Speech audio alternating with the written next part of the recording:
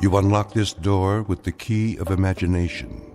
Beyond it is another dimension, a dimension of sound, a dimension of sight, a dimension of mind.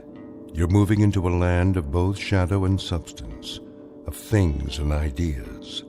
You've just crossed over into the Twilight Zone.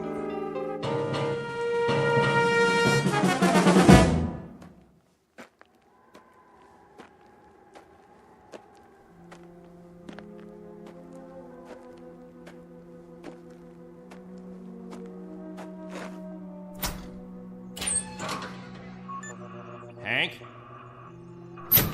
Hank! Oh, morning, Captain. Anything on the radar? Not yet. No signal at all. Try 4.0, true. It'll probably come from that direction. I had her on that all morning, sir. Still nothing. You're past your time, aren't you? Who's your relief? Al Baines, Captain. Baines? I'll see what happened to him. Yes, sir.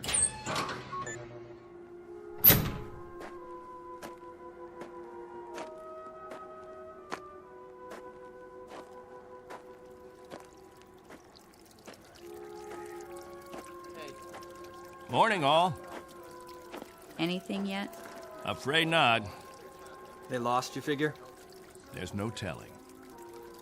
Okay if we fill our containers now? Go ahead, as long as the water supply holds out. Be a while till the next batch is ready. Julie, where's your husband? He was sleeping, Captain. Get him, Julie. Is something wrong? There's something wrong. Yes, sir. How does it taste today, Henry? Same as always, hot, flat, and unforgettable. But wet. Suffer it a little bit more. 6 months from now, you'll be drinking chocolate ice cream sodas.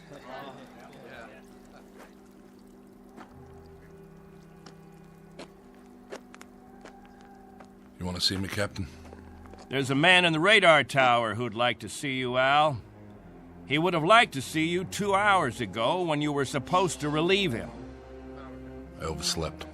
Tell that to Hank Parker up there in the tower. Tell him you overslept, and then be good enough to tell him, Al, that you'll stand his watch all day tomorrow. That's not fair, Captain.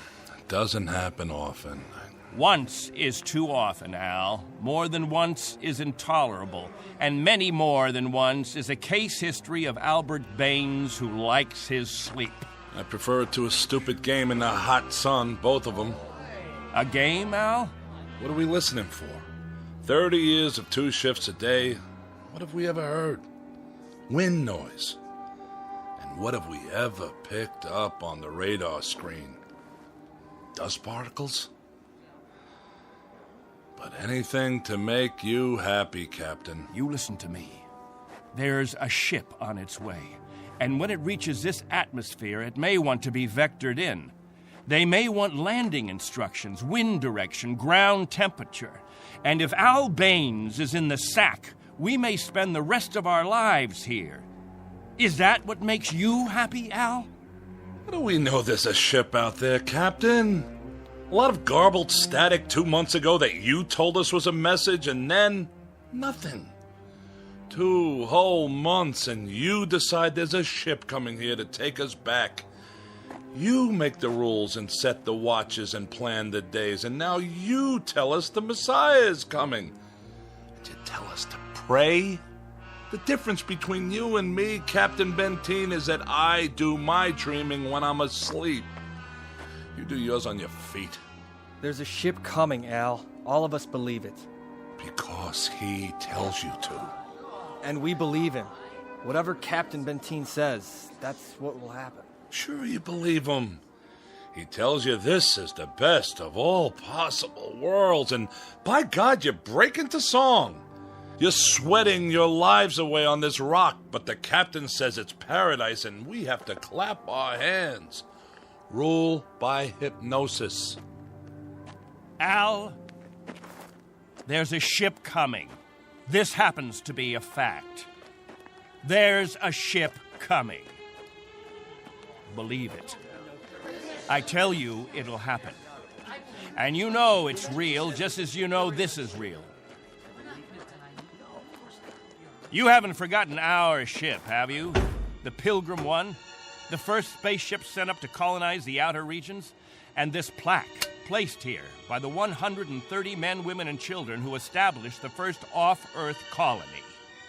We owe them our belief, because they had faith. Don't ever forget that. Now, if you'll excuse me, I'd better go check on the generator.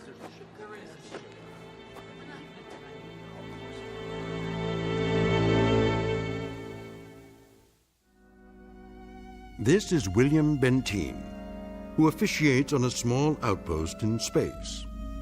An outpost slowly disintegrating under the heat of two suns, with the holes, the cracks, the fissures that are the residue of despair. He tries to fill them with faith and to retain a faith of his own. This is a remnant society, a handful of people who left the Earth looking for a millennium, a place without war, without jeopardy, without fear. What they found was a lonely, barren place whose only industry was survival. And this is what they have done for decades, survive. Until the memory of the Earth, they came from what has become an indistinct and shadowed recollection of another time and another place. 2 months ago, a signal from Earth announced that a ship would be coming to pick them up and take them home. In just a moment, we'll hear more of that ship, more of that home, and what it takes out of mind and body to reach it. Because this outpost is located in the far reaches of the Twilight Zone.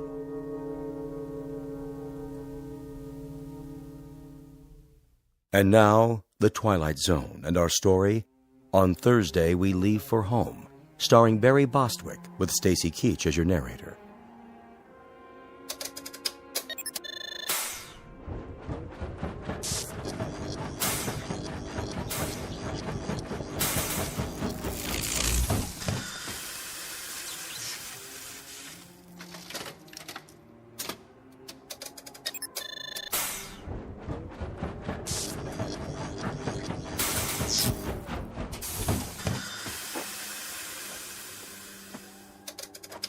Can't keep the generator running, sir. No wonder. Look at these wires. They're rotten. That's all we got, Captain. No backup? This is it. Any insulation? That's all gone, too. We used it on the converter belts. Well, we have to get the current running somehow. If that refrigeration unit stays off, the temperature in the underground rooms will go up 50 degrees. Well, we could stop the saltwater converter for a day or so, switch the parts. Then we'll have to do that. Tell the people to fill up all the jugs they have. We'll be shutting off the water in 6 hours. Yes, sir. Captain, what about the ship? It's on the way. We know that much. Then everything will be different. When we get back, the things that are old and worn out, we'll throw them away. Just throw them away. Captain Bentine. What? The main square. Come quick.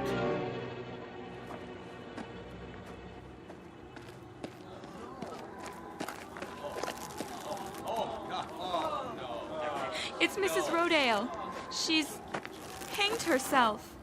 Cut her down.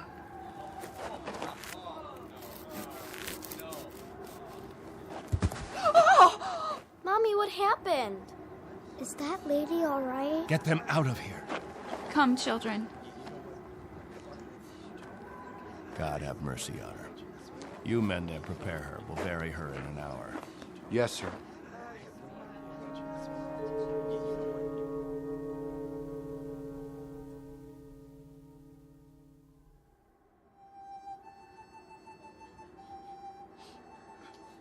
We now consign to this planet the remains of Mary Rodale.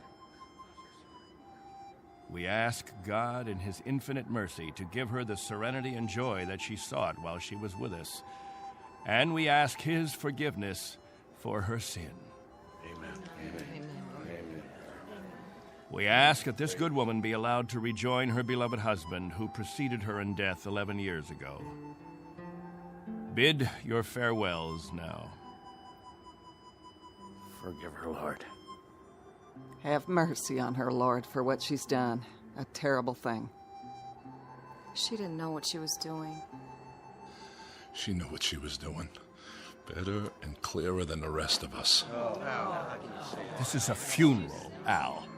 The 9th funeral in the last 6 months. Nobody talks about it. We just let it go by. But there have been 9 people who thought that maybe heaven is a place where they can get a drink of water without salt in it, where they'll be able to breathe air without choking on the heat of it. If you want to talk blasphemy, Al, take it away from here. I'm talking truth, Captain Bentine. I'm saying that this woman and the others, they took their own lives because living became intolerable. And I say that dying was their right. Anything else? Just this question. I put it to everyone here. Al, please. No! Isn't living tough enough that we don't have to do it by the book? Isn't it hot and blinding and miserable enough that there shouldn't have to be rules? So that we shouldn't have to suffer by the numbers? Will anyone make the simple observation that there's far more happiness going into that hole than what's left above ground? There's more peace of mind in that dead body than in all you mourners put together. All we've got here is anguish. Captain Bentine, let us live with it or die from it in our own way. Young Mr. Baines here wants us to lie down in the sun. Young Mr. Baines would have us given to death when there is still life. He would end all the rules. He'd throw away the regulations. There'd be no standing in line for water. Let the strong take it away from the weak. No rationing of food. Let the young steal it from the old. And when that ship comes down to take us back to Earth, it won't find a society. It will find only a pack. There'll be no human beings left, only animals. There's a ship coming. It's winging its way in now. It's on its way. Say it. Say it out loud. Let me hear you say it. There's a ship coming. There's a ship coming. There's a ship coming. There's a ship coming. There's a ship coming. There's a ship coming. That's right. There's a ship. A ship. Yes. A ship that's coming to take us. Hear that? Can you hear that, everyone? Do you hear? It's the Meteor storm! It's a meteor storm! Find shelter. Get inside. Up to the cave. Get up to the cave.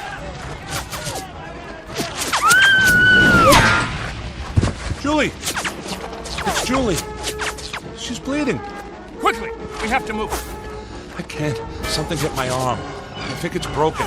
Stand aside, I'll carry it.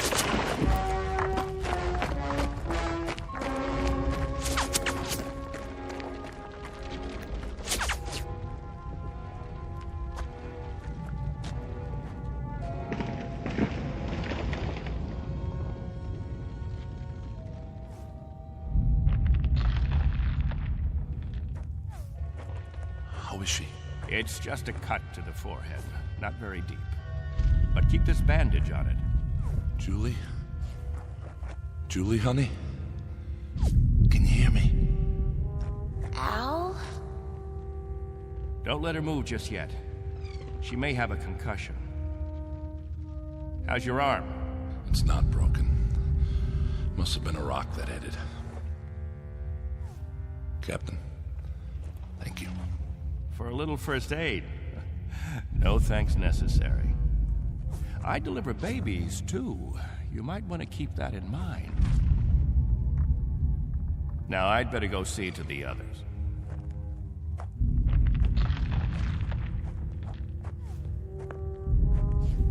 Will it go on much longer, Captain? I wish I knew. It sounds like it's spending itself.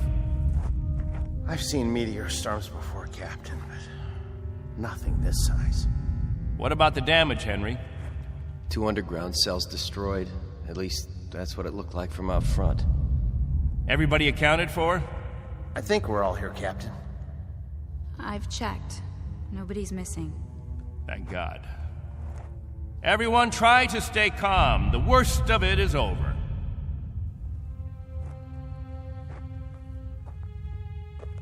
Jojo? Yeah, Captain? You're not scared, are you? Well, kinda. Now, we can't have that. Mind if I sit for a minute? We'll talk, you and me. Captain, tell me about the Earth. Would you, Captain? Tell us what you remember. Yes, do. Well, all right, I guess I can do that. We'd like to hear. You, over there, is that you, friend? Yes, Captain. And you, Buck. Yes, sir. You fill in the holes if I leave out anything. Straighten me out if I'm wrong about any of my recollections. Jojo, I was a boy of 15 when we arrived here. But I remember Earth. I remember it as a place of color. I remember that in the autumn, the leaves changed. They turned different colors, red, gold, orange. And I remember streams of water that flowed down hillsides, and the water was sparkling and clear. And I remember clouds in the sky, white, billowy things that floated like great, majestic ships. They looked like sails. What are sails? Don't you know what sails were? In ancient times, that's how ships moved across the water. There was so much water. The men unfurled large sheets of canvas against the wind, and it was the wind that moved them. And I can remember night skies. Night. Endless black velvet with stars. And sometimes a moon that seemed to hang there as big as the face of an old man, looking down on us all. Captain, what's night? Why, that was the quiet time, Jojo. Night was when the earth went to sleep. It was the cover it pulled over itself. Not like here, with two suns always shining, always burning. It was a darkness that felt like a cool hand brushing over tired eyes. And there was snow on winter nights, gossamer things that drifted down and turned the earth all white. And we could build snowmen the next morning and see our breath in the air. And it was good then. It was right. So, why did you leave there? Oh, we thought we could find another Earth, Jojo. Then we found this. We thought we could escape war. We thought we could build an even better place. And it took us 20 years to find out that we had left our home 1 billion miles away, only to be stranded, like visitors, transients, that no roots could take hold in this ground. But it was too late. So we spend the next 30 years watching a clock and a calendar and waiting. But we can't wait any longer. Not a day, not an hour. We have to get back home. There's no more time. I'll go outside and survey the damage.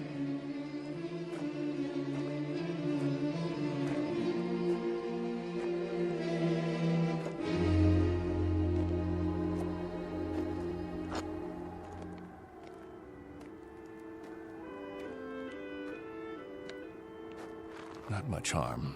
Radar tower's still standing.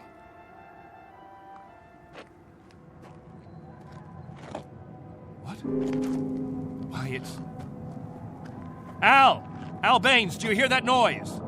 All of you, come out here. Do you hear it? What is that?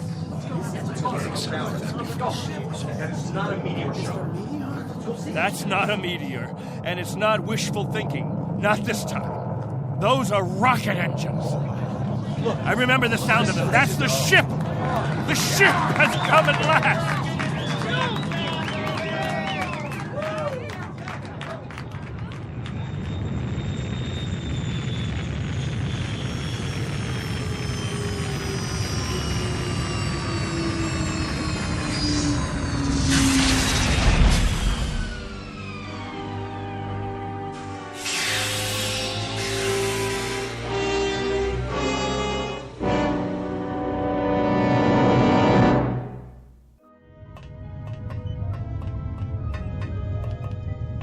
Wow, what a ship.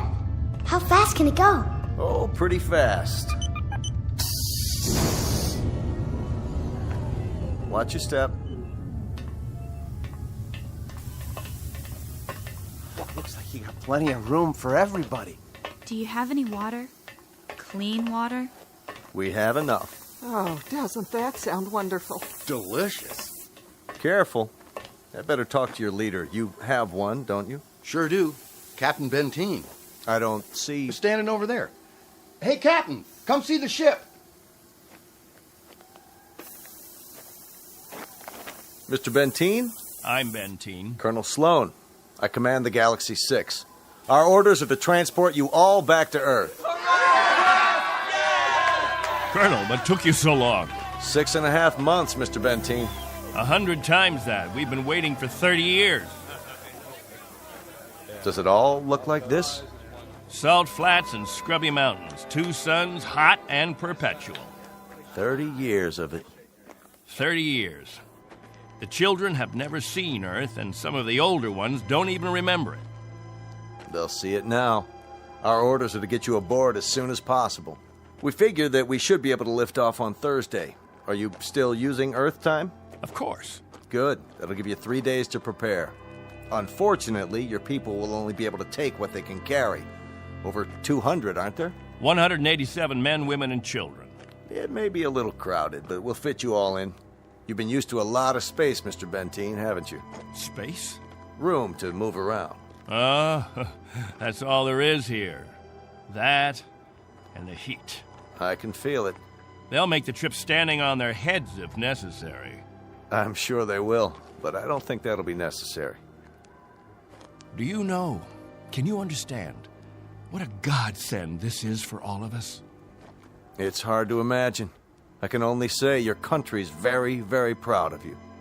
What of the Earth? Has it changed? Not too much. Still green? Still green. And the cities? The cities still stand. And war? As always, I'm afraid. One dies down, another one springs up. But through some miracle and the grace of God, we never had the big one. Now, Mr. Bentine, all things considered, I think you'll find it very much as you left it. Captain Bentine. Captain? That's what the people call me. This place, their very lives, it's all been my responsibility. You've done quite a job, Captain Bentine. But you can rest easy. I'll take over the responsibilities now. No need. I'm used to the job, Colonel. The living quarters, they're underground? I was saying, Colonel, I'm used to the responsibility. I wouldn't quite know how to function without it. Is it cooler there, Mr. Bentine? I'm sorry, I didn't... Your underground rooms, are they much cooler? Yes, they're refrigerated. It's... Captain. Morning, Captain. George. The best morning ever. We just wanted to say thank you, Captain. Why? For what? For keeping us alive all these years. That's right. Without the Captain, none of us would be here. That's not necessary. You better believe it, Colonel. I do. I do believe it. Captain Bentine. Go ahead, Colonel Sloan. That's all right. I'll see to the others.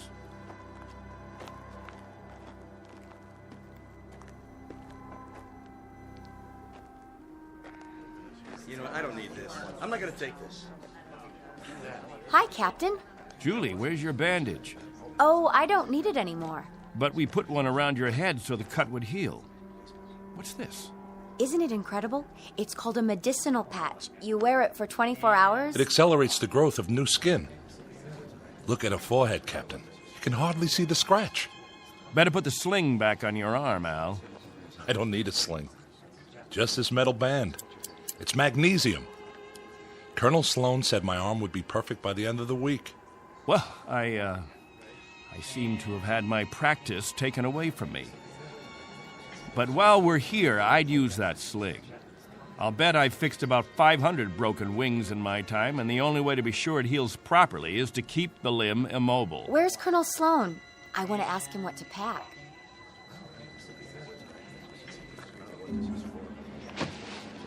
Eleanor, let me help you with that bundle of clothing. Thank you kindly, Captain. I'll carry it for you. No, thank you, crewman. I've got it. Here you go, ma'am. I don't know how to thank you. Are all the crew as strong as you? That's our job, ma'am. Nothing to it.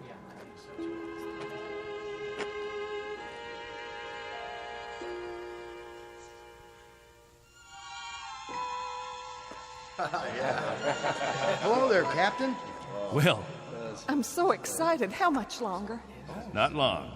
Be patient. May I have your attention, everyone? Good question. Quiet, please. What is it, Captain? As all of you know, we have less than 36 hours before we depart.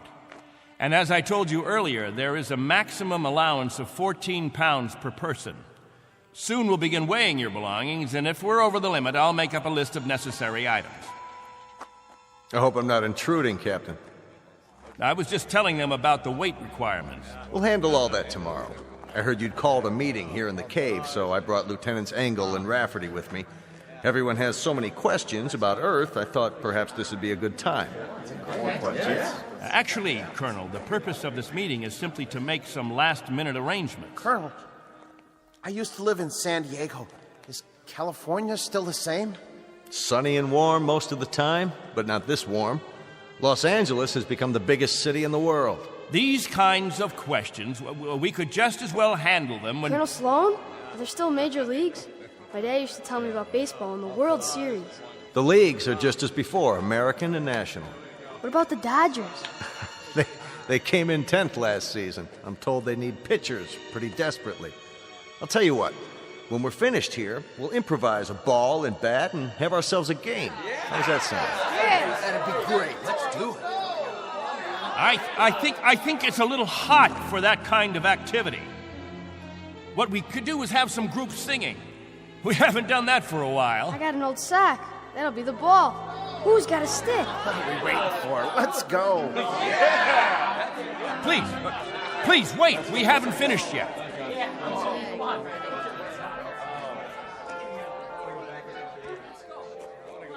Jojo, I haven't told you a story in a long time. How would you like to hear a story about... What have you got there? This is what they call candy. One of the spacemen gave it to me. It tastes... Sweet, Jojo. It tastes sweet. Yeah, sweet, Captain. Want a bite? No, thank you, Jojo.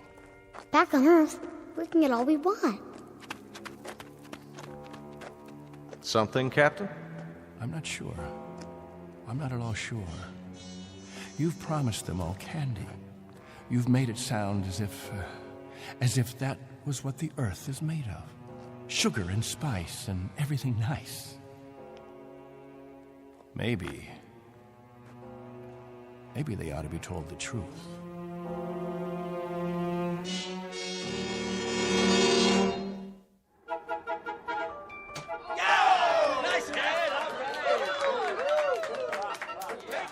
The universal language. Baseball. You have a limited vocabulary, Colonel. Do you have any idea what the temperature is? At this hour, it's about 110. I don't know whether your crew can take it, but I know my people. They're going to pay for this little athletic event. Some of the older ones, it might even be serious for them. It's just a game, Bentine. My guess is that it's worth it. Now, I'd better get back to the ship. Colonel Sloan. Something else, Mr. Bentine? Colonel, when we get on the ship, you can tell us what to do and we'll all fall into line. But here, in this place, I'm in command. I'm not trying to usurp authority, Mr. Bentine, but I really don't see what harm a little game... It's still Captain Bentine. For now. Galaxy crewmen, back to the ship. That's an order. It's time for rest now. All of you go back to your homes. I'll announce when the new day will start. I don't know. I guess it's suddenly illegal to have fun. You happy now, Captain? I was never unhappy, Colonel. I just happen to know what's right and what's wrong. I ask you to keep your crew in the ship during the rest time. I don't want my people distracted. You rule with a heavy fist. If it were 1 ounce lighter, no one would have survived. I've held these people together by will. They'd have died, Colonel, without someone they could hold on to. They'd have withered away. Not anymore, Captain. Relax. That's a luxury I've never been able to afford, Colonel. I've never been able to marry, to think only of myself, because of them. I've been a father figure, a governor, a confessor. I've been all those things. And if I hadn't been, there'd be no life here. These are my people. Understand? My people.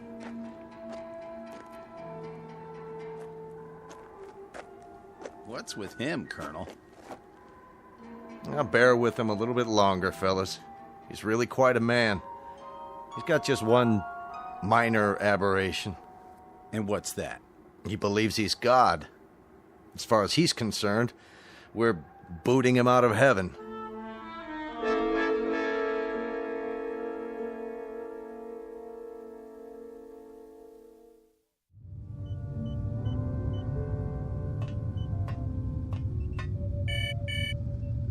Yes? Mr. Captain Bentine is here, sir. Show him in. Very well, sir. Come in, Captain. Sorry my quarters are a bit cramped. Please, sit down. Colonel Sloan, this is a list of all passengers with their approximate weight and the weight of their belongings after each name. The scale we have is pretty beat up. My guess is that it underweighs by about 4 or 5 pounds. Fine. All I wanted was an approximation. We'll weigh them in on our own equipment before blast off. This is Wednesday, 12 midnight? I keep getting confused with the constant light. When do the people get up? About 2 Earth time. The hours from 7 until 1:45 are the hottest. That's when we try to stay indoors. Then we have our meetings at the cave about 2 hours afterwards.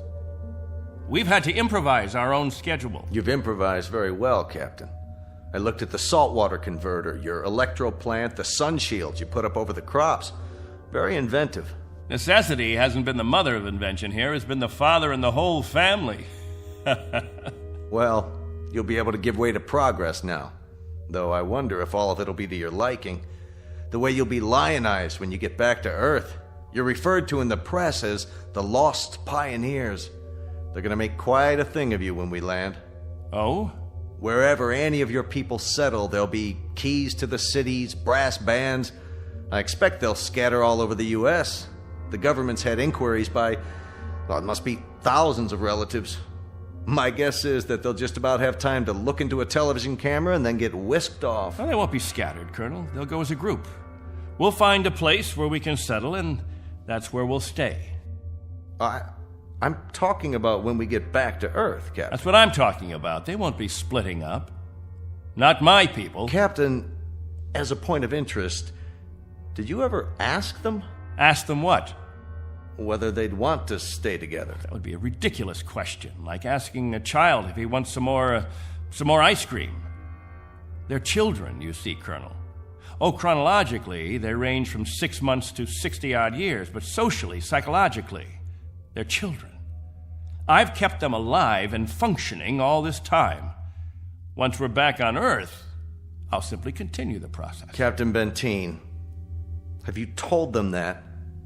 Have you told them that after 30 years of waiting, 30 years of living in a compound, they're going to travel 1 billion miles just to walk into another one? Have you? There's no need. They wouldn't have it any other way. To leave them to their own devices, that would be an act of cruelty. Captain, do me one favor. Just ask them.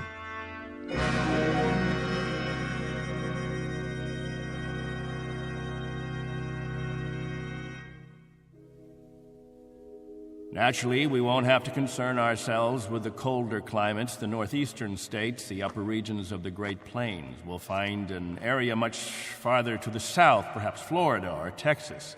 Southern California has a temperate climate. Captain, you better tell us about frostbite treatment, because I'm moving to Wisconsin. That's where my family settled originally. What about Oregon, Captain? That's where Joan and I plan to settle. I've heard about the forest there. New York. Please, wait a minute. You don't understand. Let me make this clear. All of you will have a chance to meet your relatives. I see no reason why visits can't be arranged, perhaps even for a week or more. But naturally, we'll remain together as a community in whatever land grant we obtain from the government, or whatever given area we can arrange. I can assure you of one thing, and I hope put all your fears to rest. I'll remain as your guide, your consultant. And I guarantee that no one will lack for my help or my advice. Captain, Julie and I were thinking of farming. Why, that's a fine idea, Al. We'll farm just as we have farmed, but much more easily. The rainfall back on Earth is so plentiful.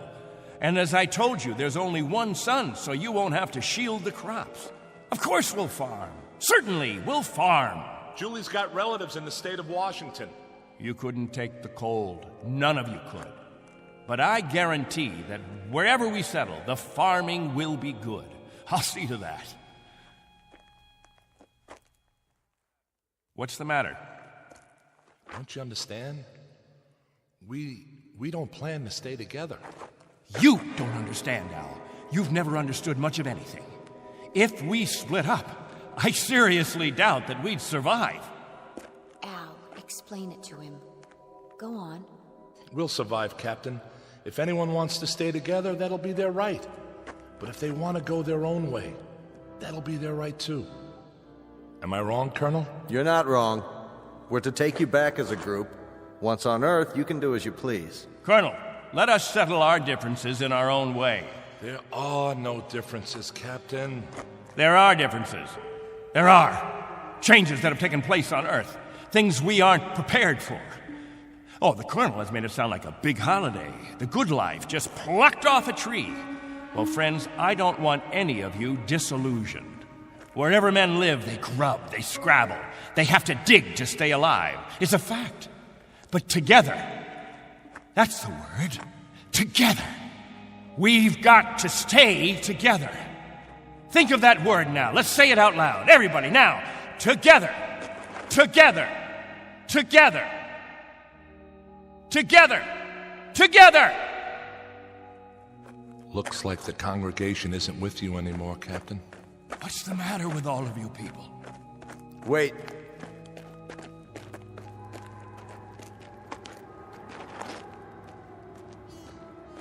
I've made the compartment assignments. I'd like to go over them with you. Assignments? There's not much time, and there's some things we have to check off. There's a decompression problem that we've got to tell them about, and a moment of weightlessness shortly after we leave the atmosphere that I want to explain to the children. Do you know what we called you while we waited for you to come? We called you the Messiah. Did you? You were supposed to bring freedom, but that's not what you brought. You brought selfishness, dissatisfaction, divisiveness. With all the misery we've had here, those germs never infected us. I brought nothing but a ship and a crew and a means of escape. You've had no diseases, no viruses. Did it ever occur to you why? You've lived in a test tube, Captain. Antiseptic and germ-free and sterile. Sure, you're a group, a cell, but that's all over with. Now it's time for you to be what God meant you to be, individuals. Time to break the test tube. Time to rejoin the human race. What I'd like to know is why in the name of God you're so reluctant about it. Because I remember the human race. This is incredible. Oh, it's really incredible. I was wrong, Colonel. I've been telling them about an Earth that doesn't exist, an imaginary garden. No. We can't go back. It's too late. Captain, really?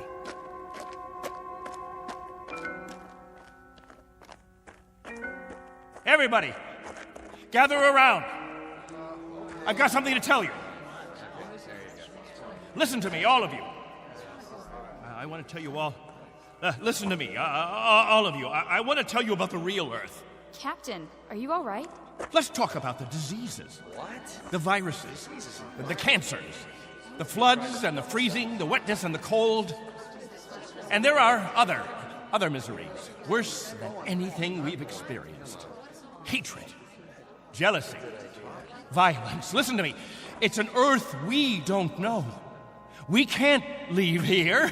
We'd be committing suicide.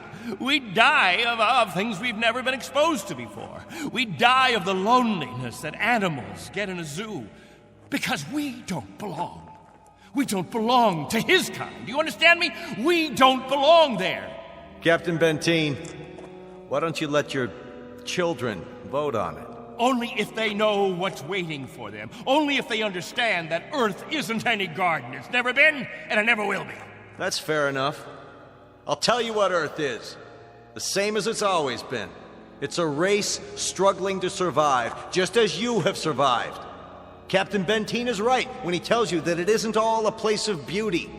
There may still be wars and prejudice and strife.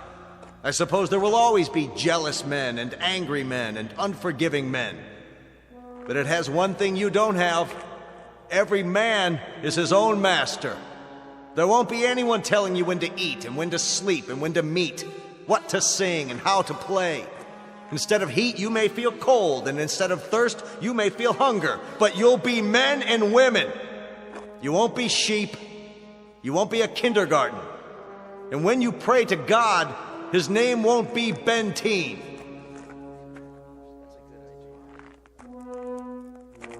A vote now, Captain, and the majority wins. Those of you who want to be on the ship 10 hours from now, heading back to Earth, step forward.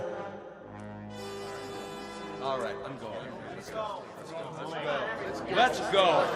Go! That's it. I suppose that makes it unanimous, Bentine. Even you, Jojo? Well, I want to go with the Colonel.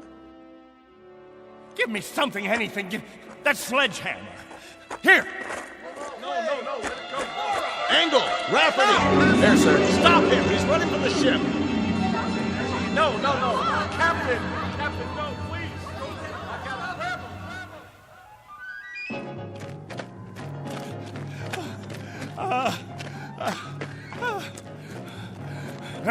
We'll see how far you get. Without a tail fin. Put it down!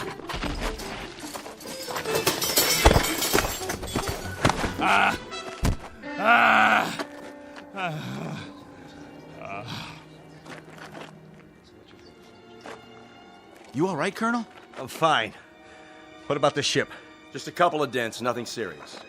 Lucky you stopped them when you did. Captain Bentine, let go. For everyone's sake, loosen your grip and let go. God help you. God help you all. Tomorrow you think you're getting on a ship headed for paradise.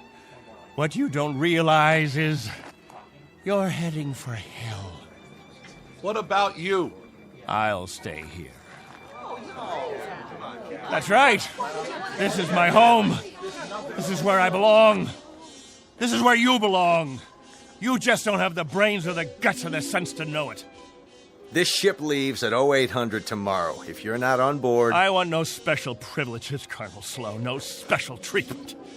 If you're to blast off at 8, you blast off at 8. As for the rest of you, you can go on the ship or you can remain here with me. I'll be at the cave. Any who want to remain can meet me there.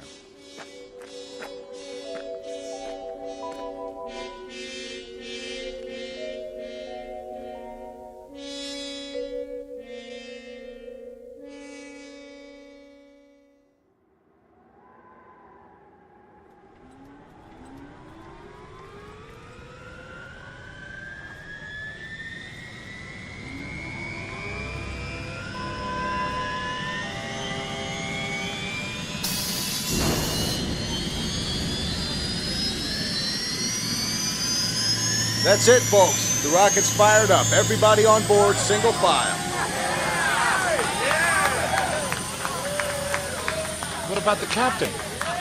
I'll give it one last try. Lieutenant Engel, see to the passengers. I'll be right back. Yes, sir. Where are you going, sir? To the cave.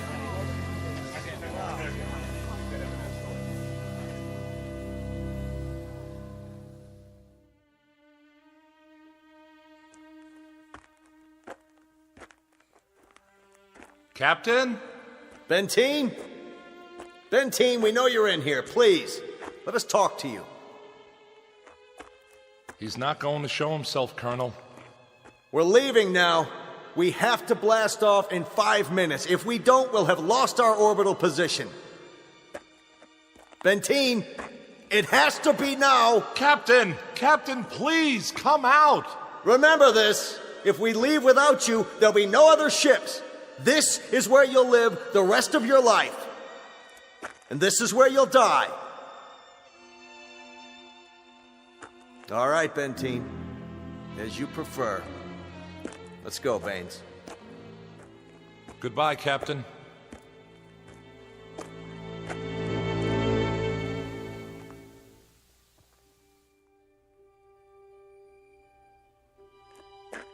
Hello, friends, all together at the meeting place. Any new business today? No? Jojo, I'll bet you want to hear about Earth, about the rivers and the seas, the blue skies, or the night, the stars and the moon. Which do you want to hear about this time?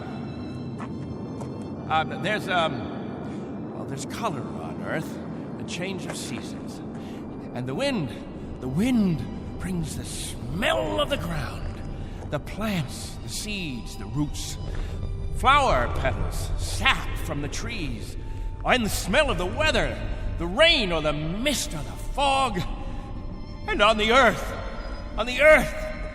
there's green, the color green, the feeling green. There's something fresh about it, something living. Earth. It's called Earth. Don't leave me. Please. Oh, don't leave me.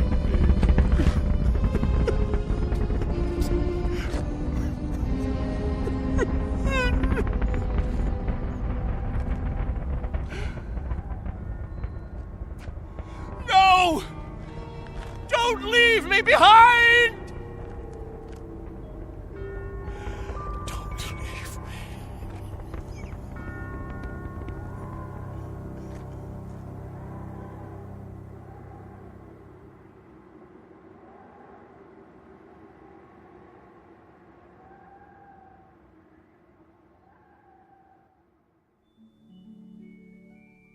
A man named Bentine, sometimes known as Captain, who had certain prerogatives. He could lead, judge, legislate, even dictate. It became a habit, and finally, a necessity. William Bentine, once a god, now a population of one, on a distant outpost in the Twilight Zone.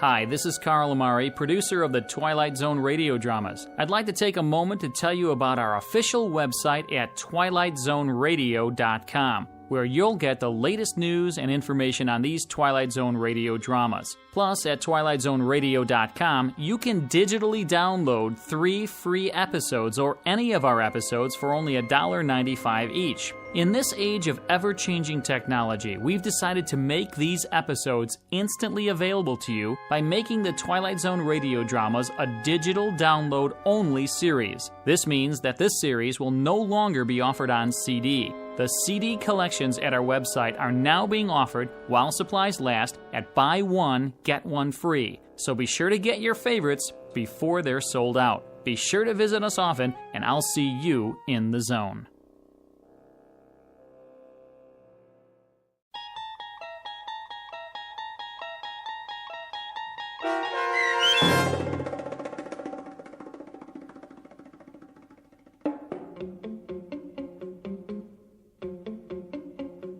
On Thursday, We Leave for Home, starring Barry Bostwick with Stacy Keach as your narrator, was adapted for radio by Dennis Etchison and written for The Twilight Zone by Rod Serling. Heard in the cast were Mike Starr, Christian Stolte, Elizabeth Lido, C.J. Amari, Richard Hensel, Justin Kaufman, Kurt Nabig, Joby Cerny, Jennifer Joy, Meg Thalken, Tracy Hernandez, Jake Salins, Doug James, Jeff Lupetin, and Amanda Amari. The producers of The Twilight Zone wish to thank CBS Enterprises and the Rod Serling Estate for making this series possible. This copyrighted radio series is produced and directed by Carl Amari for Falcon Picture Group. Sound design and custom Foley effects for The Twilight Zone by Cerny American Creatives Bob Benson, Craig Lee, Michael Slaybach, and Matt Sorrow. To learn more about the Twilight Zone radio dramas and to contact us, visit our official website at twilightzoneradio.com. Doug James speaking.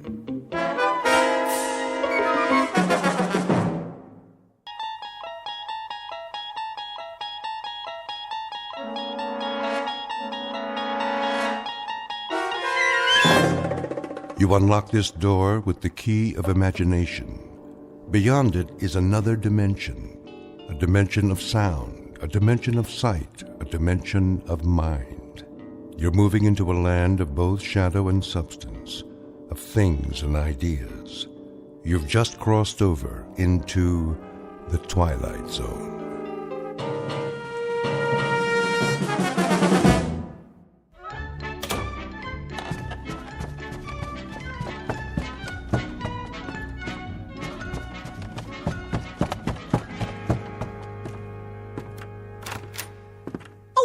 Morning, Mr. Poole. Morning, Mrs. Sullivan. Off to work? You know it. Oh, Mrs. Sullivan. Yes? I meant to drop off the rent last night. Oh, no hurry. It isn't due yet. I know, but I don't like debts. I'll make sure you get it this evening. That will be just fine. Well, have a good day at the bank. The same as every other day. Oh, excuse me. Were you going out? Just to bring in the paper. Oh, let me get it for you. You don't have to do that. No problem.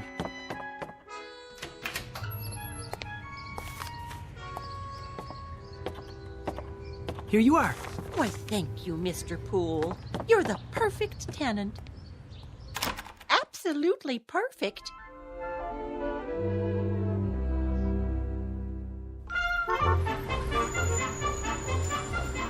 Paper, get your paper. You have the morning sports final? Sure thing. 25 cents, $1/4 of a dollar. Here. Thanks, pal. Paper, get your paper. Who wants a paper, morning final? One here, Marty. Sure thing, Mr. Poole. Always got a copy for you. Let me see if I have the right change. Yep. Here you go. Hey, look at that. Something wrong? Your quarter. It landed on the edge. Didn't even fall over. Well, what do you know? That'll never happen again in a million years. This must be your lucky day. Oh, I hope you're right, Marty. A little luck never hurt anyone.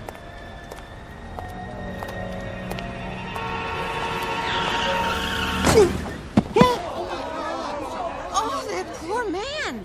What happened? That car, it hit him. Did you see it? Somebody call an ambulance. Mr. Hector B. Poole, resident of the Big Apple, the Glass Canyon, hoping to survive an assault on his senses, all 6 of them. Flip a coin and keep on flipping it. What are the odds? Half the time it will come up heads and half the time tails. But in one wild, freakish chance in a million, it will land on its edge. Mr. Poole, a bright human coin on his way to the bank in the Twilight Zone. And now, The Twilight Zone and our story, A Penny for Your Thoughts, starring David Eigenberg with Stacy Keach as your narrator. Stand back! Look what you did! I didn't see him, honest. He just stepped off the curb. Where's the ambulance? Oh, whoa. What happened? Easy, mister. You all right? Oh, I think so. Just give me a hand. Look, lie still. I'll get a doctor.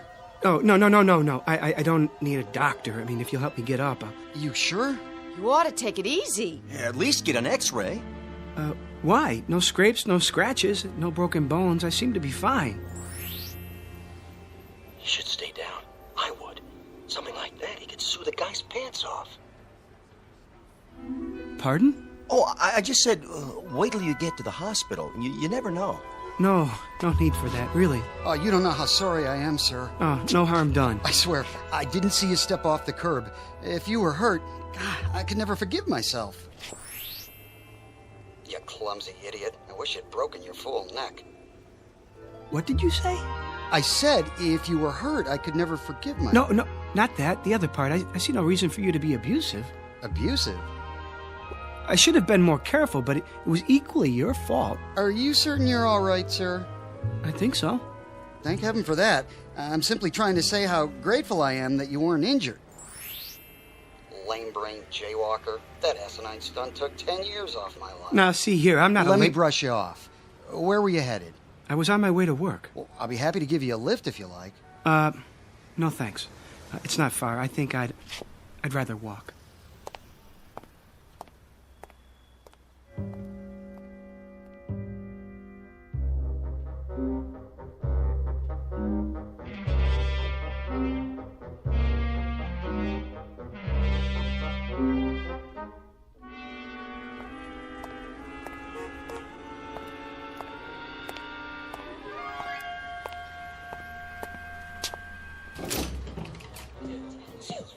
Why do I always pick the line with the slow telling?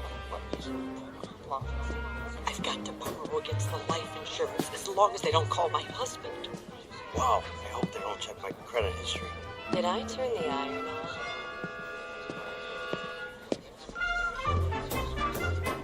Well, Poole. Morning, Bran. Your watch stopped this morning? What's that? It must have. Not like you to be late.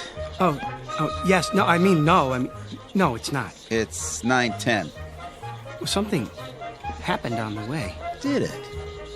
Bran, can I ask you a question? Go ahead. Well, why are they all whispering? Who? The customers. What about them? It's just that they're usually so quiet. I mean, nobody talks out loud in a bank, but this morning... What do you mean? You don't hear them? Hear what? Oh, I get it. Have a late night, did you? No, but on the way here, I better grab some coffee. Miss Turner just put some on.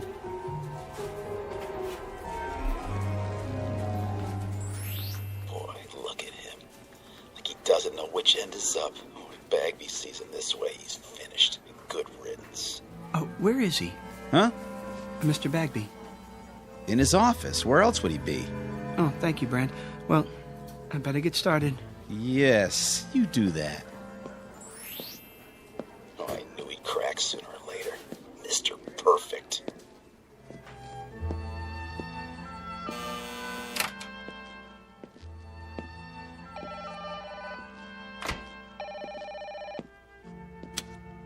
Hello? No, the vice president is on another line. May I take a message? Very well. Eileen. Morning, Hector. How long has he been here? A half hour. I wouldn't bother him, though. He's got an important call. All right, I'll wait till he's finished.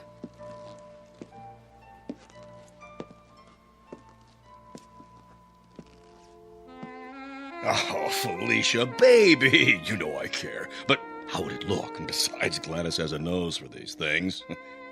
Of course she would. I can see the headlines. Prominent banker divorces wife to marry chorus girl. No, Felicia, you misunderstand. I love chorus girls. I mean, not all of them, only you. Yes, that's right. Look, how about this weekend? Just you and me. Yes? Mr. Bagby? Come in. Hold on. Someone's at the door. Yes, what is it, Poole? Mr. Bagby, sorry to interrupt you, but I'd like to explain. Explain what? Why I was late, sir. Were you? 10 minutes to be exact. I didn't notice. Well, as you know, sir, my record for being prompt is spotless. I pride myself on attention to duty. Yes, Poole, everyone is aware of your devotion to the bank. Well, you see, a strange thing happened, a very strange thing. Yes, uh-huh. Get on with it, you simpering idiot. You think she's going to stay on the line forever? If you ruin my weekend with Felicia, I'll string you up by the thumbs. Your weekend, sir. What? Spoil your weekend. Oh, I wouldn't want to do that. What are you mumbling about? Look, I've got an important call here. Very pressing matter. Get on with it, man. No, of course, I understand. He said weekend. Good Lord. You don't suppose he knows about Felicia? It's impossible. I've been so careful, so discreet. There. I've placed it on hold. Now then, you had something to tell me? Poole? Another time, sir. I can see that you're busy. I'd better get to my work.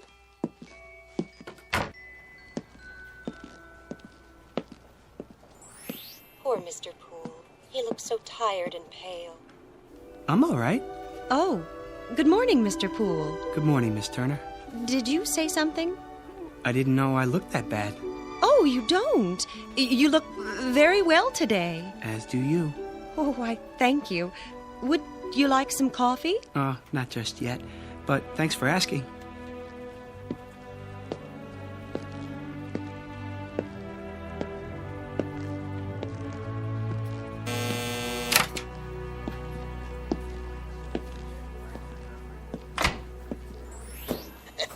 Gotta make it to the game on time. Here's won't steal a bag of popcorn with that southpaw pitching. Who is pitching today? You say something? No, nothing at all. Good day to you, sir. Everything in apple pie order, I trust? Yes, thank you. Thank you very much. I'll bet you're the one who sent me that overdraft notice. No, sir. No, what? I don't have anything to do with overdrafts. I work over there in the loan department. You do? Just see one of the tellers. I'm sure that they can straighten it out for you. Sure. Sure. I'll do that.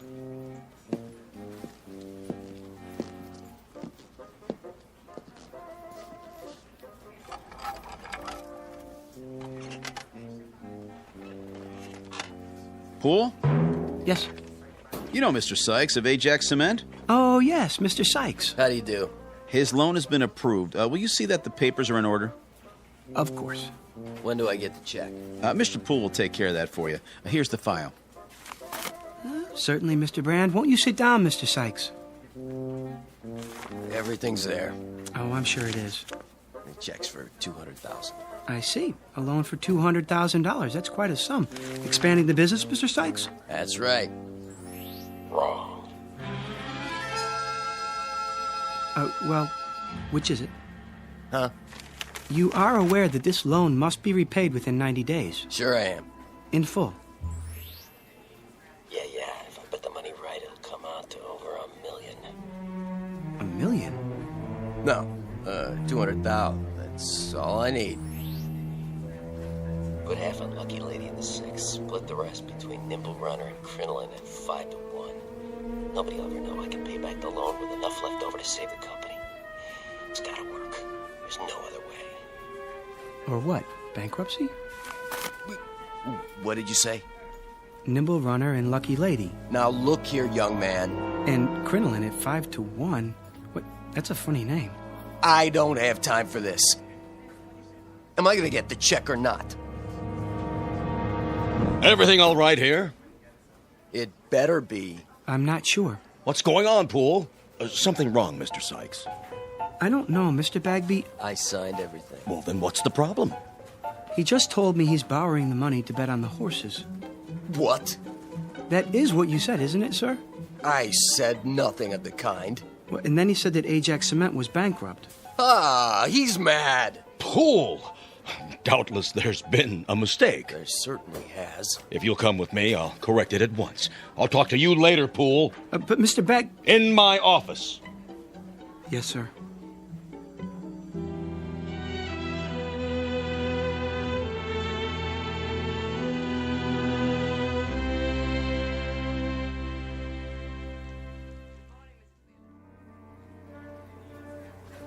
What are you trying to do? My job. He said. I heard the whole thing. I'm the one who took his application. What's going on, Poole? Will you tell me that? What? If I could tell you, I would. But I honestly don't know.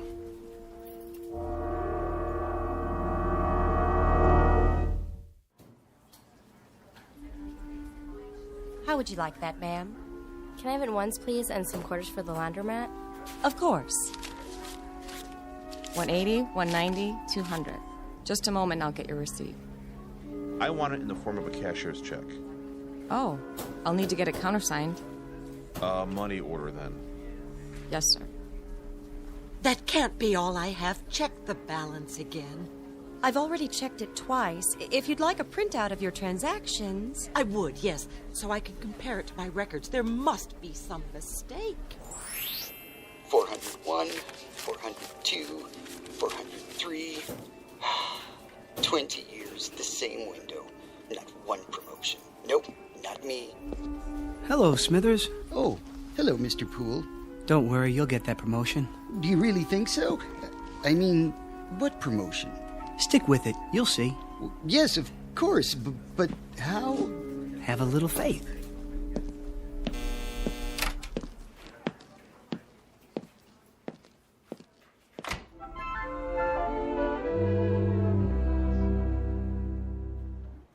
It's finally happening. It is? Yep, old nose of the grindstone seems to have flipped out. Who are you talking about? Poole, who else? He's been acting goofy all morning. Well, why shouldn't he? He's entitled to once in a while. He does all the work around here.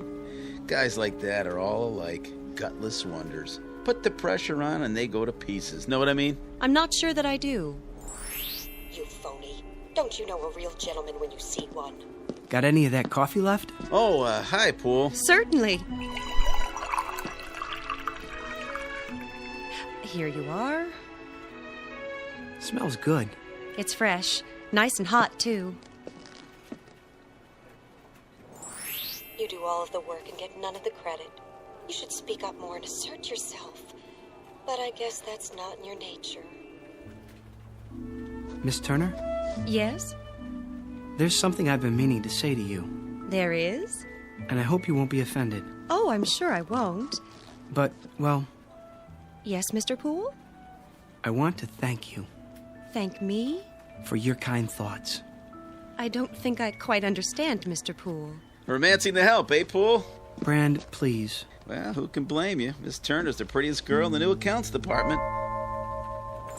Just saying absolutely nothing. I haven't seen such an aggregation of beasts since the last time I went to the circus. Oh, I'm sure that's not true. Yeah, a lot of action around the old coffee station lately. That's no surprise. Not much chance for socializing on the job, is there? Brand, if I could get a word in... Yeah, go ahead. You were saying, Mr. Poole? She's probably a tiger. Let the sweet prim ones out of their cages and they revert to the jungle. That's enough, Brand. Hey, watch it! Oh, sorry. You spilled coffee all over my shirt. I'll get a napkin. It was an accident. No, it wasn't. You did that deliberately. He said it was an accident. I'll see you later about this, Poole. Good for you. I really didn't intend to do that. I'm sure you didn't. He was only joking. Maybe he was and maybe he wasn't, but he sure had it coming. Well, I suppose I should get back to my desk. Yes, I suppose so. Or else it will be time for lunch. Will it? I mean, oh, it will. And then we'll all be having our lunches, won't we? I guess you're right. I mean, those who brought them. And those who didn't will go out somewhere. For lunch, I mean. Alone or together. Yes, they certainly will. Well, back to the old grindstone. It's been nice talking with you. Nice talking with you, too. Bye now. Bye. Oh, Miss Turner. Mr. Poole? One more thing. I hope you have a nice day. I feel the same way. Exactly. Such a gentleman.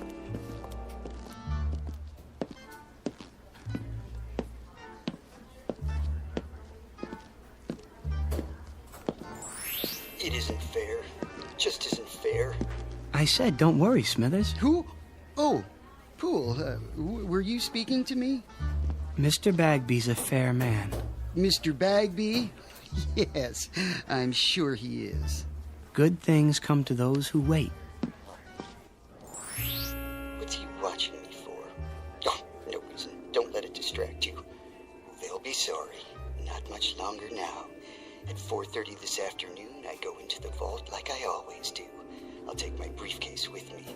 No one will suspect a thing. I'll fill it with currency and be on a ship to Bermuda by nightfall. Yes, indeed. All that money. As much as I can carry.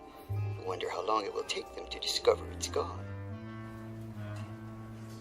It's not possible. Smithers?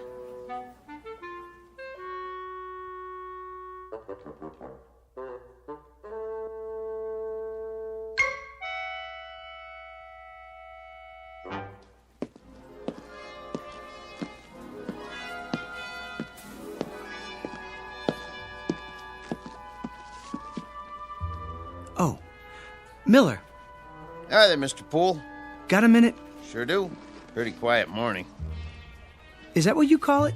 Well, as opposed to payday, then everybody and his brother shows up. Get a little rowdy sometimes, trying to cut in line and everything. But I keep him in order. Teach him respect for the uniform. You can count on me.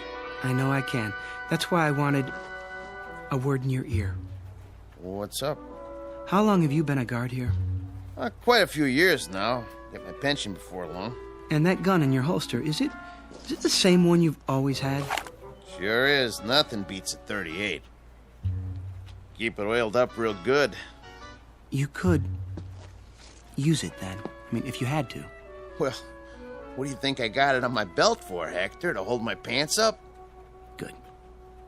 That's good. Why you ask? I'm not sure, but I'd suggest taking up a post by the door, keep your eyes open, and don't say anything to anyone just yet. I get you. Mum's the word. There he is. Was he waiting for me? Hello again. Miss Turner. I was just going back to my desk. Perfect timing. Isn't it? I mean, it is. Miss Turner, may I speak to you? Anytime at all. What I have to tell you is very important. Yes, Mr. Poole? Not here in front of everyone. Dreadfully important. Come with me. Where are we going? Somewhere private. I like the sound of that.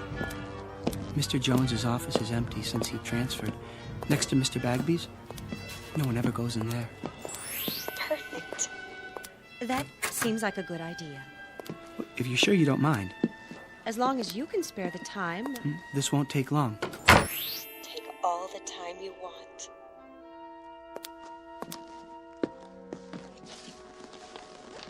Well, what is it? You'll think I'm crazy. Is something wrong?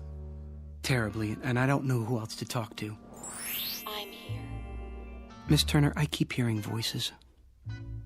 People talking, their lips don't move. But I can hear their voices clearly. I've got this ringing in my head. Oh, no. Well, it's not what you think, Miss Turner. I mean, I can read people's minds. I don't know if I can help you with a thing like that. I'll prove it to you. Think something, anything at all. Well, I have to hand it to him. This is an original approach. Why did it take him so long to gather up his courage? Because it only happened this morning. What did? At least that was the first time I noticed it. He didn't notice me until this morning? No, not you. The voices. Mr. Poole... They won't stop. Perhaps you should lie down for a few minutes. Maybe later. I'm trying to tell you something. I know you are. No, this is serious. Do you think I enjoy hearing people's thoughts? I'm sure I have no idea. Well, try to imagine. It's like seeing people with their clothes off. Which people would that be? Well, Miss Turner, I have reason to believe that someone may try to rob the bank this afternoon. Mr. Brand was right. He's coming unglued. No, I am not unglued. It's true. I mean, at least I think it is. You heard them say that? Well, in a manner of speaking. Well, then, in that case, you should do something about it. But what if I'm wrong? You have a responsibility to the bank, to the stockholders and depositors. I suppose I do. We could talk about it over lunch.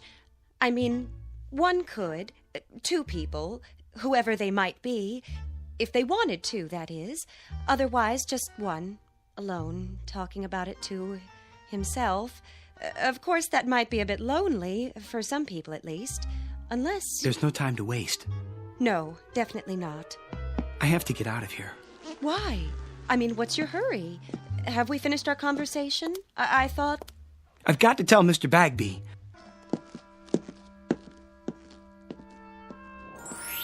From now on, Mr. Poole, you may call me Helen.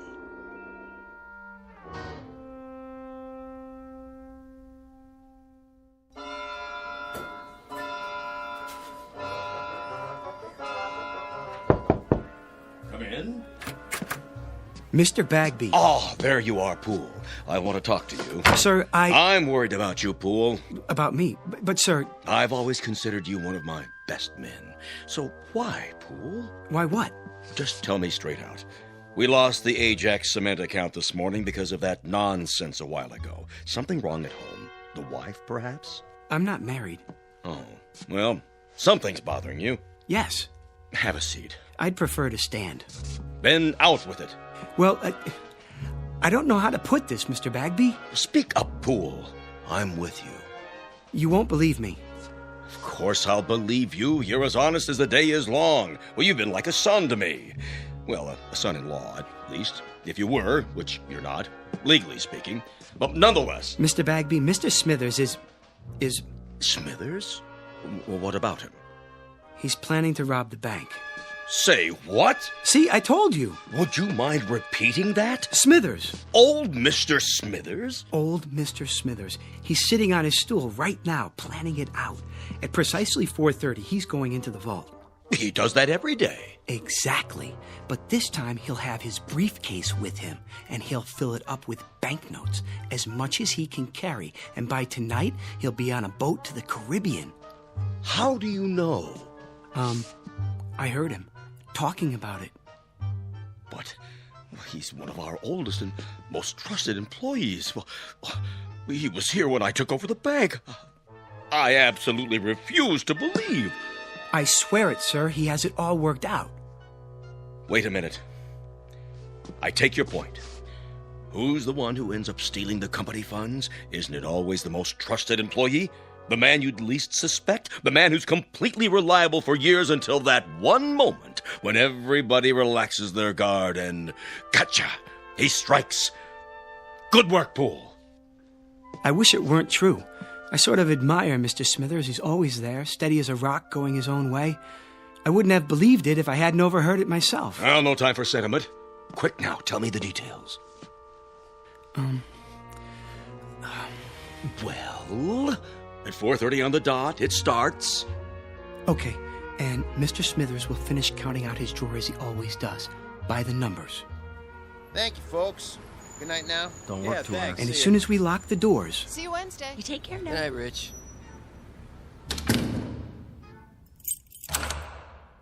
He'll close up his cage, count down the drawer. 73, 74, 75, plus the bills. He'll stand up and go to the vault with the deposit, as he always does. The last teller, with his briefcase. He'll be back there alone to lock up the vault. Only this time, things will be different. When he comes out, his briefcase will be heavy. Very heavy. Miller, may I see you a moment? Yes, sir. Rich, let me out, please. Okay, be right there. I'm waiting. Gotcha! What? I'll take that briefcase. Here. What? Shall I cuff him? Not till we see the evidence. Looks pretty heavy to me. Dump it on the desk. I'm your witness. Sure thing. What do you think you're doing? What does it look like? Your mistake, Mr. Smithers, was in assuming that we were all asleep. A great mistake. But nothing gets by this institution. As a matter of fact, I've had my eye on you for a long time. You sure this is his briefcase? Of course it is. Duly noted. He admits it. 1/2 sandwich, clip-on necktie, change of socks, comb, 1 book, How to Profit from Armageddon, and 7 ballpoint pens. Where's the money? Has everyone gone insane? What money? Pool! Where's that idiot Pool? Here, sir. So he was going to steal the money. He was going to take a trip to Bermuda. That was his story, huh?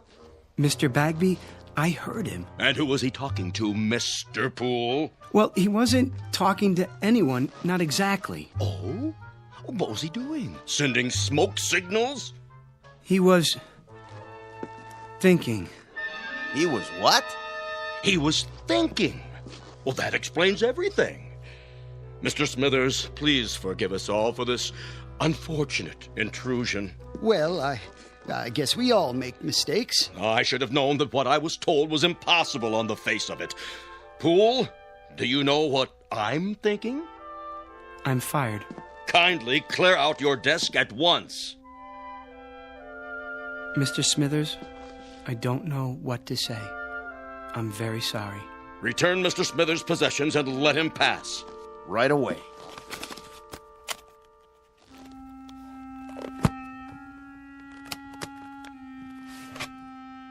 How did you know? What?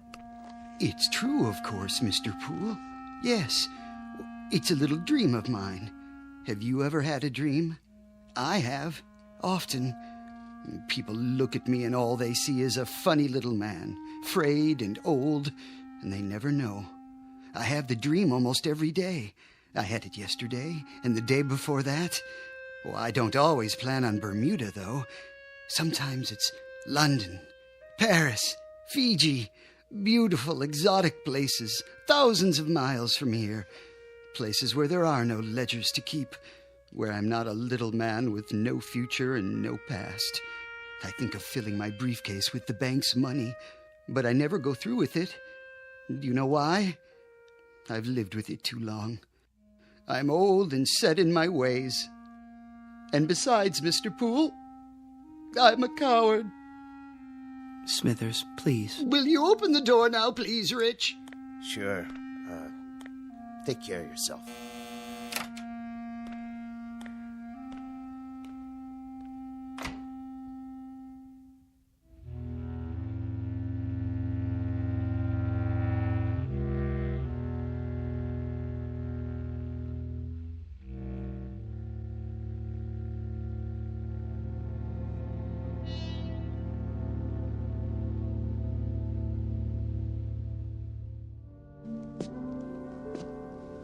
Can I help you with anything?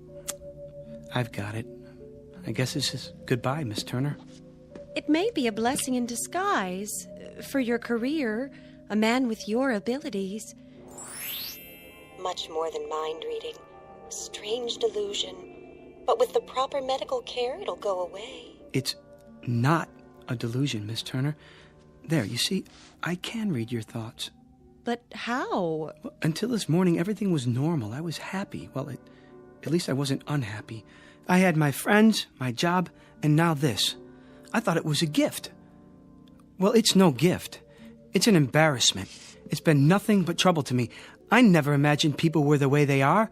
You know, we do things without thinking about them, and we think things without the slightest intention of doing them. I've learned one thing. People are not what we think they are. Poole! Oh, thank heaven I caught you. That was the Ajax Cement Company on the phone. Mr. Sykes has been arrested. I know, for gambling with the company money.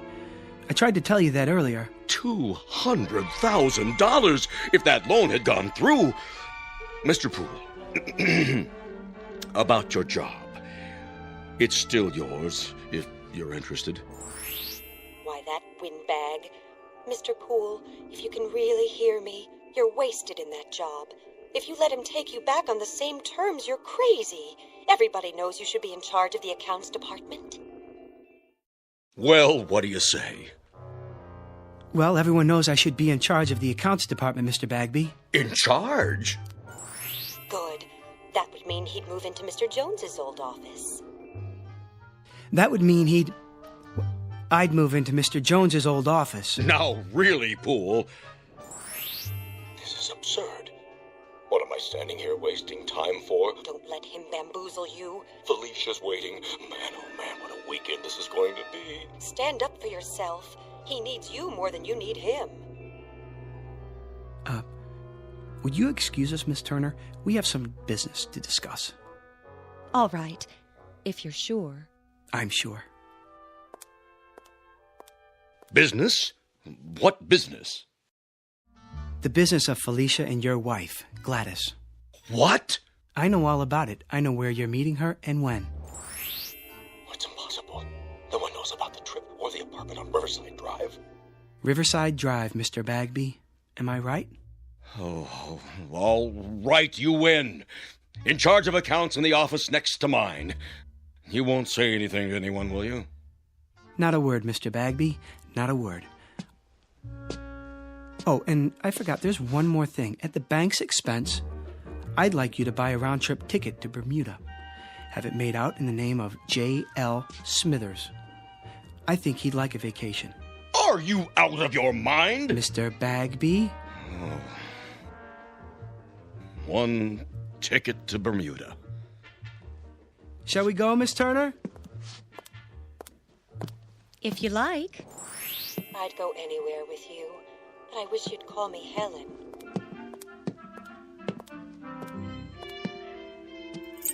Have a good night, folks.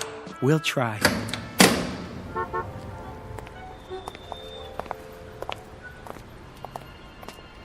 May I see you home, Helen? Well, I don't know. Of course you can, Hector. What do you think I've been waiting for?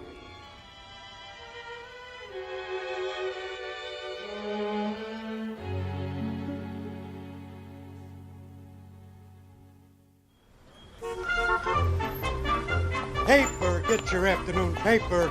Latest stocks. Oh, just a second, do you mind? Not at all. Oh, hi, Mr. Poole. Well, was I right or was I right? Was it your lucky day? I'd say so. Give me a paper, will you? Sure, this one's on the house. Oh, no. I don't like to owe anybody. Heads. You win. Hey, why'd you do that? I had that other quarter standing up all day, and nobody knocked it over till now. Well, I guess if you're the guy who stood it up, you're the guy who can knock it down. There goes your luck. Could be it's just beginning. Paper, get your late edition paper. What was that all about? Oh, nothing. Wait. What is it? Think something, Helen. Think anything. Oh, I am, believe me.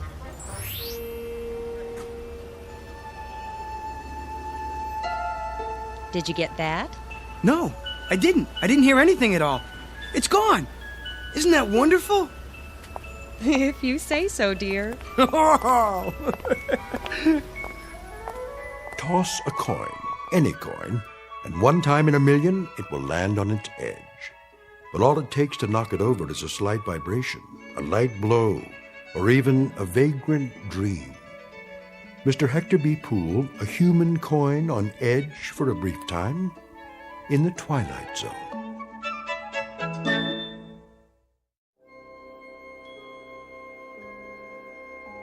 Hi, this is Carl Amari, producer of the Twilight Zone Radio Dramas. I'd like to take a moment to tell you about our official website at twilightzoneradio.com, where you'll get the latest news and information on these Twilight Zone Radio dramas. Plus, at twilightzoneradio.com, you can digitally download 3 free episodes or any of our episodes for only $1.95 each. In this age of ever-changing technology, we've decided to make these episodes instantly available to you by making the Twilight Zone Radio Dramas a digital download-only series. This means that this series will no longer be offered on CD. The CD collections at our website are now being offered, while supplies last, at buy one, get one free. So be sure to get your favorites before they're sold out. Be sure to visit us often, and I'll see you in the zone.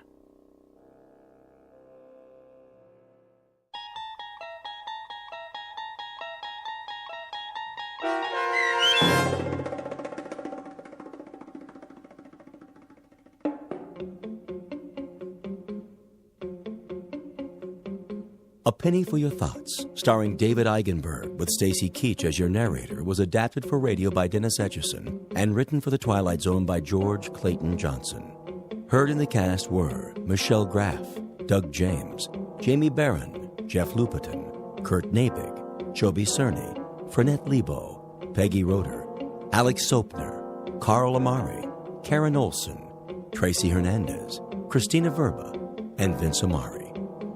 This copyrighted radio series is produced and directed by Carl Amari for Falcon Picture Group. Sound design and custom Foley effects for The Twilight Zone by Cerny American creatives Bob Benson, Craig Lee, Michael Slaybach, and Matt Sorrow. To learn more about the Twilight Zone radio dramas and to contact us, visit our official website at twilightzoneradio.com. Doug James speaking.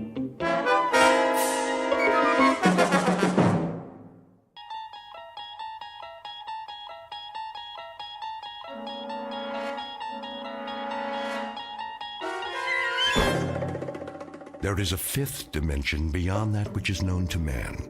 It is a dimension as vast as space and as timeless as infinity.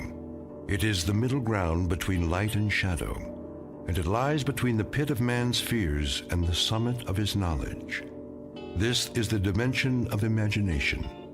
It is an area which we call the Twilight Zone.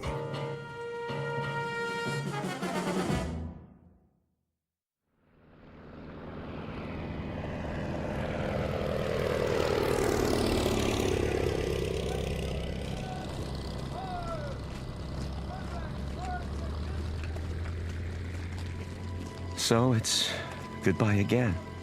Yes. We should be used to goodbyes by now. You'd think, wouldn't you? You know, I used to think when I was a little boy back in America. You used to think what, Tony? Oh, it doesn't matter. Of course it does. I love to hear you talk about when you were a little boy. But you know something funny? I'm jealous. Jealous? Jealous of what? I'm jealous of those years. I'm jealous that you grew up and I didn't get to know you because we hadn't met. So many years. And I think now, what a waste that we didn't know one another then. We had time once, didn't we? All the time we needed. But not now. Now there is no time, Tony. Now there is only time for goodbyes. Now people fly by so fast, you want to call out to them. And then it's too late. They've gone. They've disappeared. It's time to take off, Lieutenant. The Luftwaffe is coming. I'm on my way. But, sir, the troops are moving out. Thank you, Private. Oh, my darling. Tony, sweetheart. Now, you must go. You must go. I know. Don't cry. Shh. No time for tears. I have a memory of you for my eyes. eyes. And a Thought of you to hold in my mind. for my mind. As do I. And The touch of you.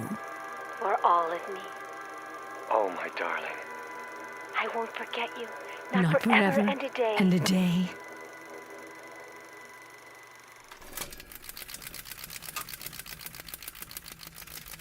Oh, Jerry. Jerry, where are you now? Where? Picture of a woman looking at a picture. Her features alive to everything that appears on the screen. Her lips move and her eyes flash, mirroring every expression, every emotion. The features are exquisite, beautifully chiseled and proportioned. And even in the flickering light, she is easy to recognize. Like the face on the screen, this is Barbara Jean Trenton, movie grade of another era. Once brilliant star in a firmament no longer a part of the sky, eclipsed by the movement of the earth and time. Barbara Jean Trenton, whose world has become a projection room in her home, whose dreams are made of celluloid, struck down by hit-and-run years and lying on the pavement, trying desperately to get the license number of fleeting fame, somewhere on a side street in the Twilight Zone.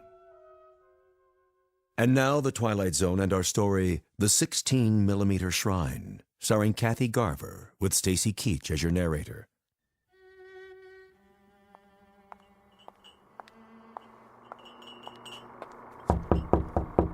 Miss Trenton?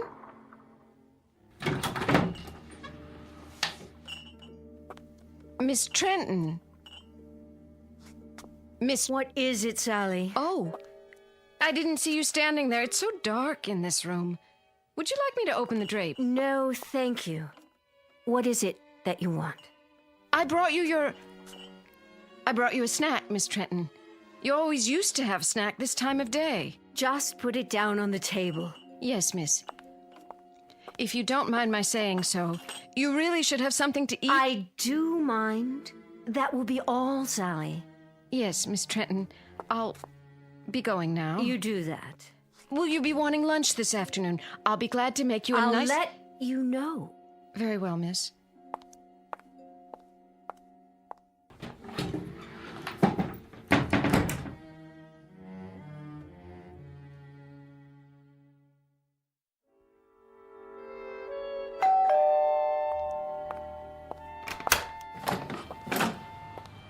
Oh, Mr. Weiss. How are you, Sally? Perfectly fine. In the den, is she? Yes, sir. Mr. Weiss. Yes? I'm worried about her. I'm worried that... Well, you see... I'll see how she's doing. But you don't understand, Mr. Weiss. It's getting worse. Much worse. I go in there and... And? There have been times when I've gone in and I could almost swear that... What could you swear to, Sally? That sometimes she... Well, she's not in the room at all. She's up on the screen. But she is, isn't she? You know those old films she's watching are her films, right? I do, yes. But I take your point. She's been in there too much, and it's disturbing you. That's perfectly understandable. I tell you what. Let me talk to her. Would you? Yeah, just give me a minute. Of course, sir.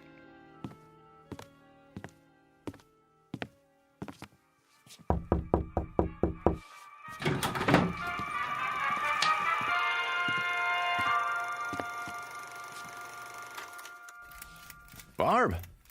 Fix yourself a drink, Danny. It's 11 o'clock in the morning. So, it's 11 o'clock in the morning. What about it? It's 11 in the morning and the sun is out, see?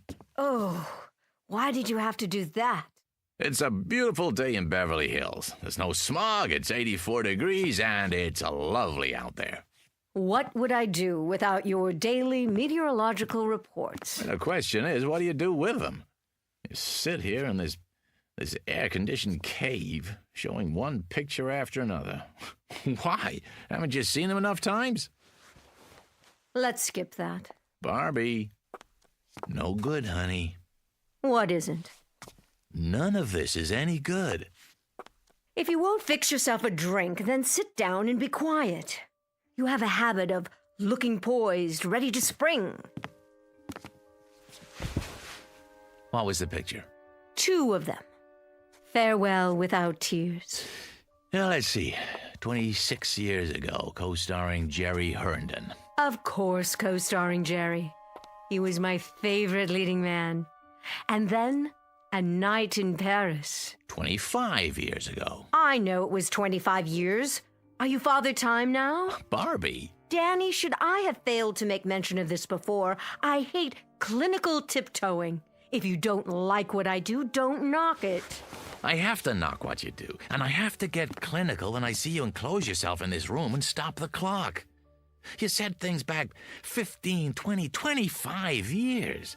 You turn your back on today, and you do this every day. Let me tell you something, honey. That's sick. That's real sick. Is that all? No, it isn't all. I got some news to deliver. What now?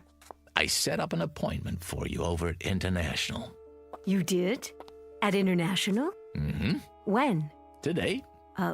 Heart? Sounds like a good one. Is Marty Saul still running the studio? Sure is. Too bad. I never got along with Marty. Yeah, I remember. But he's older now. I think you'll find he's mellowed. He said I was the most temperamental star he'd ever worked with. Now, why would he say a thing like that? Danny, you know something. You're a nice guy. A very nice guy. A loyal friend and a good agent after all. And I guess in my own devious, selfish way, I happen to be very much in love with you. Wait. Calm down now, Barbie. Oh, I hope it's a musical. I'd love to dance again. Or a juicy romantic role, like the scenes I watched this morning with Jerry Herndon. See his photograph here? Yes, I see it. I did 3 pictures with him. I know. Oh, mon capitaine, tell me about your country of America. A Night in Paris, remember? Jerry was a young American lieutenant. I was Claudette, the little French girl. Age 19. Go to the devil, Danny.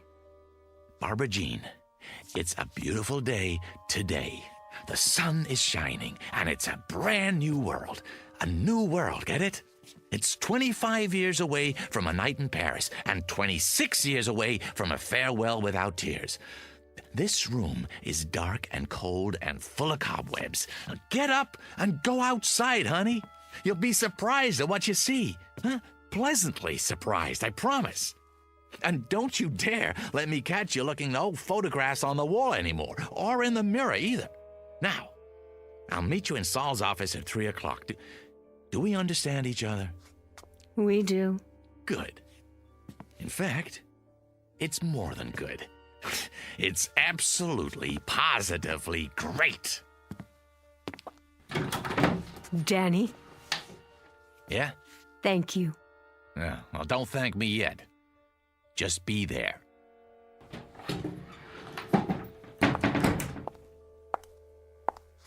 Mirror, mirror on the wall, am I still the fairest of them all?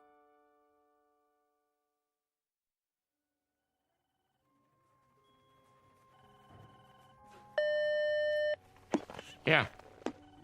Mr. Weiss, sir, and Miss Trenton? Sign him in.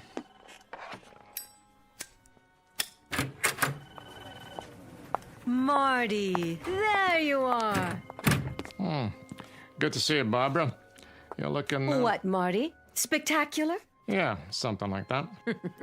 Don't be afraid to say it. Any woman appreciates a compliment, as long as it's sincere. New dress, huh?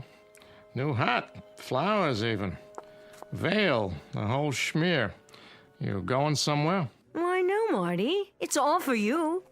I believe you know my agent, Mr. Weiss. Yeah. How you doing, Danny? Fine. And yourself? Sit down, please. My, you've redone your office. Did he tell you about the part? Not exactly.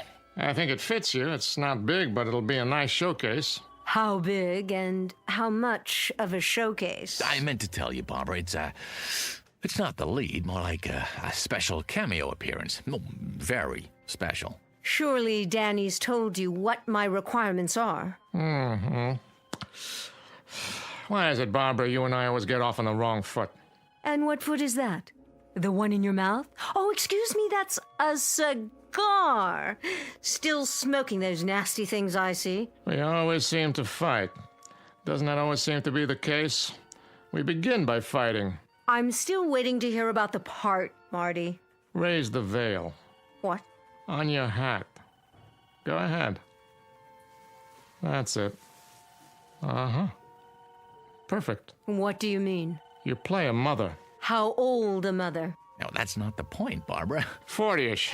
But very vibrant, very alive. As opposed to what? A corpse? I don't play mothers, Mr. Saul. I never have, and I'm not about to start now. I also don't take bit roles, even if you call them cameos. You should know that. You'll forgive me, my dear, but I didn't realize you were still so particular. Well, now you do. At least I would think you'd look at the part. That would be a waste of my time. Look, I think we could at least take the script home with us, Barbie. You take the script home with you, and you play it. I didn't like this crude, tasteless man when I was under contract to him, and I don't like him anymore now. And especially when he offers me a fast walk-on. And you, Miss Prima Donna, I got news for you. You may think you're still the #1 lady on top of the heap, but you got it wrong. You're just an aging broad with a scrapbook. And any part you get at this studio won't have to go through an agent. You can set it up at the community chest, because it'll be charity. Barbara, wait! Remind me someday, Saul. Remind me when you've gone over the hill and you're down on your hands and knees. Remind me to give you a swift kick, just so you'll know how it feels.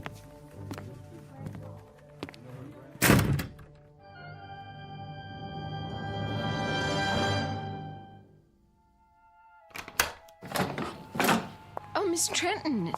And Mr. Weiss, I didn't expect you back so soon. That will be all, Sally. Yes, miss. You'll excuse me, Danny. I'm going upstairs to rest. Well, don't you think we have a couple of things to talk about? Not now. I'm feeling tired. Barbie! What? You're right about him, Barbie. He's a tasteless man. He's got a mean temper and a dirty little mouth. You shouldn't pay any attention to him. Are you talking about Saul? Saul doesn't exist. That studio doesn't exist. Not anymore. Not the way it is now. Exactly. There are other studios. I'm talking about all of them.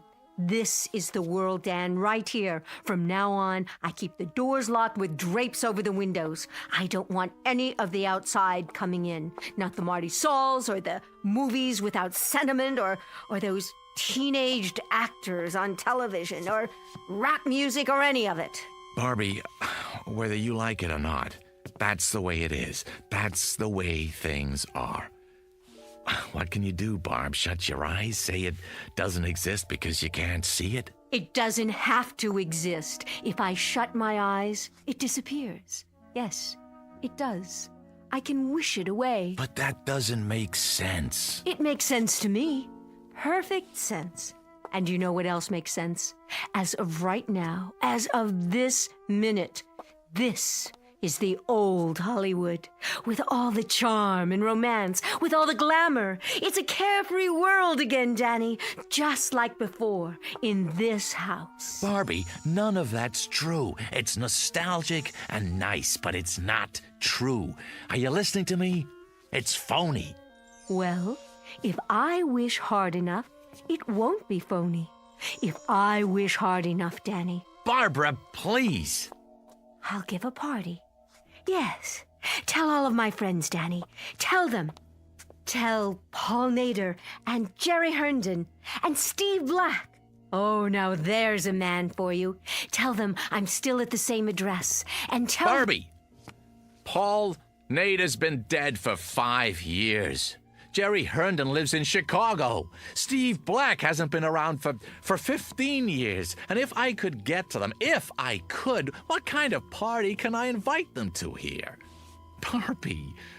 Barbie, this is a graveyard you're creating, a mausoleum. Understand? You're wishing for things that are dead. We'll see about that. We'll see about that.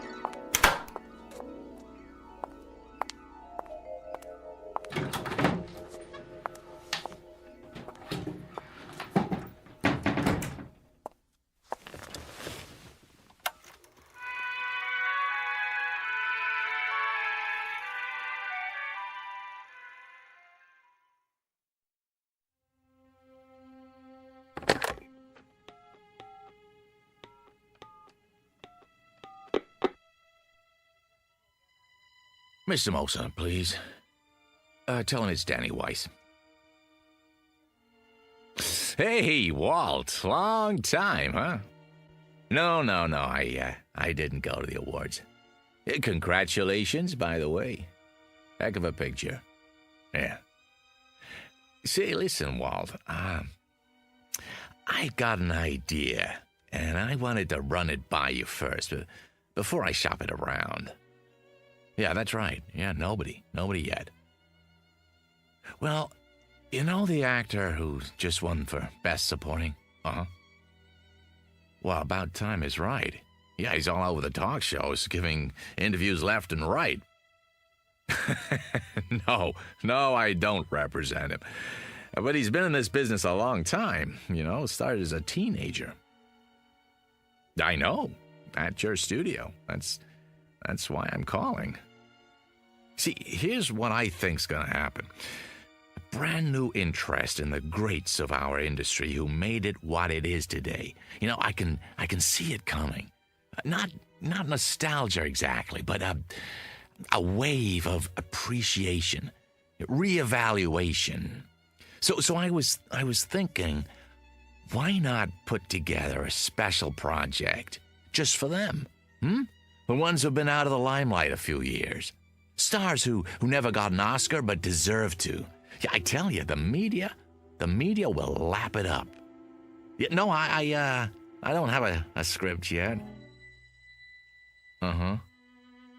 Yeah, I suppose so. I'm a sci-fi fan, too. Sure I am. Yeah, so it makes... So make it like Star Wars meets, I don't know, On Golden Pond or something. I'm just riffing now, but... Really? You never saw it? Oh, great flick. Hepburn Fonda. No, Henry. Yeah. Yeah, a whole generation that... Well, they would if you set it up right. The what? Oh, a series of pictures, huh? Uh-huh, based on video games. Yeah, I see. Well, of course they have to be young. Still, when you think what a great name could bring to the package, well, Barbara Jean Trenton, for one. No, she's not dead. No, I assure you. A highlights reel. Yeah, I don't think she'd mind. Sure, I understand. Well, give me a call when you get back in town, huh? Yeah, well, looking for it. All right, take care now. Yeah, you too.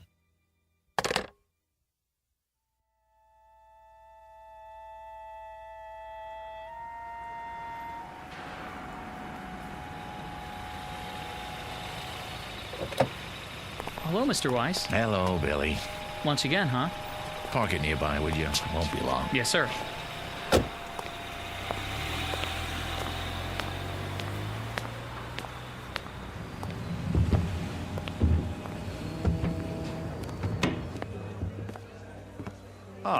Good afternoon, Mr. Weiss.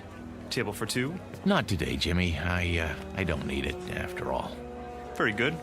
I'll get your waiter. I don't have much of an appetite, just the bar. Of course.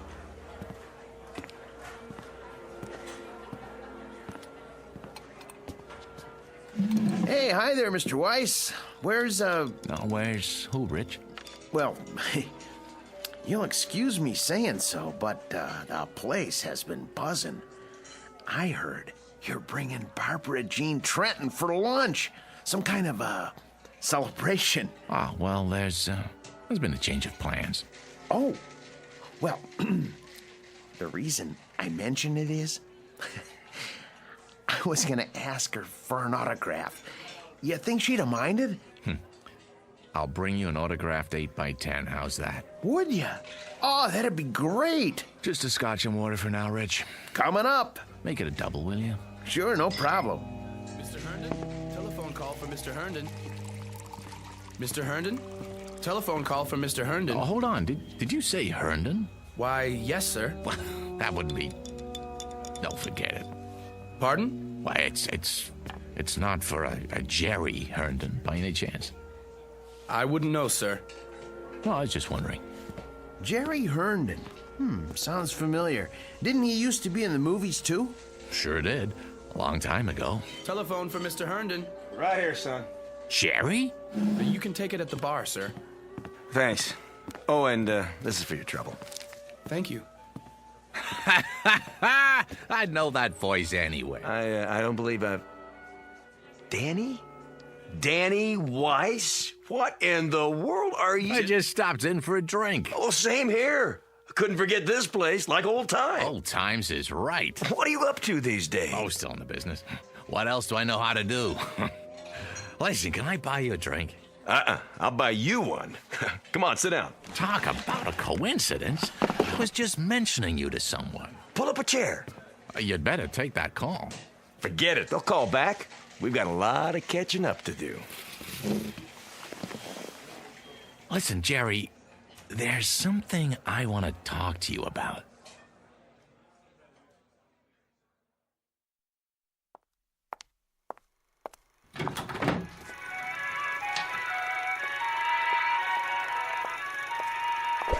Oh. Who's there? Only me, miss. What have you done? Very sorry, miss.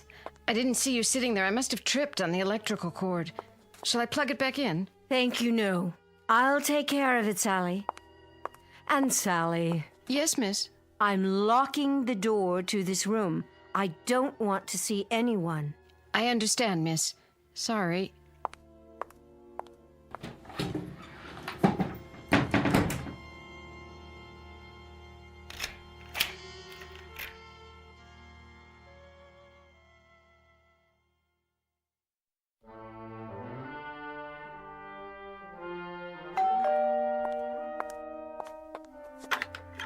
Yes? It's Mr. Weiss. Oh, Mr. Weiss. Can I come in? Yes, sir. Miss Trenton? In there.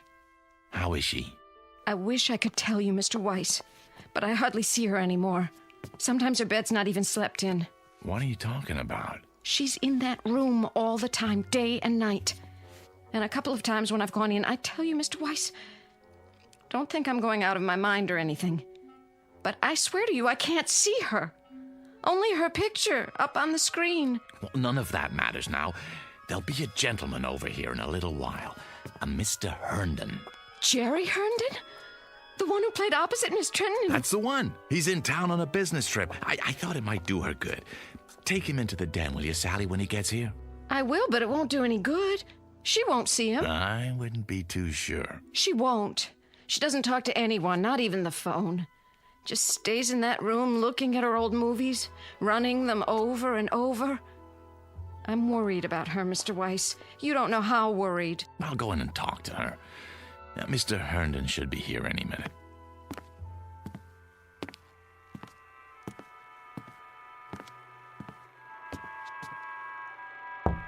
Go away, Sally. I said go away. I don't want anything, and I don't want to see anyone. Barbie, it's me, Danny. Now, please let me in. Why should I? Please, Barbie, I got something to tell you.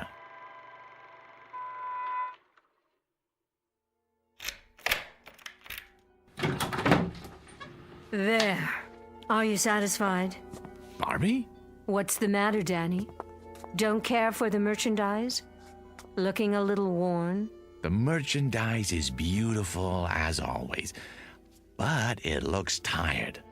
Looks as if it hasn't slept in days. It needs some air and sun. Outdoors on the tennis courts or by that pool you never use.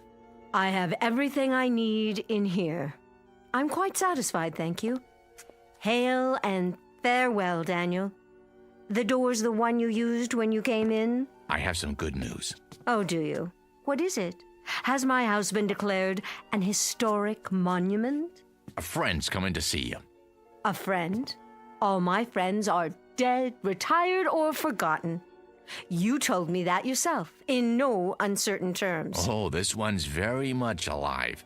and he'd love to see you. Tell him I'm not receiving. It's Jerry Herndon. Jerry? Dan, you don't mean it. I do. Where is he? What's happened to him? Nothing's happened to him, I promise you.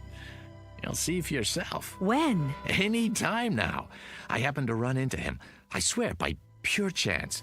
He asked about you, wanted to know if he could see you. I took the liberty. Oh, you're such a dear. You've done well, Danny. Very well. Oh, by the way I look, no makeup and these clothes. When's he coming? I have to dress. I think he'll like you just fine if you're wearing sackcloth. But if it makes you feel better, go ahead. Stall for me. I need at least a few minutes. Oh, show him to the living room. Oh, Jerry. Jerry, after all this time.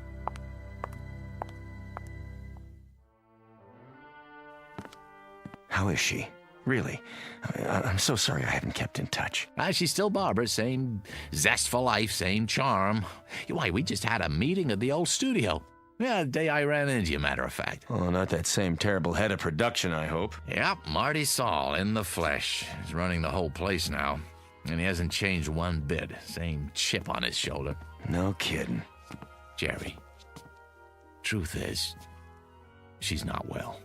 Nothing serious, I hope. She'll pull out of it, I'm sure, but make a fuss over her if you would. Tell her how wonderful she looks.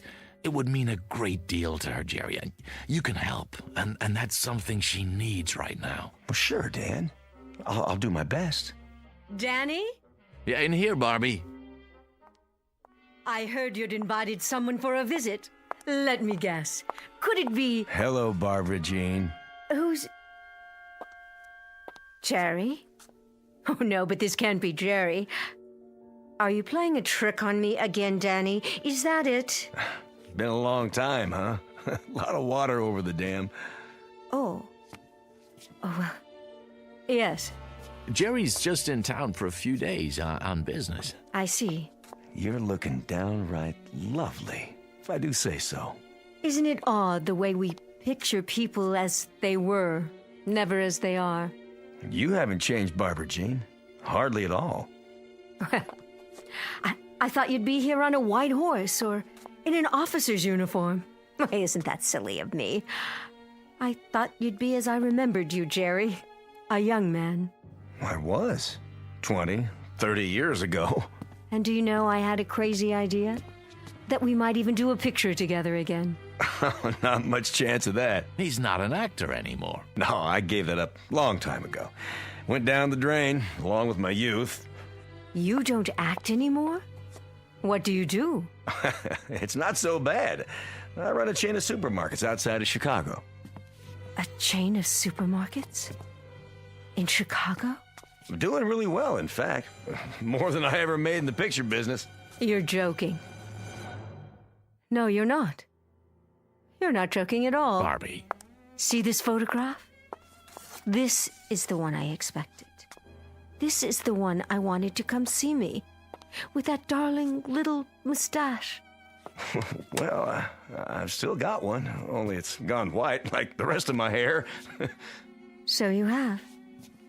But you're not the one in the photograph, are you? He's dead. He's dead, like all the others. Barbie, honey. Go away, please. Both of you. Will you just go away? It was very nice to see you. Goodbye, Barbara. Goodbye, my dear. Take good care.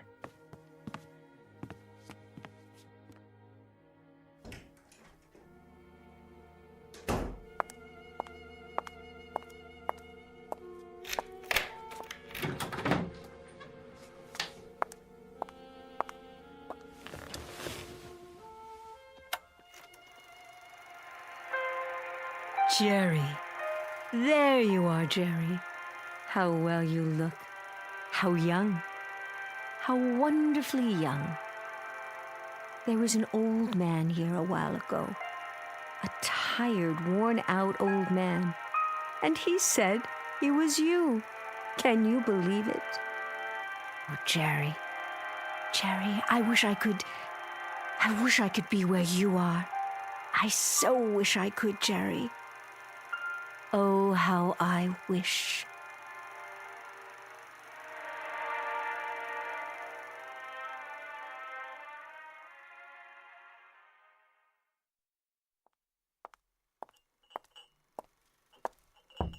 Miss Trenton? I brought you a little snack, Miss Trenton. Coffee and sandwiches. Wouldn't you like some?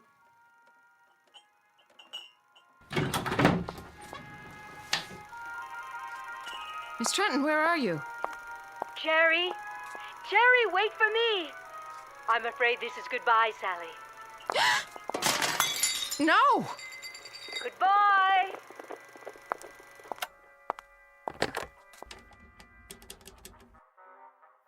Mr. Weiss, sir, I think you'd better come over here right away.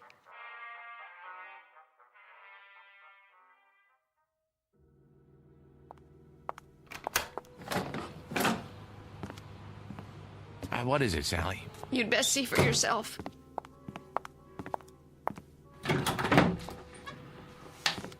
Sally, I don't see anything. What's the big mystery? That's just it, Mr. Weiss.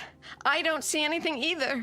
She's not here anymore. Was the projector running? It was. When was that? About an hour ago. Who shut it off? I did. Then I called you. Well, if you looked in her room, maybe she's taking a nap. That's the first place I looked. Then I went to every room in the house, even the pool in the yard. She's not here. At least not in the way you'd mean. You know how to work this thing? It's just that little switch there. Are you going to run it, Mr. Weiss? Yes, Sally.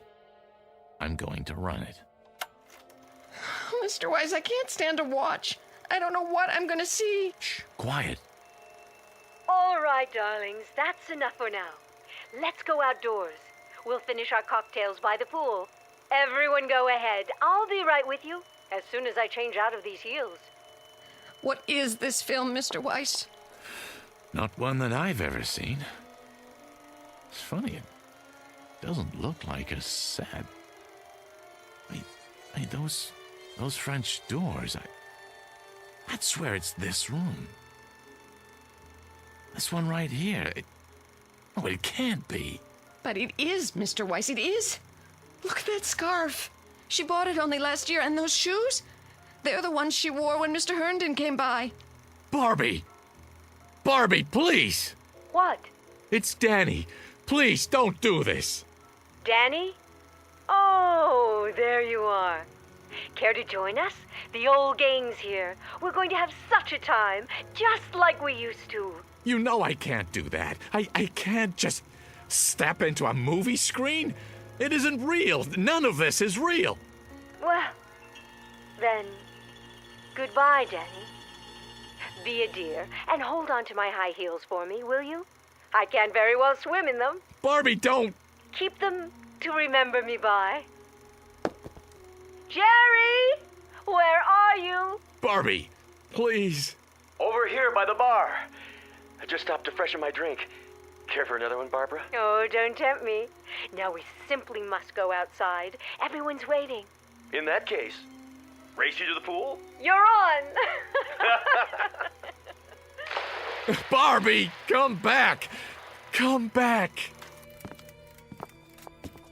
Sally, these shoes by the French doors, you didn't drop them here, did you? No, Mr. Weiss. And this scarf on the patio? No.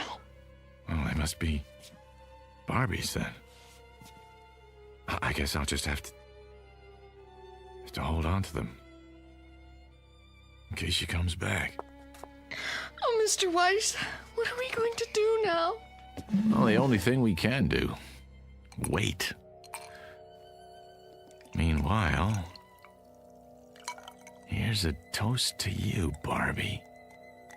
And to wishes. To the ones that come true.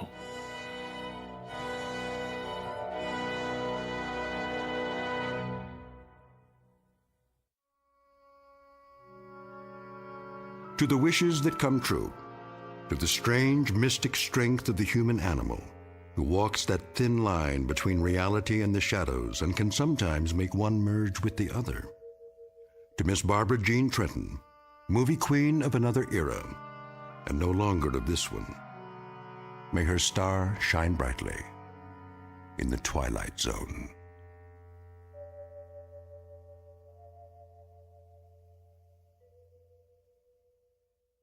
More from the Twilight Zone after this. Hi, this is Carl Amari, producer of the Twilight Zone Radio Dramas. I'd like to take a moment to tell you about our official website at twilightzoneradio.com, where you'll get the latest news and information on these Twilight Zone radio dramas. Plus, at twilightzoneradio.com, you can digitally download 3 free episodes or any of our episodes for only $1.95 each. In this age of ever-changing technology, we've decided to make these episodes instantly available to you by making the Twilight Zone radio dramas a digital download-only series. This means that this series will no longer be offered on CD. The CD collections at our website are now being offered while supplies last at buy one, get one free. So be sure to get your favorites before they're sold out. Be sure to visit us often, and I'll see you in the zone.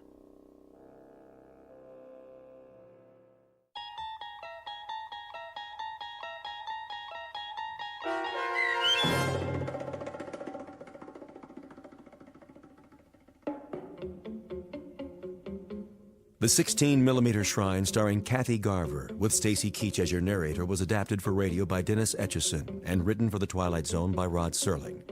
Heard in the cast were Christian Stolte, David Darlow, Fernette Lebo, Doug James, Roger Wolski, and Carl Amari.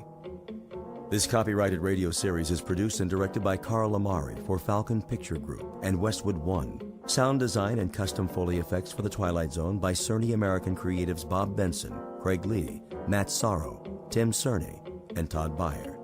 To learn more about the Twilight Zone radio dramas and to contact us, visit our official website at twilightzoneradio.com. Doug James speaking.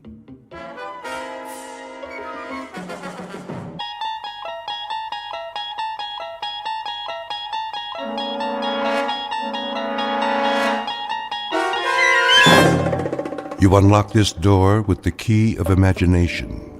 Beyond it is another dimension, a dimension of sound, a dimension of sight, a dimension of mind. You're moving into a land of both shadow and substance, of things and ideas. You've just crossed over into the Twilight Zone.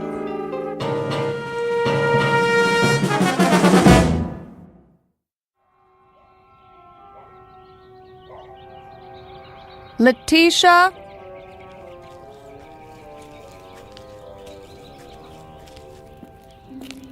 Yes, Miss Winter? Would you get me my sun hat? Right here. I knew you were going to need it, so I brought it from the house special. Thank you, Letitia. What about my dark glasses? And my sun lotion? Right over there by the wet bar. Get them for me, will you? Yes, ma'am. Can I bring you some iced tea? No, thanks. How about a nice glass of lemonade? A vodka and orange juice would be more like it. Yes, ma'am.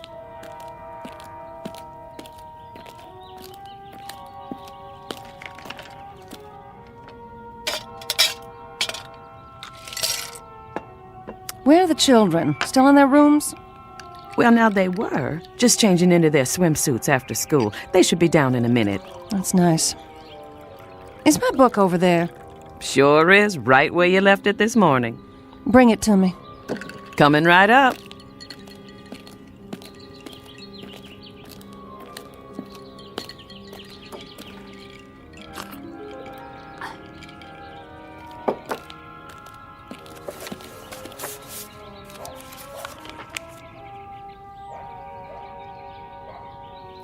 I don't know why I bother to read these things. They don't do one bit of good. I'm okay, you're not. Somebody's making a fortune telling people what they already know. Yes, ma'am.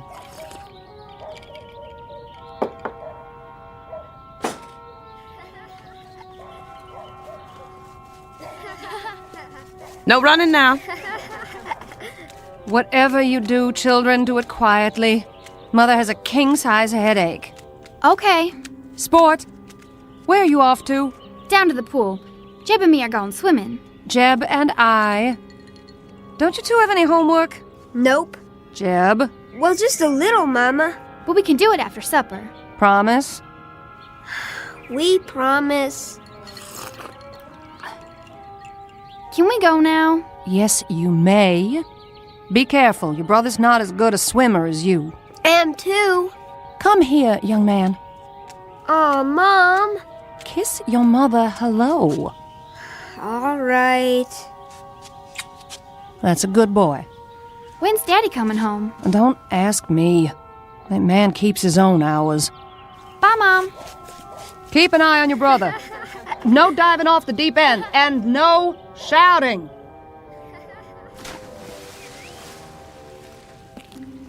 Will there be anything else, Miss Winter? Just one. Yes?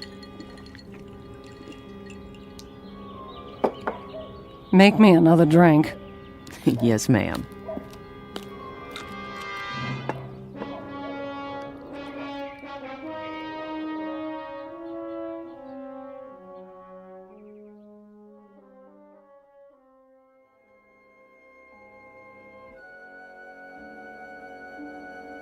To have children, to love them and watch them grow, is the most precious gift life has to give.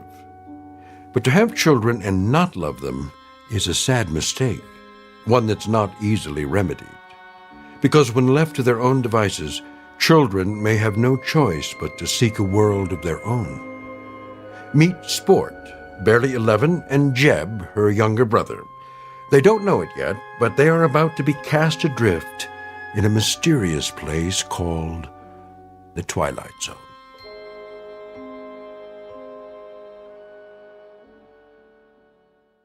And now, The Twilight Zone and our story, Bewitchin' Pool, starring Karen Black with Stacy Keach as your narrator.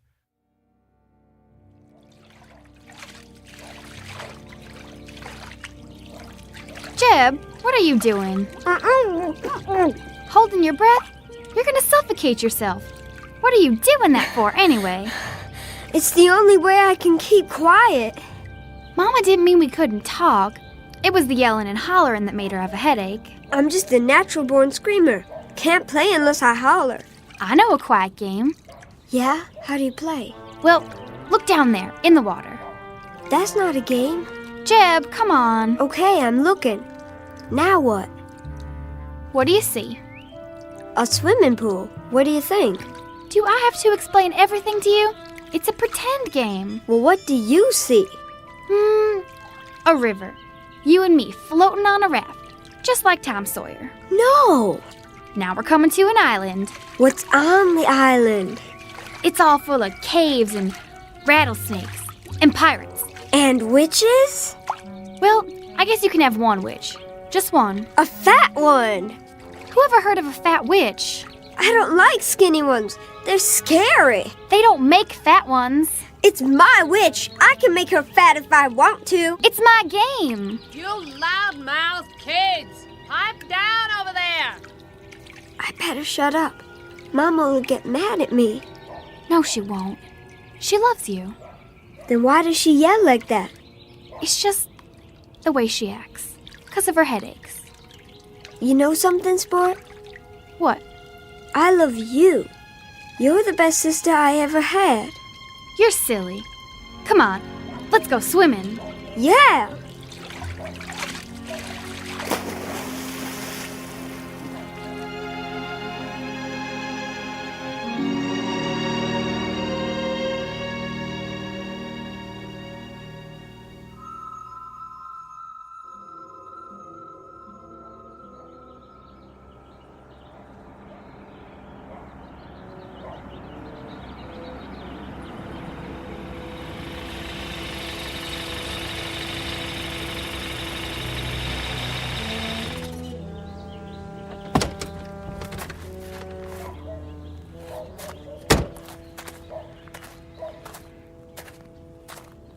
You're home early.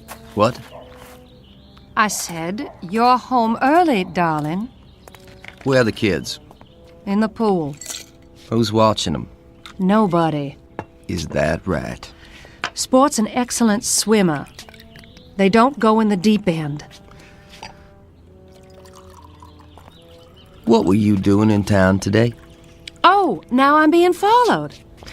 I saw your car in the parking lot next to the TV station. I had an interview. Anything wrong with that? An interview? For what? I'm tired of my talent going to waste. Your talent? Show me one high-fashion model who can hold a candle to me. Is that what you are this week? A high-fashion model? Seems to me last week you were an artist. If they call me, I'm taking the job. You'll see. You've got a job right here, taking care of the 2 kids. Then what's the maid for, sugar? What are you for, Gloria?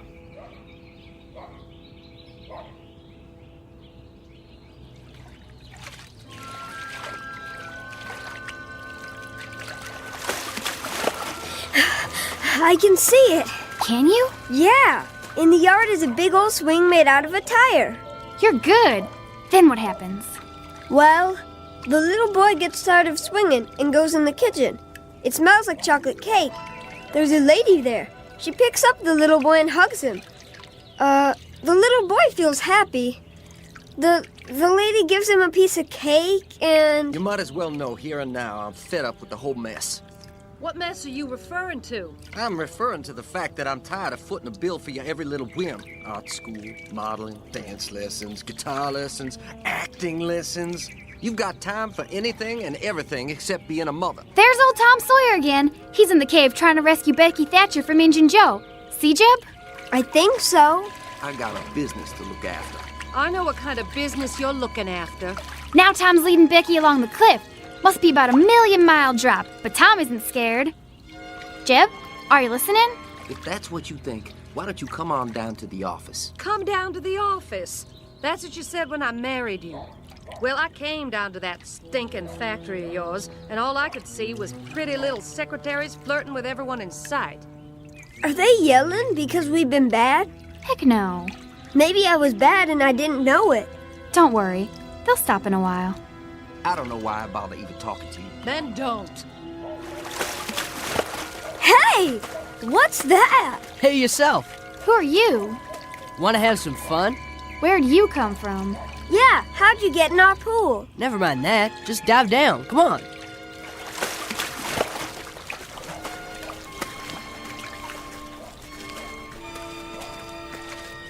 What is going on over here? Nothing.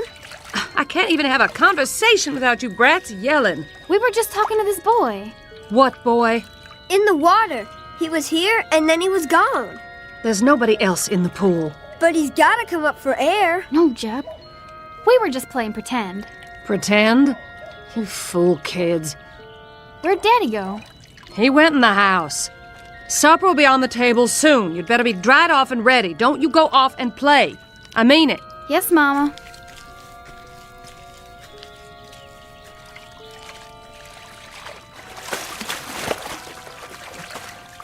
What's the matter with you guys? You coming or not? Where? A secret place. Secret? Where's that? Who are you, little boy? Where'd you come from? You'll find out. Let's go. Do we have time? Well... I'll have my supper now. You think I'd cook for you after the way you talk to me? You can drink your supper. Oh, like you? I wish I'd left you years ago. Well, what's keeping you? Come on, Jeb. Let's go with that boy. She said not to leave. When I think of the career I gave up for you, it makes me sick. Career? That's a laugh. I hate this house and everything in it. I hate you. They don't care what we do. What if they hurt each other? I'm older than you, and you have to do what I say. Now follow me.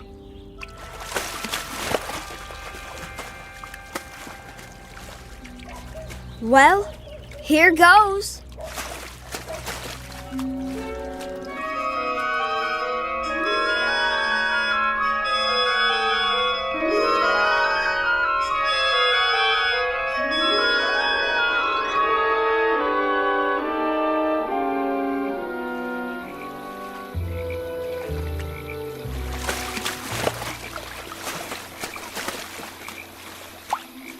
There he is, sitting on a rock.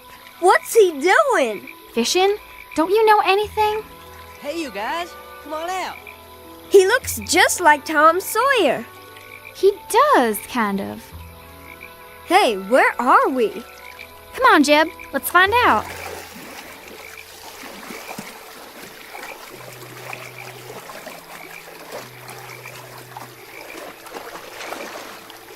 Grab my hand. There you go. Here, take these. One for each of you. Where'd you get these big old towels? Aunt T sent them along just in case. We weren't sure if you were coming or not. Aunt T? Dry yourself off, Jeb. Where are we? Aunt T's, of course. Where's that? A secret place. We sure got here funny. Just dived in our pool and came out here. Want to see a minnow? What's a minnow? A fish. Sure. I keep it in a jar over here. Where'd you get it? I caught it. You can catch all kinds of fish here. At least always when no one's swimming. Can I catch one? You don't know how.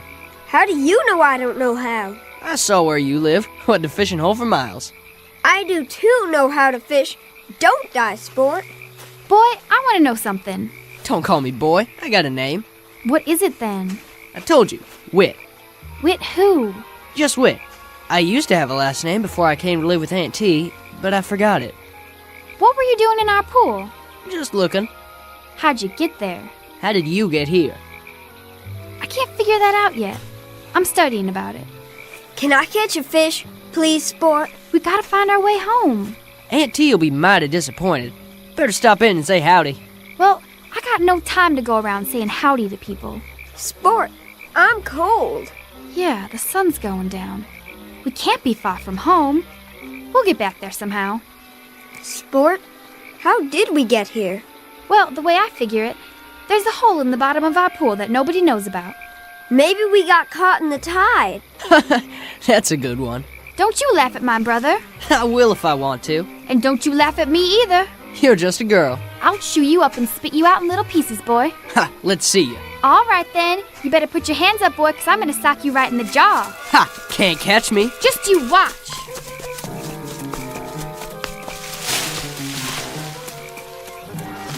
Sport, look! I'm looking. Where did all these kids come from? I don't know, Jeb, but I think this must be Aunt T's place.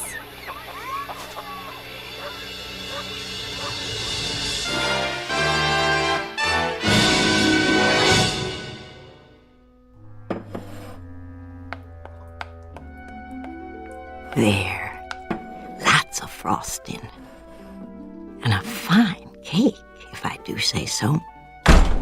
Aunt T! Aunt T! Why, whatever's the matter with it? She's gonna beat me up, Aunt T. I sure am, boy. She'll do it, too. Will you really, child? I aim to. Yes, ma'am. Very well. But I'll have to ask you to fight outside and not in my kitchen. You're liable to break something here. Aunt T, it ain't fair. It is if it's a fair fight. Here now, you both take these boxing gloves. I'll keep some put away just in case. And remember, don't hit a man when he's down. No hitting below the belt. You know the rules. I do, but maybe she doesn't. My sister knows everything. Is that right, little man? What's your name? Jeb. Well, Jeb, I'll tell you what. While they're settling their grievances, you can finish icing the cake. Would you like that? Can I? And then, if those two have any teeth left in their heads, they can help us eat it. Go on outside now. Jeb and I have work to do. Is this real chocolate? Why, it sure is. Nothing but the best in my kitchen. Chocolate's my favorite. Mine, too. There you go. Use a knife and smear it right on. Oh, very accomplished. Have much experience frosting cakes? No, ma'am. This is my first one. Do tell. I'd never have guessed. Why, what are you two doing back here? Back already? We didn't go yet. No. Why not? May I try that too? And me? I thought you couldn't wait to beat each other up. Later. We'd rather do this. That right, Whit? Yup. I mean, yes, Auntie. Very well. Here's a knife for each of you. Take your time, Jeb. Do it right. I am. My, you are such solemn children. Don't you know how to laugh? Sometimes. But not now. What's there to laugh at? Oh, you have eyes. Take a look around. I'm a rather ridiculous old party, wouldn't you say? You could laugh at me. You're not funny. You're nice. Thank you. Out of the mouths of babes. Riddles, then. Who knows a riddle? I do. I do. Me too. You. Let's hear it. Why wouldn't the mommy horse let her baby go outside and play? That's a good one. Why? Because he had a sore throat and he was feeling a little hoarse. That's a good one, Jeb. Me next. Me. Young lady. What is the laziest mountain in the world? The laziest mountain in the world? Who has the answer? Give up? The laziest mountain in the world is Mount Everest. Oh. My turn. All right, Whit. What do you call someone who crosses the ocean twice and doesn't take a bath either way? Oh, that is a hard one. Somebody who crosses the ocean twice and doesn't take a bath. A dirty double-crosser. Oh. Aunt T, all the frosting's gone. And just in time. What a handsome job you've done with the cake. Looks kind of lopsided to me. Nonsense. It's perfect. While it's cooling, I'll assign you new children your chores and show you where your rooms will be. Come along. This way. What's the matter? We didn't come here to stay. My dear, children always come here to stay. What? No. But I want to. Jeb. What are you hugging me for, boy? I want to stay. You come back here. I'm staying with Aunt T. She's a kidnapper. Oh, no, my dear. Mind you, I've seen children I would have stolen if I could. What for? To get them away from unworthy parents. But I've always resisted the temptation. Then why are all these kids here? Because their families didn't deserve them. All they wanted was to be loved, so they could grow up right and get out on their own.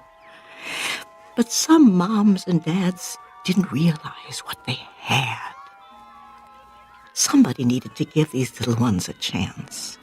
How about me? Oh, I found you on a doorstep when you were only a few hours old. It was a lucky thing I came along on that cold winter's night. What did I look like? You were as red as a beet. From crying, you know. But you were so cold. Somebody had to do something. Sport! Jeb! They're calling us. Who is? Our mother and father. I don't want to go. You darn kids, where are you? It's that way for a lot of kids. We better go home now. These voices you hear calm. At first they seem quite strong, but they get fainter and fainter, and after a while they fade out. And one day you simply cannot hear them anymore. Sport! I'm calling you, young lady. Don't pretend you can't hear me. We've got to go home. Can you tell me why? I've got everything you need right here. Why, there's the swimming hole down by the creek. And the days are long, with all manner of things to do and see. And then there's always a hot meal and lots of children to play with. Blind Man's Bluff, Ringalivio and the Red Rover, all kinds of games. Some I bet you never heard of. See that little girl out there with the pigtails? When she came here, she never had smiled. Not once. All that changed pretty quick, let me tell you. Now all she does is laugh all the livelong day. Makes my heart glad to see them so happy. That's why I bake a big cake every day, just the way they like it. We've just got to. Because that's where we belong. We're their children, and they love us. And, well, we love them.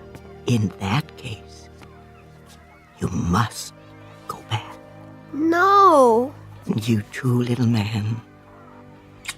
Your sister's reasons are good ones. I cannot argue with them. Can you tell us one thing? What's that? How do we get home? Oh, the same way you got here. But I don't know how we got here. I think you do. Try to remember. It isn't far. Come on, Jeb. We'll come see you again real soon, won't we, Sport? No, my darlings, I expect this is our goodbye. Finding your way back here would be difficult, if not impossible, but I want you to know that I consider it an honor to have met you, however briefly. You will always have a place here, in my heart.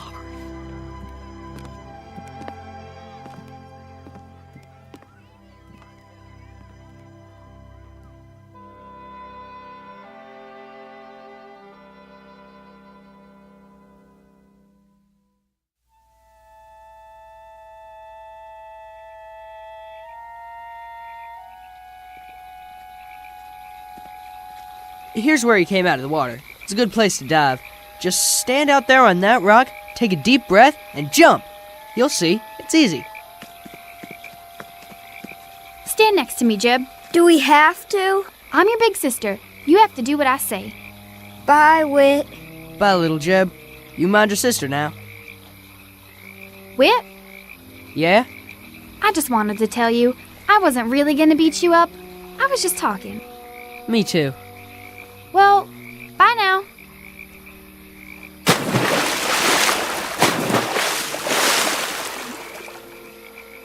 Bye, Sport. Don't let the bugs bite.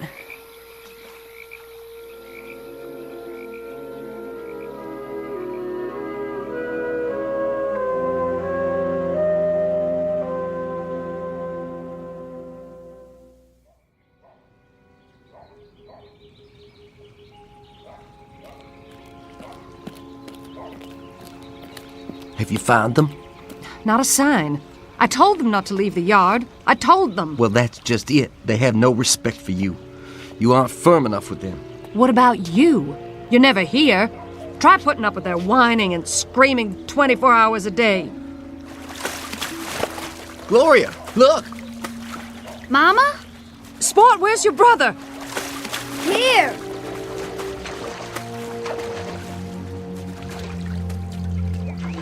Where have you two been? We've been calling you for an hour. In the pool. You're lying. I looked in the pool. We really were, Daddy. And we came up on the other side, and we helped make a cake with Aunt T. What's he talking about? And we caught a fish. He's not making things up, Daddy, honest. He's lying to cover up whatever devilment the two of you have been into. Jeb, come here. But it's true, Daddy. Come here, I said. Look at me. I want the truth out of you. No more lies. You understand? It wasn't a lie. It wasn't. Now you listen to me. Get in your room and stand in the corner till you can tell me where you've really been all this time. Do I make myself clear? Yes, Daddy. He understands now. It was a game, Daddy, that's all. Just a game. We were pretending. There isn't any Aunt T. I should hope not, but I want to hear it from him. Do as your father says. Go to your room. And forget about any dinner tonight. You've missed it. Both of you.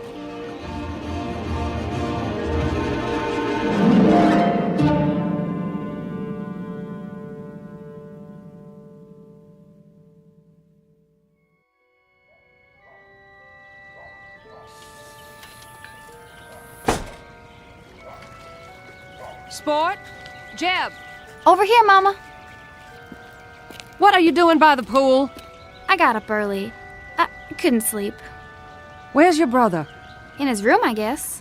No, he's not in his room. I checked. He's nowhere in the house. Well, I haven't seen him. Is breakfast ready? Not yet. Your father is waiting to talk to you. What about? I'll let him explain it to you.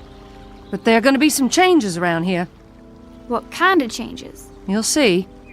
Things are going to be different. Will things be better? You bet your sweet life they will. Now find Jeb and hurry. All right, Mama.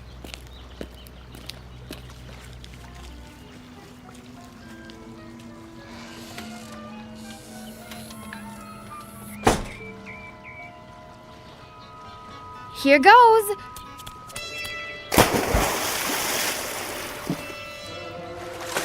Wit, where are you? Auntie? Help me get back. I don't know how.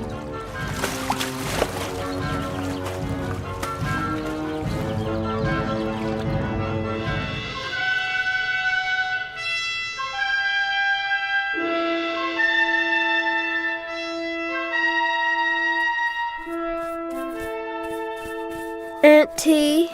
Yes, Jeb? What are you making that quilt for?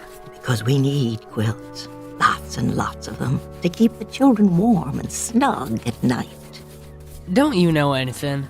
Sure I do. I know lots of things. When you finish cleaning the shoes, your next chore will be to help Whit bring in the wood for the stove.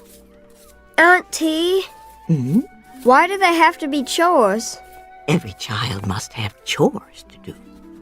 It teaches the value of work, the self-respect of doing a job well.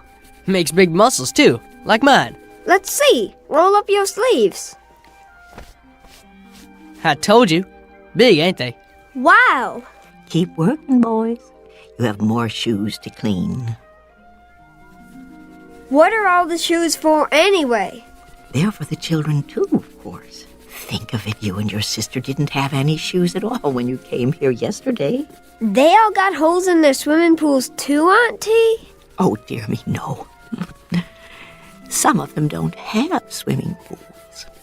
Some come down the chimney or you open the door and there they are. Sometimes you find them on street corners or on a doorstep like Whit here. What's that? Oh, why, someone's outside at the window. It's my sister. Sport, dear. Come in. Oh, come in. I can't. I'm dripping wet. Wait a minute. I'll get a towel from the cupboard.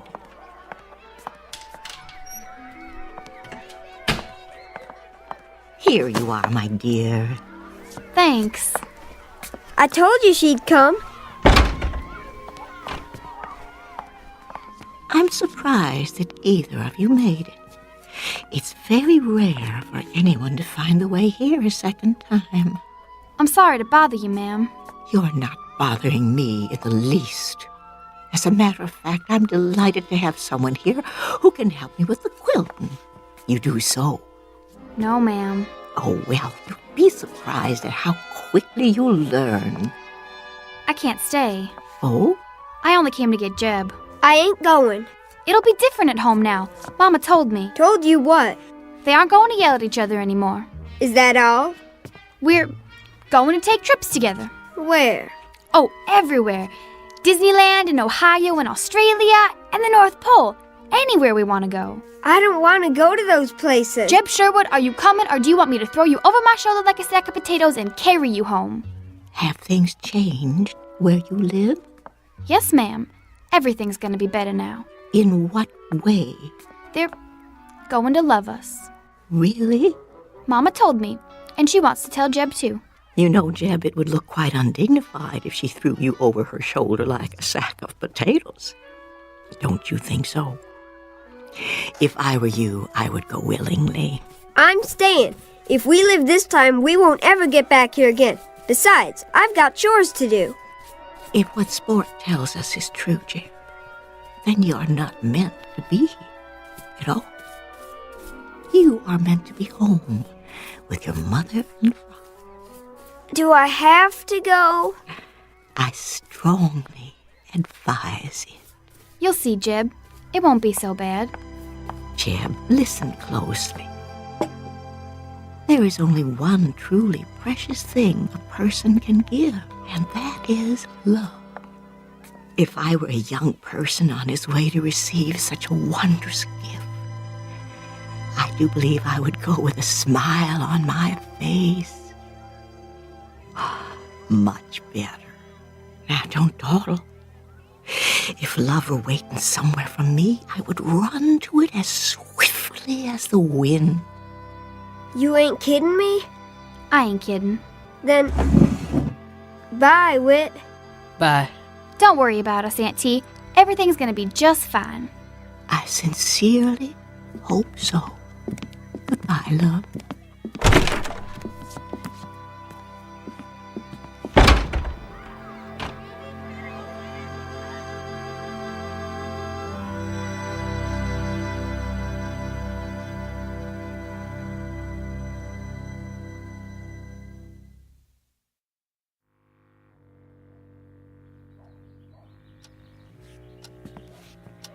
Maybe we should wait till tonight. No. You said you'd talk to them. Let's get it over with. I've got a half-dozen people waiting for me at the office. For once. Just once. Would you mind putting your family ahead of your work? I'm not the one, it's you. Lower your voice. Here they are now. Sorry. You're wet. I sent you to find your brother, not to play in the pool. That's where he was, in the pool. Do you know what happens to children who tell lies? We go to hell and get burned up. Well, you're here now. Sit down. Your father has some good news to tell you. Sport already told me we're all gonna be happy again and go on trips and... I can't do this, Gloria. You tell them. Very well. Your father and I are getting a divorce. If you don't know what that is, it means he's going to live in one place and I'm going to live in another. Where? As far apart as we can get. But... What we want to know is, do you kids want to live with me, or do you want to live with her? I suppose we could split you up if you'd prefer. No! I want to be with Sport. It's up to you. Make up your own minds. We want it the way it was. Well, you can forget it. I'm into that. We'll be good. This time we really will. We won't fight or cry or make noise. We'll be so good. Won't we, Jeb? What are you talking about? It's all our fault. You hate each other because of us. Oh, that's not true. I'll tell you one thing. We wouldn't have stuck it out this long if it hadn't been for you two. You might show a little consideration. I don't have to stay with either of you. Me neither. Come back here. We're not through with you. Hurry, before they catch us. I can hold my breath a real long time. I've been practicing. I know you can. Get ready. On your mark. What do you think you're doing? Stop them. What if we can't get back? We've got to. Get set, go. Come out of there right now. This time you're gonna get what you deserve for good. Are you coming out, or do I have to drag you out? Aunt T, help us. Help us, please. Aunt T, I need you. Take us now. Get out of that pool. I am not gonna tell you again. Do you hear what Daddy said? He means it. Aunt T.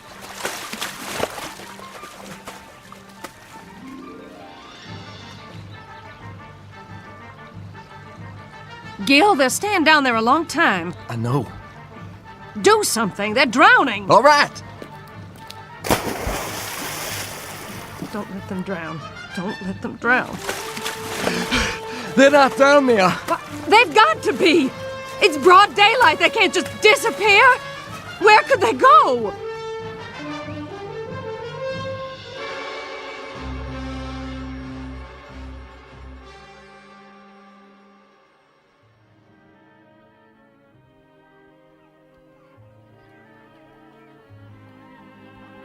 Jeb! Sport! What is it, Sport? You look so far away. Huh? Oh, I thought I heard something. Well, did you? I guess not. Children, where are you? Come back. Please come back. Don't you want any? What, Auntie? Oh, I asked you, child, if you'd like a piece of chocolate cake. Oh, yes. May I please? Why, you certainly may. Me too.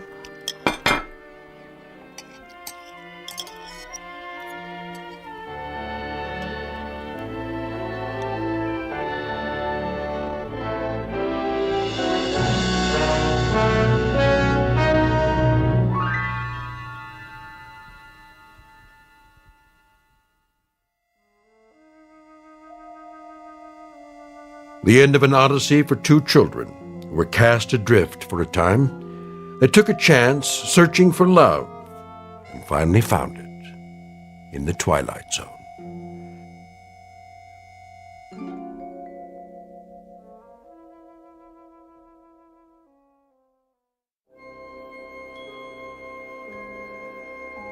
Hi, this is Carl Amari, producer of the Twilight Zone Radio Dramas. I'd like to take a moment to tell you about our official website at twilightzoneradio.com, where you'll get the latest news and information on these Twilight Zone Radio dramas. Plus, at twilightzoneradio.com, you can digitally download 3 free episodes or any of our episodes for only $1.95 each. In this age of ever-changing technology, we've decided to make these episodes instantly available to you by making the Twilight Zone Radio Dramas a digital download-only series. This means that this series will no longer be offered on CD. The CD collections at our website are now being offered while supplies last at buy one, get one free. So be sure to get your favorites before they're sold out. Be sure to visit us often, and I'll see you in the zone.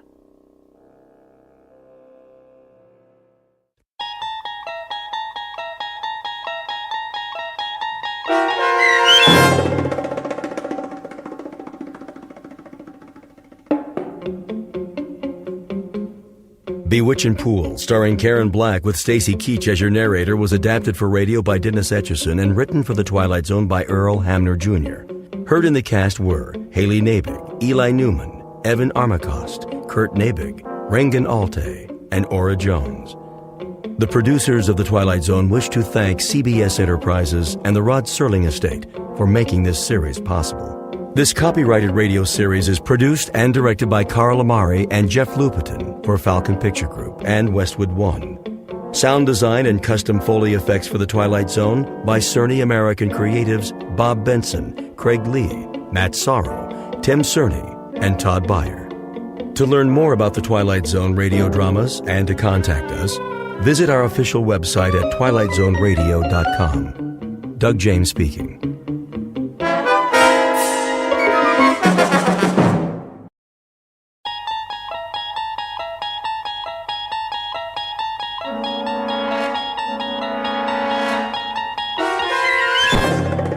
There is a fifth dimension beyond that which is known to man. It is a dimension as vast as space and as timeless as infinity. It is the middle ground between light and shadow, and it lies between the pit of man's fears and the summit of his knowledge. This is the dimension of imagination. It is an area which we call the Twilight Zone.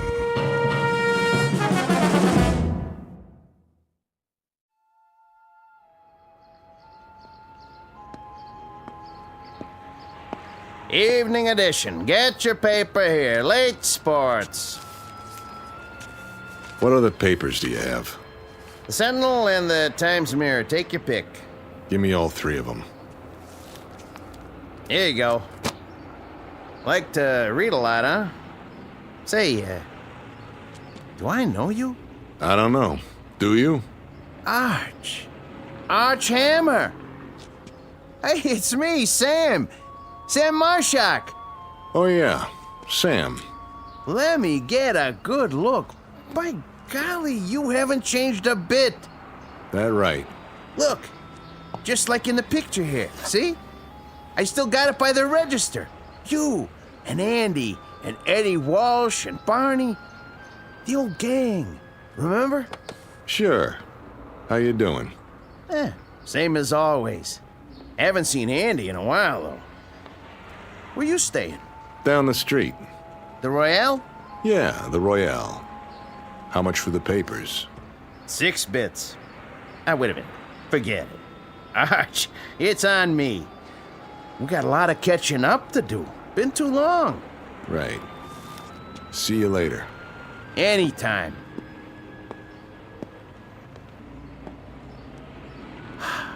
Archie. Ain't that something? Heard he was in Joliet. Must have got out.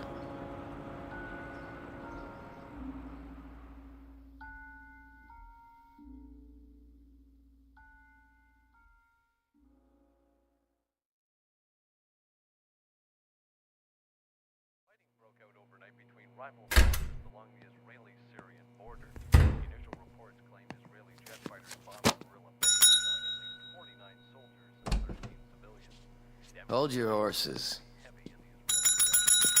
I'm coming, I said. How much for a single? Depends. By the day is one thing, by the week is cheaper. I don't know how long I'll be staying. $6.80 a night plus room tax. You want a shower? Is the water hot? Mornings only, otherwise it costs extra. Forget it. Hold on. Haven't I seen you before? Could be. All right, I'll give you the discount for regulars. No guests, though. Wouldn't think of it. Sign here. Right. Face sure is familiar. Arch Hammer? Can't say I remember the name. Maybe that's just as well. Oh, and lose the key, you pay for it. Thanks. Send up some ice, will you? And a pair of scissors. Scissors? What for? Something I want to cut out of the paper. Well, don't make a mess for the cleaning girl or you'll have to tip her. That'll be $7 even. In advance. His name is Arch Hammer. For the moment, he's 36 years old. He has been a salesman, a dispatcher, a truck driver, a bookie, and a part-time bartender. Whatever name he goes by, this is a cheap man, a nickel-and-dime hustler with a cheapness that goes beyond the suit and the shirt, a cheapness of taste, a cheapness of mind. He has a tawdry little shine on the seat of his conscience and a dark room squint in a world where the sunlight never got through to him. But Mr. Hammer has a talent, one he discovered at a very early age. This much he knows. He can change his face. He can look at a picture, concentrate on the eyes, twitch a muscle, and make his features match any other man's. Call him Rubberface. Mr. Archie Hammer, jack of all trades, who has just checked into a Fleabag hotel with the most odd talent, some newspapers full of photographs to work from, and a master plan to destroy a few lives in the Twilight Zone. And now, The Twilight Zone and our story, The Four of Us Are Dying, starring Eric Bogosian, with Stacy Keach as your narrator.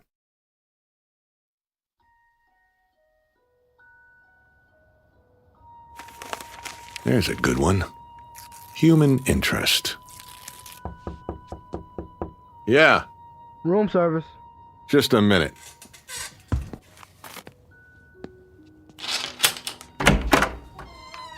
Here's your ice. Thanks. Brought a whole champagne bucket full. They even have champagne here? Not that I ever saw.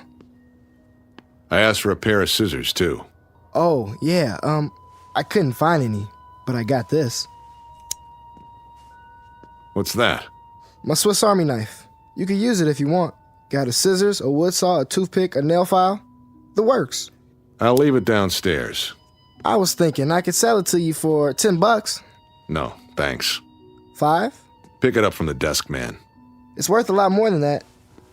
Hey, I don't get a tip? Yeah. Don't take any wooden nickels.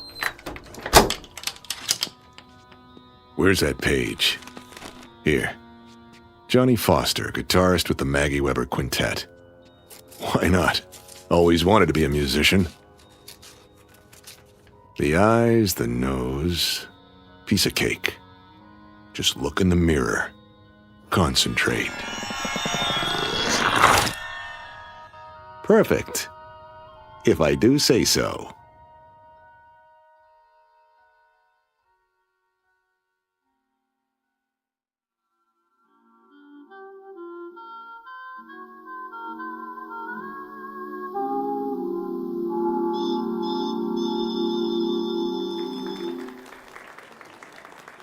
Thank you, ladies and gentlemen. That one was for Johnny. Wherever he is, I know he can hear us.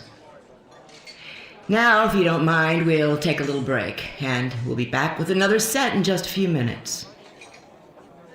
Take 5, boys. Sure thing, Max. Make that 10. You got it. You're playing real pretty tonight, Maggie. Don't I always? Sad, though. I never heard a piano cry before. Then we'll have to try some upbeat tunes. If I've got it in me. Hi, Mag. What'll it be? Ginger ale, straight up. On the wagon again, huh? Off and on. Hey, Maggie. Hey yourself, sport. I got a stool here with your name on it. That right. Come on, sit down and get acquainted. Unravel the flesh. Huh?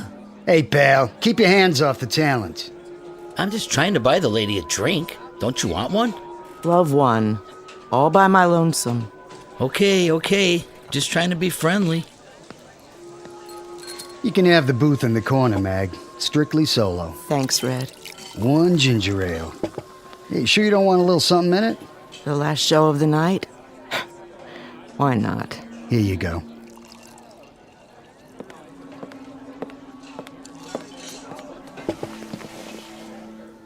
Here's to you, Johnny. For the good times. Careful, you'll spill it. Johnny? Like I always say, if you don't drink well, don't drink. Johnny, are you a ghost? Sure, a ghost. I just came down to check the mourners. But it was in the paper. Was it? I should read the obituaries. Find out how they feel about the deceased. I'm gonna close my eyes. And when I open them, pray that I'm not dreaming. You're not dreaming. I wanted to see what kind of tears people shed. Big ones the size of bubbles, or the kind that come from onions and handkerchiefs. You came to the right place, Johnny. I got a whole room full of buckets to hold the tears. Yeah? I heard it on the radio one night, just like that. First there was a dance band, and then there was a newscast. And there you were. Right in the middle of the vice president in Russia and a streetcar strike. Death, as it must to all men, came to talented guitarist Johnny Foster. A tragic accident, a train hitting a car. And I just sat there and I listened and I cried. And then I washed my face and put on my makeup and went to work. Only it wasn't a quintet anymore. There was a big hole on the bandstand. And nothing could fill it. After that, everything changed. My repertoire was limited to ballads. Blues for piano and bourbon. That's a sad story. Oh, Johnny, let me touch those fingers. I don't care if you are a ghost. You're good to the touch. You've been missed, Johnny Foster. But now there's gonna be music again. Real music. Sure there is. You have to tell me. How did they get it so wrong? It was another guy. My car, my suit. But they said that the dental records... Maybe we had the same dentist, too. Why didn't you tell anyone? It's been... I wanted a vacation from the world. This world. I decided I'd hawk the name, trade it in for something new. Like what? I didn't know. Something different. But I guess I just couldn't stay away. When you left, I thought I'd go crazy. I kept telling myself you'd come back, and when you didn't, I wondered what there was about me that made you leave. It wasn't you. I'd take my clothes off and look at myself in the mirror. Then I wondered if there was another woman. Nobody as good as you. You always were a funny guy, Johnny. Pulling pranks on people. Way out, Johnny Foster. Well, are you satisfied with the reaction? Tears big enough for you? Maybe too big. What really brought you here? I picked up the paper the other day. The Sunday supplement. Full of human interest pictures, you know the type. Little boys with run-over dogs. Sweet old ladies getting evicted on sidewalks. Then there was a shot of a beautiful lady who sang the blues. It reminded me, Maggie. It reminded me that there were little pieces of my past I didn't want to slough off. And I was right. You're looking mighty good to me right now, Mag. Morning becomes you. Me and Electra. So, how long are you with us this time? Or is it just a stop between trains? In a way it is. For me. And it's too late? Not for you. It's get out of town night. What does that mean? You've got time for about 6 courses before you check out. Why? You're coming with me, Mag. We'll go to Chicago or Detroit. We'll go to San Francisco. You sure know the right words. We'll have a ball, Mag. Everything by ear. But great, Maggie. I mean great. The 2 of us. Oh, I love you, Johnny Foster. That plain enough for you? Tell me I've got to go to Scranton and play piano in a coal mine, and I'm there. As long as it's with you. Just name it, Johnny. You got it. Then let's get out of here.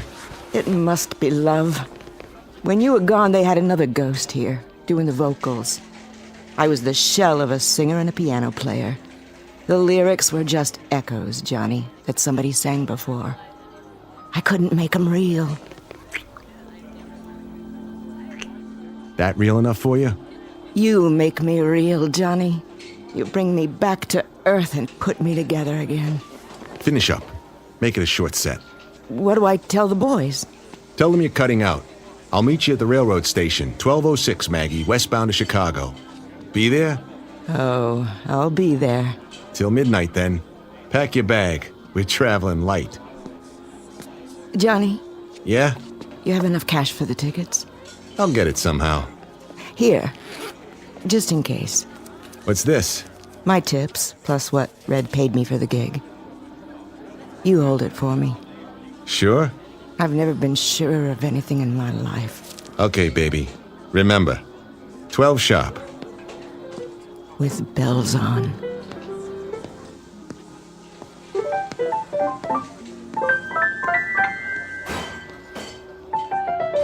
Johnny? Hey, man. Like you didn't tangle with the Union Pacific? I thought you were out of this world. I don't believe my eyes. Was that Johnny Foster?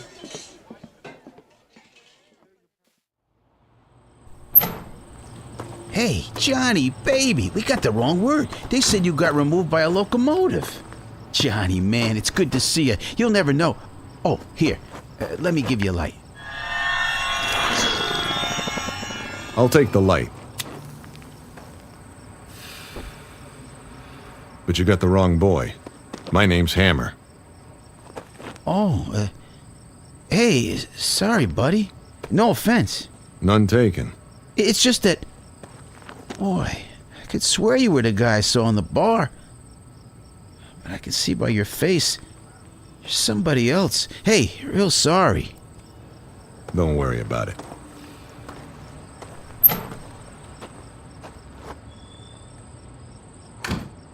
Johnny Foster, guitar player. With a beautiful dame. Well, why not? I never had a dish like that. I never got loved like that. And it feels good. So why shouldn't I? Maggie Weber, huh? Yeah. Why not?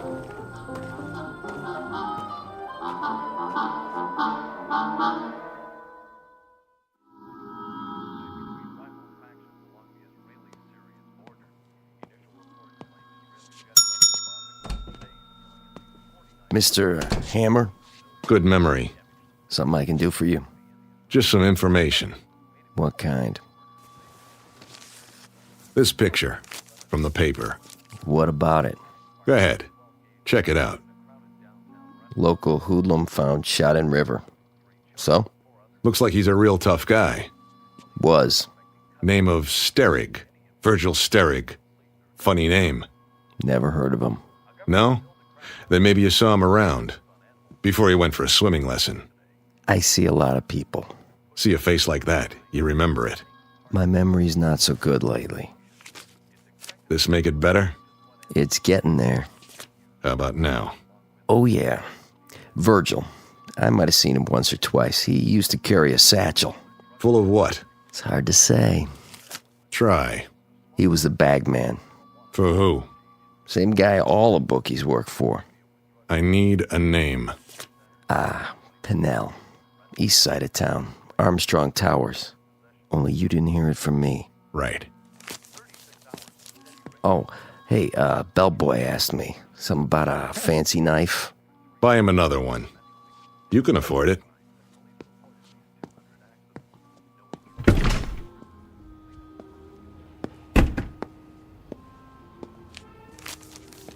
Virgil, how was the water? Cold? Or did it only hurt when you laughed? Let me get a good look at your face. Crooked nose, low forehead. Piece of cake. Now let's find out why you took that dive.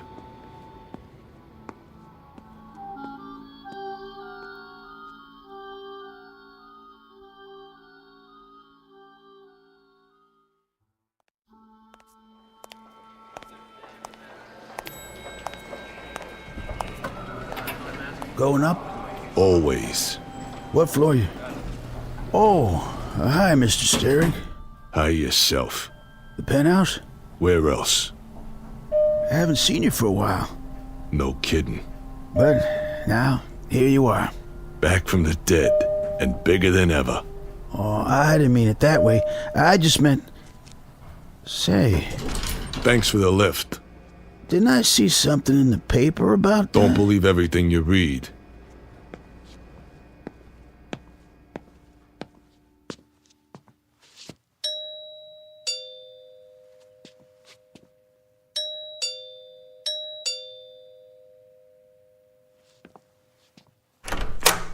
Oh, Mr. Sterick. I'm surprised to see you. Where's Pinnell? Mr. Pinnell, not home. No? He's out. You come back tomorrow. I tell him you here. Call on telephone, maybe. I'll tell him myself. Now. I say he's not here. Out of my way. Oh! Who is it, Ramon? Hello, Pinnell. What in the devil is... You ought to be more careful. It's only a bottle. Virg, is that you? I don't believe it. I clean up for you, sir. Leave it. But glass on floor. I said leave it. Expensive stuff. Imported. That doesn't matter, but you... You can always open another bottle, can't you? Plenty more where that came from. I like your taste, Mr. Pinnell. Very rich, polished, lots of class, like this apartment. Neat, but not gaudy. I clean it up. Later, Ramon. Oh, yes. Yes, sir. I go now. I come back later. You do that.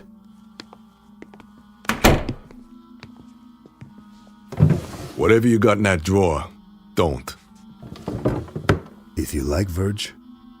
I'm just so flabbergasted. I can't believe my eyes. Why don't you sit down there on the couch, Mr. Pinnell, so we can talk? We'll have a business meeting, you and me. Virg, I'm speechless. Of all the people I expected to walk in here, this is the happiest day of my life. Oh, I see. This is the happiest day of his life. If you don't believe it, just ask him. Virg, listen to me. But please, Mr. Pinnell, you're a rich man, but you're a lousy actor. Very bad. Really. Tell me this. Anything.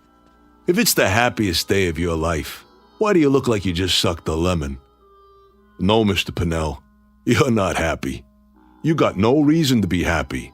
Believe me, I know. You got no reason at all. Of course I do.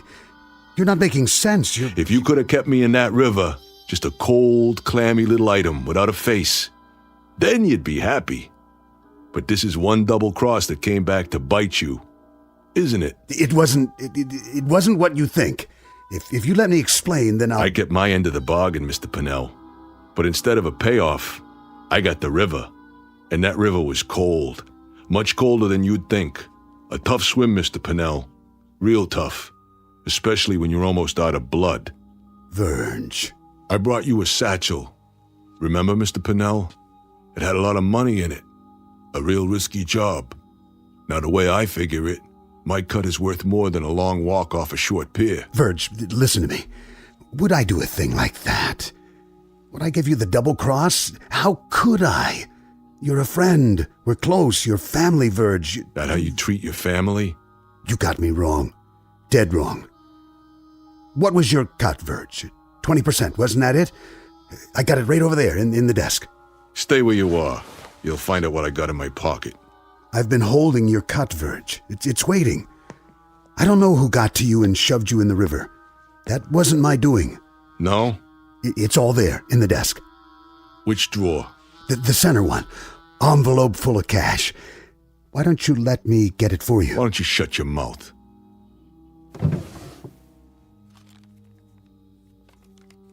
Go ahead, count it. This is mine? 20% of it. That's right. Same cut as always. And I always honor my contracts. But there's interest now. Interest? Sure. For floating face down in a river, I charge interest. For taking 3 holes in my belly, I charge more interest. That a problem for you? How much do you want? Well, if we add on the penalty, and then the extra penalty, it comes out to an even 100%. Okay by you? You have me at a disadvantage, Verge. Pleasure doing business with you. One question. Yeah? I have to know. Did somebody fish you out before you... Before I'd had it? Is that the question? Why, no, Mr. Pinnell. That's not the way it happened. That's not the way it happened at all. The truth is, I'm your worst nightmare. I'm a ghost.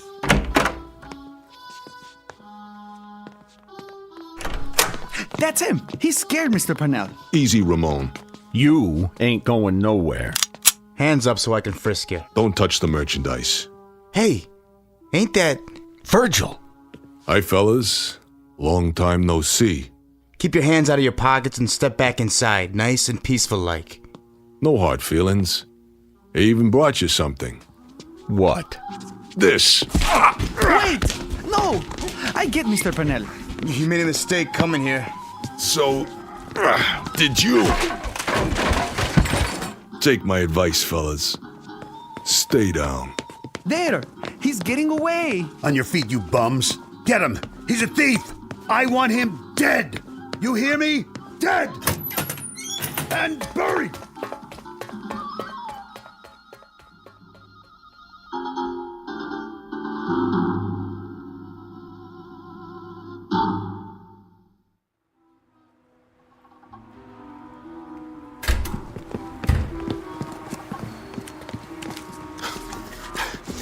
There he is!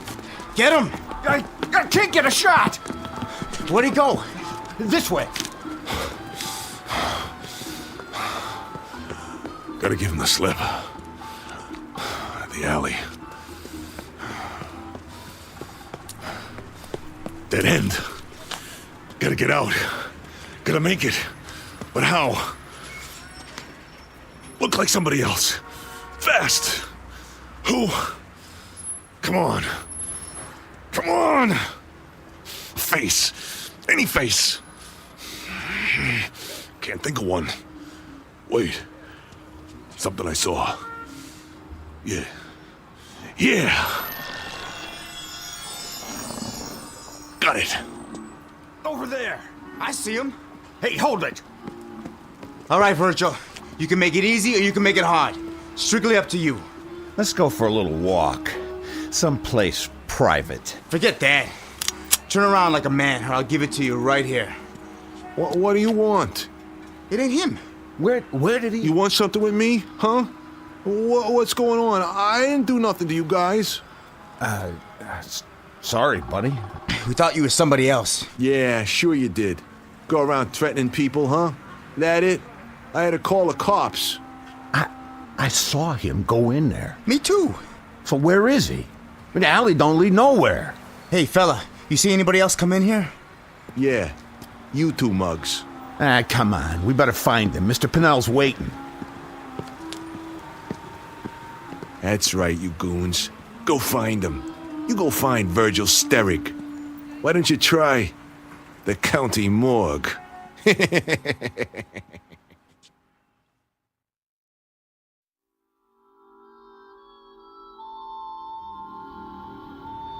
Newspapers, magazines. Help you, mister?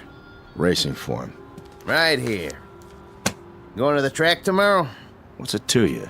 I'm just making conversation. You know, it gets pretty slow this time of night. So? Close up and go home. Well, I couldn't do that. Who'd be here for the morning edition? A lot of people count on me. You want the news? This is where you come. So, thank you, sir. Thank you kindly. Magazines, newspapers, cigarettes, candy. You see a guy come by here, Pop? And, which guy would that be? Black hair, long nose. Crooked at the end. I can't answer that. Hey. Look, a lot of people come by. I don't take their picture. Let's go check the bars. Yeah, good idea.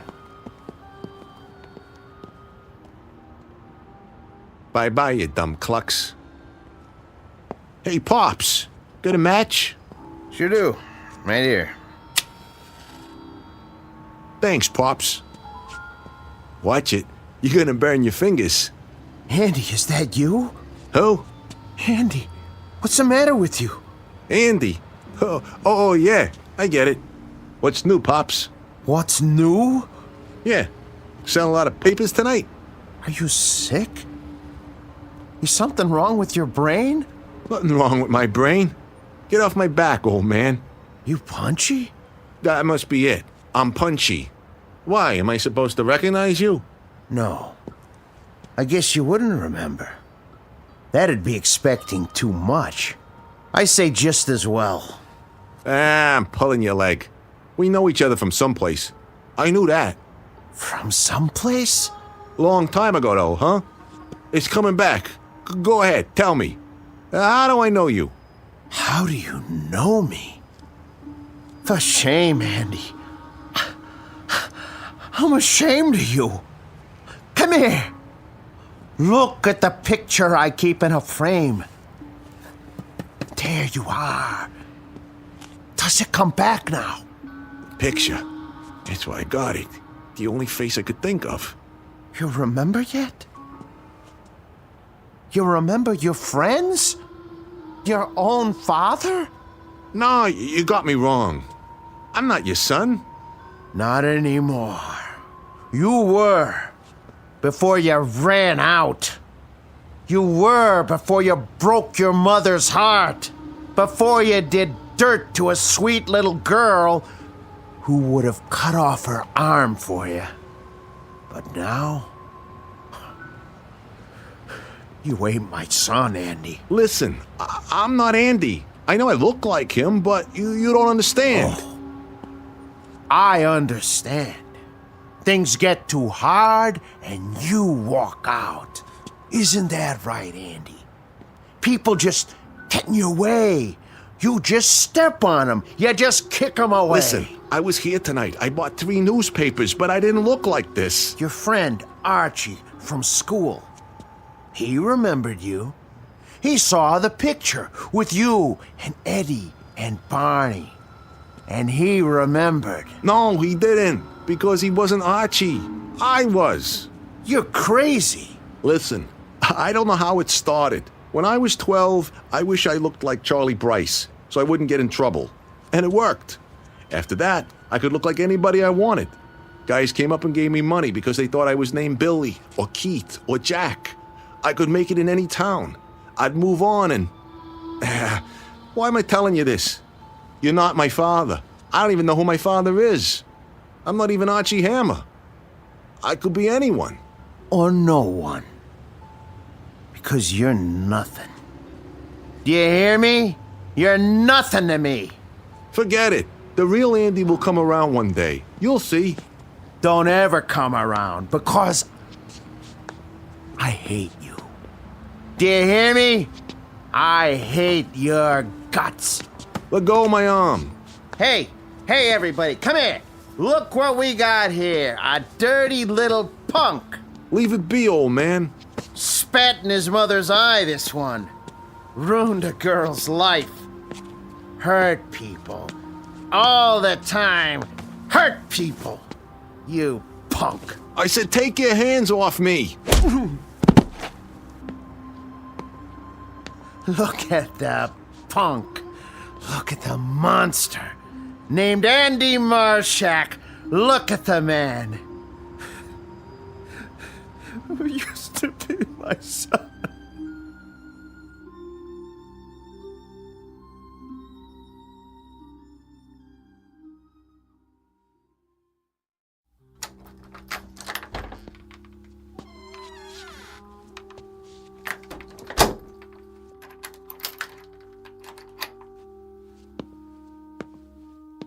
Now, let's try another face. Who's that handsome guy in the mirror? Why, it's Johnny Foster. Much better. Yeah? Delivery for Mr. Hammer. I didn't order anything. Not food. Then what? Flowers. I don't like flowers. You'll like these. Maggie. Yeah, that girl. Sorry, Johnny. You gotta go away for a minute.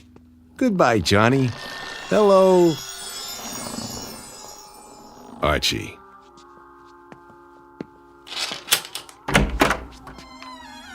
Where's the flowers? Archie Hammer of Detroit, Michigan. Never been there. Well, neither was Henry Ford. Let's step inside. You got a badge? Yeah. And a nice little warrant for your arrest. You're making a mistake.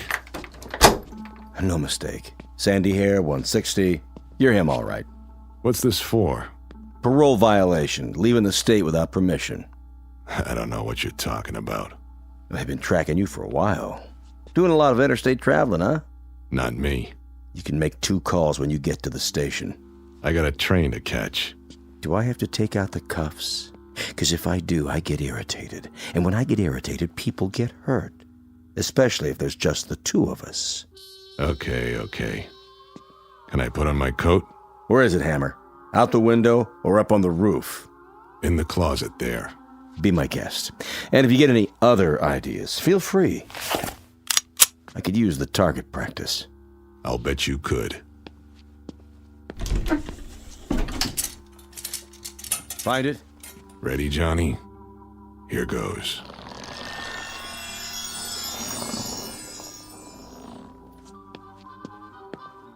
Officer, thank God. Where'd you come from? He shoved me in there when you knocked on the door. He's got a gun. What? He went out through the ventilation duct in the ceiling. Stand back. Come down, Hammer. You'll never make it. I'll have the building surrounded. Hammer! Hammer!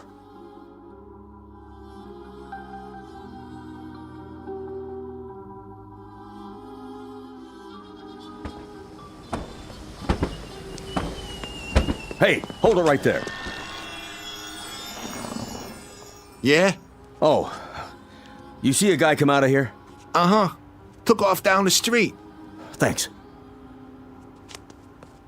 He went that way. Go get him.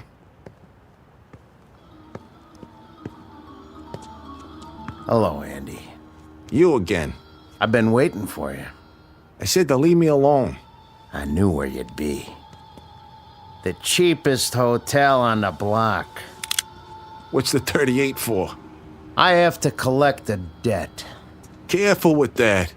You got a big debt, Andy. So many years for so many things. And now, you're gonna pay up. Wait a minute. Wait. I already told you, you got the wrong guy. I got the right guy. No, please. Please, listen. Put the gun down, and I'll show you. I'm not who you think. I'm not any of them. I'll show you. But I gotta concentrate. Put the gun down so I can think. I need to get a face in my mind. Any face. I know who you are. Wait. A father knows his own son. No. You don't understand.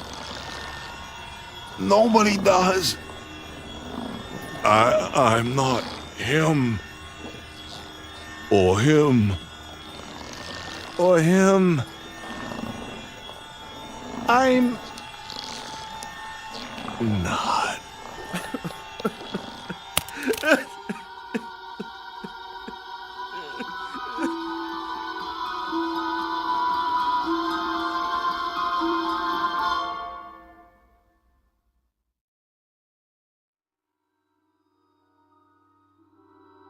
He was a cheap little man who checked in and checked out.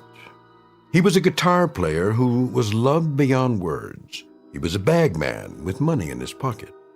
And he was an errant son who finally got back some of the agony he caused in front of a Fleabag hotel. He was all of them. He was Arch Hammer, he was Johnny Foster, he was Virgil Sterig, he was Andy Marshak. And all of them were dying.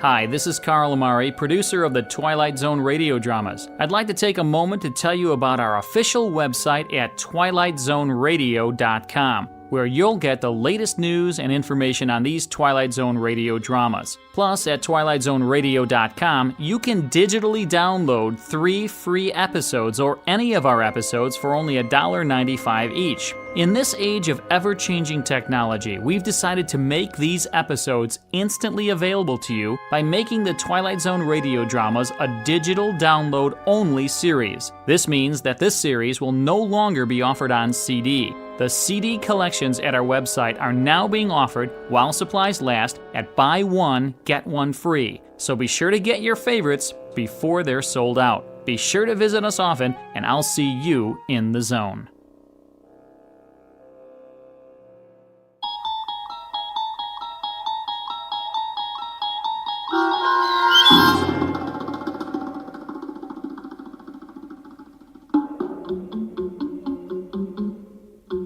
The Four of Us Are Dying, starring Eric Bogosian with Stacy Keach as your narrator, was adapted for radio by Dennis Etchison and written for The Twilight Zone by Rod Serling, based on a story by George Clayton Johnson.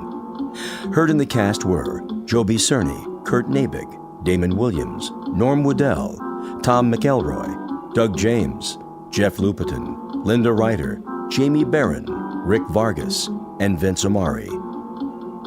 This copyrighted radio series is produced and directed by Carl Amari for Falcon Picture Group. Sound design and custom Foley effects for The Twilight Zone by Cerny American creatives Bob Benson, Craig Lee, Michael Slaybach, and Matt Sorrow.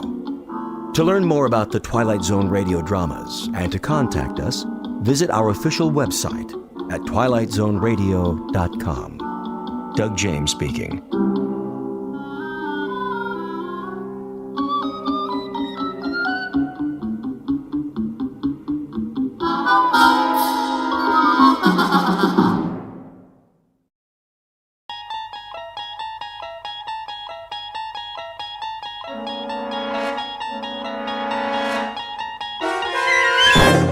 You're traveling through another dimension.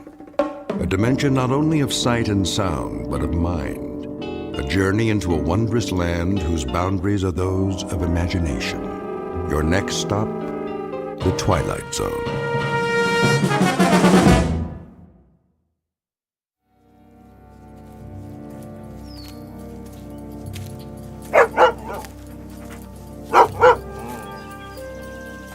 Hey, Rip, what you chasing? Ground squirrel, huh? Well, leave it be. I ain't got my squirrel shooter with me. Besides, we got plenty of work to do.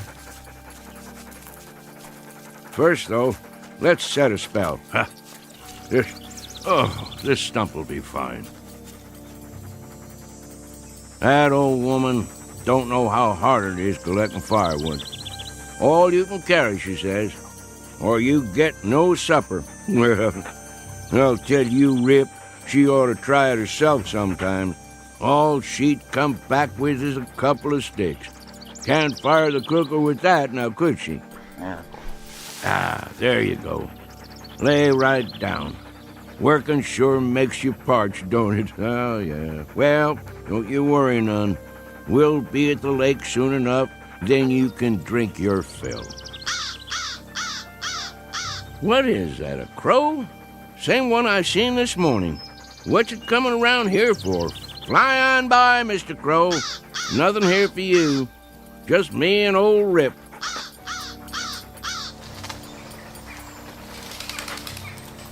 Hold on, dog, while I roll a smoke.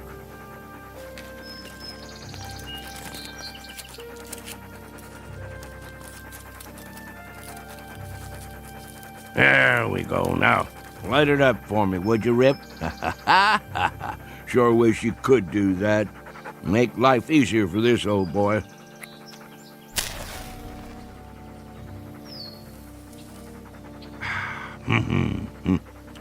Better get me another pouch in town. See if Earl has his rig hitched up. Of course, that old nag of his might not make it. Then we'll just walk the trail, won't we, boy? You and me, same as always. Come on, we better get on home before it's dark. Maybe we'll do us some coon hunting tonight. Would you like that? Sure you would. Well, let's go back to work. Where's that firewood, Rip? Go find us some now. Gotta get me a good armload. Easy, boy. What is it? What you got there?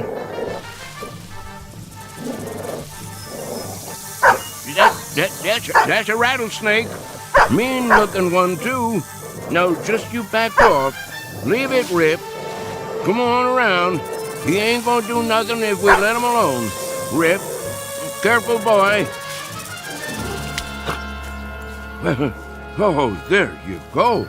Good boy. All done. By golly, you took care of him, didn't you? You broke his neck clean in two.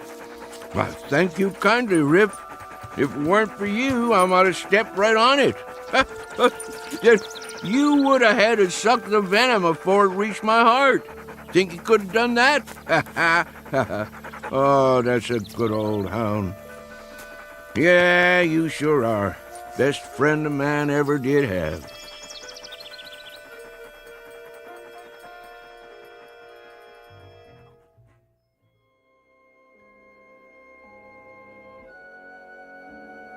An old man and his hound dog, whose name is Rip, on the way home to their cabin.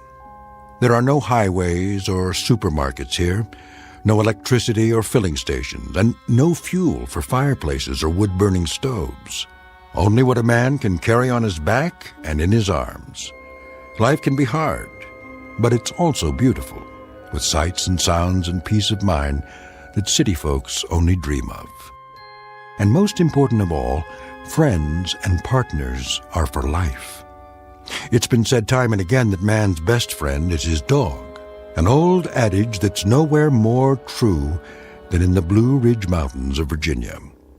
If all goes as planned, this particular man and his dog will soon be off for an evening's pleasure in quest of raccoon.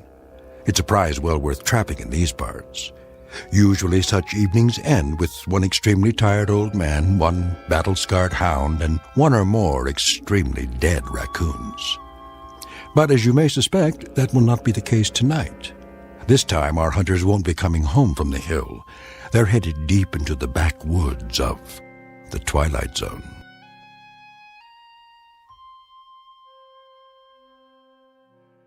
And now, The Twilight Zone and our story, The Hunt, starring Shelley Berman and Karen Black, with Stacy Keach as your narrator.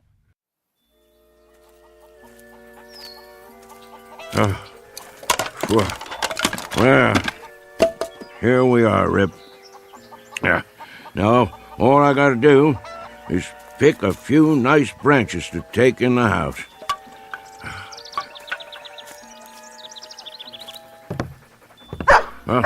Rachel, open up. What is going on out there? I can't get the door with my arms full. Hold your horses, old man. Rachel, I'm warning you. What's all the hollering about? You want your firewood or don't you? Oh, come on in with you then. You're gonna suffocate for lack of air one of these days. Why don't you leave that door open? Got to keep the dog out of the house somehow. Come on, Rip. Oh, no you don't. Trotting in here with his fleas and ticks. Old woman, don't let's start that commotion up again. When I go in the house, Rip goes in too, or I'm a-going somewhere else. Here, Rip. I've got a mind to move to the barn. Let you and the dog have the house to yourselves. Old woman, you're forgetting something. I never forgot a thing in my life. That's true, except when you want to. That dog saved my life more than once. Did it again today, too. I would have stepped right on a big old rattlesnake if Rip hadn't jumped the critter and broke his neck. I have to buy myself a divorce from you to get my way around here. Well, let the ornery animal come on in, then. And there's another thing. Don't talk about him like that when he can hear you. What? You heard me. Rip's got feelings, and I don't want him hurt. I'll let him in the house, and I'll feed him our table scraps, but I'll be switched if I'm going to start sweet-talking him. Old woman, you tickle me sometimes. And what does that mean? Since your memory is so good, when was the last time you got yourself kissed? If I figure right, it was sometime in the spring of 1900. And wait a minute, what was the year now? Then I figure you got one coming. Don't you come near me, old man. Yes, sir. I've been thinking about giving you a kiss for the last month or two. Ryder, sit down to your supper and stop talking silly. I mean it. There. I'll have my supper now, old woman. Old man? Yep. I never said this to you, but I do believe we have endured together powerful well. Near 60 years we've been married, ain't it? Come October 16th. It's a long time to travel together. Mm-hmm. I wouldn't have had it any other way. Thank you, old woman. Me neither. Here's your grub. Much obliged. Rip. Here's a little piece of meat to hold you for now. I'll feed the dog proper after supper. He ain't gonna be here after supper. Where's he going? Where I'm going. And where's that? Coon hunting. Ryder, I wish you wouldn't go hunting tonight. Why not? 3 nights ago, I saw blood on the moon. Ought to have been in bed, sleeping. Then you wouldn't have seen it. That's not all. 2 days ago, a bird flew in the house and lit on the foot of your bed. It scared the life out of me. Wasn't a crow, was it? No. A little brown bird. The kind I never saw before. One of these days I'll put up some screens. Keep the pesky things out. And last night... What about last night? I couldn't get to sleep. Laid there in my bed, tossing, turning, wondering, worrying. At midnight, that mockingbird in the lilac bush woke and sang 3 times. There you go, trying to spoil a good meal. Go ahead, eat. I'm almost finished. Not going to spoil a good hunt, though. I'm going anyway. Them signs don't bother me at all. They bother me. Well, don't let 'em. I can't help it. You should listen to me. Women folk know these things. And I know I don't aim to start thinking about dying till I'm 100 years old. I come from a line of long livers. Wouldn't be surprised if I lived so long they have to shoot me to get rid of me. Where's my shotgun? Ryder, please. Come on, Rip. We got man's work to do.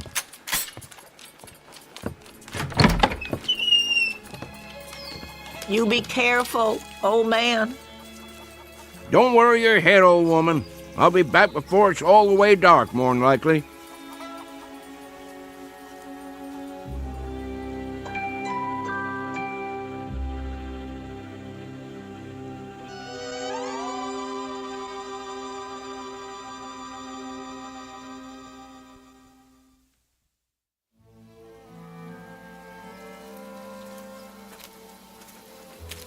Smell him out there, Rip?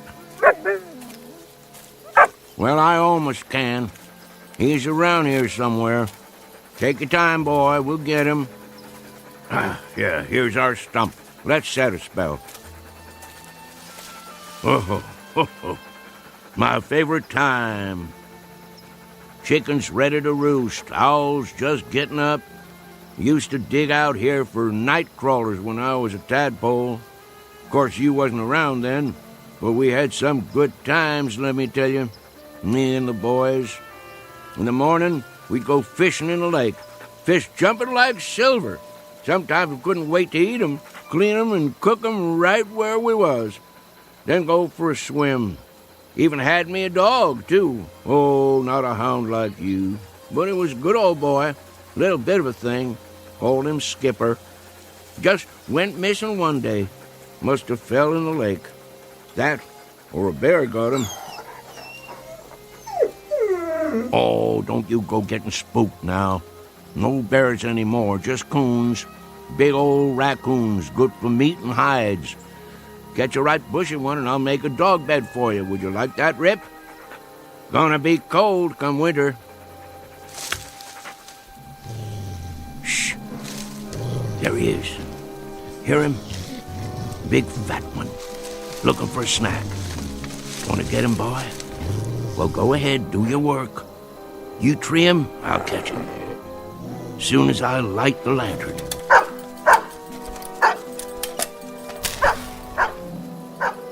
I'm coming, Rip.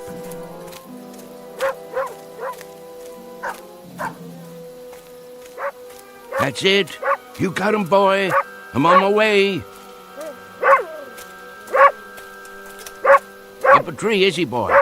Yep, he must be. Let me shine the light and have a look. Rip, I don't want to doubt your word, but there ain't no coon up there. Nope. If there was, I'd see his eyes in the dark, big as $50. Tricked you, didn't he?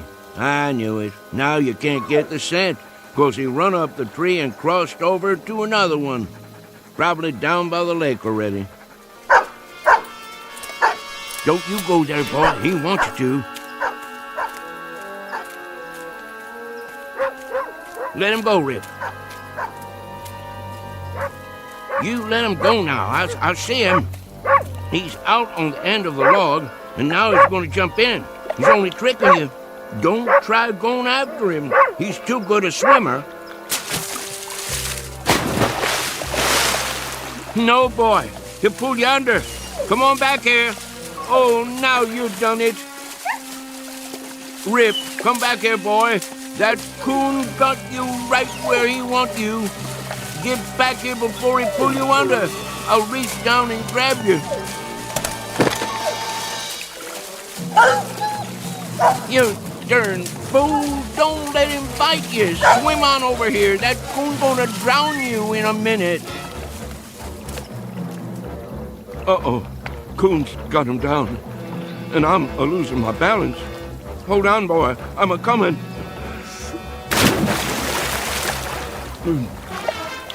Rip.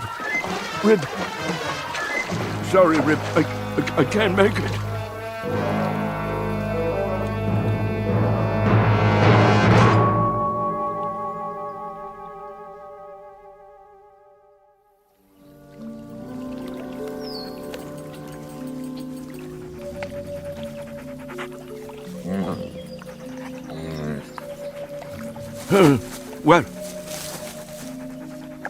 Well, what do you know, Rip? We made it after all. Guess I could swim better than I thought, and you could too, even with an old coon dragging you down. Did you pull me out, or did I pull you? By golly, take a look, moaning already.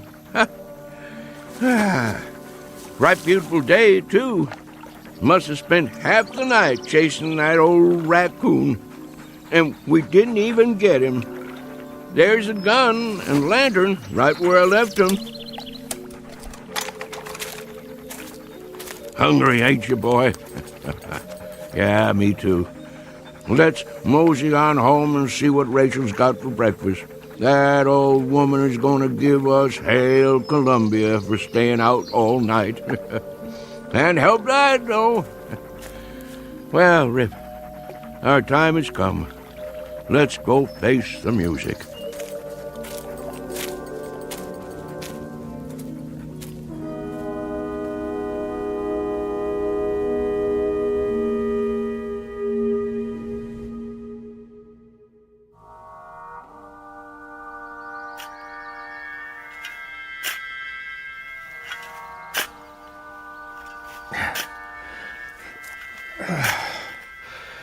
Well, that should about do it. Do what? Deep enough, I figure. Let me see. Man, that hole ain't more than 4 feet. So what? So you can't bury nothing in there? Sure you can. Box will fit. Won't fit proper. Wesley, it's a coffin, you know?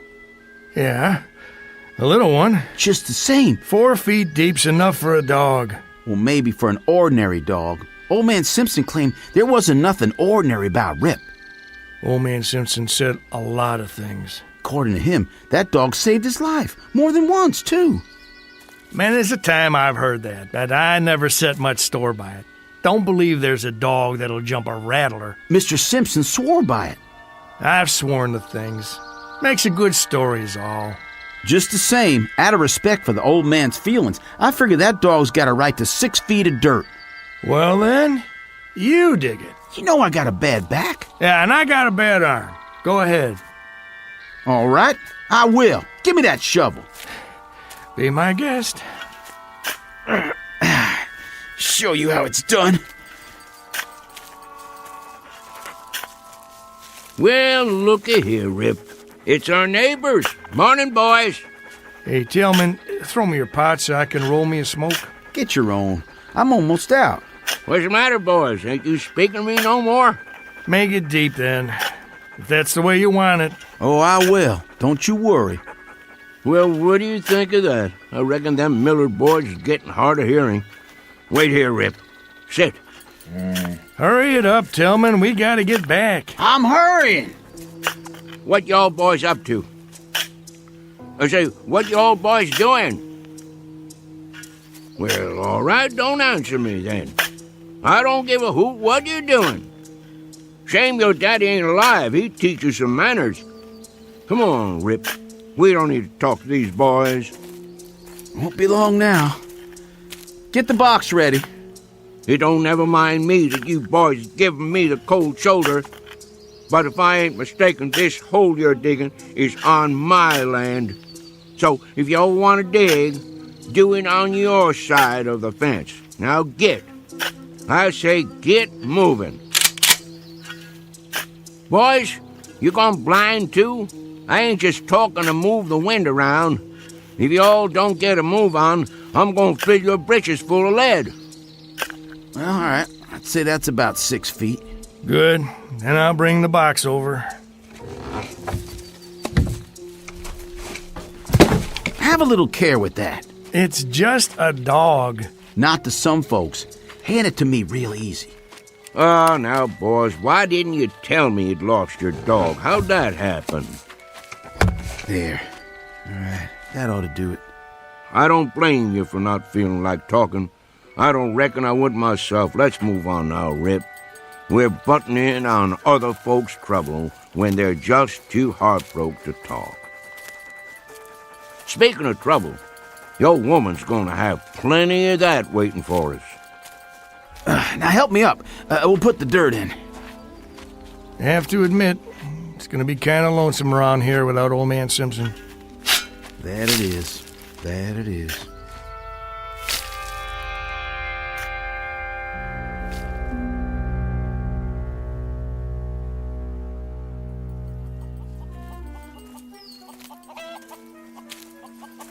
Where is she? Looks to me like maybe we've had a stroke of luck, Rip. Could be that old woman is still asleep. Hadn't even done the washing yet. Well, we'll just walk in big as you please and see what comes next. Wait a while this time, boy. Just for a minute. Let me clear the way.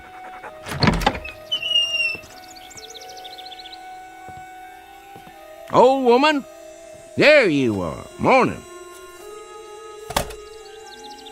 What are you sitting in a rocking chair for? Taking a rest already? Huh. Got your long dress on, too.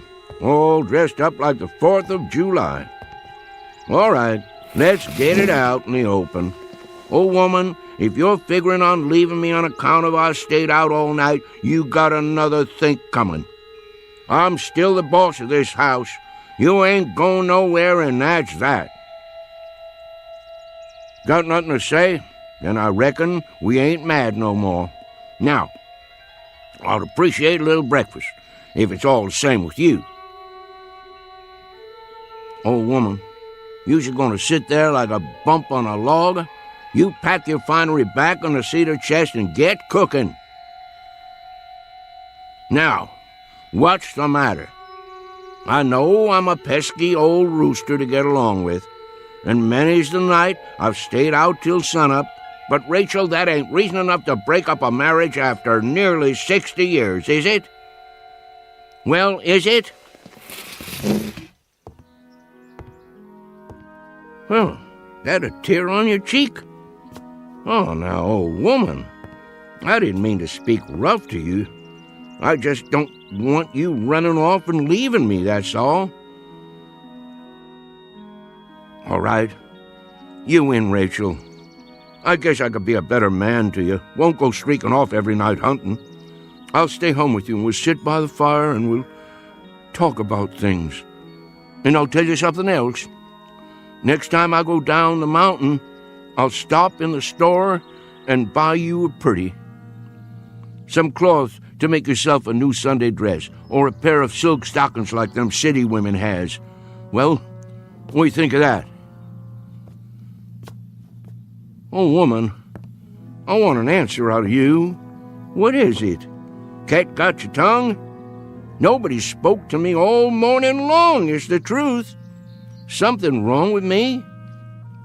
I passed the Miller boys on the way home a while ago, and they acted just about the same way you're doing. Rachel, you can see me, can't you? Woman, what in tarnation is the matter with you? Huh. Who'd be coming to see us now? Mrs. Simpson, may I come in? Yes. Reverend Wood? You sure have come at a time of need. Mighty glad to see you. Something's wrong with my old lady, and I can't figure it out. Seems to me in a daze or something, near as I can tell. The Lord be with you, sister. Amen, brother. I appreciate your coming. Even though he didn't belong to the church, just never could get him to go. I realize Brother Simpson wasn't a religious man, but I figure he's still entitled to a Christian burial. Now just hold everything. Let's not get too far down the road here. If anybody's giving Brother Simpson a Christian burial, they'd better ask Brother Simpson how he feels about it. I've been sitting here, trying to figure it all out. I'm sure you have, with a word close at hand. I've got the good book right here, but I can't work this out. It don't make sense somehow. And just last night he was sitting there at the supper table. I begged him not to go. You did all you could, sister. There's been omens. I've seen signs. But he went. Why'd he have to go and do that? Can you explain it to me? The Lord works in mysterious ways. Rachel, listen to me. There's been some kind of misunderstanding. Somebody's pulled the wrong switch. Me and Rip ain't going nowhere. I'm right here. Rip's out on the porch. Miss Rachel? That you, Tillman? Yes, ma'am. Thank you for coming. What is the matter with that dog? Rip don't take kindly to people coming right on in, but it didn't so much as make a sound. If you're ready, ma'am. Hello, Wesley. Ma'am. Where's the... I mean... Give us a moment, son. No need putting it off. He's in the other room. What are you talking about? Who is? Yes, ma'am. We'll treat him right careful. Don't you worry. They're good boys. He's in good hands. And now, if you're ready, may I offer you my arm? Oh, Reverend, it's all happening so fast. Don't take on, old woman. It's just a dream. Has to be. We'll wake up in a little bit and everything'll be like it ought to be. You'll see. Careful, Wesley. I got my hand. Not too fast. That's a mighty big box. What y'all boys got in there, huh? Watch the door. It'll fit. What y'all taking outside? Mrs. Simpson, I'm afraid it's time. If you're ready. Reverend, if I could just get through this day, for his sake. I asked you a question. What's in the box? Come on, Rip. I've got to see where they're going. Something's up all right. Something mighty big, if you ask me.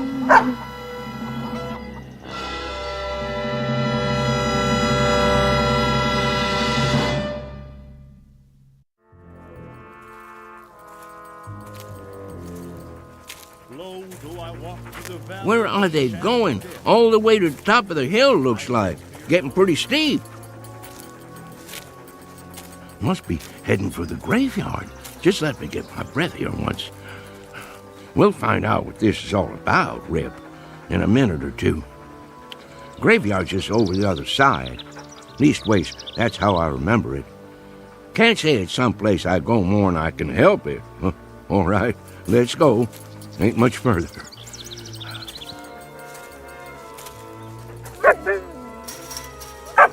Well, will you look at this now? Who in tarnation built a fence up here? No call to do that. Don't know why they would have bothered. Can't even see the sun over there anyway. Just fog coming down from the top of the hill. How'd Rachel and the Reverend and the Miller boys get through? Gotta be a gate or something. Rip, I don't know what to tell you.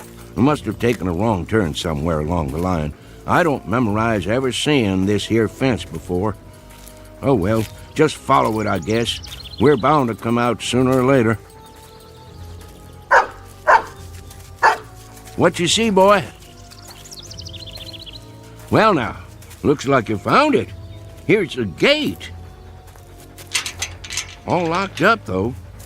Chain and everything. Hello? Anybody home in there? Howdy, neighbor. Oh, howdy. Think you could open this for me? Sure enough. Wasn't expecting nobody this morning. Don't let me put you in no trouble, friend. Seems like I lost my way. Everybody says that at first. Easy to do. Who put this gate up, anyway? The owner. The owner? Well, who's that? He don't like to use his name. Make him sound high and mighty. What's your name, friend? Simpson. Hyder Simpson. Ah, yeah. Think I heard of you. Just let me check it in my book here. I belong to that bunch of Simpsons over on Wales Mountain. Lived there all my life. I got it. Yep, you're on the list. Guess you can't see it from here, though. Rip and me, we traveled a far piece. I don't never recollect coming so far we couldn't see the top of Wales Mountain. And how old are you, Mr. Simpson? Well, sir, can't say exactly, but I've been walking the earth for more than 70 years now. Arrived at the gate 10:45 a.m. Nice watch you got there. Thank you kindly. It's none of my business, friend, but could I ask you something? Oh, go right ahead. What are you writing down in that book? Oh, this and that. You know, for the record. I just need to know one more thing, Mr. Simpson. And that would be? How'd you die? I was born with a cheap set of ears, friend. I ain't sure I heard you rightly. I said, how did you die? Well, who claims I'm dead? Oh, there ain't any argument about that. You wouldn't be here if you wasn't dead. Then let me pinch myself. Man, that's solid flesh and bone. Want to feel it? Now think back, neighbor. Well, now, my memory's none too good lately. What did you do last night? In your own words. Well, that's an easy one. I'll tell you exactly what I done. Me and Rip left the house long about supper time. Rip, he picked up a coon trail right away, and wouldn't you know it, just like a coon, he headed for water. And Rip didn't do a thing but go in that water after him. I see. Just about that time I got there, and I moseyed out on this log, and, say, let me ask you something else. Sure thing. What's on the other side of this gate, anyway? Must be pretty all-fired important if you keep it locked up. Well, you see that pasture right up there? Yeah? They call it the Elysian Fields. You don't say. Mm-hmm. You cross that and you come to the Golden Street. And that takes you to the Celestial Palace, where the old master's got his headquarters. You wouldn't be pulling my leg now. Why'd I want to do that? Then I take your name to be St. Peter. I keep the gate, that's a fact. I'm proud to meet up with you. Well, just as proud to have you here, neighbor Simpson. Something wrong? I was just listening. To what? I thought they did a lot of singing and dancing in heaven. How come I don't hear no music? 'Cause you're on the outside. Minute you step inside the gate, you'll hear your favorite hymn. Don't much care for hymn singing. Favorite guitar music myself. Well, don't stand out there in the cold, cold world. Come on in and reap your heavenly reward. You've sure earned it. Mighty nice of you. Rip? Hold on, neighbor Simpson. You can't take that dog in here. And why not? It ain't allowed. Ain't no fleas on him. That don't make no never mind. He can't go in. How come? This here is folks' heaven. There's another place we can put him in, up the road a piece. You just tie him up to the gate, and I'll walk him over there a little later on. If that's how it is. Well, where do you think you're going, Mr. Simpson? I thank you all the same, but I don't reckon in there's any place for me.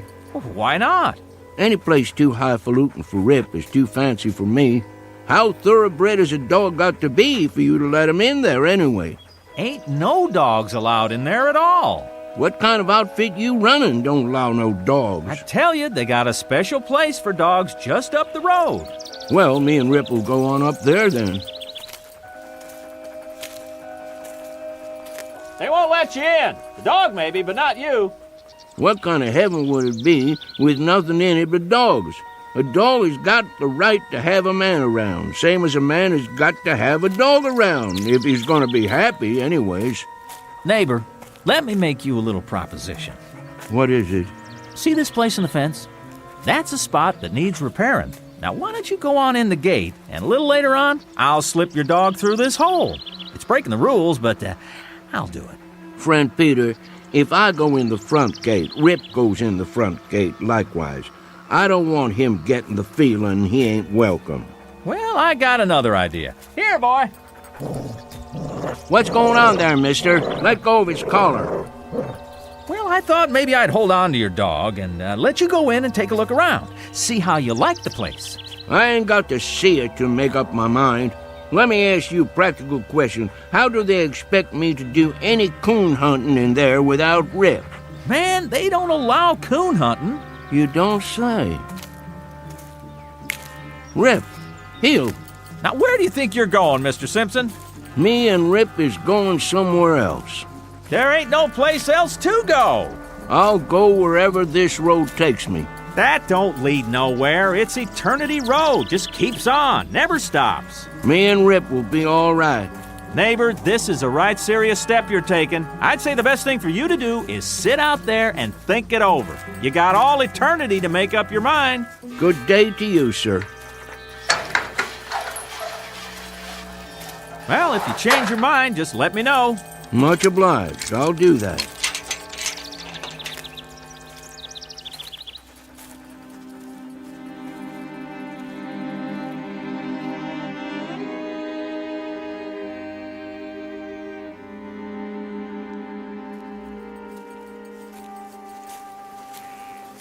Eternity is a powerful long spell to go without a coon hunt, ain't it, Rip? Now, don't you go off your feed nor nothing over this. It wouldn't surprise me that if I sneak inside there and talk to the judge or somebody, I might be able to get you in. Don't you trouble your head over it the least little bit. We'll figure out something. Wonder what kind of tea party they keep in there anyway. Must be lots of city folks. They'd be the ones to outlaw coon hunting. Rip, I don't want you to take this thing to heart now. Sure, I'd like to walk that golden street, and there's some folks I always hoped I'd see again, but by mudhole, I ain't a-gonna leave you. They can sit in there a-tootin' their harps or whatever they do for relaxation, but you and me stays together, same as when we was traveling down below. At least we ain't all by ourselves on Eternity Road. Howdy, son. I'm looking for Mr. Hyder Simpson and a hound dog named Rip. That's us, son. I figured it was. Well, if you and Rip's all set, we might as well mosey along to heaven, Mr. Simpson. Like I told that other fella behind the fence, I ain't gonna set foot in heaven without Rip. Oh, you didn't get messed up with nobody in there, did you?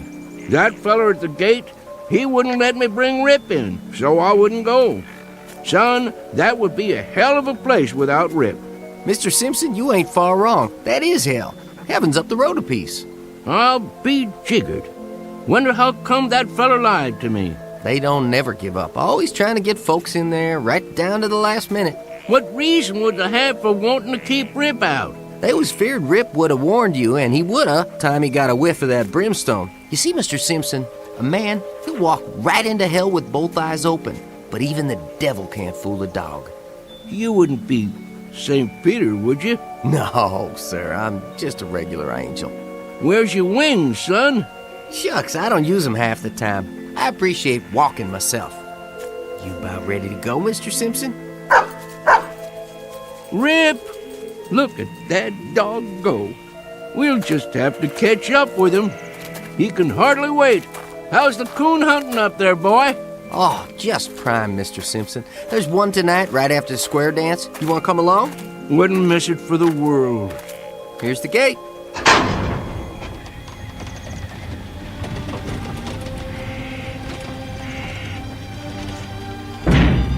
Mighty nice one it is, too. Welcome to heaven, Mr. Simpson. Thank you, son. I'm right proud to be here. Let's go, Rip.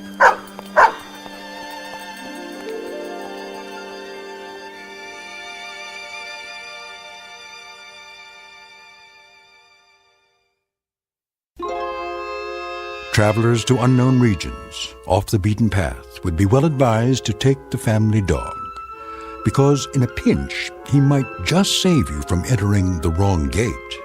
At least, it happened that way once in a particularly mountainous area of the Twilight Zone. More from the Twilight Zone after this.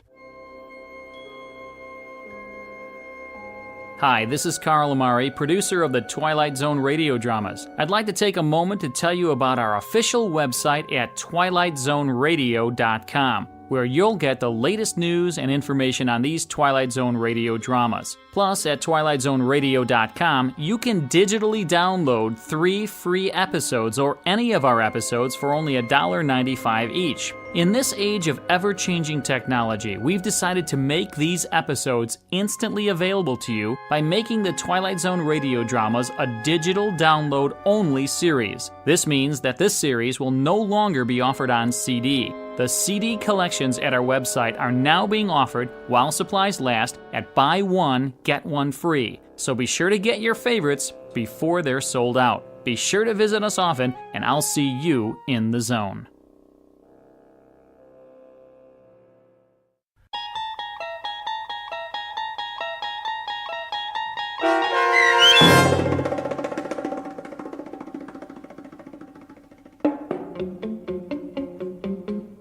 The Hunt, starring Shelley Berman and Karen Black, with Stacy Keach as your narrator, was adapted for radio by Dennis Etchison and written for The Twilight Zone by Earl Hamner Jr.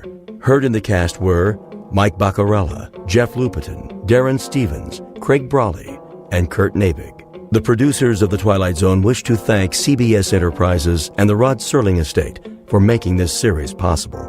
This copyrighted radio series is produced and directed by Carl Amari and Jeff Lupetin for Falcon Picture Group and Westwood One. Sound design and custom Foley effects for The Twilight Zone by Cerny American creatives Bob Benson, Craig Lee, Matt Sorrow, Tim Cerny, and Todd Beyer. To learn more about The Twilight Zone radio dramas and to contact us, visit our official website at twilightzoneradio.com. Doug James speaking.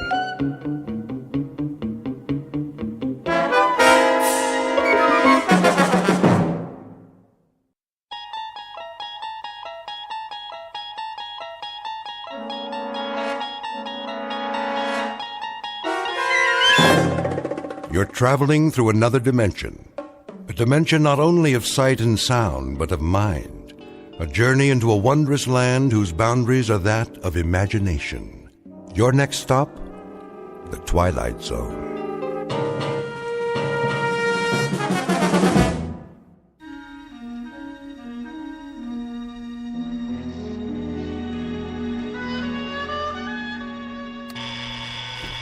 Blasted alarm. Let me sleep. Oh, all right, I hear you. It's 7:01 on a beautiful spring morning. What's so beautiful about it? And this is Mike Munn, here with some more sunshine music on your favorite listening station, Radio K-Rand. Oh, you shut up. So, whether you're on the way to work or just waking up, relax. We'll be with you all day long, bringing you melodic masterpieces around the clock. Off, I say. I did not set this radio to go on at all. And before we start another set of timeless hits, here's a special message for one of our favorite listeners, Bartlett Finchley. What? Mr. Finchley, we know you're out there, so put on a happy face. Take some time to smell the coffee, and remember, we love you madly, but we'd love you even more if you'd get out. Nobody wants you here, so you may as well pack up and get out now. We'll see about that. Of all the outrageous gall.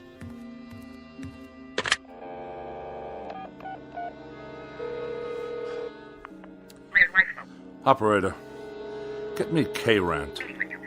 Yes, the radio station. No, I don't know the number. Kindly dial it for me. If you can spare a moment from your crossword puzzle. K-Rand, how may I direct your call? Connect me with Mike Munn. I beg your pardon? Munn, your asinine disc jockey. I'm sorry, sir, but there's no one here by that name. Of course there is. I just heard him on the radio. He took it upon himself to broadcast a personal insult directly and specifically aimed at me. We play all music all the time, sir. Do you know who you're speaking to? This is Bartlett Finchley. Yes, Mr. Finchley? And I will not be addressed in such a manner, on or off the air. Of course not, sir. Which manner? I'm sure you know full well what I'm talking about. The airwaves are licensed by the Federal Communications Commission, and they are not to be used for personal messages. I'm sure the FCC will be most interested in these blatant violations. They'll pull your license so fast it'll make your empty head spin like a top. But we don't have disc jockeys. We don't broadcast any messages at all. Only beautiful music 24 hours a day. Plus commercials, of course. Let me speak to your station manager. Yes, sir. Please hold. And don't you dare place me on hold, you high school dropout. Oh, for the love of... I don't have time for this nonsense. I will not have it. I'll write a blistering letter to the FCC that will knock this rinky-dink station off the air. Hello? I want to file a complaint. A very, very serious complaint about your broadcasting policies. Come off it, Finchley. What did you say? Get off your high horse and give it a rest. Or you're out of here. You low-life nincompoop. How dare you address me in that fashion? I'll have you fired on the spot. What is your name, you cretinous subhuman? Don't you hang up on me! Hello? Hello? Hello?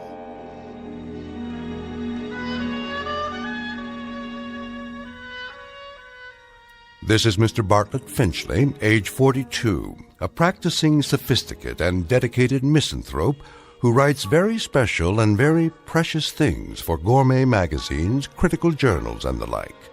He's a bachelor and a recluse with few friends, only devotees and adherents to the cause of tart sophistry. He has no interest save whatever current annoyances he can find to occupy his mind. He has no purpose to his life, except the formulation of day-to-day opportunities to vent his wrath on the mechanical contrivances of an age he abhors. In short, Mr. Bartlett Finchley is a malcontent, born either too late or too early in history, and who in just a moment will enter a realm where muscles and the will to fight back are not limited to human beings. Next stop for Mr. Bartlett Finchley, the Twilight Zone. And now, The Twilight Zone, and our story, A Thing About Machines, starring Mike Starr, with Stacy Keach as your narrator.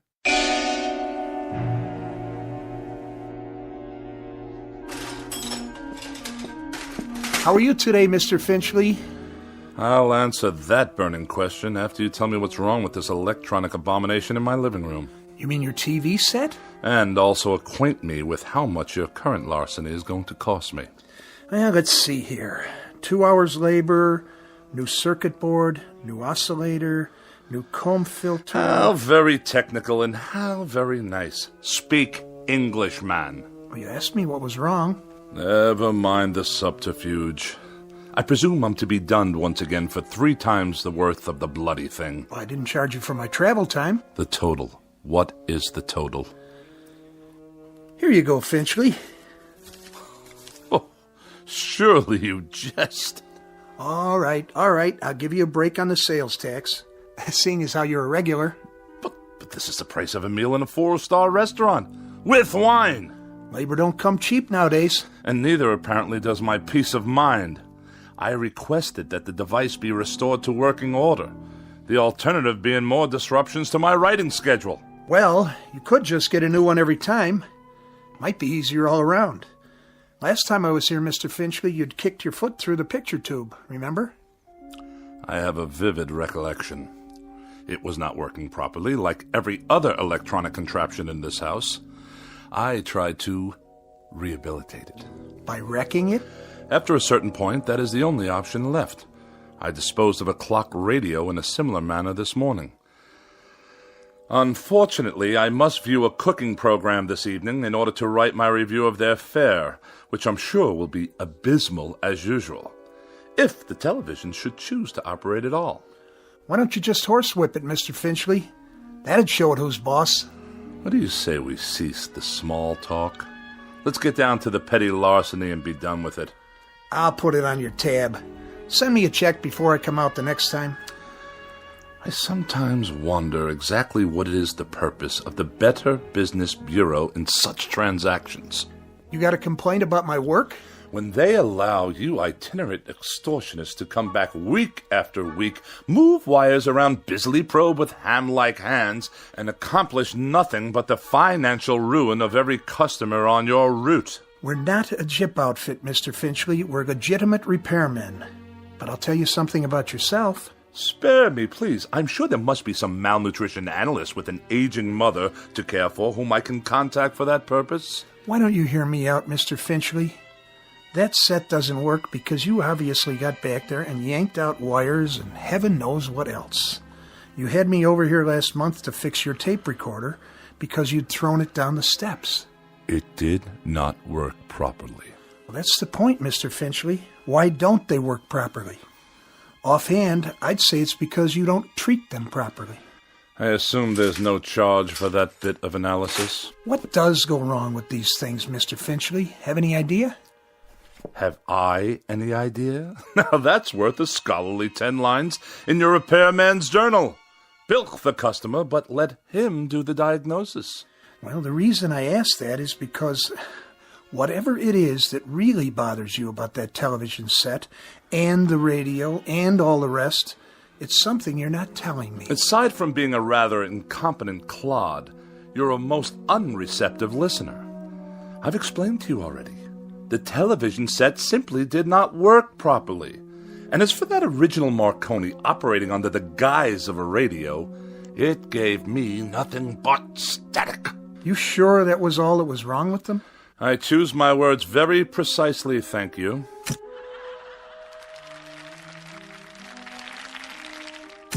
Well, there you go. TV's okay again, for now. I'll send you a complete bill, Mr. Finchley. Of this I have no doubt. Finchley, what is it with you, anyway? With me? Well, with you and machines, that is. Any type of machine, as far as I can tell. Just curious. You don't have to tell me if you don't want to. If it's something personal. I will file that idiotic question in my memorabilia, to be referred to at some future date when I write my memoirs. You will fill one entire chapter. The most forgettable person I have ever met.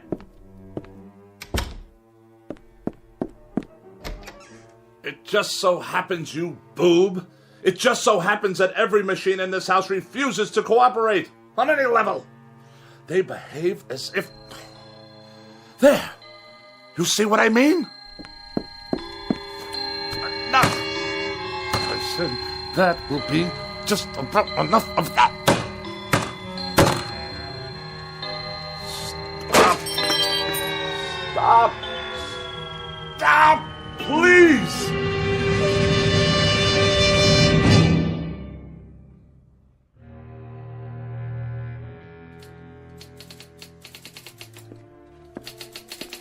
Miss Rogers? Yes, Mr. Finchley? Let me see the pages. Yes, sir. Is that all you've done? That's all I've done. 2 articles and 1 column, almost completely retyped, 40 pages in 3.5 hours. That's the best I can do, Mr. Finchley. It's that idiotic gadget of yours, humming and clicking away. I suppose it's about to break down, too. It's perfectly fine for a typewriter if you'd let me use a word processor. My words don't need processing. They've already been diced and sliced by the most perfect processor known to man, the human brain, which in my case comes with a great deal of priceless expertise. But a computer would increase the speed. I wouldn't have to worry about ribbons, correction tape. The solution to that, Miss Rogers, is increased accuracy. I'm extremely accurate, Mr. Finchley, and it's not my speed that's the problem. This is an old-fashioned, out-of-date technology. If you'd allow me to bring a computer in here... Oh, no! Not in my house.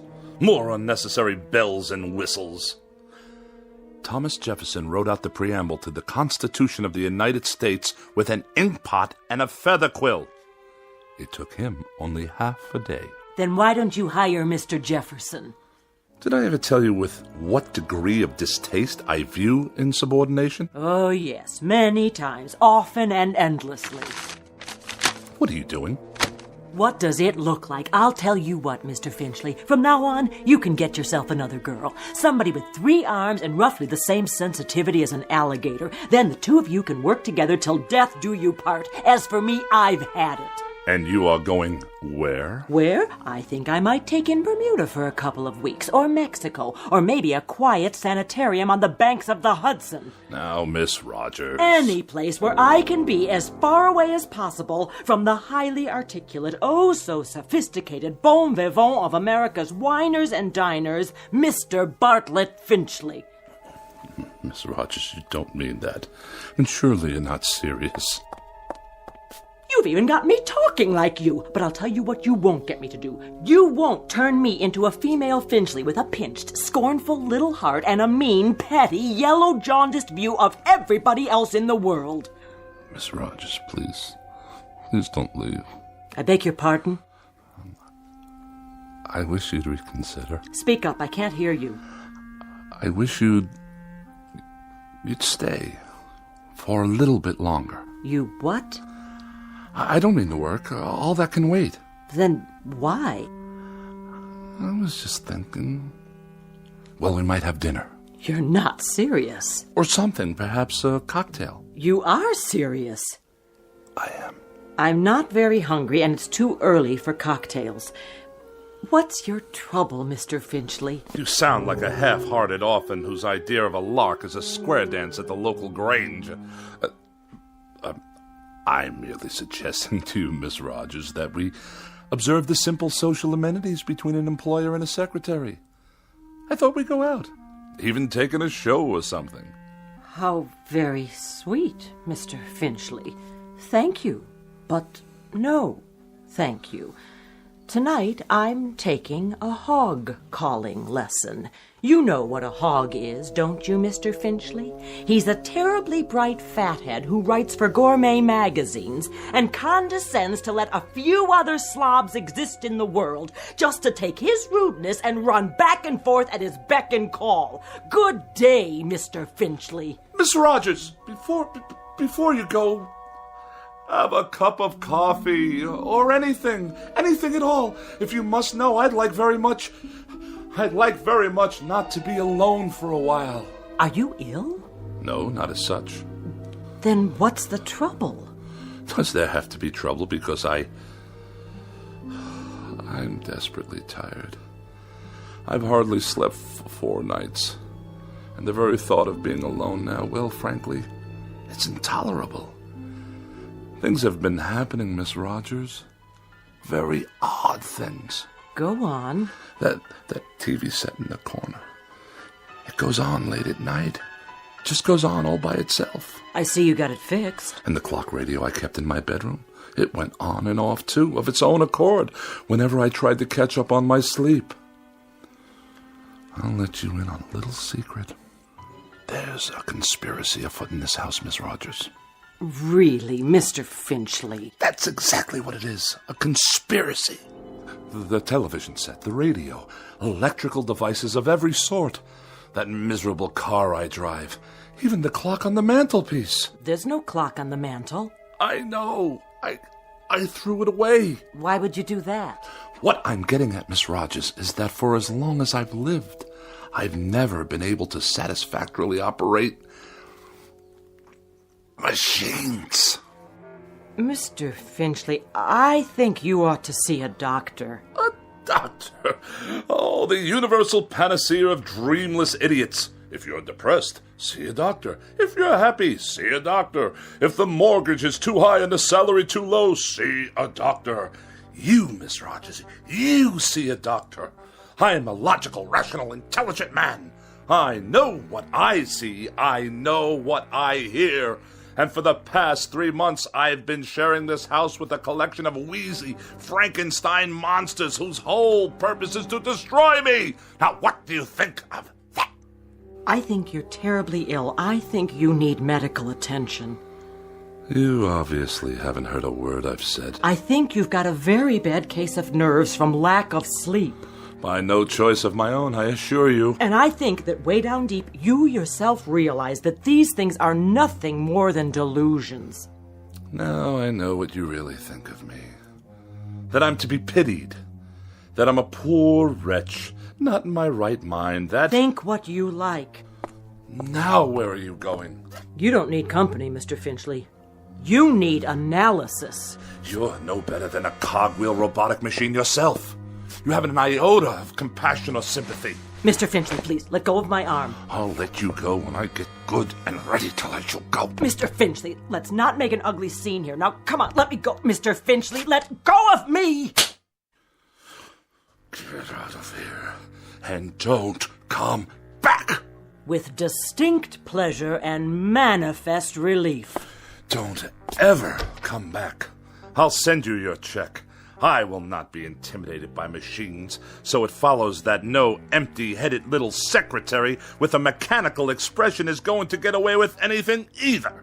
Mr. Finchley, in this conspiracy you're suffering, this mortal combat between you and the appliances, I hope you get licked. Good riddance! What? More typewriting? Oh, you think you'll turn yourself on any time you feel like it, do you? Let's see what you've written. Get out of here, Finchley. Get out of here, Finchley. Who are you to tell me to get out of my own house? You're a machine, a silly machine, an inanimate object. All right, that's it. This is war. You're not going to intimidate me. Did you hear what I said? You're not going to get away with it, you machines.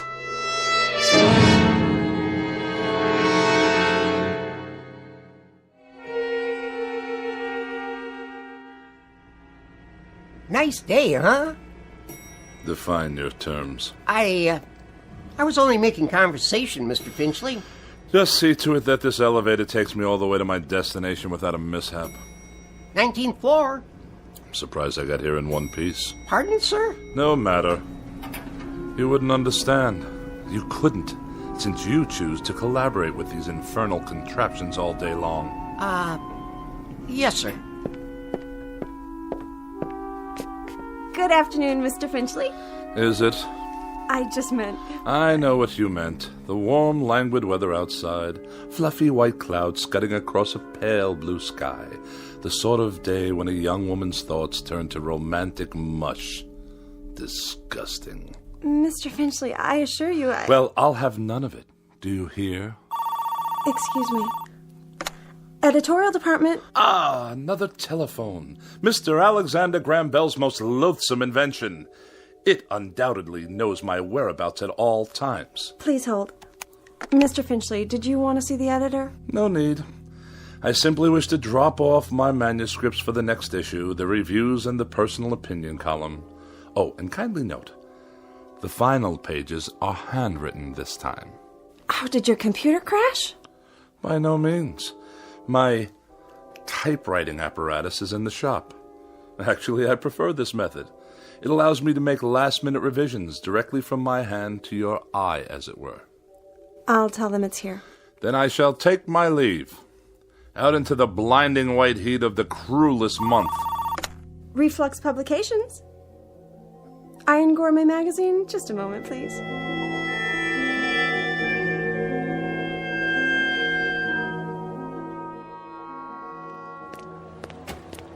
You there! Why are you touching my automobile? I'm writing you a citation, sir. For what reason? Overtime parking. What? The meter ran out. That's impossible. You can mail in the fine or pay in person. There's something wrong with the meter. Surely you can see that. I see a red flag. That's a violation. But I deposited the correct coins. Maybe you did. Just not enough, that's all. On the contrary, I've been gone for 13 minutes. I inserted coinage worth exactly 30 minutes. Well, it doesn't look like it. Then the meter's not working properly. Take it easy. You don't want to break city property now, do you? It's already broken. Definitely and absolutely. It runs too fast. Any fool can see that it did not register a full 30 minutes after swallowing my money. If you want to contest it, court hours are 8 to 5, plus night court on Tuesdays and Thursdays. This is a gross miscarriage of justice. I'm just doing my job, mister. Here's your citation. Have a nice day. One more mechanical abomination designed to make my life a living hell.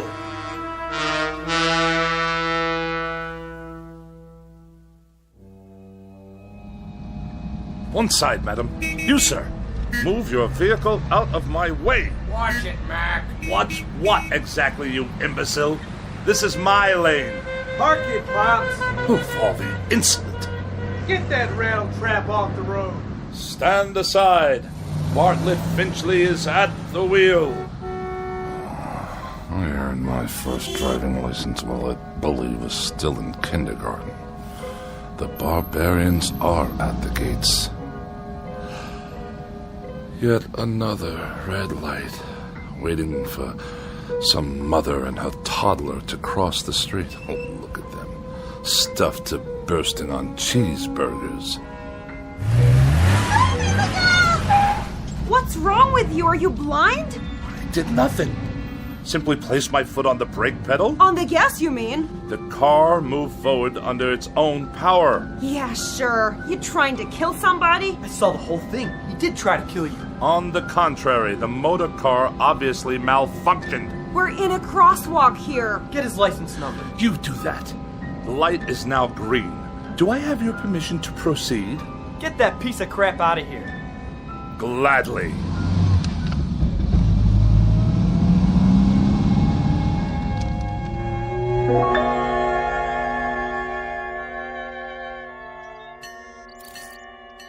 Pardon me, attendant. If I may be so bold, Yeah. when will you be finished with the repairs? On the old four-door? Soon, I trust. You've had more than enough time. Right. It's parked over there. Ah, my congratulations. And now for the bad news. What is this going to cost me? Nothing. For a brake overhaul? You mean no charge for the labor?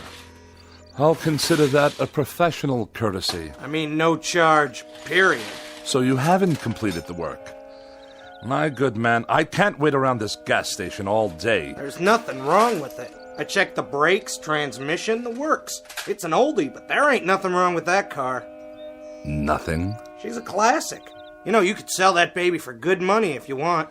But I distinctly felt the machine roll forward under its own volition. All the same, it's working perfect. Real cherry set of wheels you got there. I know a collector looking for something like that. I'll give you, say, $900. $900? The hubcaps cost more than that. Okay, $1,000. Give me the keys. If you say so. Here you go, Mr. Finchley. But she's not gonna last forever, you know. You ought to get back what you put into it. Buy yourself a nice new car. If you can hang on a minute, I'll call the guy. And waste even more of my precious time? Good day.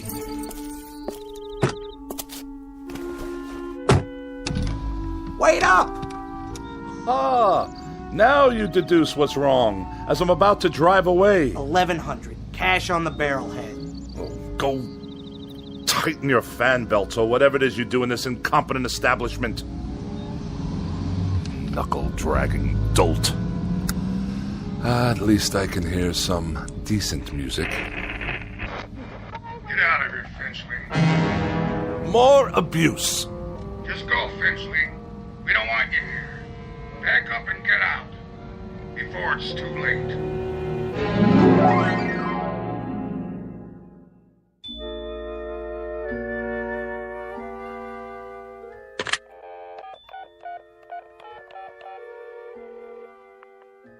Miss Moore, please? Oh, is that you, Agatha? Bartlett Finchley here. Yes, my dear, it has been a long time. Too long. Which indeed prompts this call. How about, dinner this evening? Yes, with yours truly. Why, at the restaurant of your choosing, of course. Oh, no, you're quite mistaken. There are establishments that meet my standards. In this city, well, I'm sure there are. Well, it is short notice. But yes, I see. Some other time, then? I'll call you again. You have my pledge on it. Not at all. Good evening to you.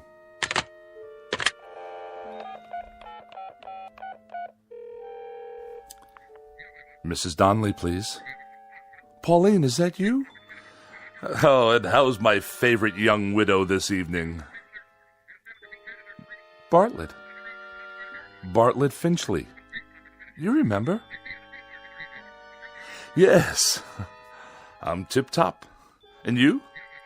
Splendid. Say, listen, Pauline, I was wondering, sort of spur of the moment and all that, but oh... I see. I see. Yes, perfectly. That's quite all right. No, I hadn't heard the good news. Well, I'm delighted for you. Truly delighted. In June. I'll send you a wedding gift. Of course. Good night. It's the telephone. I'm sure of it. Distorting my voice, twisting my words. What other explanation is there? An army of forces dedicated to embarrassing me, inconveniencing me, and generally making my life as miserable as possible.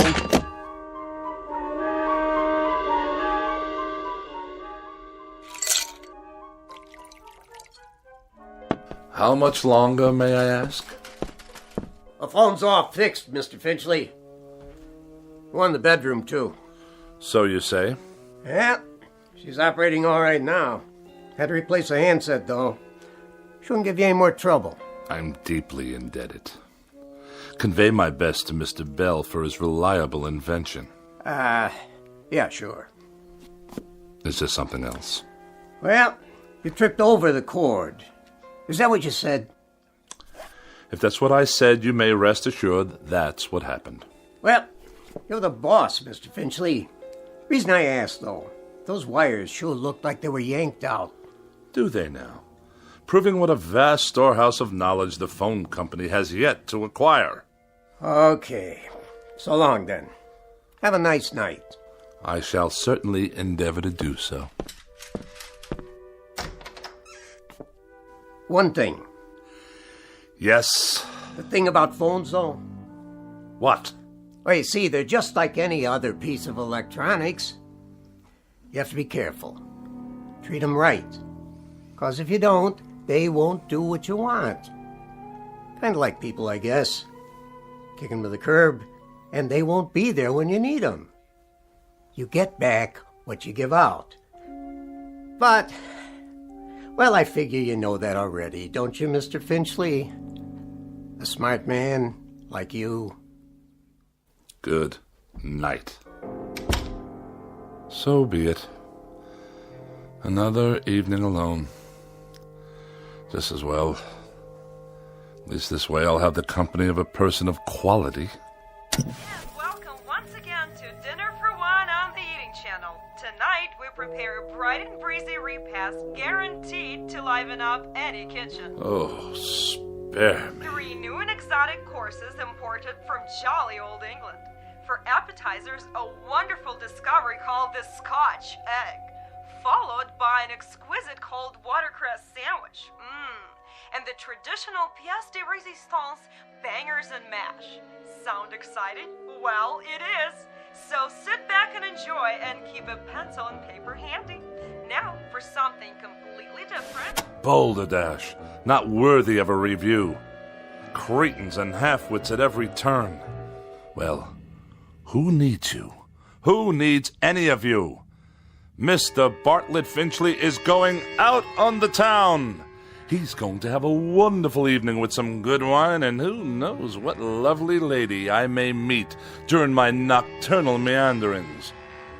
Who knows indeed?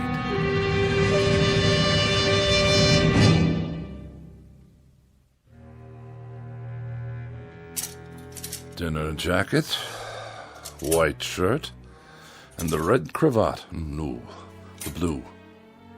Or perhaps the polka dots. Yes. This will do. Now for a quick shave before dressing. Who do I see in the mirror there? Who can that attractive man be? Don't tell me.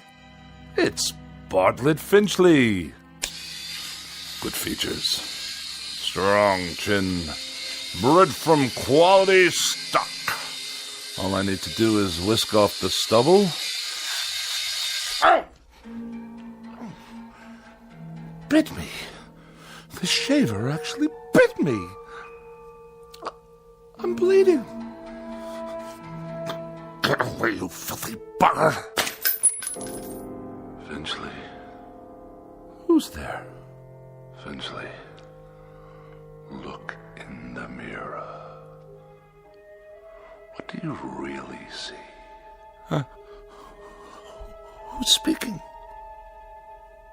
Take a good look. You're ugly, Finchley. That's not my face. It can't be. An ugly, dried-up old man. Do yourself a favor. Do us all a favor. Use a straight razor. Stop speaking at once. You have no right.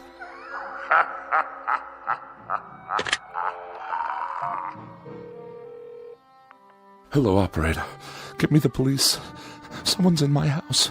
Hello? Hello? Finchley,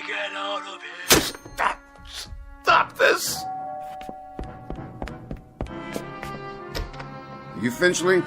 Oh, thank God you're here, officer. At your car? What? The car in the street. Yes, it is. What about it? She rolled down the driveway, almost hit a kid on a bike. Yeah, my son. But the brake was on. The emergency brake? You better get it fixed. I just did, this afternoon. Don't you believe him, officer? Car rolled right down the driveway and into the street. You're lucky it didn't hit somebody. Then you'd really be in hot water. Got the keys? They're in the other room. Better get them then. I want to put on some clothes while you're at it. Look at him standing there in his underwear. I have a robe on, madam. Some robe? It's called a dressing gown. And tie it shut. I'll write you up for indecent exposure, too. Oh, yes, of course. All right, fella, you better pull her back in the garage. I'll give you a warning this time.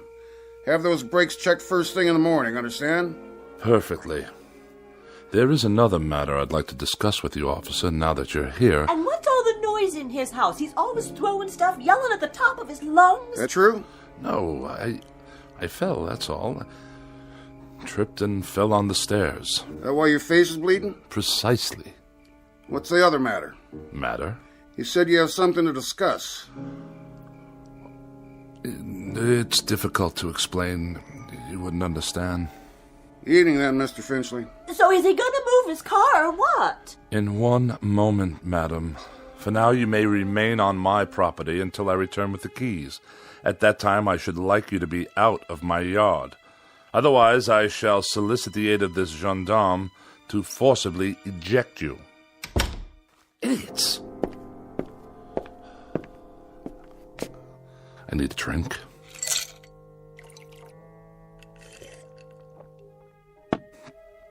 Perhaps one more.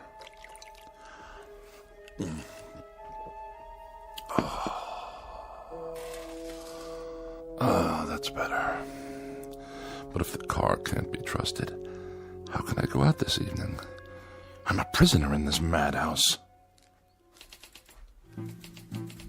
Miss Rogers? Edith? Is that you? Yes, of course. You had second thoughts, and now you've come back. Where are you? But if you're not here, then who's typing? Get out of here, Finchley. Get out of here, Finchley. Is that all you can write, you infernal machine? Who turned you on? Get out of here, Finchley. Get out of here, Finchley. No. You get out of my television set. What's that? The clock. I smashed it this afternoon. Smashed it to smithereens. And you. I destroyed you too. Oh, you won't get me. You won't get me. I won't let you.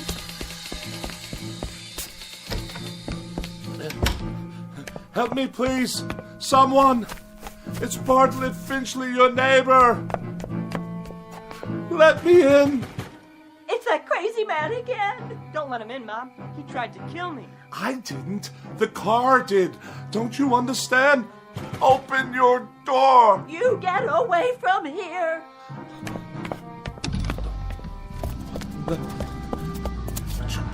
You can't follow me. You're only a car. My car. Stop. There's no one at the wheel. You must stop. I demand it. Back to my house.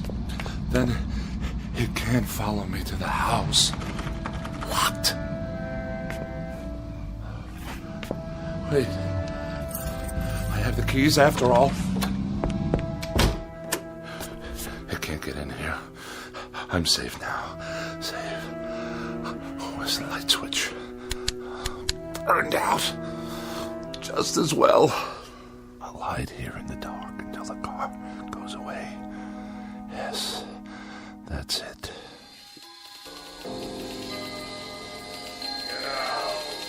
Get out of here. Get out of here, Finchley. Now! Away! I'll sneak away. Go somewhere, anywhere out of this town, far, far away. What? Those lights, blinding. I can't see a thing.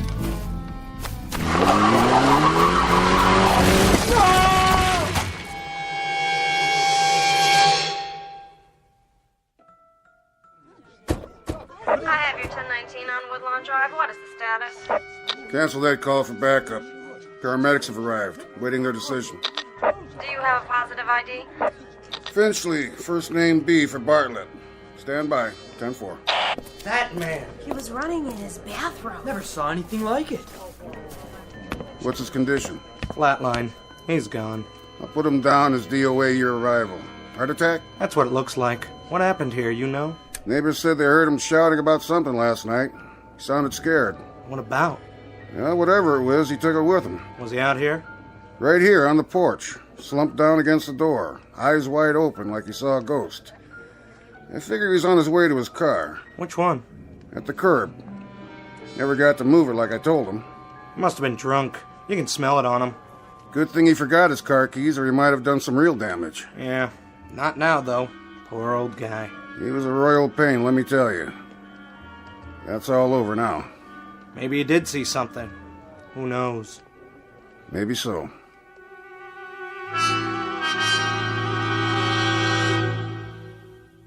Yes, maybe so.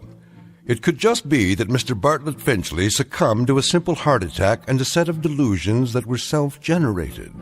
It could just be that he was tormented beyond the breaking point by an imagination as sharp as his wit and as pointed as his dislikes. But as reported by those in attendance, this is one explanation that has definitely left the premises with the deceased. For now, look for it filed under M for machines in the Twilight Zone. More from the Twilight Zone after these words. Hi, this is Carl Amari, producer of the Twilight Zone Radio Dramas. I'd like to take a moment to tell you about our official website at twilightzoneradio.com, where you'll get the latest news and information on these Twilight Zone radio dramas. Plus, at twilightzoneradio.com, you can digitally download 3 free episodes or any of our episodes for only $1.95 each. In this age of ever-changing technology, we've decided to make these episodes instantly available to you by making the Twilight Zone radio dramas a digital download-only series. This means that this series will no longer be offered on CD. The CD collections at our website are now being offered while supplies last at buy one, get one free. So be sure to get your favorites before they're sold out. Be sure to visit us often, and I'll see you in the zone.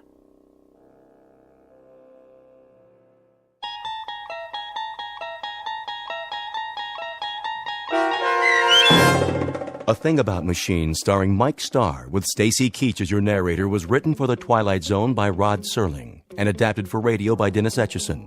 Heard in the cast were Doug James, Peggy Roeder, Rich Komanek, Turk Muller, Guy Burrill, Larissa Borkowski, Irene Olson, Heath Corson, Lynn Foley, Natalia Reed, and Peter DeVito. To learn more about the Twilight Zone radio dramas and to obtain audio cassettes and CDs of these programs, visit our website at twilightzoneradio.com. The producers of The Twilight Zone wish to thank CBS Enterprises, Carol Serling, Dennis Etchison, Dick Brescia Associates, Claire Simon Casting, Don Longo, Terry Jennings, the American Forces Radio and Television Service, our sponsors, and our radio affiliates for helping make this series possible. This copyrighted radio series is produced and directed by Carl Amari and Roger Wolski for Falcon Picture Group. Doug James speaking.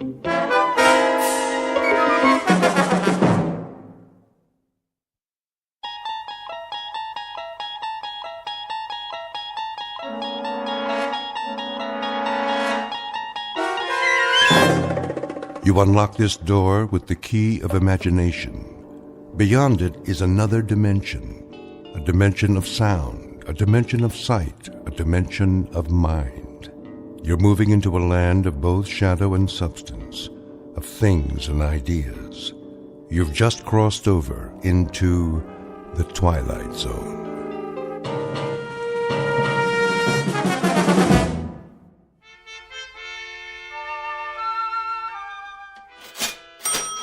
You're quite sure this is a genuine Tiffany? Quite. The provenance dates back to 1922. Very well, then. Kindly have it delivered. Of course, madam.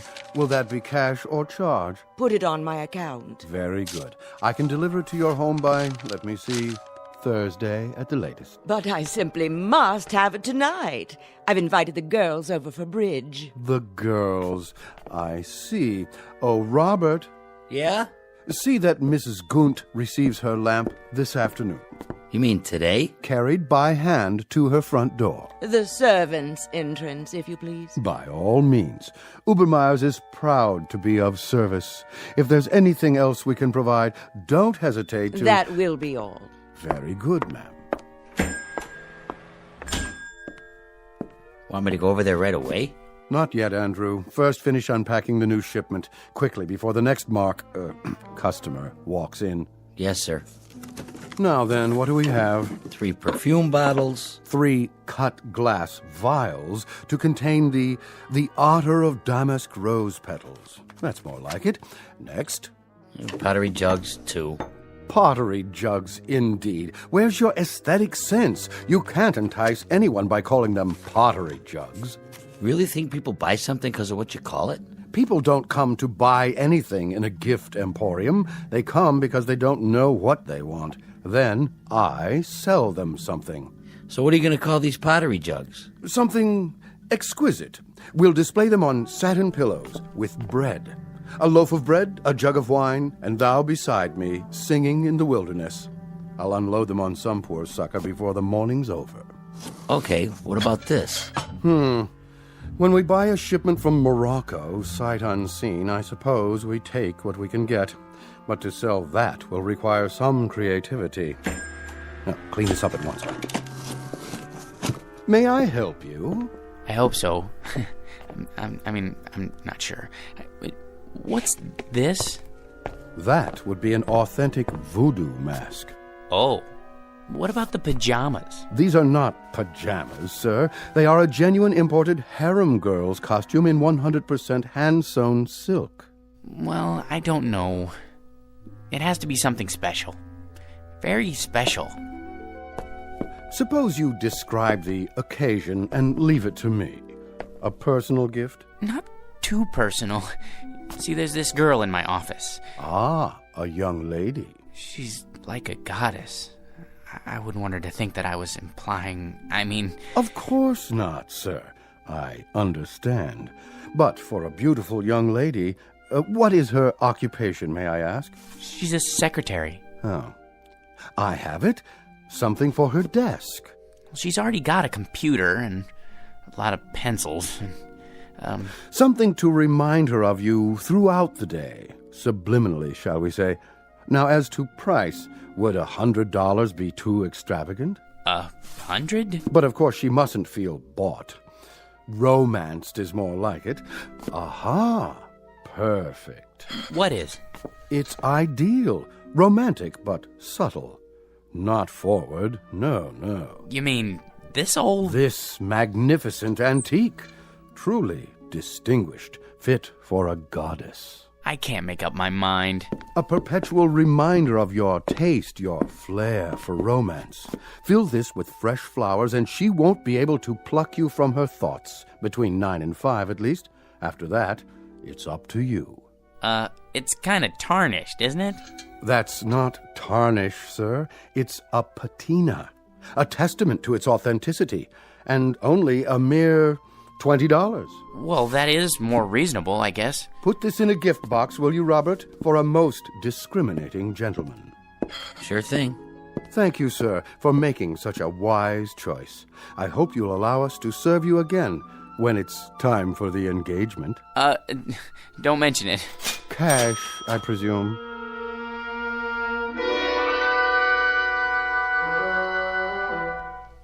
Meet Mr. George P. Hanley. A man life is always treated without deference, honor, or success. Waiters serve his soup cold. Elevator operators close doors in his face. And mothers never bother to wait up for the daughters he dates. For George is a creature of humble habits and tame dreams, a square peg in a square rut. and the living embodiment of what's commonly referred to as some poor sucker.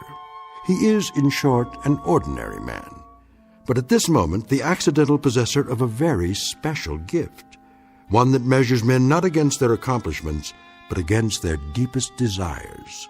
The kind of gift most of us might ask for, then learn to regret.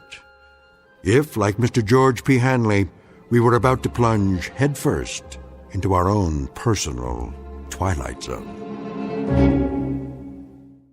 And now, The Twilight Zone and our story, I Dream of Jeannie, starring Hal Sparks, with Stacy Keach as your narrator.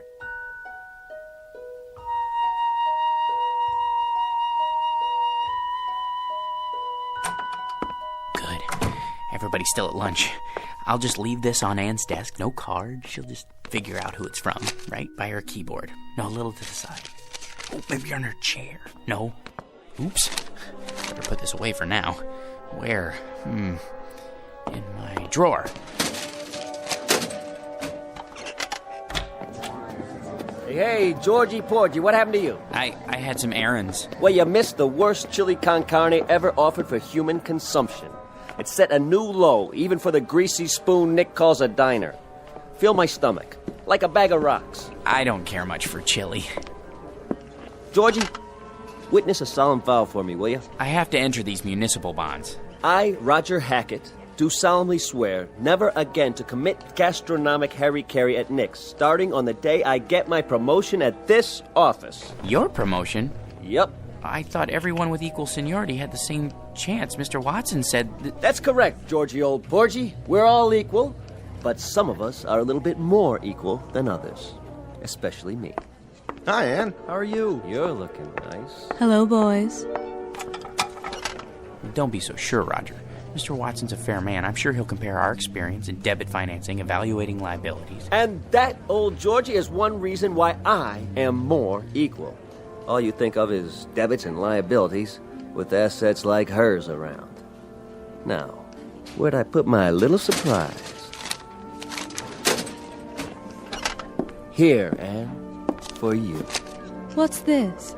Oh, just a little something to say happy birthday to the prettiest girl in the entire office. I'm the only girl. And you'd still be the prettiest, even if this whole place was staffed with Miss Americas. Are you gonna open it? Roger, what? Go ahead. Oh, Roger, it's beautiful. Like it? Why, this is the most gorgeous peignoir I've ever seen. Huh, is that what they call it? But it is awfully revealing. Then you'll just have to be careful who you wear it for. Hey, Ann, put it on. Can you feature old man Watson's puss when he calls you in for dictation? Mr. Watson is interested in a different kind of figure, Sam. Is that what you think? You really like it? I love it, but you shouldn't have. You only have a birthday once a year, at least until you're 30. Then you have it once every 2 years. Oh, you bad boy, come here. What? That's to show my appreciation, and to prove I haven't even learned to count to 30 yet. And what, may I ask, is going on here? Oh, Mr. Watson, you see, it's my birthday, sir, and... Do any of you happen to be aware of the annual statement just issued by this organization? No one? Well, then it may come as a surprise for you to learn that we have just completed the best year in our history, and I believe this department had no small part in that success. So, as a token of my appreciation, I think this is an appropriate time to invite all of you to be my guests at a private party, beginning just as fast as you can get yourselves over to the Tiki Club. No kidding. And as for you, young lady, I just want to say, they aren't the only ones who appreciate you. Would you mind looking in my office? There should be a rather large crystal vase on my desk, full of long-stemmed red roses. They're for you. Oh, they're lovely, Mr. Watson. You're a doll. See you all at the Tiki Club. Let's go, kid, before he realizes he's off his nut and has himself committed. He's a sweet, dear old man. Anne, I just wanted to, Yes, George? Come on, Ann. I just wanted to say happy birthday. Why, thank you, George. Aren't you going with us? I'll be along. See you there. Come on, Roger. I guess some people are more equal. Might as well throw this in the wastebasket. Can't give it to her now. Maybe I should hold on to it until I can play with it at home.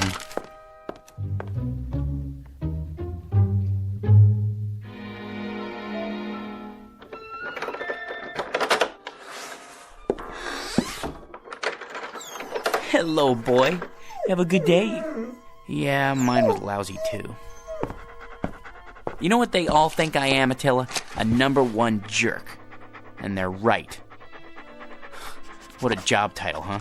George P. Hanley. Jerk. Take it easy. There's nothing to worry about in the package. Come on, I'll show you. See? It's only a box with a beaten-up old lamp in it. A magnificent antique. Yeah, right. Probably came from a junkyard. Well, if being a jerk is my calling in life, at least I'm good at it. Look, it's so tarnished it's almost black. That's telling him. Well, let's clean it up and see what it looks like. I just used my necktie. It needs to be dry cleaned anyway. What in the... Easy, Attila.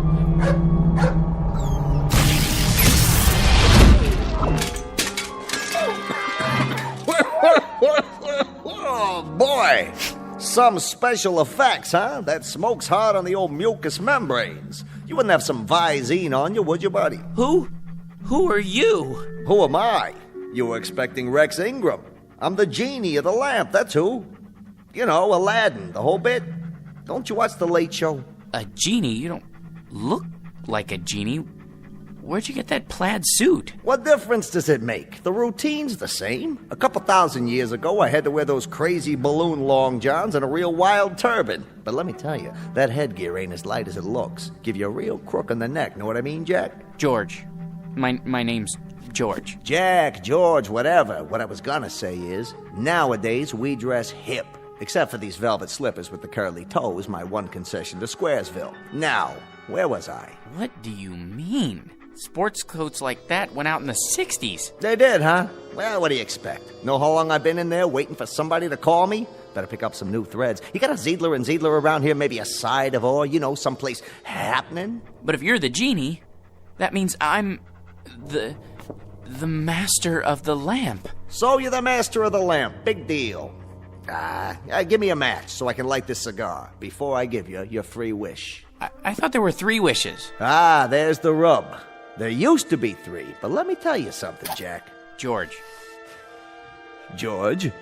The scene used to include 3 wishes, but people started abusing the privilege, so we had to cut back. You get enough headaches with 1 wish, let alone 3. So, think it over and give me a call. But do me a favor, sleep on it. Why? You know the routine. The wish comes true, blah, blah, blah. But once you make the wish, that's what you gotta live with. Could you make yourself available for consultation? Look, Jackson, how am I supposed to know what you want? You and me just met. Well, at least tell me, what is it that people usually wish for?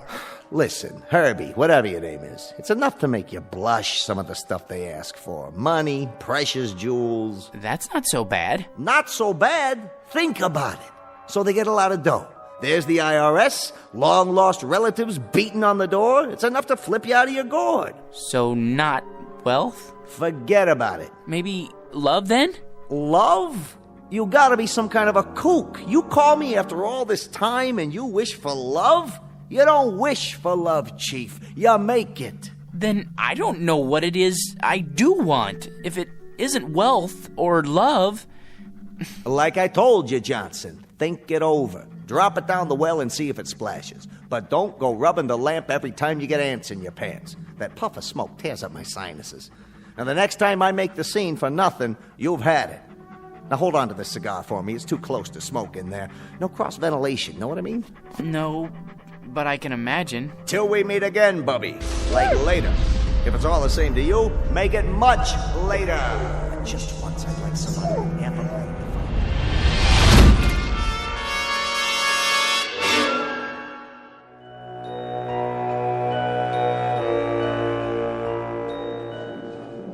All right, everybody. Places, everybody. This is a run-through. Stand-ins, please. Positions. Lighting. Lights on. Camera. Ready with a camera. Excuse me. Hey, buddy. Don't you know this is a closed set? It is? Who let you in here? They said it would be all right. I'm George Hanley. Who? Her husband. Miss Alexander's, I mean. Oh, yeah. Haven't seen you around here in a while. It's been months, actually. Well, this is the big one, huh? I beg your pardon? The last shot of the picture. Once we get this one in the can, it's a wrap. It is? Say, can I ask you a question? What's that? What's it like being married to her? Well, I don't really know. That is, Man, I sure wish I was you. You do? I mean, lucky stiff. Yeah, I mean, yes. I guess I am. Where is she, by the way? Anne? In makeup, where else?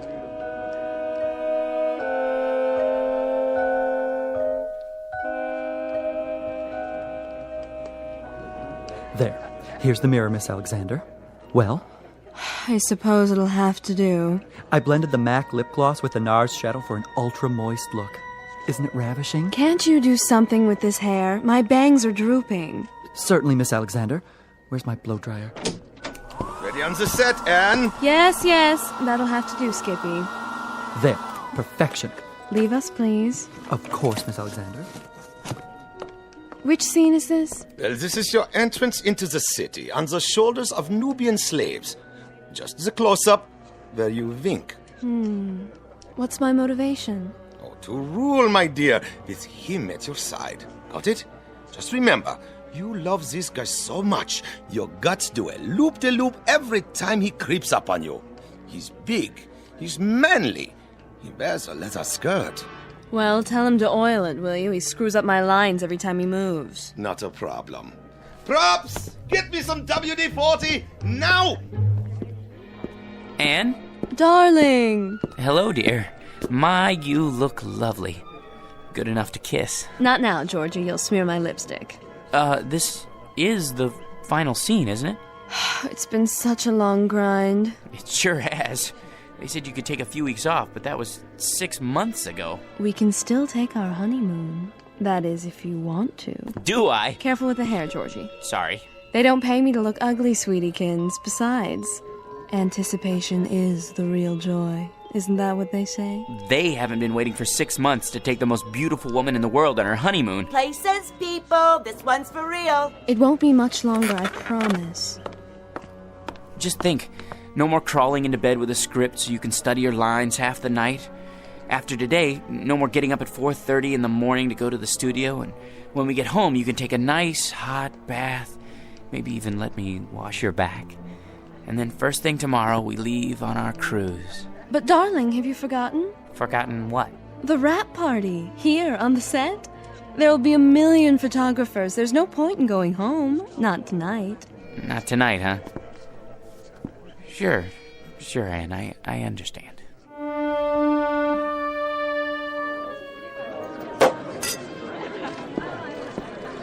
Hi, hello there. No champagne, thank you. Excuse me, has anyone seen... George boy! Hi, Mr. Watson. Call me Eli. Hey, listen, George, I want to talk to you. Anne said something about your needing a vacation. Not me, her, both of us together. I'm not going to mince words. I want Anne to star in my next picture, right away. It's a guaranteed smash. Not a chance. What's the matter? Money? Okay. I'll double her salary. It's not the money, Mr. Watson. Eli, you see, it's our honeymoon. Great! I'm shooting on location. Make a great honeymoon trip. First-class hotel, all the trimmings. Some honeymoon. Out of bed before the sun comes up, work all day, study her lines all night. In the last 6 months, the only times I've seen her when she wasn't asleep, she was either covered with makeup or she had so much cold cream on she would have squeezed right out of my hands and stuck to the ceiling. Listen, boy, she's a star. How would you like to see her with bags under her eyes? I'll take her any way I can get her. My boy, you want the world's most beautiful woman. You've got to share her with the world. I've been doing that. Now I want the world to share her with me. Son, it's not for myself. But no Anne, no movie. You know how many good people will hit the unemployment line? Actors, grips, prop men. They've got wives and sweethearts, too. They've got little ones. They've got mortgages and sports cars to pay for. Can't you get another star? Not like Anne. Millions of plain folks all over the world wait for her pictures. Little kids count their pennies. Mothers go without lunch. Brave men sacrifice the tiny luxury of a cigarette just so they can buy a ticket and escape the drab drudgery of an uncaring world. Just by watching Anne up there on the silver screen. Really? For them, George, the salt of the earth. Can't you find it in your heart to make this one little sacrifice? Oh, Mr. Watson, if you put it that way, I'll tell her she can do the picture. It'll be tough, but we'll get through it together. Good. You tell her. She's right over there. Roger, good news. Ladies and gentlemen, I'd like to make an announcement and a toast to the brightest star, the most exciting leading lady, the loveliest woman in the world, who has just agreed to star with me in Eli Watson's new film, Beowulf, the greatest epic ever made. News sure travels fast. Oh, there you are, George. How about a photo, Miss Alexander? Miss? Look this way. Smile, please. How about one more? I'm her husband. Oh, the two of you this time. Put your arm around. How about a kiss? A kiss? Sure. Watch my hair, darling. Move right in, Roger. Put your arm around her. Excuse me, George. You don't mind, do you, old boy? I think I need a drink. Champagne? Hors d'oeuvres? Right here. Of course, sir. Hit me again. Twice. 2 more champagne, sir? Yeah, this one's for my wife. I'll take them to go. Excuse me, if I could just get through here. Anne, don't you think it's time to go home? Anne, where are you? She went that way. I don't think they want to be disturbed, though. What? Anne? Aren't you glad you stayed tonight? Don't be so egotistical. I had to be here. Sometimes I don't understand you. You're not supposed to. That's a woman's prerogative. I know, but why? What's his name? George? He's the perfect husband. That absurd little mouse? Why do you keep him around? A handy excuse when I need one, and when I don't, no problem. I'll spoil your makeup. Oh, who cares? Anne, your lipstick. George? Are you still here? Sorry, old boy. Just congratulating my co-star. I think we'd better be going. You go ahead. You should be home anyway to feed Attila. Attila? Yes, George, and he needs his walkies. Do be a dear. You want me to go home because of Attila? Be a good boy and run along. Roger will drive me home later. Won't you, Roger? With pleasure. But Attila's a dog. Aren't I more important to you than Attila? I mean, Attila?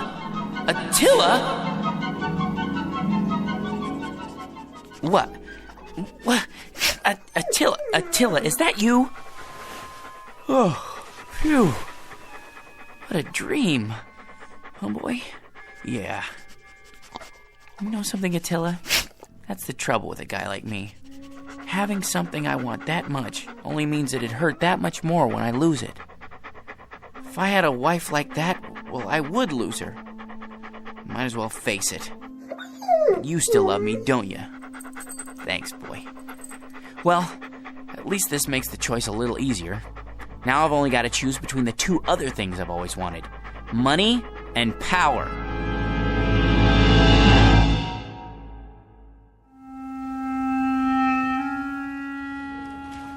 Morning, Georgie. Morning. Well, today's the day, huh? For what, Raj? For what? Will you listen to this guy? Watson. Has he said anything about the promotion yet? Oh, the promotion.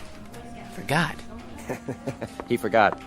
Roger, Mr. Watson would like to see you in his office. Well, George, this could be it. You wanted to see me, sir. He'd never pick him.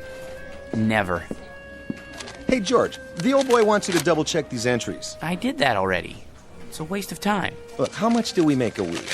Well, look at this account. Guy makes so much dough, he sweats more than that every time he ties his shoelaces. So waste a little time, all right? My gosh, net worth $260,832,461. What would it be like to have all that money?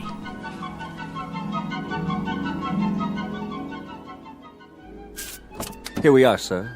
The George P. Hanley building. Thank you, Roger. Will you be wanting me for lunch, sir? I can't say. Wait just in case. Of course, sir.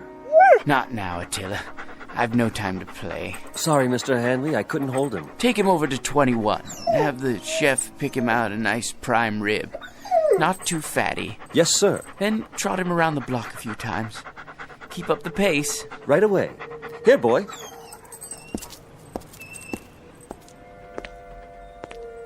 Paper! Get your morning paper! How old are you, son? 9, sir. 9?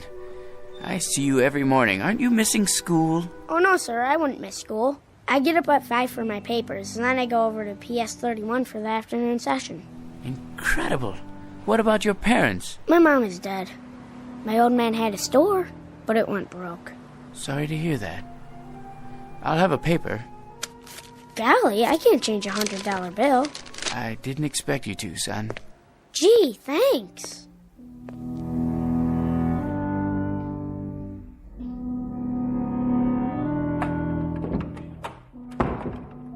Good morning, sir.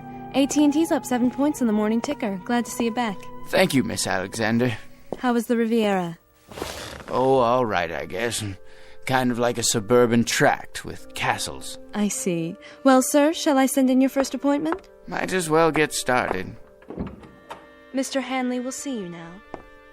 Watson, what are you doing here? Begging again, I'm afraid. These days, a college president has to worry more about salesmanship than scholarship. Then you came to the right place. Hanley, you've already done more for your alma mater than we have a right to ask. How much? Just enough to start the ball rolling for the alumni. Don't be coy, sir. Give me an amount. Altogether, $10 million. If you could possibly start us off with, say, $1 or $200,000. Done. You're a generous man, GP, but you've made a mistake. This is the entire sum. Don't worry. It's deductible. Besides, I want you to have it. Well, so would others, GP. Thousands of alumni, not as successful as you. Giving, sharing the burden and the satisfaction. It's the cement which binds them to our institution. I only wanted to help. I can't accept this. Send me a check for, a few $100,000. Very kind of you. Don't mention it. Miss Alexander will show you out. Oh, nonsense. I know the way by heart. Send in the next one. Right away, sir. Hello, Masters. Well, Mr. Hanley, ready to add to the old empire? I suppose so. I brought along a few new catalogs. I thought I already owned one of everything ever made. Can't keep up with Yankee productivity. We have to buckle down and do some serious spending. Is that really necessary? If we don't, the government's liable to invent a new tax bracket just for you. Now, here we have an attractive little yacht. Already have one. A 94-foot job up at Newport. This one makes it look like an absolute dinghy. You know, Masters, there's no fun left in buying things anymore. Once I looked forward to a second-hand car like a kid waiting for Christmas. Now there's no anticipation, no hunger. Oh, perk up. I used to enjoy the little things. An ice cream cone, a ball game, going out for a walk in the park. Now people run up and ask if I'm going to subdivide it. No, I've had it. Sir, that's un-American. Think of all the men living on blue sky and a prayer who depend on you for their daily commissions.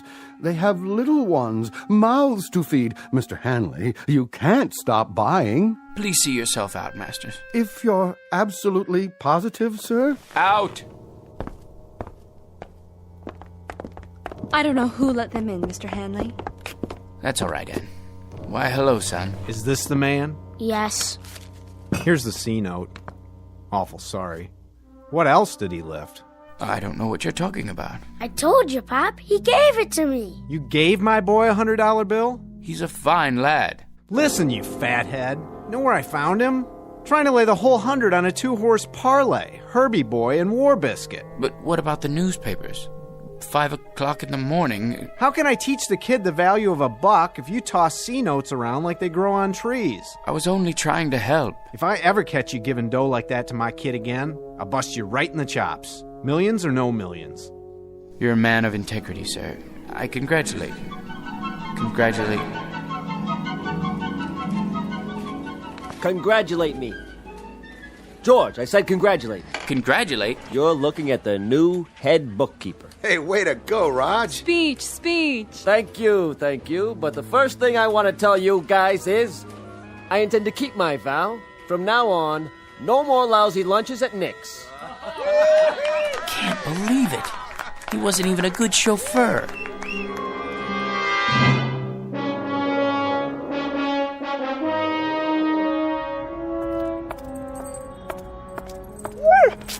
Easy, Attila. You're wearing me out. Sit here for a minute. Well, boy, we're down to the last choice. I could never hold on to a beautiful wife. And money's no fun. Maybe power. That's what makes the world go round. Look at the way Mr. Watson gave that promotion to Roger. Believe me, if I had power, I'd be fair.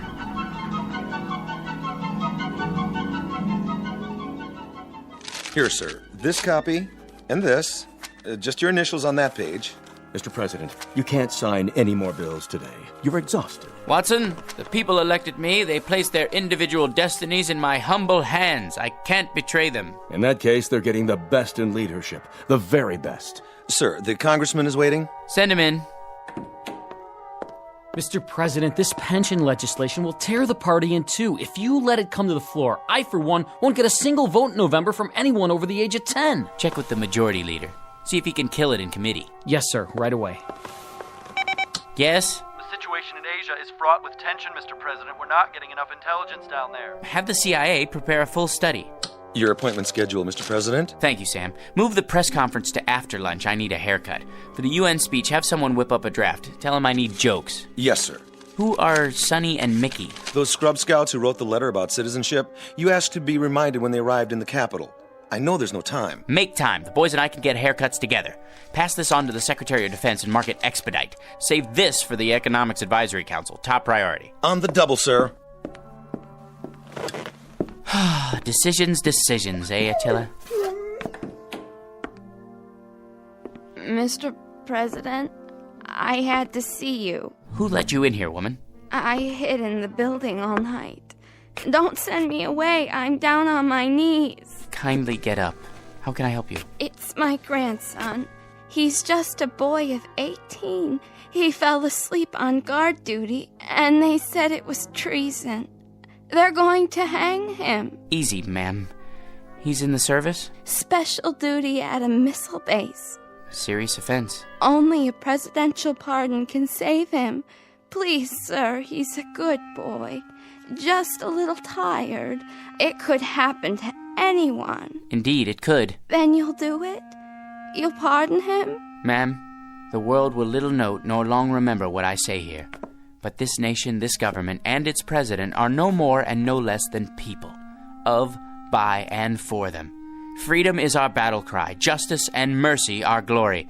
Tell your son when you see him tomorrow that I'll have the Attorney General prepare an order for executive clemency.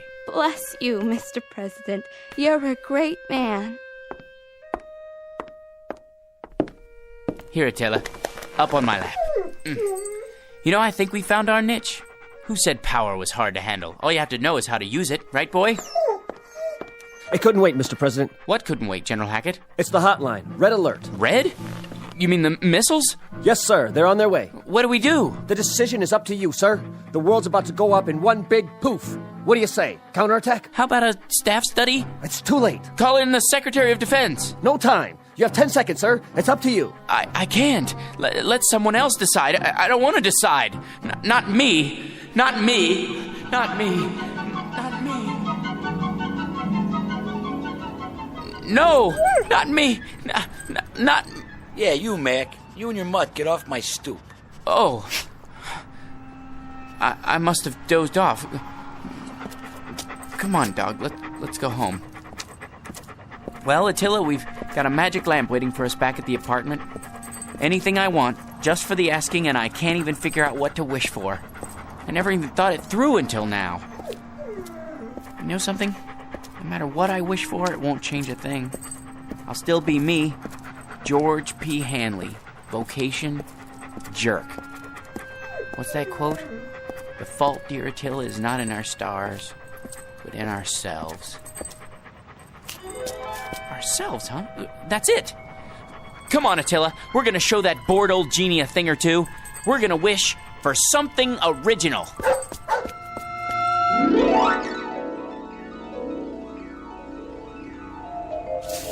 I'm tired, I wanna go to bed. I had a little drink about an hour ago. Hold on, let's see. What's in the dumpster? Let's see. Except for this. It's a kind of round metal thing. It looks like a spittoon. Gold? Ah, brass probably. Let me shine it up. Hey, it's glowing. What the?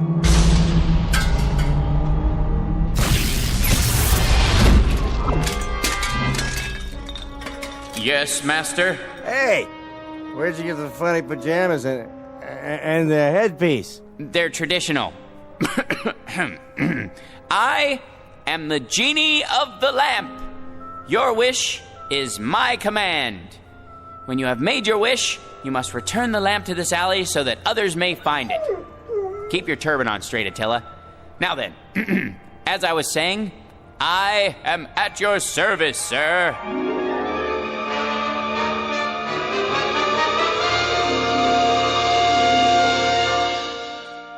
Mr. George P. Hanley. Former vocation, jerk. Present vocation, genie. Once a most ordinary man, treated without deference, honor, or respect. But a man finally wise enough to decide on a most extraordinary wish that makes him the contented, permanent master of his very own Twilight Zone.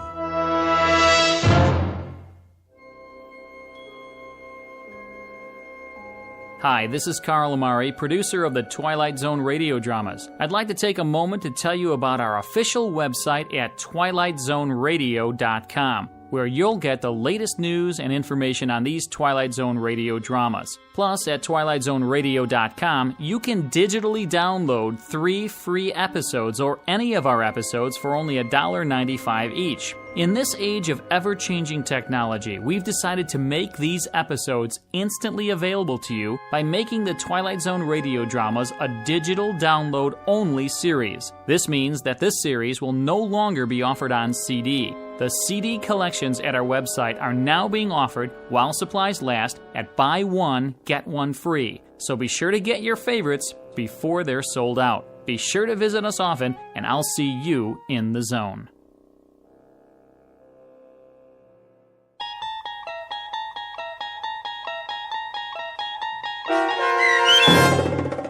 I Dream of Jeannie, starring Hal Sparks with Stacy Keach as your narrator, was adapted for radio by Dennis Etchison and written for The Twilight Zone by John Furia Jr. Heard in the cast were Christian Stolte, Lisa Joyce, Steve Key, Doug James, Richard Hensel, Derek Purcell, Brooke Reed, Linda Ryder, Charlie Kummerer, Bill Kummerer, Vince Amari, Roger Wolski, and Carl Amari. To learn more about the Twilight Zone radio dramas and to obtain audio cassettes and CDs of these programs, visit our website at twilightzoneradio.com. The producers of The Twilight Zone wish to thank CBS Enterprises, Carol Serling, Dennis Etchison, Dick Brescia Associates, Claire Simon Casting, Terry Jennings, XM Satellite Radio, Sirius Satellite Radio, our sponsors, and our radio affiliates for helping make this series possible. This copyrighted radio series is produced and directed by Carl Amari and Jason Mallow for Falcon Picture Group. Doug James speaking.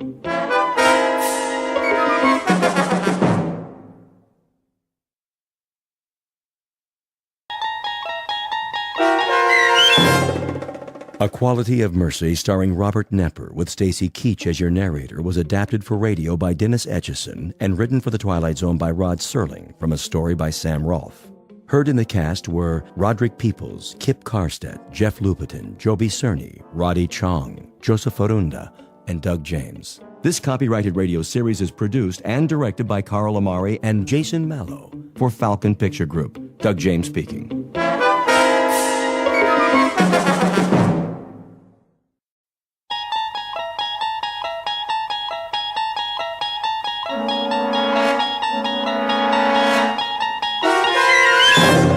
You're traveling through another dimension. A dimension not only of sight and sound, but of mind. A journey into a wondrous land whose boundaries are those of imagination. Your next stop, the Twilight Zone.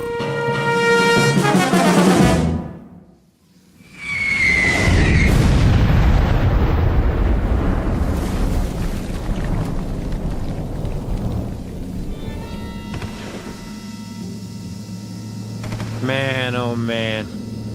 They get it? Way off. What are they doing? Lobbing them in by hand? One more time.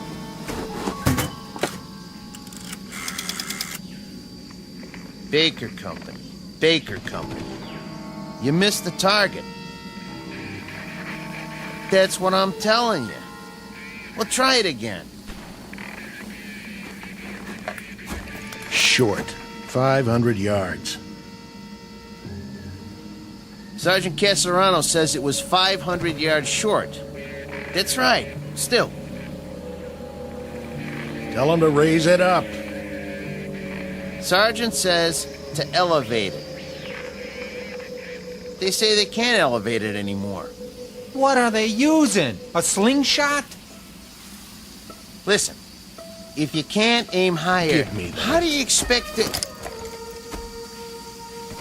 This is Baker Company FO. Good going, boys. Yeah, I've seen what you did. A big fat nothing. You wrecked 5 acres of rice paddies and you torn up a beautiful grove of palm trees, but that's it. What's it to me? Let me tell you. We're sitting out here on our duffs on a hill in the middle of nowhere, and you know what we're doing? We're having a little discussion. Yeah, that's right. Maybe you can help us out. We're trying to decide whether you got something in your religion against sending a shell into a cave. Or is it too hard for you? Because if it is... You tell him, Sarge. Oh, those jokers. What? Say again. Bypass? Oh, now that's more like it. Because all you accomplished today is to tear up 5 acres of real estate and keep a handful of Japanese soldiers from falling asleep. Yeah. Well, I got a question for you. Anybody know how long it takes an enemy to die from insomnia? Same to you. Oh, we'll keep in contact, all right. You sure they're on our side? Makes me wonder sometimes. Give me a light. Here you go, sir. So what's the word? Did I hear you say bypass? They're gonna keep firing till late this afternoon. At least that's what they say. Then if they can't smoke them out, we'll just have to bypass it and move on. That's what I like to hear. Amen. I'm feeling better already. Me too. I'm getting cross-eyed looking through these binoculars. When they say flanks, I say thanks. I don't know about the rest of you, but I got no big urge to run headfirst into anything anymore. Not at this stage of the game. That's for sure.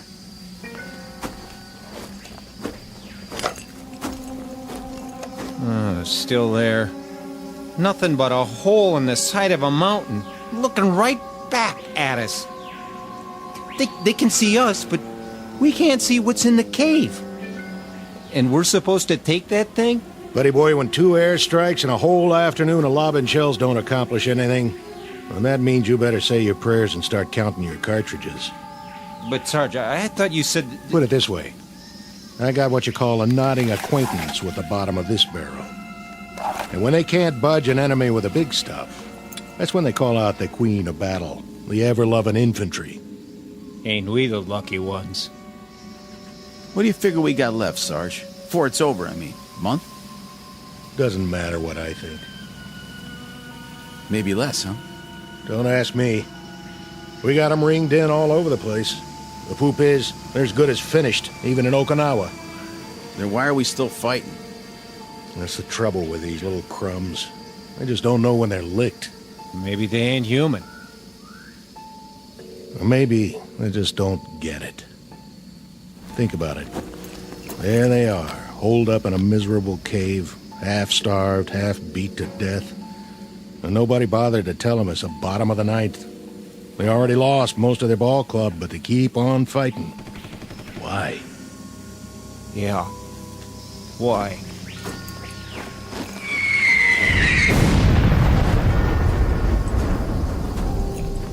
It's August 1945, the last grimy pages of a dirty, torn book of war. The place is the Philippine Islands. The men you've just met are what's left of a platoon of American infantry. Their dulled and tired eyes, set deep in dulled and tired faces, can now look forward to a miracle, the moment when the nightmare comes to an end. Or so it appears. For they've got one more battle to fight, a crazy, illogical standoff in the final days of a particular hell known as World War II. And in a moment, we'll observe that battle firsthand. August 1945, the Philippines. But in reality, it's high noon in a place called the Twilight Zone. And now, The Twilight Zone, and our story, A Quality of Mercy, starring Robert Nepper, with Stacy Keach as your narrator.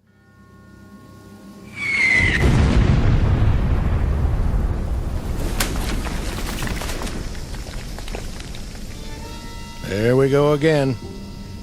Hit anything this time, Sarge? I tell you what, I'm not even going to bother to look.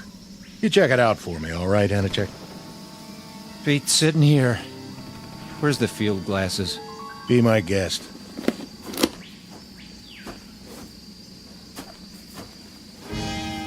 Well, well. What do you know? You see something down there? Sure.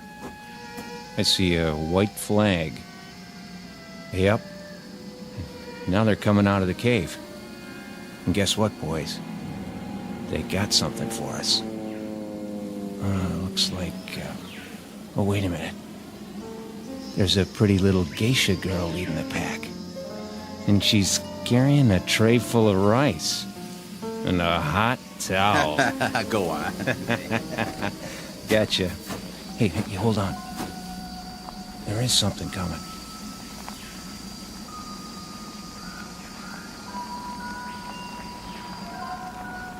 Who is it?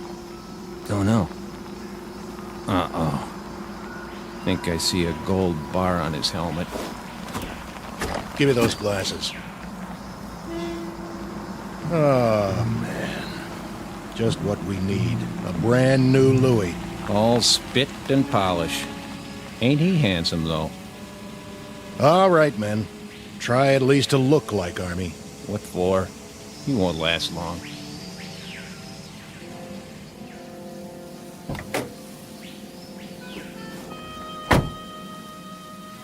Well, looky what we got here. That uniform's so new it ain't never been washed. Brand new holster, too. Well, that's what I call a pistol. No kidding. Pearl handle and all. Sent us a real tiger this time. $5 says it's never been fired.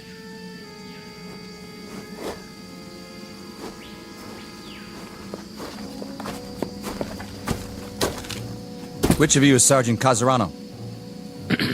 That would be me. I'm Lieutenant Cattell.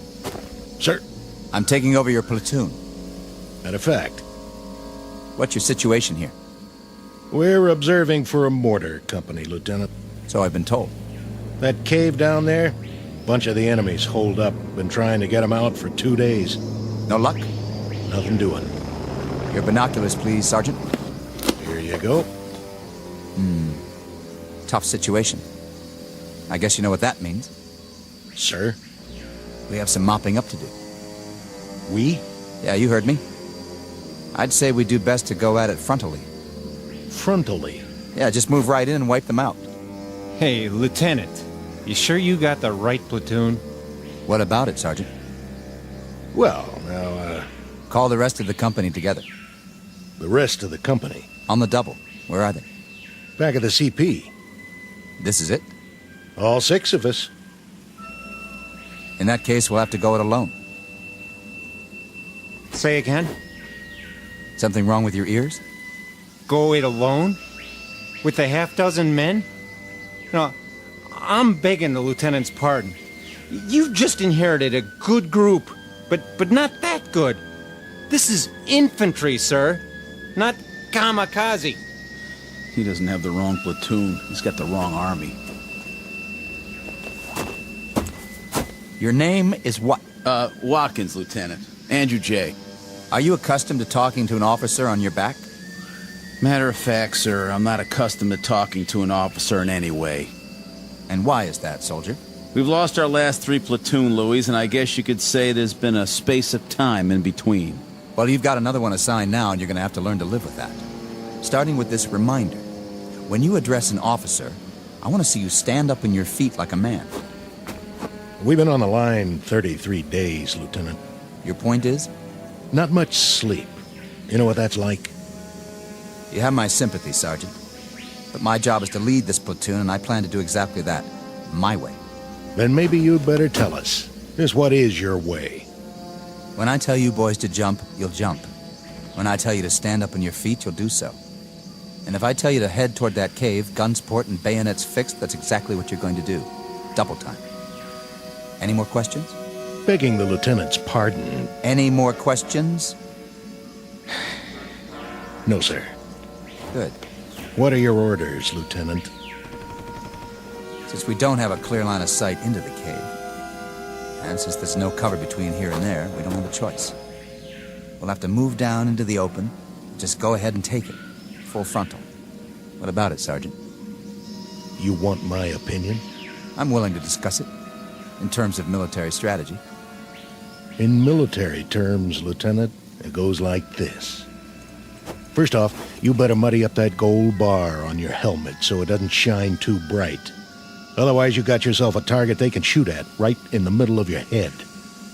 Then you better take off the one on your collar and stick it in your pocket. I'm asking you for a chronology. And I'm giving it to you. The enemy happens to be half starved and half on its knees, but they're not dumb. They're tough, shrewd, and they got eyes. We lost 3 platoon officers already because they made a motion of command with one of their hands. That's what the Japs look for, a person in command. I'd intended to remove the insignia. But what about the cave? What do you know about it? Not much. We saw some of them run in, holding each other up. They're in bad shape. No telling how many were already in there. But they got a machine gun, and somebody's pretty good with it. But not good enough to stop a full-on attack. Well, maybe we'll have to do that, eventually. But as far as I'm concerned, the war don't have to end by dinner time. I'm aware of that, Sergeant. I say we sit on it for the rest of the day, and see what some 105s can do, before we make a final plan. You might be right, for someone who's used to taking his time. But it strikes me that we could move in there right now and wipe them out inside of an hour. Get close enough to lob grenades and pulverize them. If you want to get the job done instead of loafing, that seems to be the one thing this platoon is extremely good at. Lieutenant, how long have you been out here? What's that got to do with it? Oh, not a whole lot, I guess. But you make it sound like a football game. It ain't a football game, Lieutenant. It's one long gut ache with some torn up, mangled boys fresh off the farm, and it's going to take a long time to forget. You ain't been shot at yet, Lieutenant. Remember that. How would you know? And you ain't shot nobody either, have you? You beat me over here, Sergeant, I'll give you that. But when it comes to killing Japanese, I think you'll find him a highly trained and very efficient officer. Yes, sir. I'm sure you are. I was well schooled in tactics and equipment. I'd say you could all use a refresher course around here. Maybe so. You, soldier. Yes, sir. Let me see your rifle. Right here, sir. That's a filthy piece, soldier. Well, there's a lot of mud around here. That's no excuse. I want clean weapons in this platoon. That's #1 priority. The worst thing that can happen is for your weapon to jam. Now break them down and clean them. Because we're here to kill Japs. Or did you forget? That's our job, and by God, we're gonna do it. This outfit better shape up fast or I'm putting you all on report. Sounds pretty gung-ho. Yeah, real bloodthirsty. Think he wants us to scalp him, too? You have something to say? Me? No, sir. What is it with you, men? No sleep? Or no guts? You tired of killing Japs, is that it? Or don't you have the stomach for it? Listen, sir. Let it go. No, when I got something to say, I'm gonna say it. Go ahead. Let's hear it. We're 24 months up on you, Lieutenant. We've seen a lot of blood and heard a lot of screaming from both sides. You've got a big deal about doing some killing. We'll fall in on that order, don't you worry. But you can't order us to like it. We've seen enough dead men to last us for the rest of our lives. The rest of our lives and then some. We'll do some more killing for you, Lieutenant. All you want. Just don't ask us to cheer about it. We'll see about that. Radio operator. Here. Get me base camp. Sir? Tell them to hold mortar fire, on my order. For now, prepare to attack. We're going to take that cave head on, whether you farm boys like it or not.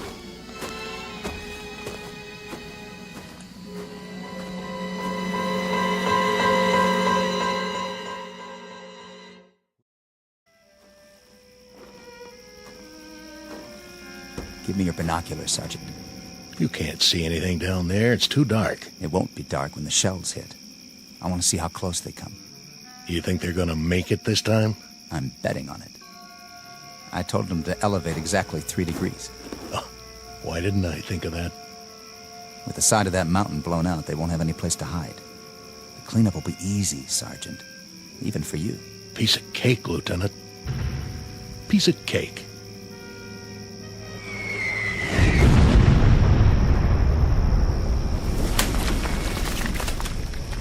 Still short. Yep, that's what it looks like. Casarano, those flamethrowers arrive? Yes, sir. Good. I figure we can move in behind the next barrage and get within 50 yards of the opening. Just like that.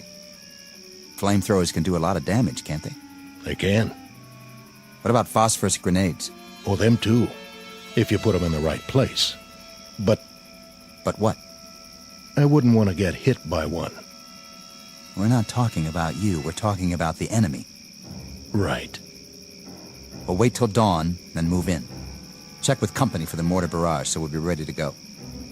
Okay, sir. I'll tell the men we're going in. You'll have to double time this one, Sergeant. That is, if you want to keep up with me. Oh, we'll keep up. But...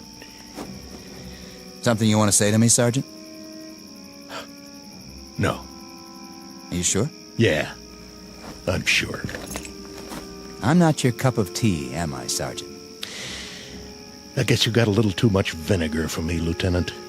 That's what it takes in wartime. You know, sir... What? We could bypass it. Bypass? Where did you get an idea like that? There aren't 20 men in that cave.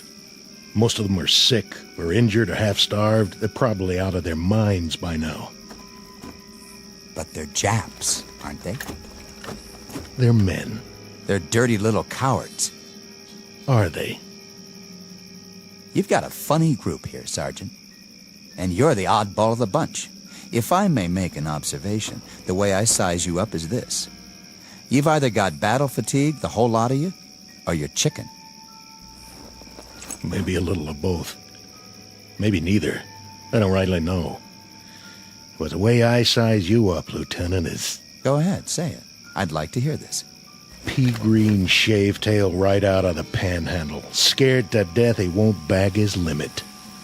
Or worse, all shook up because he's afraid somebody will peg him as a Johnny-come-lately instead of a rough, tough killer. I think that should do. You ask, you get told. You can't have it both ways. I said that should... You want to prove your manhood, Lieutenant? Okay. But it's too late to get your choice about how to do it. It's down to one lousy cave full of sick, pitiful, half-dead losers. And a handful of dirty, bone-tired men who've had their craw full of this war. You're a lousy soldier, Casarano, and that goes for the rest of these poor, sensitive, sad, sick boys you want to bottle feed. Did someone forget to tell you that when you fight a war, you fight a war? And that you kill until you're ordered to stop killing? I got the message, Lieutenant. Roger Wilco. I hope so. The message that there's always somebody like you who squeaks in just before they close the door. Somebody who has to grind his axe before he can give that final order, no matter what. You listen up, Sergeant. What's your pleasure, Lieutenant? How many more have to die before you get satisfaction? Offhand, I'd say all of them. I don't care where they are or who they are. If they're the enemy, that's it. First day of the war or last day of the war. They get it. Keep the binoculars. You're gonna need them. You've broken your field glasses, sir. What? I said, it appears that your binoculars are broken, Lieutenant. Give me those. Wait. Who are... Sir? I said, who are... What are you? Sergeant Yamazaki. But these men, they're all... Soldiers, sir. Your soldiers. What? We await your command, Lieutenant Yamori. Sir, where are you going? Not that way, sir. Not that way, toward the mountain. Look, he runs down the hill. To the cave. No, it's too dangerous. He must not. Watch out. Lieutenant, stay down. Did you get him, sir? I don't know. Dirty little... Casarano! Hold your fire! It's me! There he is. Get him! Lousy chap. Take a bite off this. Lieutenant, stay where you are. We will return fire. They got us trapped in here. We'll never get out of this cave. Oh, yeah? Watch this. Eat lead, creeps.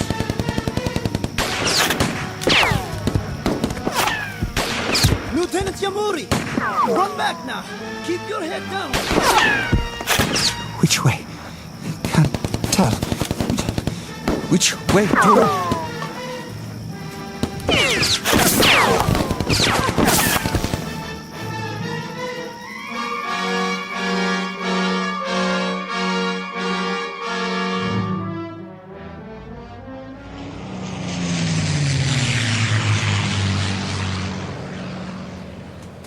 Here! He made it back! All the way up the hill! Is he hurt? Lieutenant Yamori? What? That was exceedingly brave, sir. To attack the Americans single-handedly. Americans? What are you talking about? The Americans in the cave. 20 or 30 of them. Most of them wounded, but nonetheless armed. Very dangerous. Like animals. There aren't that many. Are you all right, sir? Where are we? In the clearing, sir. At the top of the hill. I've seen you before, but I can't... Who are you? Who am I, sir? Sergeant Yamazaki. Are you all right, sir? Are you feeling well? I asked you a question. Question?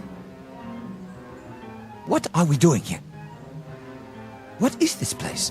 Why Corregidor, sir? Corregidor? When? When, sir? You mean? What is the day's date? May 4th, sir. May 4th. Can't be May 4th. No? It's August. Don't you understand? August. August the 6th. I humbly ask the lieutenant to forgive me, but I must correct him. The date is May 4th. May 4th. When? What year? The year 1942, sir. Is the lieutenant all right? A bump to the head? Uniform I'm wearing. It looks just like all your uniforms. Perhaps a touch of malaria. Did you call me? Lieutenant, sir. Your rank. You called me something else. You called me by a name. Yamuri. Your name, sir. Lieutenant Yamuri. No. No. No! What happened to me? What's going on here? What's happened? What is wrong with this man? I don't know, Captain Nakagawa. Yamuri, are you sick?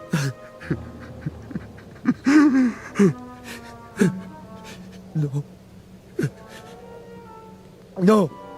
I require an answer, Lieutenant. I asked if you were sick. I'm sick. We will be moving out soon. If you are too ill to move, you leave me no choice. We shall leave you here. Leave me? We have no transport for the wounded, as you well know. So, we will very shortly move forward, and you shall remain here. My name isn't... On your feet when an officer speaks to you. But my name isn't Yamuri. I swear to you.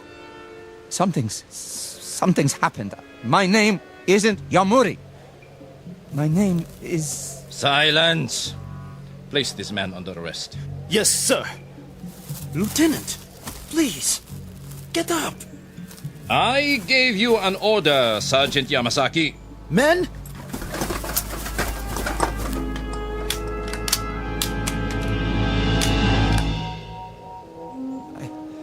I'm all right. Forgive me, sir. You what? I was feverish for a moment. I forgot where I was. Huh? I'm all right now. You're sure of that? Yes, sir. I'm sure. I'm very sure. Very well. Sergeant, we move out in 15 minutes. 15 minutes, sir. Unfortunately, the artillery was unable to do its job. We shall attack the cave in force. Ready to move out!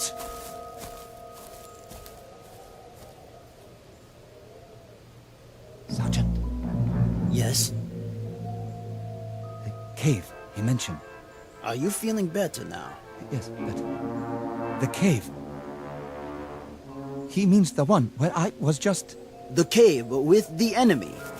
Put a new clip in your rifle. Let me help you.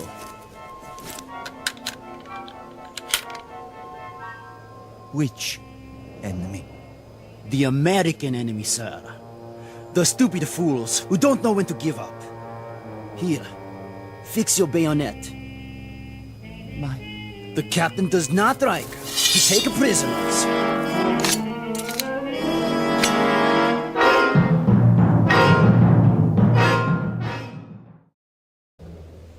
Captain? Yes, Sergeant. Prisoners, sir. What? What about prisoners? You know my policy. Yes, sir. But what if they surrender? What about the wounded? I doubt that there will be any left to surrender when we are finished. Yamuri! Sir? You will take the first section. Move forward as quickly as you can. Then drop down 50 yards in front of the opening. But, sir... Watch for my signal. We will cover you with automatic fire for 2 or 3 minutes before you make the frontal attack. Sections 2 and 3 will follow. Understood? Yes, sir. I didn't hear you. I understand, sir. Be very sure that you do. Now, go and prepare your men. Your section, sir. Which? Over there. The captain expects you to lead them into victory. Come with me for a moment. Where, sir? Away from the others. Look down there. The cave. Yes?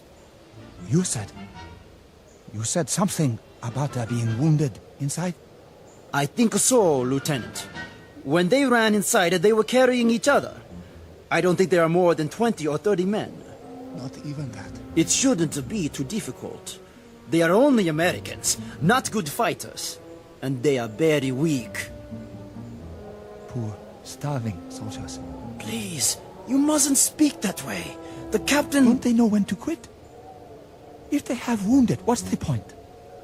They can't go on this way. If they surrender now, there might be a chance. What did you say? Nothing, Captain. I didn't hear. What did you just say? Repeat it. Just if they're wounded, sir, perhaps. Perhaps what? If we gave them a chance to surrender first, or... Or what? If we left them there. Left them? Bypassed the cave completely, and moved on. Bypassed them. Is that a tactical judgment? I think it is. Or is it some nugget of compassion for the enemy unearthed by your fever?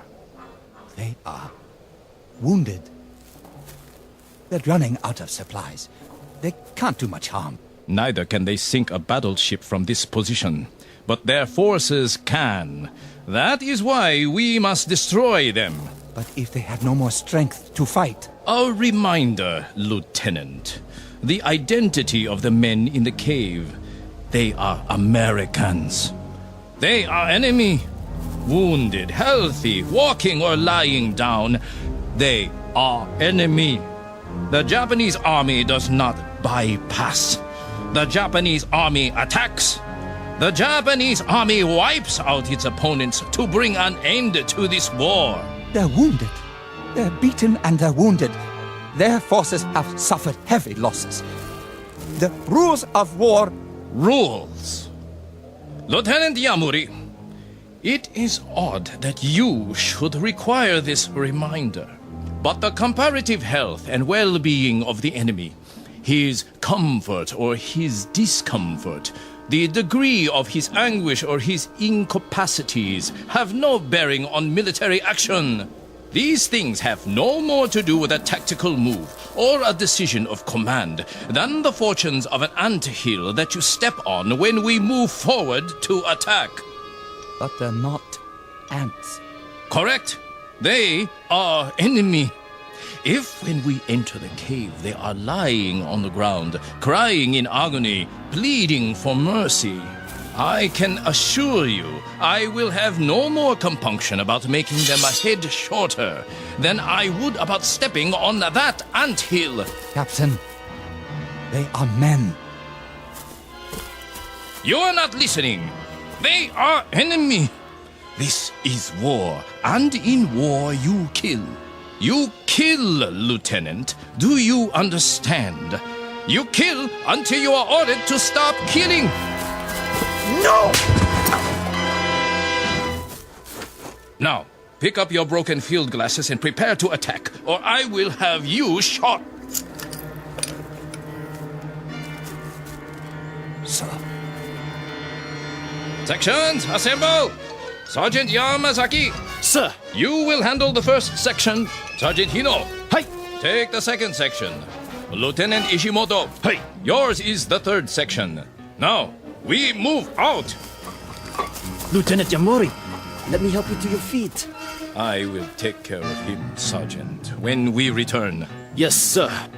Captain, what you do to those men in the cave, will it shorten the war by a week? By a day? An hour?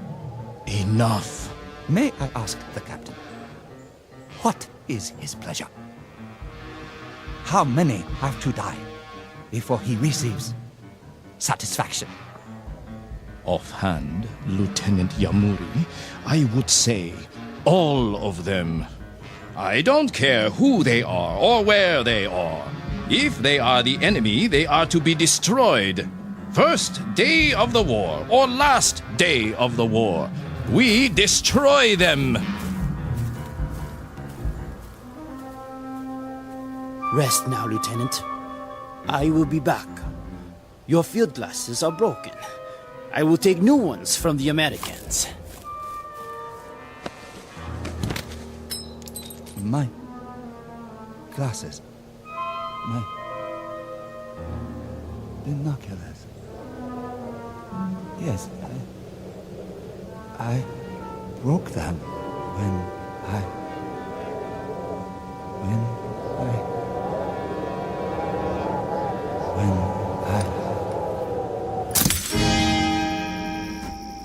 Anytime you say, Lieutenant. What? What did you? Looks like you can't use those binoculars now, though. Binoculars? To help you with the duck shoot. No, we'll just have to follow your orders blind. Blind as a bat. Sergeant. Casarano? Of course, when we start firing, there'll be flashes. Wait a minute. Maybe that'll be enough for you to lead the charge, just like San Juan Hill, huh? Of course, we'll be going down, not up. Wait. Hold on. Maybe he wants to put it off. You want to hold the attack till later? No. Yes. I mean...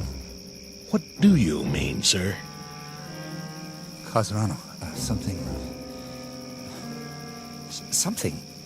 happened. Yeah. You broke your glasses. Now you can't see down there. Tell you what, I'll get you a new pair of one of them Japanese, if we make it inside. No, you don't understand. Those men in the cave... Men, now. Hey, boys, he called them men. And all this time I thought they were the enemy, to be destroyed, just like that. Yeah, like animals. And what do you do with animals when they get in your way? You kill them, right, Sergeant? Right. You slaughter them. You kill till they're all dead. Then you dig them up and kill them again. Ain't that right, Lieutenant? No. There's not going to be an attack. Those men are wounded, starved. There's no point in... Hold it. You hear that? Jeep on the road. Hold fire.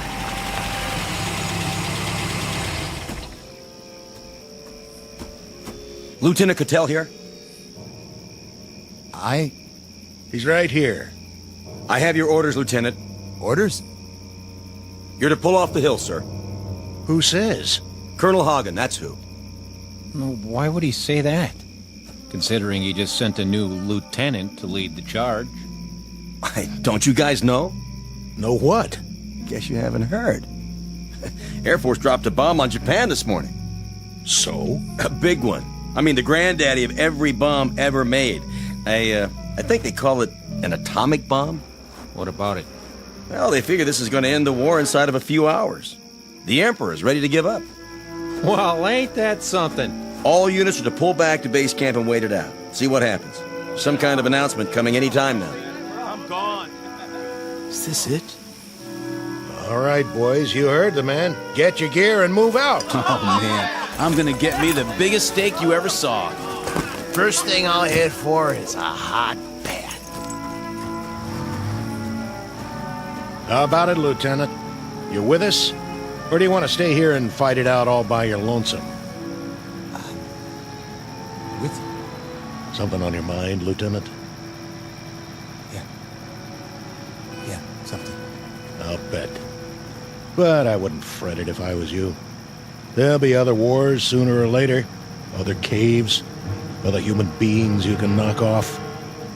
I hope not. God help us. I hope not. The quality of mercy is not strained. It droppeth as the gentle rain from heaven on the place beneath. It is twice blessed. It blesseth him that gives and him that takes. Shakespeare, The Merchant of Venice. But applicable to any moment in time, to any group of soldiery, to any nation on the face of the earth, or, as in this case, to the Twilight Zone. We'll return to the Twilight Zone in just a moment. You are about to enter another dimension, a dimension not only of sight and sound, but of mind, a journey into a wondrous land of imagination. Next stop, the Twilight Zone. Hi, this is Stacy Keach. I'd like to take a moment to tell you about our Twilight Zone website at twilightzoneradio.com. At twilightzoneradio.com, you'll find the latest information on these Twilight Zone radio dramas, including behind-the-scenes photographs, plus the newest product releases, trivia contests, ways to contact us, other Twilight Zone-related info and merchandise, plus links to other fascinating websites. So make your next stop twilightzoneradio.com. Visit twilightzoneradio.com to purchase these Twilight Zone radio dramas on cassette and CD, or call toll-free 1-866-989-ZONE. That's 1-866-989-9663.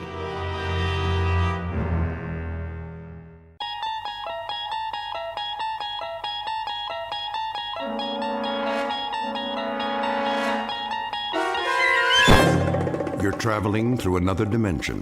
A dimension not only of sight and sound, but of mind. A journey into a wondrous land whose boundaries are those of imagination. Your next stop, the Twilight Zone.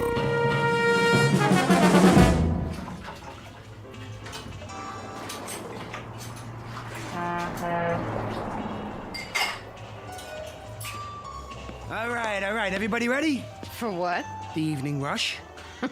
That's a laugh. What do you mean? It's that time of day. Truckers, moms, and dads, everybody gets hungry. They have to eat before they get to Vegas, don't they? Fix your hair and get your uniform on straight. Nobody's been in here for 2 hours. And that was for a donut and a cup of coffee. We'll be lucky if anybody stops between now and closing. You've got some attitude, Kitty. Well, do something. Fill the napkin holders, get setups on all the tables. Look at this salt shaker. It's half empty. You never give up, do you, Ace? Give up, you kidding? The Happy Days Diner is my livelihood, yours too. And don't forget it, all a question of attitude. You gotta think positive. How's that floor coming, Jimbo? There wasn't too much to sweep. Third time I've done it today. Good. People like a nice, clean place. I found one French fry and a matchstick by the payphone. You know, Ace, maybe you ought to ease up, sit down, take a load off. Ease up. We gotta be ready for them when they start coming in. Well, I don't know if anybody is coming in. What are you talking about? He's right, Ace. The truckers like to stop at Big Jim's now. And the families, they all go to that chain restaurant by the state line.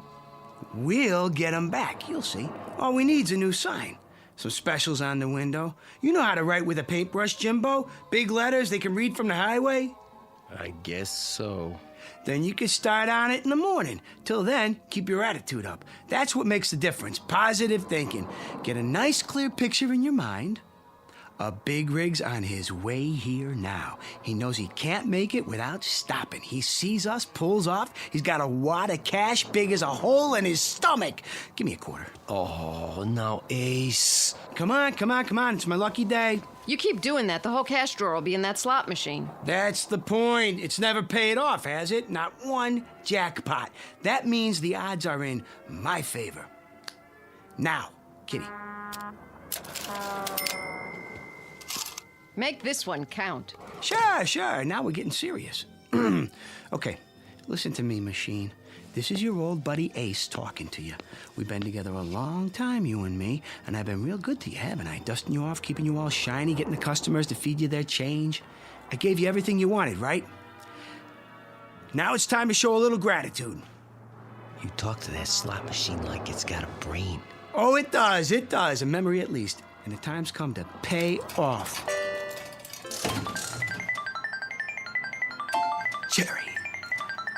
Cherry. And a prune. Well, at least I doubled my money. Take my advice, hold on to them. That's 100% profit. Nah, I'm just getting her warmed up. Okay, sweetheart, you had your fun. I'm warning you for the last time. Pay up or get out. Ace? Don't bother me. Ace? I think we've got a customer. Yeah? Yeah! Hey, a big rig, just like I said, see? You were thinking of it, weren't you, Jimbo? Like I told you to. Oh, I don't know, Ace. I might have been... Sure you were. Mind over matter. That's the ticket. It's all in the concentration. Well, what are you waiting for? Go in the kitchen, put the soup on, heat up the grill. We got ourselves a live one.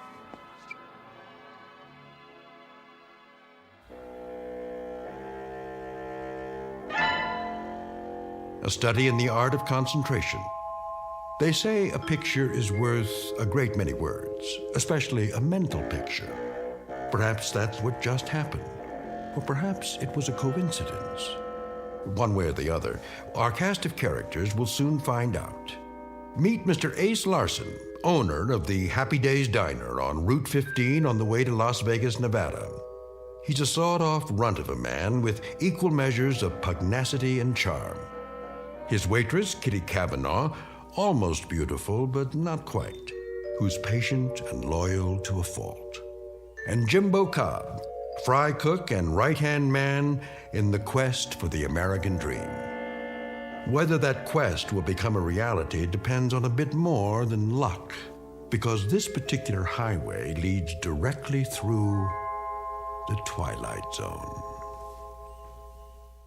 And now, The Twilight Zone and our story, The Prime Mover, starring David Eigenberg, with Stacy Keach as your narrator. That's better. Enjoy your meal? Yeah, it's great. Here's the check. Feel pretty good, huh? Well, I do now. So do I. Kitty, give me a quarter. Oh, Ace. Come on, come on. Are you gonna play that one-armed bandit? Oh, yeah. She's ready to pay off. I can feel it. That'll be the day.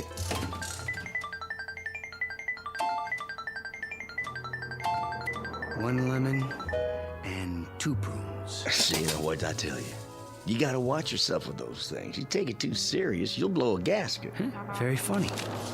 Here's for the food. You keep the change. Why, thank you. Wait a second. Yeah? Flip you double or nothing for the meal. You sure like getting kicked around, don't you? Never mind what I like. Double or nothing. What do you say? I don't know if that's such a good idea. Quiet, Kitty. Is it a deal? Okay. All right. Got a quarter? Yeah, I think so. Look, Ace, you always have to... Listen to her, Ace. Don't you think we Come oughta... on, come on. A guy can't keep losing forever. Here we go. Call it. Heads. Heads it is. Thanks, buddy. I don't believe it. No sale. You come back now. I sure will. Seeing as how that's my lucky quarter, I guess I better hold on to it. Go ahead. And while I'm at it, might as well give Lady Luck a whirl.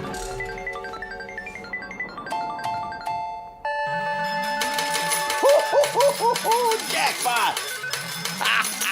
Just like that. Oh, hand me a paper bag, will you, sweetie? I'll take him to go. Sure.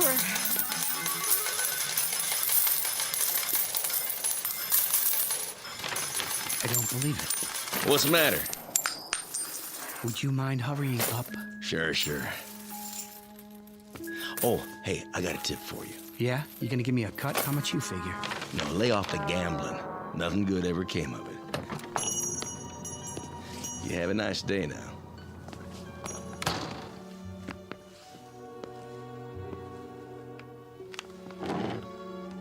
Easy, Ace. It ain't fair, Jimbo. It just ain't fair. Oh, don't take it so hard. That's easy for you to say. Maybe your luck will change. Yeah. Maybe I'll get electrocuted or something. Night, boys. Where are you going? Home and to bed. Any objections? Nah, honey. I wouldn't blame you if you quit. I can't. You owe me 3 months' salary. So long, you big-time operators. Be careful going home now. Will do. Gee, what a nice girl, huh? Yeah. Too nice. Ace, how come you and Kitty don't get married? On what? With what? I got a little saved up. You could use that. A little ain't enough, Jimbo. A chick like Kitty deserves the best. And the best comes high. Well, we could fix up the back room, make it real nice, just for now. Oh, then where would you sleep? Don't worry about me. I could take care of myself. Sure you can. They better slow down out there. Darn fools, they must be going 90.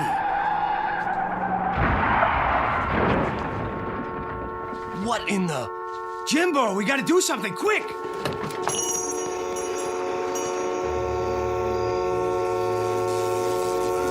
Oh, they hit the pole. The power lines are down. Let's get him out of there. Can't. It's gonna catch fire. Stay back or we'll get burned up with them. Car's upside down, Jimbo. There's people in there. We just can't leave them. Quiet. Go inside. Call for help. No use. They knocked the telephone pole over. Well, don't just stand there. Think of something. That's what I'm trying to do. Quiet, please, Ace, if you don't mind. What's happening? Am I seeing things? It's turning over. How? Just a little farther. You're right side up now. Come on out. The door open. Just stay clear of those wires. Can you walk, honey? I think so. Come on. Take my hand. Hurry up. Get clear. They're gonna make it.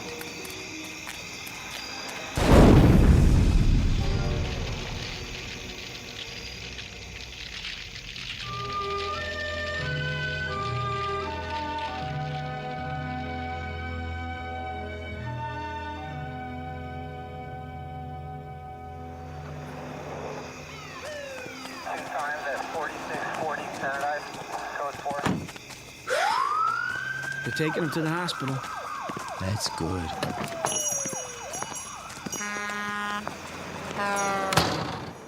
They're gonna be okay, the doc says. A few broken bones, nothing too serious. Thanks to you. Oh, what are you talking about? Jimbo. Yeah? How'd you do it? Do what? You know. That business with the car? Lifting it up and turning it over? Without even touching it? Even with the sparks and all? From 30 feet away? How, Jimbo? Oh, come on, Ace. Let's forget about it. I can't forget about a miracle, not when I seen it with my own eyes. Ace. Okay. I mean, if you want to keep secrets from me, I mean, that's your business. I'm just going to turn in early anyway. I mean, just don't snore tonight. It's tight quarters back here, and...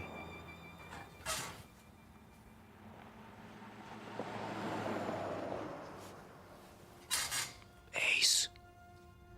What? All right, I'll tell you. Yeah, it's up to you. I can't exactly explain it, Ace, but you see, I guess you might say it's a power I got. What kind of power? Well, it seems like I can move things around just by thinking. What? Oh, I know it sounds stupid, but it's true. I don't know how come. I can, that's all. Since when? Since always. You never told me about it. I never thought it was anything special. What? Nothing special? I thought everybody could do it. You know, like breathing. I guess I was wrong. Yeah, I guess you were. How come I never seen you do it before? Oh, I had to give it up. Why? Well, you know. No, I don't. Why don't you tell me? It got me in a lot of trouble at school. Besides, I started getting these real bad headaches after. Like now. Jimbo? Could you do it again? Sure, I suppose. Like right now? Yeah, but... Show me. Oh, Ace, I got a headache. I'll give you an aspirin. Come on, prove it. Do something to my bed, for instance. If you say so. Huh? Go on. Just a second.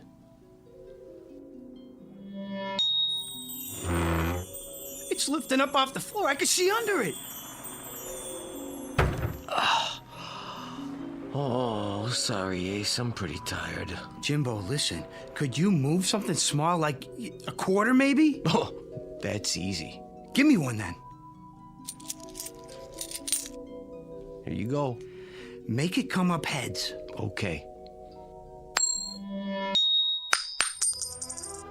Heads! That's not hard. How about, say, a pair of dice? Smaller the easier.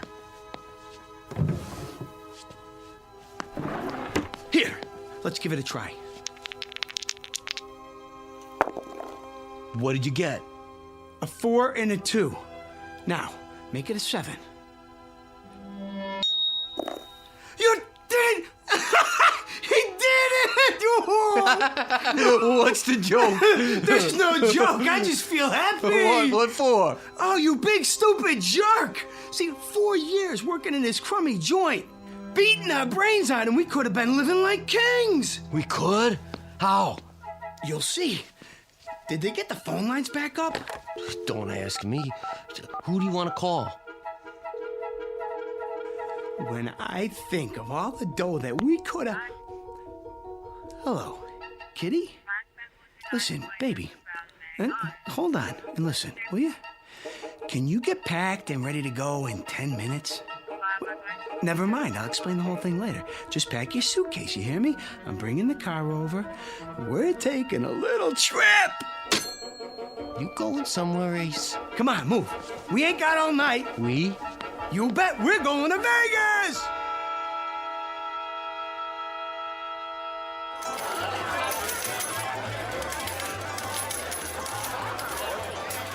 Cigars, cigarettes. Drinks? Bring me a scotch and water. Coming right up, sir. Oh, wait. What do you two want? We just got here, Ace. Besides, they'll probably charge you an arm and a leg. Ain't you ever been in a casino before? Drinks are on the house. No kidding? Would I kid you? Now let's get to it. Where are we going? Let me see. How about the roulette wheel? Isn't that a little out of our league? I saw some nickel slots when we came in. Forget about it. We're going for the big money. Place your bets, ladies and gentlemen. Place your bets. $100 on number 8. Ace, that's all we've got. Relax. $100. Set your money on the table, sir. Yeah, sure. Here you go. Your chips. All bets down. You got that, Jimbo, number 8? Yeah, I heard you. What is going on? Watch this. 8. Red. Even. Oh, you see that? I told you. The gentleman wins. Oh, look at all those beautiful chips. 30-something to 1. Ace, how did you do that? Quiet, baby. What's the limit here? Oh, Ace. Huh? Maybe we should take it easy. Why? So we don't draw attention. Oh, yeah. Place your bets. Number, sir? Not this time. We're gonna play something else. Yeah, that's it. So long, and thanks. Kitty, help me with these chips.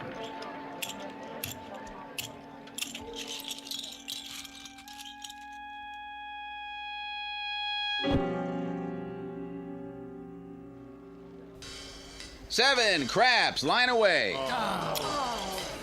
Excuse me. Mind if we get in here? Be my guest. This table's cold as ice. It is, huh? Well, let's see if we can change that. New shooter. Dice, sir? Sure. I'll give it a shot. But you don't even know how to play craps. Quiet, kitty. Well, do you? I know plenty.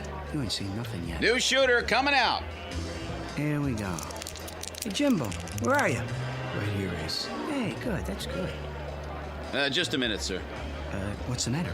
You need to have a bet down. Oh, yeah. Kitty, give me those chips. Put them on the table right in front of me. Not all of them. Just do what I say. Line bet? Yeah, why not? $200 limit. Then spread the rest of them around. Play some numbers? Sure, all of them. And give me 2 4s. Hard way 8. And the 6. Let me see. 4, 10. All the hard ways. Got that, Jimbo? Yup, I got it. Then here we go. Everybody ready? Let's roll on. Scooby-Dooby-Doo! 8's the point. Here's for your hard ways, sir. Same bet? You got it! Let him ride! Scooby-Dooby-Doo! And hard 10, another frontline winner. Oh, yeah, shovel him my way, boy. Just shovel him over. I don't believe it. He won again. That's 17 passes. I never saw anything like it. It's every proposition there is. Move over. I gotta get in on this. Give me double sixes this time. Sweetheart, don't you think we should quit now? Quit? What are you talking about? But your luck's bound to change. No chance. Jimbo and I got a system worked out, don't we, Jimbo, huh? Ace. Hey, what's the horn bet? I ain't played that yet. Ace, I gotta take a break. Are you out of your mind? We're just getting started. I gotta. My head's killing me.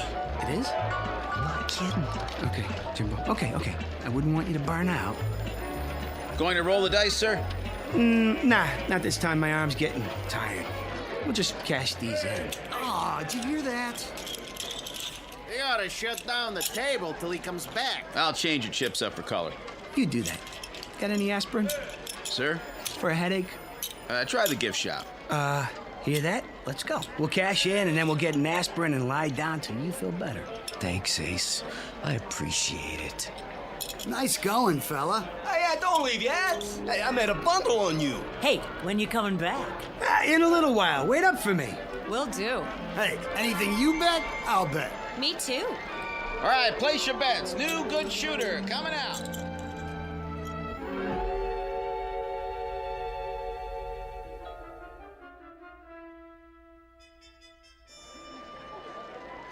$17,600, $7,000, $8,000, $9,000, $220,000. Thanks, babe. Jimbo, help me carry it. Are you staying at the hotel, sir? Maybe, maybe not. What's it to you? I was just going to suggest they have a safe in the office if you're a guest. Don't worry about it. I like to keep a little petty cash on me. You know what I mean? Of course, sir. Yeah, see you, Toots. Don't wave it around like that. Not bad, huh? For starters. You did pretty good, I guess. Pretty good. We've got more money here than I've ever seen in my life. Headache go away? Not yet. Then we better do something about that. Cigars, cigarettes, chewing gum. Got any aspirin? Let me see. Bromo, candy bars. Here, aspirin in the 2-pack. Great. Oh, I'm afraid I can't change a bill this size. Oh, who asked you to? Why, thank you, sir. Don't mention it. Ace, that was a $50 bill. So? Plenty more where that came from. Let's see what kind of rooms they got in this dump.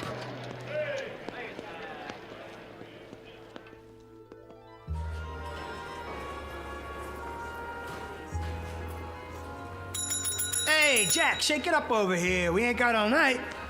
May I help you? I don't know, can you? We were thinking about cooling our heels for a while. You got something nice like a suite? You know, real class. Our suites run $1,400 a night. There are some very nice motels off the strip. They might be more to your liking. We'll take the suite. I beg your pardon? The biggest one you got. That will be cash in advance? Sure. This enough? Yes, sir. Your name? Benjamin Franklin. All three of us. Yes, Mr. Franklin. Right away. Bellboy.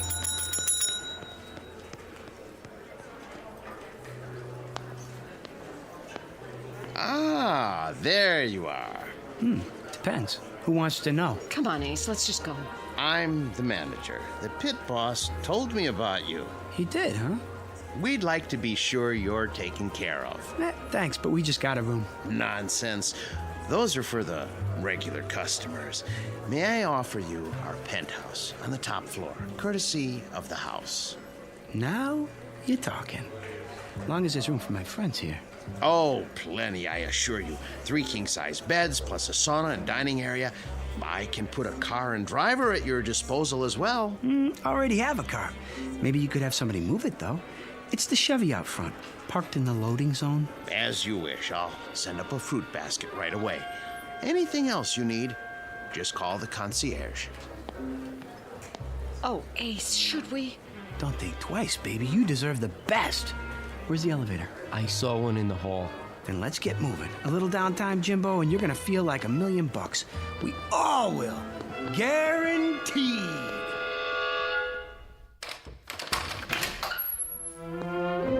This is more like it, huh? It's beautiful. Is this all your luggage?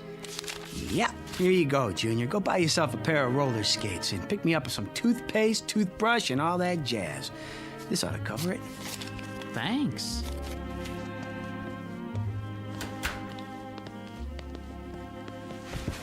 Yeah, not bad at all. I'm tired, Ace. I gotta sleep. Nuts! We're gonna go do the town, have some real fun. We just got here. Ace, I can't go on doing it. Now look, don't you fold up on me. Your head'll be fine. It's cheating. Cheating's wrong, Ace. Jimbo, you're right. You mean it, Ace? We're gonna quit. Sure. We're gonna quit. What are you two talking about? You wouldn't understand it, baby. I mean it, Jimbo. After one more job, okay? Well, then it's all over. No more headaches. Huh? For me, just one more? Okay. One more time. Swell. You rest now. Tomorrow we'll fracture them. Come on, kitty. We're gonna tear this town apart. Ace, please. Let's go home. What, home? What are you thinking? This is our big chance. I don't want to take it. Ace, you've been lucky. You've won enough money to last the rest of our lives. Can't you leave well enough alone?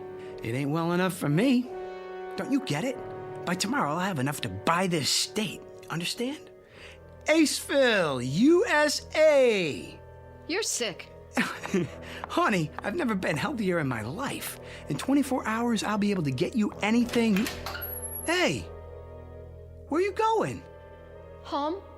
On the bus. Look me up when you're through playing Little Caesar. What's the matter with her? You've been ignoring her all night. Ain't very polite, Ace. Well, I was busy. A man should never be that busy. Why don't you go after her? Kitty's worth all the money in the world. Isn't she? Yeah. Yes, she is. Then go. Kitty!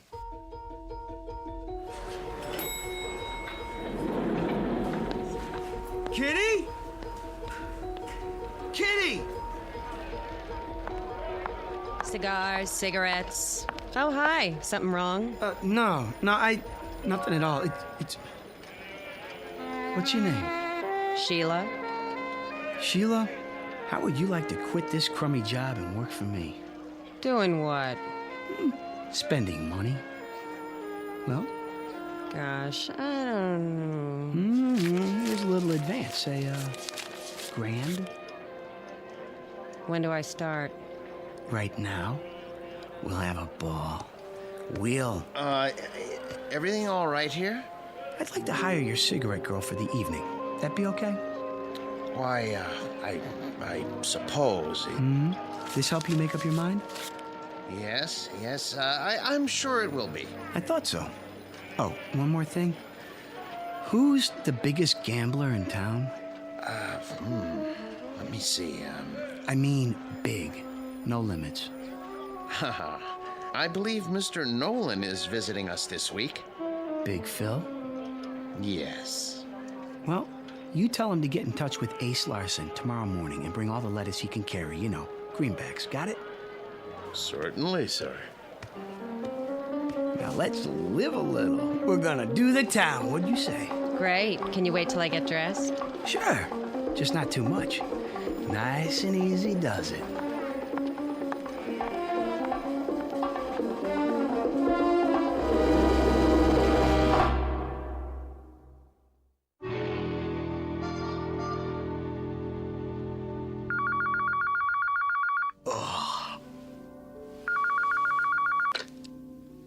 Hello? Yeah, he's here. Just a minute. Ace, you're wanted by the... Who's calling? Mr. Nolan? I'll tell him. Ace? Let me alone. Phone call, Ace. Mr. Nolan. Oh, yeah, no, I'll take it in here.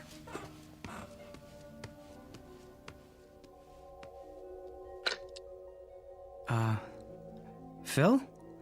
Good to hear from you, baby. This is Ace Larson. From where? Right here in Nevada. Now, wait a minute, Phil. That ain't the way to talk to her. All right. So you never heard of me? You will. Now, you listen to me, Buster. I got 200,000, and I'm hot for a game. Of course, if the stakes are too high for you, I can always call somebody else. That's more like it. The penthouse. Right away. Oh, and Phil, bring some friends. Ace? Mr. Nolan? From Chicago? Yeah. He's a gangster, isn't he? So what? I hear he's awful mean.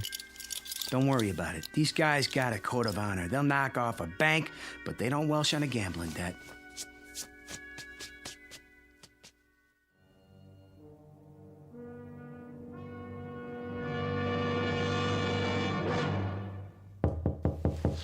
Get the door, Jimbo. Don't keep the gentleman waiting.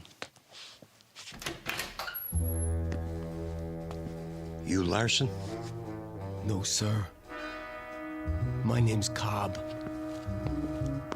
Come on in, Phil. I'm Ace. Who are your friends? Let's see the stuff. Jimbo. Sure, Ace. I put it in the suitcase.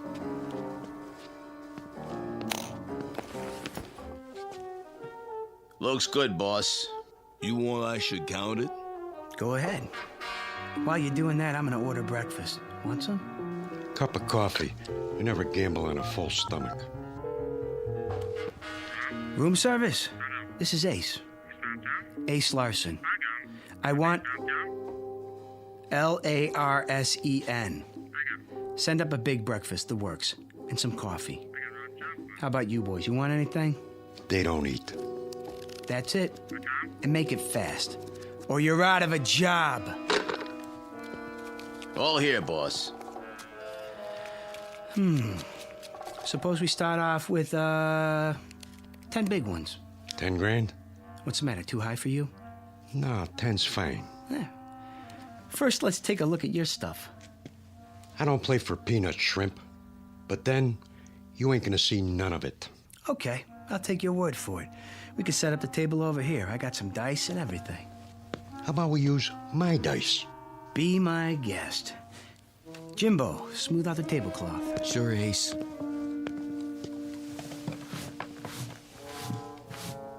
I'm shooting for a natural. How does 7 sound, Jimbo? Think I can make it? I'd say so. All right, then. Scooby-Dooby-Doo. And 7 it is. I guess that means I win. Huh, fellas? This time. One more. Shooting for an 11 this time. Yo. 11. 11. Let's see those dice. They okay, boss? Yeah. One thing, Larson. People cheat on me once. Only once. Understand? Absolutely. Now that we got that straight, I'll let it ride. Am I covered? You're covered. Coming out for a point. 8. How much odds you'll give me? How much you want? Say 50 grand. 20. 20 it is. You're on. Here we go. Shooter, shooter. I'm hot today. Sometimes you just can't go wrong. 7! Win a 7 on the come out. Like I said, this is my day. How long you gonna hold those dice? I'm setting them down, but don't worry. They won't get cold. Hi. Sheila, hi. You ready to take me to Lake Mead? Who's the dame? My good luck charm. Any objections? Uh-oh. Ace, can I talk to you for a minute? Come on in, baby. Sheila, these are some buddies of mine. We're playing a little penny ante type game. Stick around. It won't take much longer. Ace, there's something I Come and watch. Roll 'em. You know, this is getting to be a drag. Let's separate the men from the boys, huh? What do you say we shoot the works? Jimbo? Ace, I dump it all out. Now, hold on. What's the matter, Nolan? I thought you were a big operator. You chicken? Hey! Go ahead, Larson. Shoot the works. And where's the dough? My credit's good. Sure it is, Phil. Sure it is. This is the life, huh? Win $1 million, lose $1 million, just like that. Okay, I'm looking for an 11 or a 7. Ace! Don't bother me. Ace, listen. Scooby-Dooby-Doo, and there it is. Ha! Load up the suitcases, Jimbo. This game is over. Tough luck, trooper. Huh? Read 'em and weep. Snake eyes. But... Pick it all up, boys. I don't understand. You got nerve, pal. I like that. Anytime you want to play some more, just let me know. For now, I'm out of here.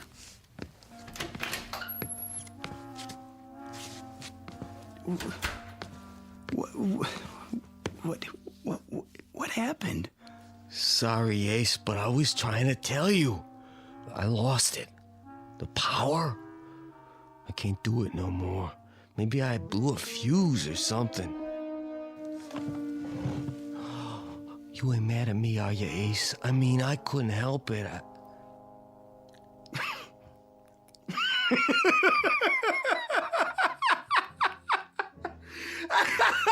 He blew a fuse! Oh, man! Something funny, Ace?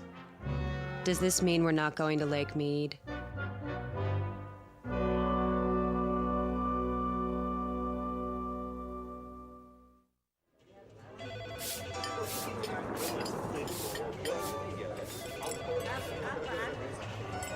We did okay, Ace.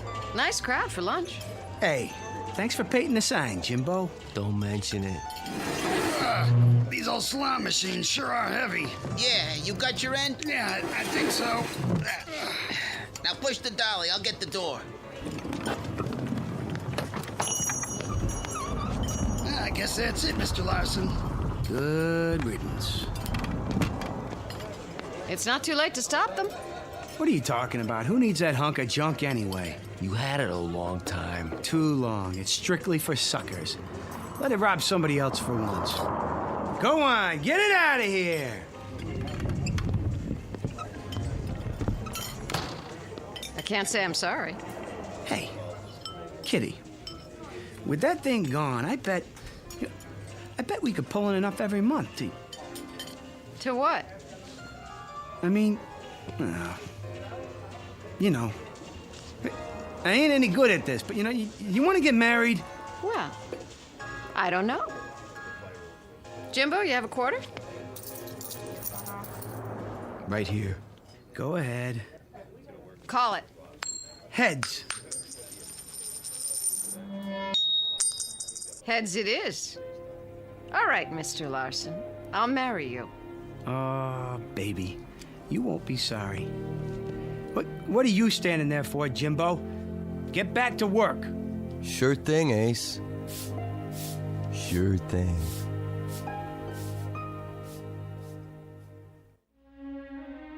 Some people possess talent, others are possessed by it. When that happens, the talent becomes a curse.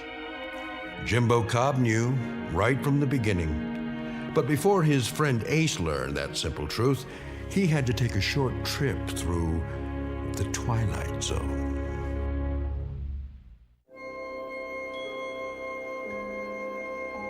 Hi, this is Carl Amari, producer of the Twilight Zone Radio Dramas. I'd like to take a moment to tell you about our official website at twilightzoneradio.com. where you'll get the latest news and information on these Twilight Zone radio dramas. Plus, at twilightzoneradio.com, you can digitally download 3 free episodes or any of our episodes for only $1.95 each. In this age of ever-changing technology, we've decided to make these episodes instantly available to you by making the Twilight Zone radio dramas a digital download-only series. This means that this series will no longer be offered on CD. The CD collections at our website are now being offered while supplies last at buy one, get one free. So be sure to get your favorites before they're sold out. Be sure to visit us often, and I'll see you in the zone.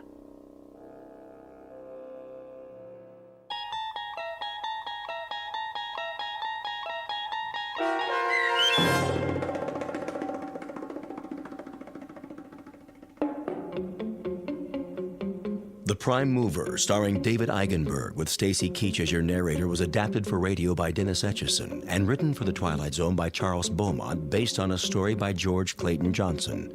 Heard in the cast were Kurt Nabig, Fernette Lebo, Alex Sopner, Joby Cerny, Jamie Barron, Doug James, Jeff Lupiton, Peggy Roeder, Michelle Graff, Tracy Hernandez, Jason Mallow, Carl Amari, Christina Verba, and Vince Amari. The producers of The Twilight Zone wish to thank CBS Enterprises and the Rod Serling Estate for making this series possible. This copyrighted radio series is produced and directed by Carl Amari for Falcon Picture Group. Sound design and custom Foley effects for The Twilight Zone by Cerny American creatives Bob Benson, Craig Lee, Michael Slaybach, and Matt Sorrow. To learn more about The Twilight Zone radio dramas and to contact us, visit our official website at twilightzoneradio.com. Doug James speaking.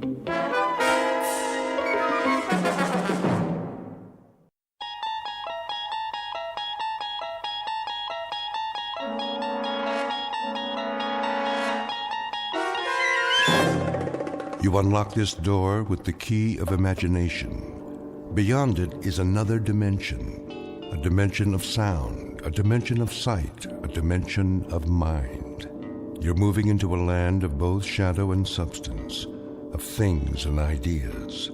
You've just crossed over into the Twilight Zone.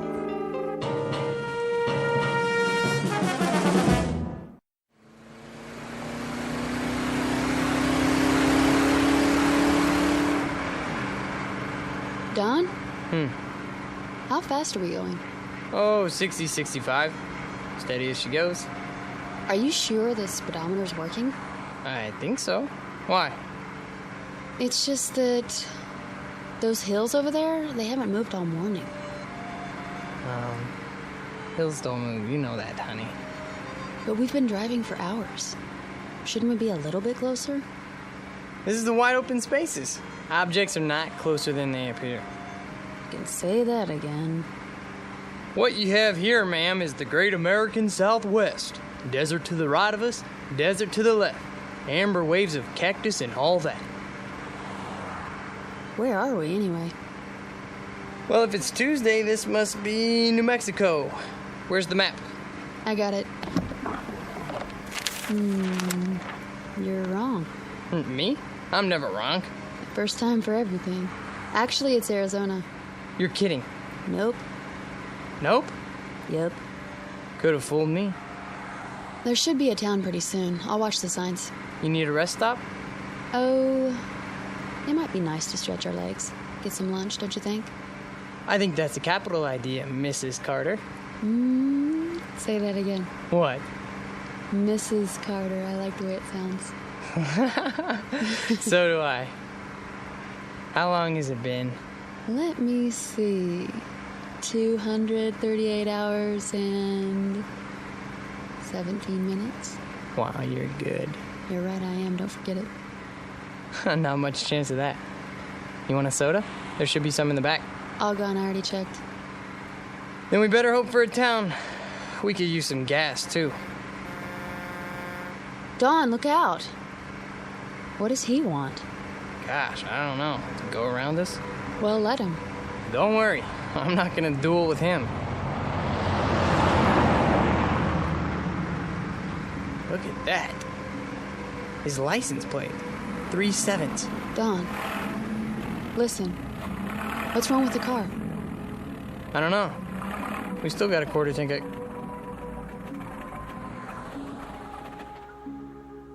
Oh, great.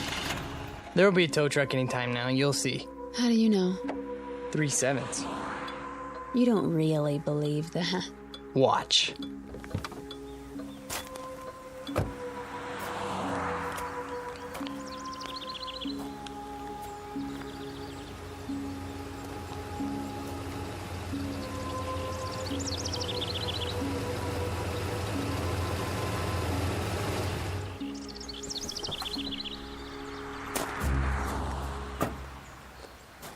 Hi there, folks. Need a tow? As a matter of fact, we do. Well, come on then. Hop in the front seat. Gas station's about 20 miles. They got a mechanic? Oh, sure do. Fix it right up. What did I tell you? Huh? Let's go, honey. You are so lucky, Dawn. Luck had nothing to do with it. Don and Pat Carter, honeymooning couple on their way back to New York. They've had the time of their lives, and they'll be home in a few days. Or that was the plan. But their new life together is full of surprises. Very shortly, Mr. and Mrs. Carter will be subjected to a gift of sorts, one that most humans never receive in a lifetime. They will be given a glimpse into the future. The price of that glimpse? A mere penny, 1/100th of a dollar. The time is now. The place of their revelation is a little diner in Ridgeville, Arizona. But what our honeymooners don't realize yet is that this unassuming town just happens to lie on the outskirts of the Twilight Zone. And now, The Twilight Zone and our story, Nick of Time, starring Marshall Ullman and Jamie Brown, with Stacy Keach as your narrator.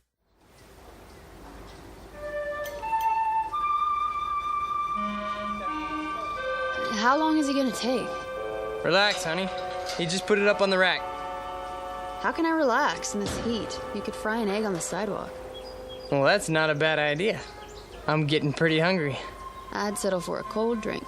There's a water fountain at the side of the station. Fine. I hope it works. Go ahead. I'll talk to him and see what's going on. You do that.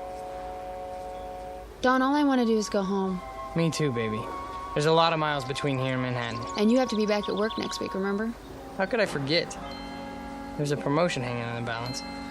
Look, I'll see what's up, then we'll have some lunch. Okay? Okay. I don't mean to complain. Good luck. Hang in there a little while longer, we'll make it.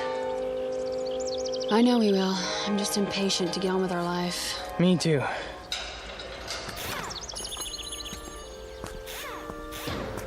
Oh, hi, Mr. Carter. Hi there. How's it coming? Oh, she's coming. You got yourself a bad fuel pump is all. That right. Well, can you fix it? Sure. I can fix it. Be a while, though. Oh. Why's that? Won't take but an hour to put it on. But I got to order one from Klingman. How long's that gonna take?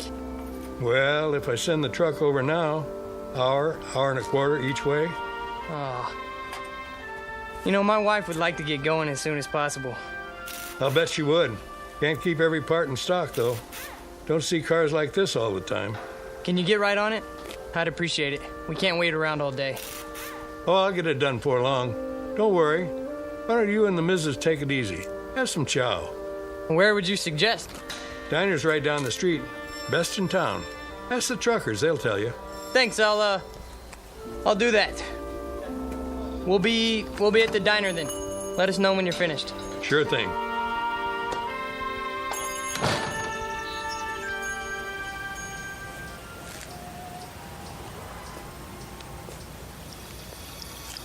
There you are. How you holding up? The drinking water isn't cold. I'm sorry, baby. Well? Fuel pump's shot. But it's a new car. That's what he said. He'll get right on it. How long? Couple more hours. What? Maybe 3. That's crazy. 4 tops. Are you kidding? That's the max he promised. How come? What's the problem? He has to send the truck to the next town for a part? And where is that? I don't know. New Mexico? Colorado? Someplace like that. Oh boy, oh boy, oh boy. Let's take a walk. Ready for some lunch? Lunch? We might as well just move here, put down some roots. Sure. We'll rent a room at a motel. Get the weekly rate. Yeah, well, is it air conditioned? I was thinking an electric fan. Yeah, I'm gonna look for a job tomorrow. Where? I don't know, but I'm holding out for an executive position. Well, maybe there's an Indian reservation. We can move into a teepee. Quiet, you. Yes, sir. Where's Restaurant Row? Just ahead, you can see the diner from here.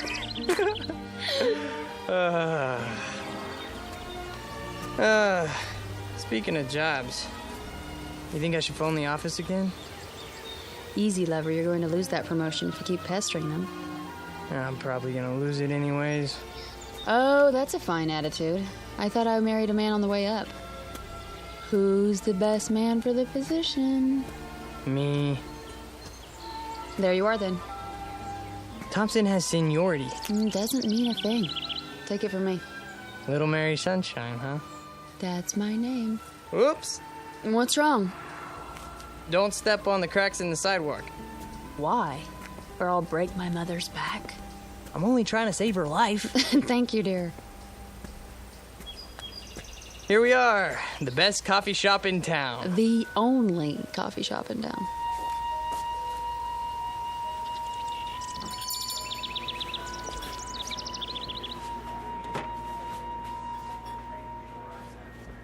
It looks like we got the place to ourselves. Except for that man at the counter. Yeah, nice Stetson. Think I should get one? I'll be right with you, folks. Oh, not at the counter, please. Is the booth all right? Anywhere you like. I wonder what specials they got. I just want something cold to drink. Well, they have ice, don't they? Knock wood. Well, look at that. Huh. Well, wonders never cease. Look at what? The napkin holder. What about it? It's got one of those little built-in vending machines. The Mystic Seer. Answers. Read what it says. Insert 1 cent. Ask me a yes or no question. You put a penny in and push the lever down. Lovely. The plastic devil's head's a nice touch. I'll bet it even wobbles when the coin goes in. I'll bet it does. May I see a menu, please? The Mystic Seer knows all. Does she love me? Will I become rich? Is my future bright? I can answer those questions for free. Well, let's find out what the Mystic Seer says. You're like a little boy. Come on. It'll be fun. I got a penny somewhere. Here's a question. Anything exciting ever happen around here?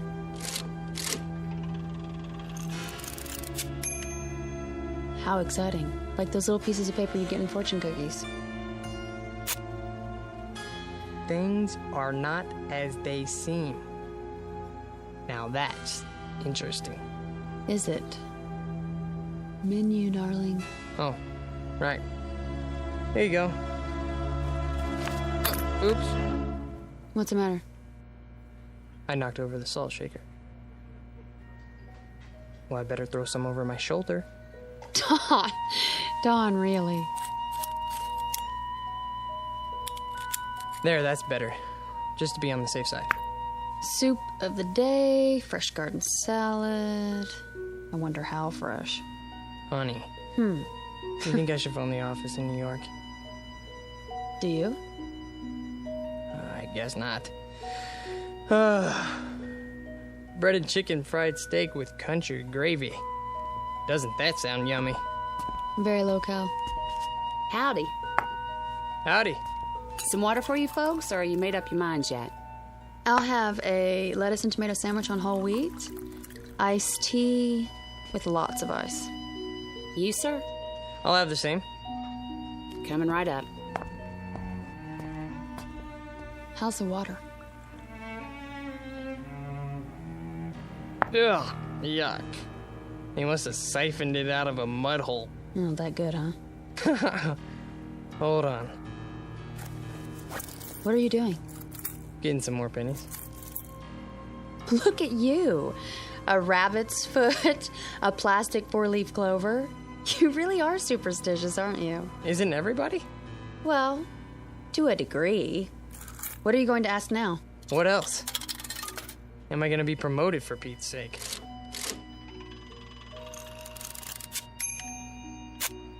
Ha! What does it say? It has been decided in your favor. See? Your worries are over. I think I'll phone, though. Honey. I was gonna call anyways, wasn't I? There's a phone by the restroom. I'll be right back. Well, you'd better be. Here you go. Thanks. You need any ketchup? This'll be fine. Well, if you want anything, you just let me know. Thank you.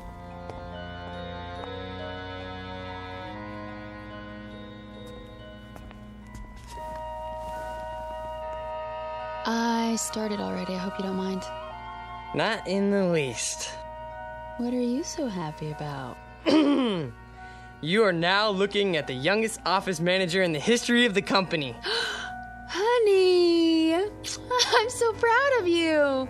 I told you, didn't I? So did he. Who? The Mystic's here. Well, I told you first. You sure did. How's this sandwich? Passable. Office manager. Oh, that's amazing. We should ask him something else. He really came through on that one. And while you're at it, ask him why he didn't warn us. About what? That the whole wheat bread is stale. Let's see. Does he, she love me? Don't you know? Will I become rich? Wait, I know that too. I'm gonna be the first millionaire accountant in the company. Office manager, dear. All right, Mystic Seer. Is it really gonna be 4 hours before we get out of here? That's my question.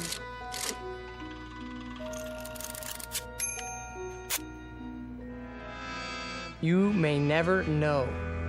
What does that mean? Who knows? He does. Look at that winking eye. Devilish creature. I gotta know more. Well, it'll cost you another penny. So, I'm an office manager now. What do you mean we may never know? Wait. It's not a yes or no question. You mean something could keep us from knowing? Something could happen to us?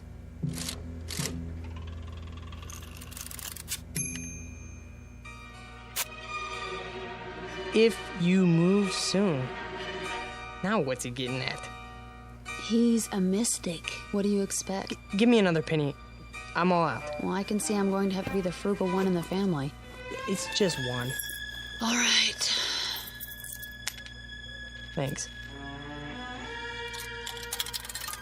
You mean we're not supposed to move? We're supposed to stay here? Only one question per penny, please. That makes a good deal of sense. Well, I'm not staying unless I get some dessert. One more. Give me another penny. You're gonna break me.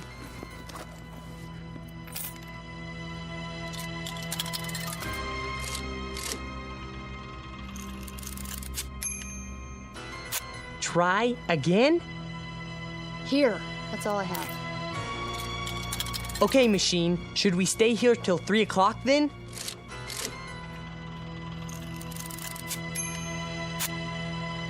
Look at the slip. There is no question about it.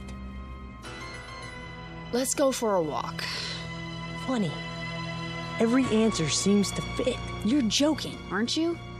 I mean, Dawn, no more. Okay, if we don't stay here until 3 o'clock, will something bad happen to us? Honey, for heaven's sake. Read it. All right, let me see that. Go ahead. This is silly. What does it say? Do you dare risk finding out?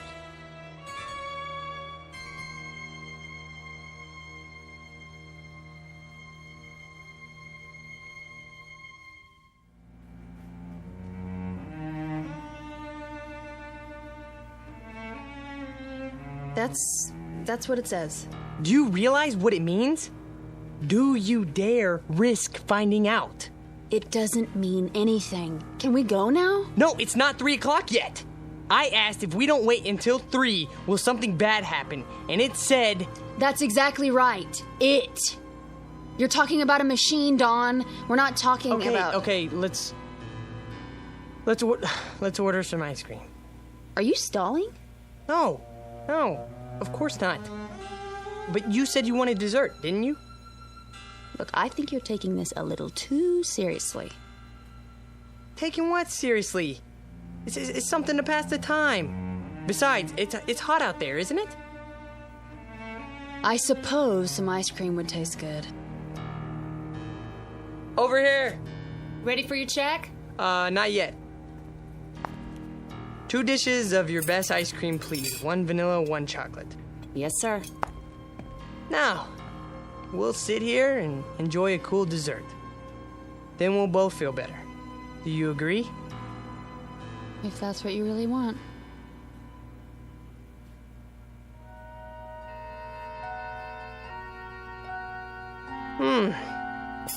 That was good. Yeah, it was. Now can we go? Are you sure you don't want anything else? I'm sure. Some more iced tea? Dawn, please, let's go. Okay. Yes. I suppose we should. It's 2:45 already. Do you have enough cash? Of course. I'll go pay. Just leave it. If you don't mind, I'd like to get out of here. We've done enough sitting lately. No problem. Well, I guess that's it then. That's it.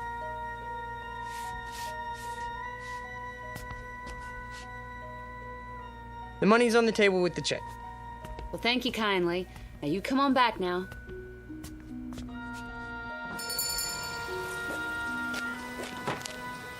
Whew, still hot. Yeah.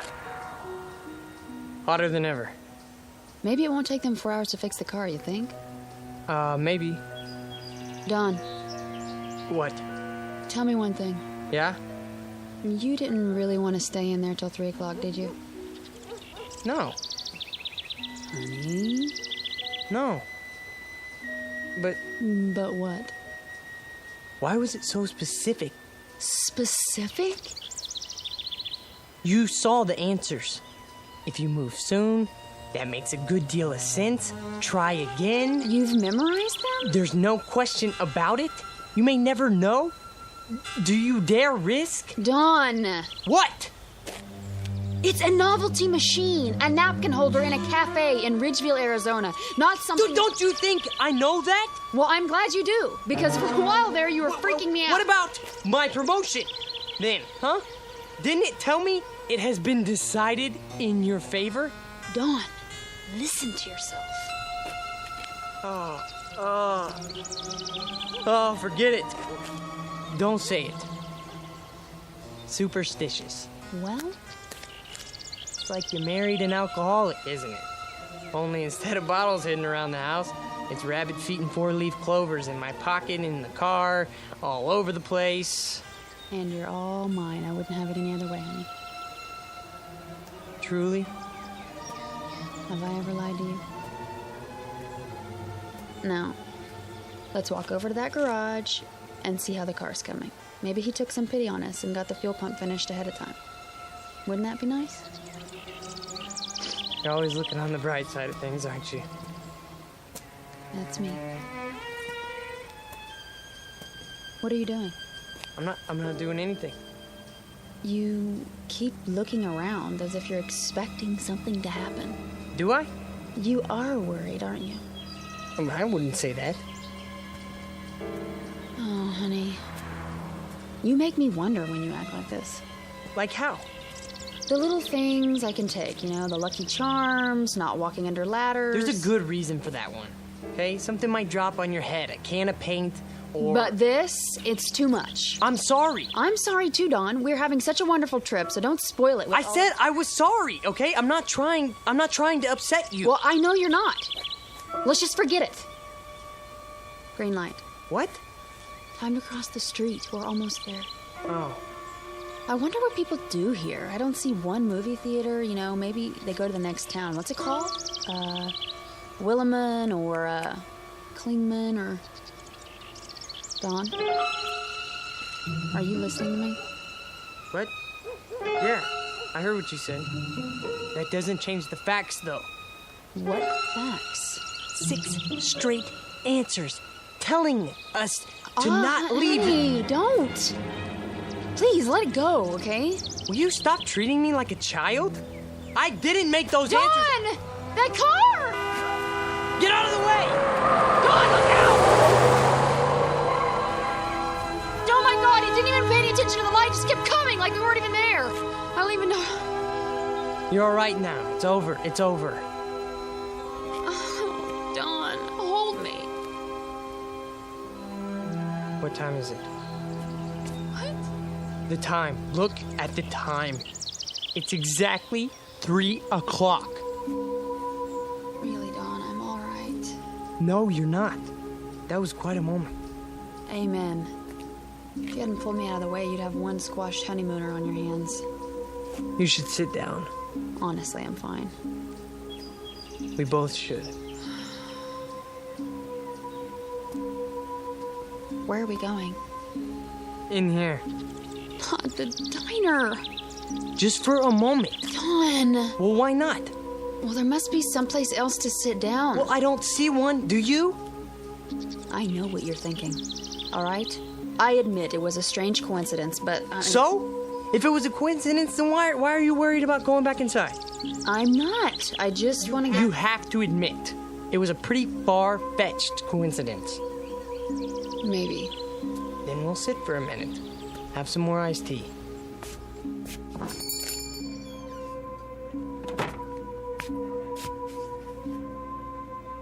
Well, hi, you two. Back already? Yeah. It's pretty hot out there. Yeah, sure is. I'll be right with you. Thanks. Oh, no. They're sitting in our booth, in front of our mystic seer. Yes, they are. Well, we'll just have to try another one. How about that booth? Or the next one. They have machines, too. I'm sure they, Honey. What? Look at me. Do you honestly believe that gizmo over there can foretell the future? It foretold ours. How? Sit anywhere you like, folks. Thank you. Sit down, honey. Yes. All right, what'll it be? Just some iced tea. Honey? I don't care. Make that 2. Be right back. I asked you a question. It's a reasonable one. How? You want to know how? I don't know. But when that car almost hit us, it was 3 o'clock. That's exactly when the fortune... Dawn, you said 3 o'clock, not that machine. You decided to sit here until 2:45. You are the one... What did I do? What did I do? Oh, this is ridiculous. Ridiculous. What are you so upset about? You can't even consider the possibility that... Here you go. Great. Anything else for now? No. Wait, yes. Can you bring me some more change? What kind? A quarter's worth of pennies. Make it 2 quarters if you can spare it. Well, I can give you a roll. That would be great. Sure, just a minute. Dawn, what are you doing? What any logical mind would do. Before we do anything else, I'm gonna get the answers we need, and I'm gonna get them now.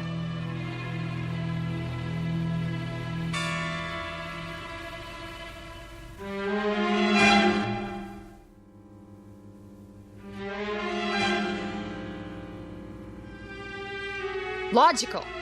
How can you call this logical? Could you keep your voice down? If you can't see that you made up all the details yourself, and all that thing gave you back was generalities, then I don't know what to do. Honey, would you listen to me? Will you listen? Go ahead. I have nothing more to say. I'm not going to argue with you. Sure, I filled in the details. What does that prove? Could the machine make them up? All it has inside are answer slips that are already printed. Then we agree. What are you? Let me finish. You heard me talk 100 times about mathematical probability, right? It's my job. It's what I work with. I know that. There are probably thousands of these machines in diners all over the country. There are at least 10 of them in here alone. And every one of these thousands of machines are hundreds of little answer slips arranged in some kind of order. Probably a different order for every machine, right?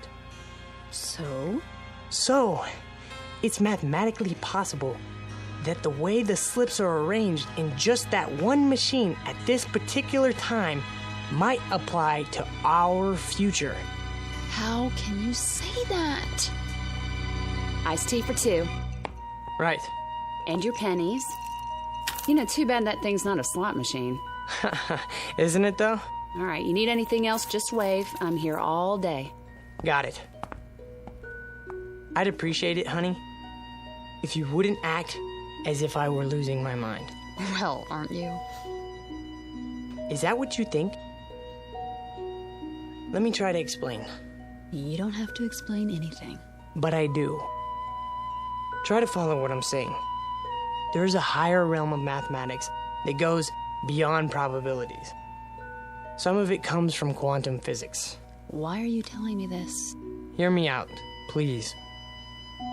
Jung, the psychologist, talked about synchronicity, meaningful coincidence. The point being that there are no pure coincidences. Everything is interconnected. If we can just spot the connections, it's what the Chinese I Ching is based on. The one where you throw 3 coins and look up your fortune in a book. Dawn, please. It's not fortune telling. It only seems to be. The idea is there are 64 hexagrams. Each one represents a pattern that reflects our place in the world at a given moment. Find the right one, and all else follows. It couldn't happen any other way. But the coins could come up in any combination. No, that's just it. Given everything else, at a particular point in time, there is only one pattern that fits. The Qing is just a means of identifying that pattern. So, you do believe in fortune telling? You're not listening. I said... How can you let yourself be controlled by such a thing? Can't you see what you're doing to yourself? What am I doing? What about the questions you asked? Were they mathematically determined too? I don't know. All I know is that the answers matched them. They would have matched any questions you asked. Does he love me? You may never know. Will I become rich? If you move soon. Is my future bright? There is no question about it. Ask anything, okay? It will always seem to fit. Honey, that's not the point. What is the point? We're about to find out. They're leaving. We can have our old booth back. Oh, Don. Bring your glass. Now we can test the hypothesis.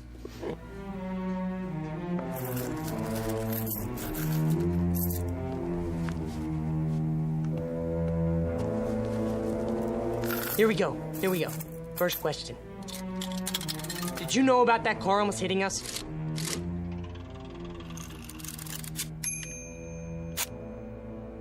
What do you think? Oh, that's conclusive.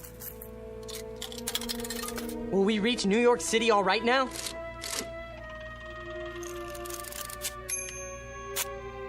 The chances are good. You see that? Very precise. What do you expect? Okay? A slip of paper should come out that says, "Hiya, Dauncey and Patsy. So how's by you?" I never said these slips were made for us personally.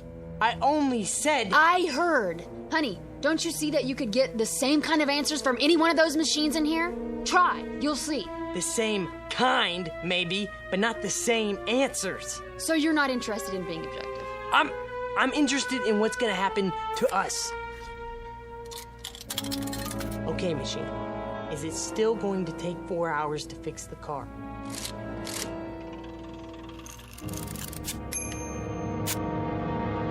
It has already been taken care of. Swell, that's it then, let's go. Wait! Maybe it doesn't mean... Mean what? Mr. Carter? Yes. Oh, hi. From the garage. I thought you'd like to know your car's ready. Is it? Had a lucky break. Found a fuel pump right here in town. Last one they had, too. That's good news. We'll be right over. Okie dokie. Shall we? You think that was a coincidence? Yes. Why don't you ask it some questions then? Or are you afraid to? All right, if that's what it takes. Okay, go ahead. Here's a penny. Will we reach El Paso by tomorrow? We're not going through. Quiet. You're trying to trick it. If that's what you really want. See? It can't be tricked. Will I ever get married? Read it. The answer to that is obvious. Mystic Seer. It isn't possible to foresee the future, is it? What does it say? That's up to you to find out. You're a stupid piece of junk, aren't you? It all depends on your point of view. I don't want to stay here. Even if it's true? Sit down. Especially if it's true. What are you talking about? I've had enough. We're not finished with the test. Maybe you're not, but I am. I think you are afraid of it. Not of it, Dawn. Of what then? Don't you know? Can't you see it on my face? Fine, then I'll finish it for you. Okay, machine. Are we always going to live in New York?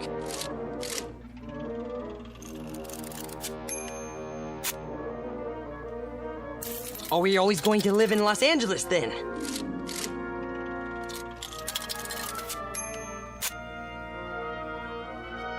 Well, then are we going to live in the Midwest? Then are we going to live in this country? Dawn. Dawn. No more. What? Let's go. No! Put those down. Are we just going to stay here? I don't know! Sweetheart, listen, please. If you love me, listen to me. No, you listen to me! I believe that this machine can tell what's going to happen to us. I believe it, Pat, based on empirical evidence. Do you think I'm just gonna leave it behind? We can't afford to do that. There's too much at stake, but you won't even admit it's possible. All right, it's possible. Is that what you want to hear? I'm not talking about that anymore. I'm talking about you. Us, Pat, us. I know, but are you just gonna sit here and let this machine run your life? Run my life? Well, isn't that what you're letting it do? Dawn, it made you phone the office before. It made you stay here instead of leave. It made you afraid to walk down the street. Now it's telling you where you're going to live. That's not true. Honey! It's as if every superstitious feeling that you've ever had is all wrapped up in this one machine. It isn't just a matter of whether it can foretell the future. It's a matter of whether you believe more in these predictions than you do in yourself. Honey, you can decide your own life. You have a good mind, a fine mind. Don't waste it trying to justify a penny fortune machine to yourself, okay? We have such a wonderful life ahead of us, but only if we depend on ourselves to make it wonderful.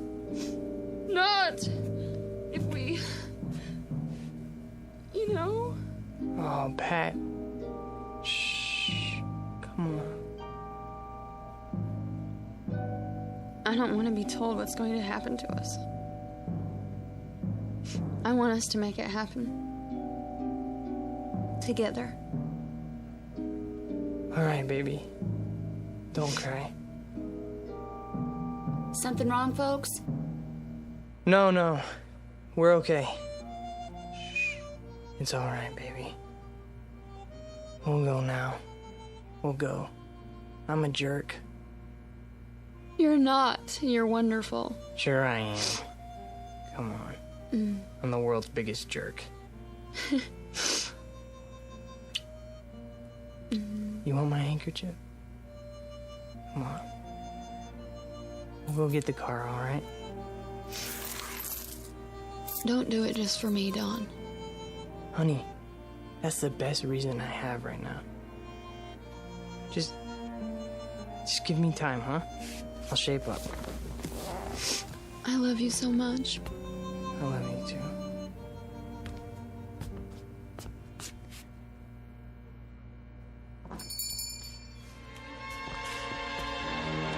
There it is. No one's using it.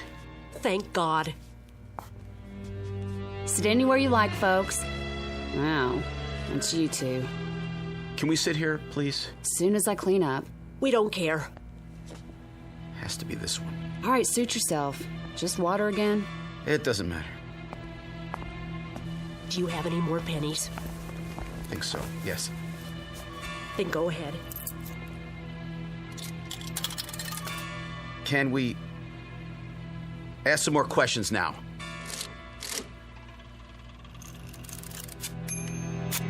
What does it say? Choice is yours. Do you think we might leave Ridgeville today?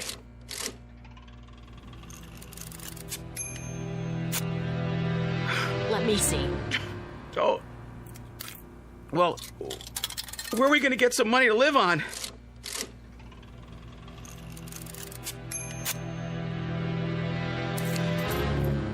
Should I sell our car?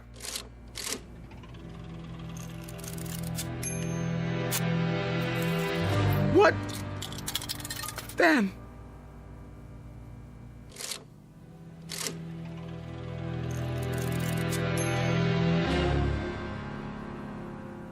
A delicate balance in the little town of Ridgeville, Arizona. Two people who have escaped from the tyranny of fear and superstition. Two others permanently enslaved by it. One couple able to face the future with confidence. Another couple facing it with hopeless dread. Victims of life imprisonment in the darker regions of the Twilight Zone.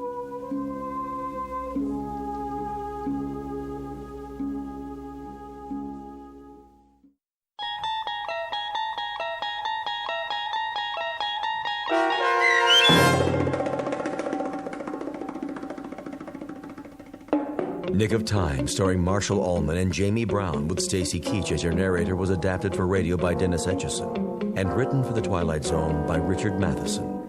Heard in the cast were Paul Cook, Craig Brawley, Amber Lake, Jeff Lupetin, Kate Johnson, Doug James, and Elizabeth Lido.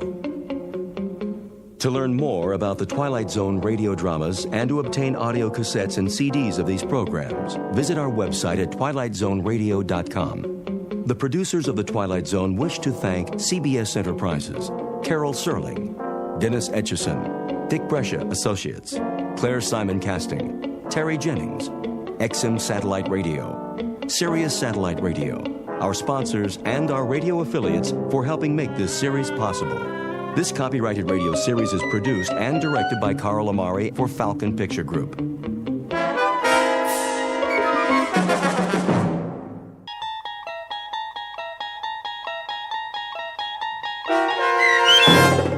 The Jeopardy Room with Stacy Keach as your narrator was adapted for radio by Dennis Etchison and written for The Twilight Zone by Rod Serling. Heard in the cast were Yasin Piyankov, Jamie Vann, Terry Berner, Katrina Lenk, Ned Noyes, Anna Sverutza, and Lisa Dotson. To learn more about the Twilight Zone radio dramas and to obtain audio cassettes and CDs of these programs, visit our website at twilightzoneradio.com.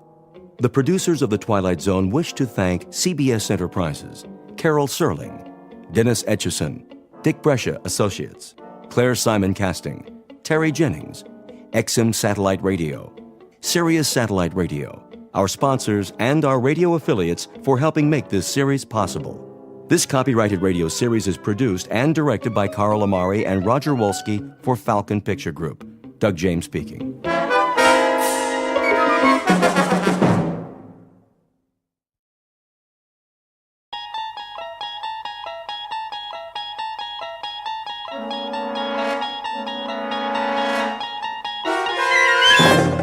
You unlock this door with the key of imagination. Beyond it is another dimension, a dimension of sound, a dimension of sight, a dimension of mind. You're moving into a land of both shadow and substance, of things and ideas. You've just crossed over into the Twilight Zone.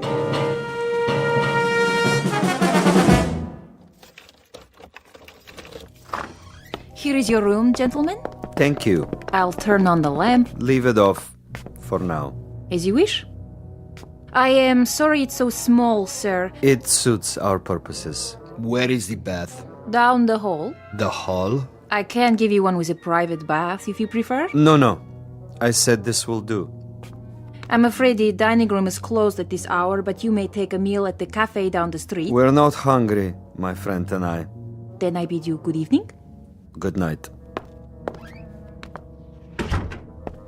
Check the window, Boris. You chose the right room. Of course. There is Kuchenko, in his room, across the alley. Binoculars? Right here, Commissar. Yes. See? The Major lies on his bed, but he does not sleep. He will sleep very soon.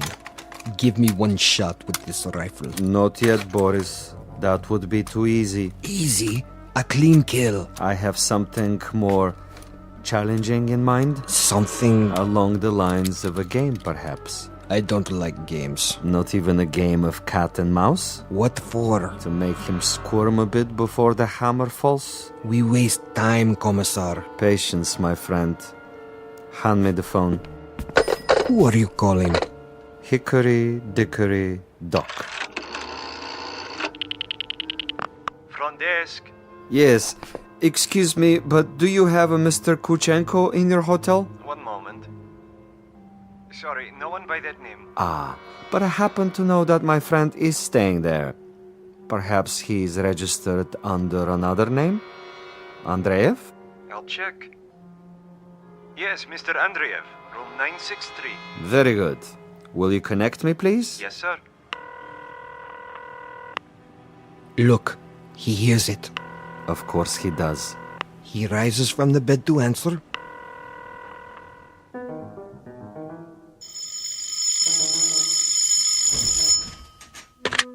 Yes? This is Major Kuchenko. Hello? Major? Are you there?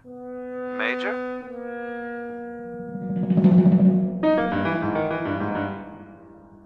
The cast of characters in our drama: a cat, a cat's assistant, and a mouse. This is the latter, the intended victim, who does not know but may have already guessed that he is to die. His name is Major Ivan Kuchenko, and he was lately an officer in the former Soviet Union. At this point, he has, if events go according to certain predetermined plans, perhaps 3 or 4 more hours of living. But an ignorance shared by both Major Kuchenko and his executioner is the fact that both have taken rooms at adjacent hotels in a section of the city located beyond the checkpoints of the Twilight Zone.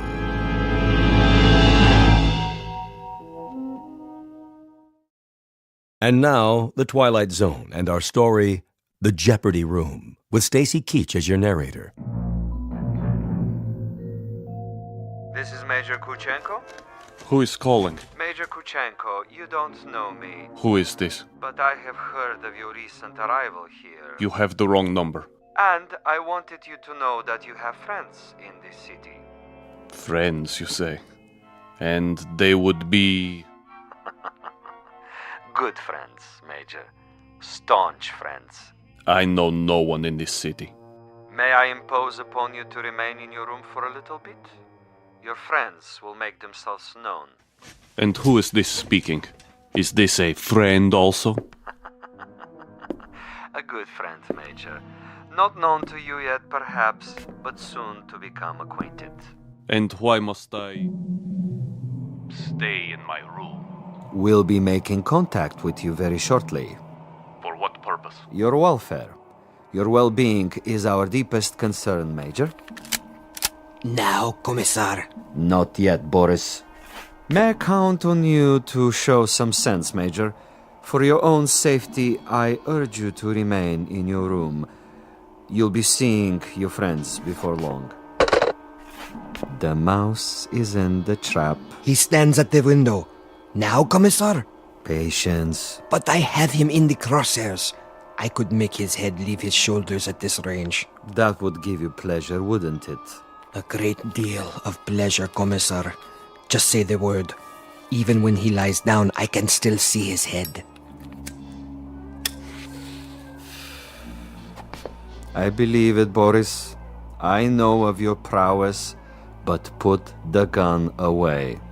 Put it away? Lay it aside. For a bit. We're not going to kill him? Ah, the eagerness of the young.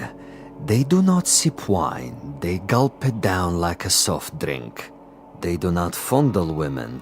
They devour them. They do not sniff at the essence of a perfume. They try to jam it into their nostrils. But now, consider the window across the way. The gentleman will die without question. But I want him to die, Boris, with finesse, with subtlety, with a degree of thought and care. A killing is a killing. And if a man is to die, what does it matter how he dies? Ever been to a bullfight, Boris? A bullfight? No, Commissar. I've never had that pleasure. A bullfight might serve to make the distinction. In such a contest, if the matador kills with grace, that is considered a good death. So, there are good deaths and bad deaths, are there? Precisely. There is death with art, and there is the death of the butcher. You, Boris, are a butcher. Now, that is an honorable profession of great usefulness, but I'm an artist. Oh, you will have a death tonight, within a few hours, but when it is over, we will have killed with artistry, Boris, not with a meat cleaver or an explosive bullet or any other of the butcher's tools. This death will be like a ballet.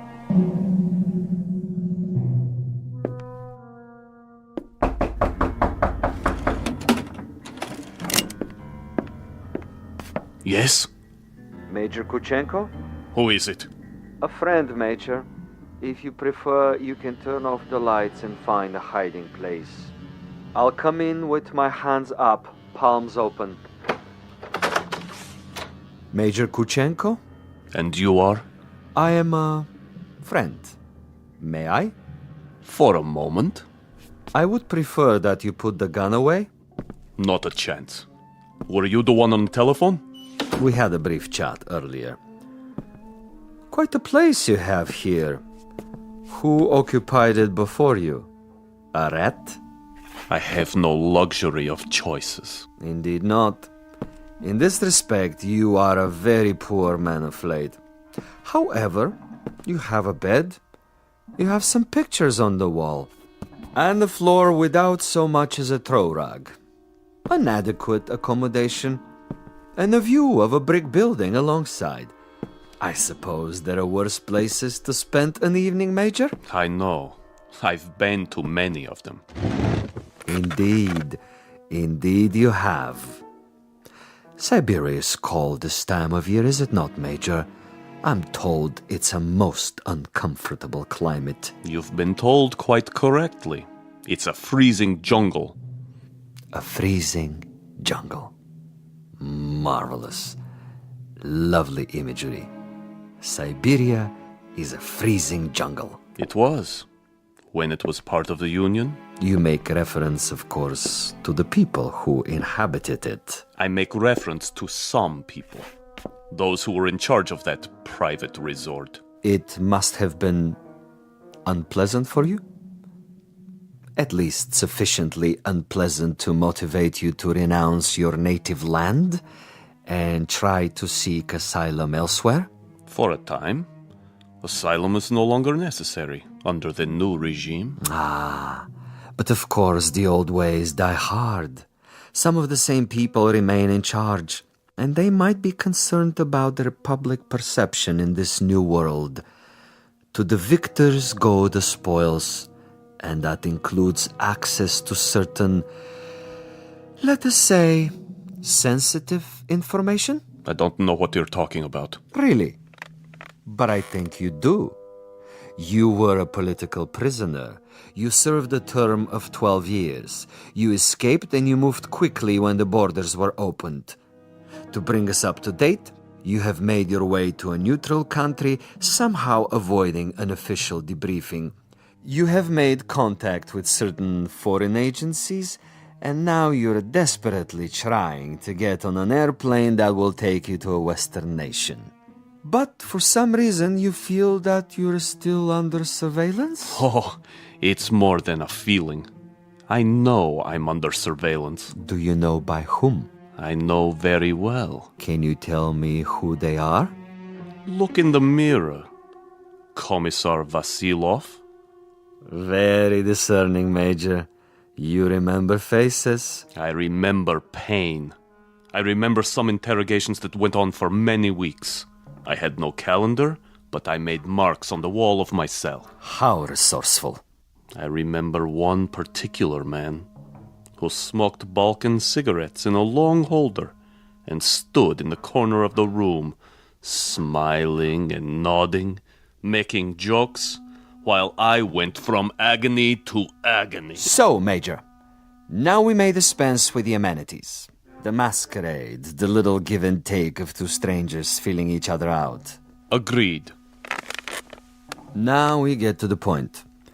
Do you honestly think that we would permit you to book passage on an aircraft out of here? That would be quite impossible. As a former member of the military, even as far back as 12 years ago, you have information that we would find embarrassing were it to be released elsewhere. Why, if the government we worked for no longer exists? Because the new government contains many of the same players reshuffled into different positions, and they have their new careers to consider. Consequently, Major, it is not to our advantage that you leave. It would, of course, be simpler and more convenient if you accompany me back to our embassy. I am sick, tired, and torn, Vasilov. But I am not insane. I would sooner cut my wrists over a sink and bleed to death. That would be my choice in the matter.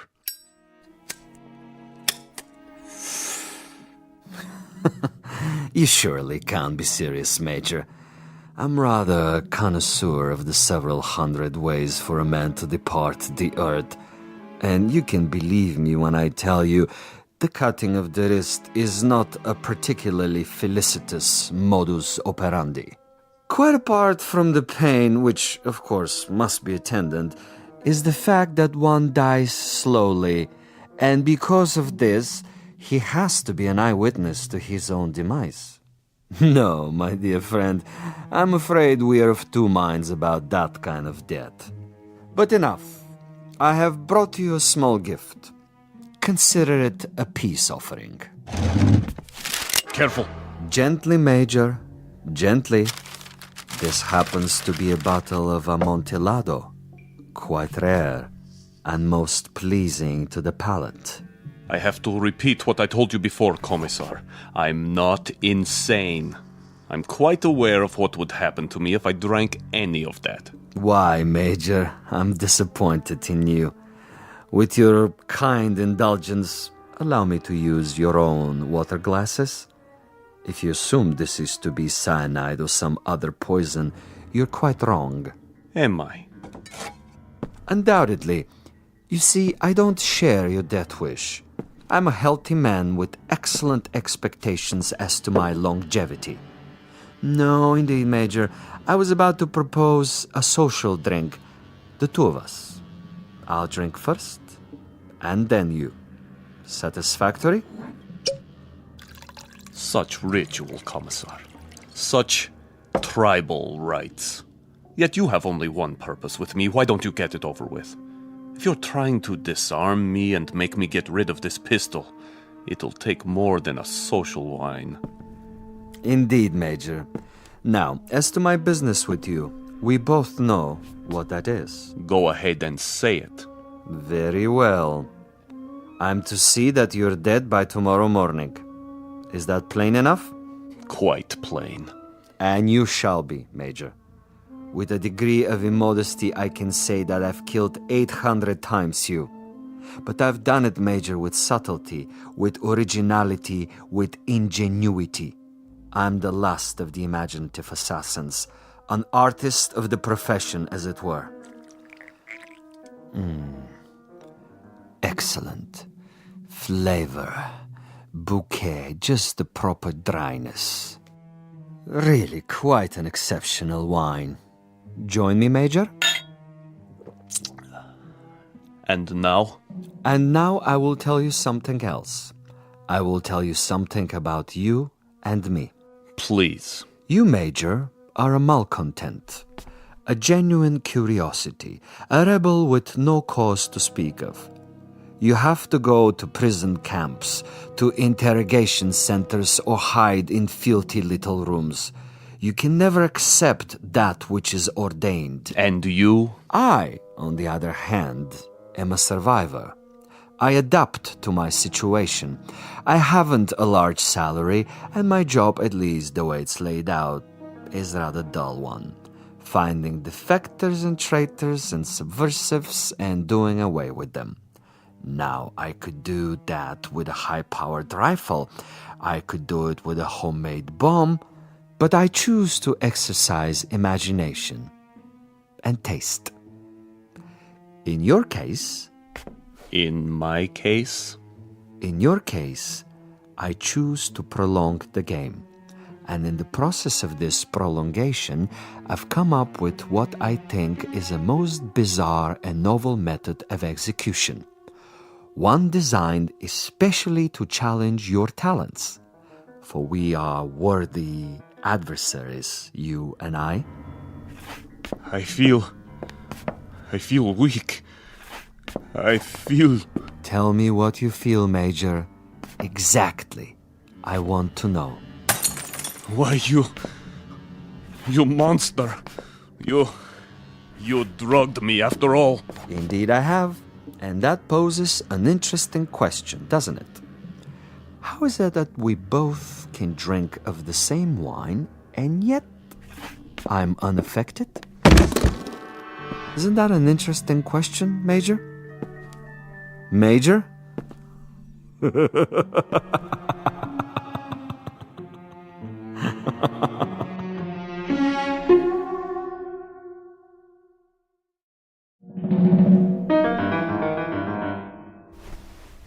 My head. He's gone. But I'm still alive. So he wants to play a game. And he has left something behind. What is this? Greetings, Major Kuchenko. I'm an exceptionally good judge of men. Are you? And in my judgment of you, I made an assumption that you are sufficiently observant to see the tape recorder on top of your dresser and curious enough to play it. How could you resist? This will also suggest to what complicated ends I'm willing to go to make a simple execution different and imaginative. First of all, to clear up one point. You may remember our discussion. Before I left you, I proposed a question. Isn't it odd that we both drank of the same wine, and how different the effect? Isn't it odd? Really quite incredible and bizarre. How can it be? In all honesty, Major, how do you explain it? Go ahead. I'm listening. You... Perhaps you have figured it out already. The truth is, I have been imbibing this particular drug for many years, a sort of experiment with myself as the subject.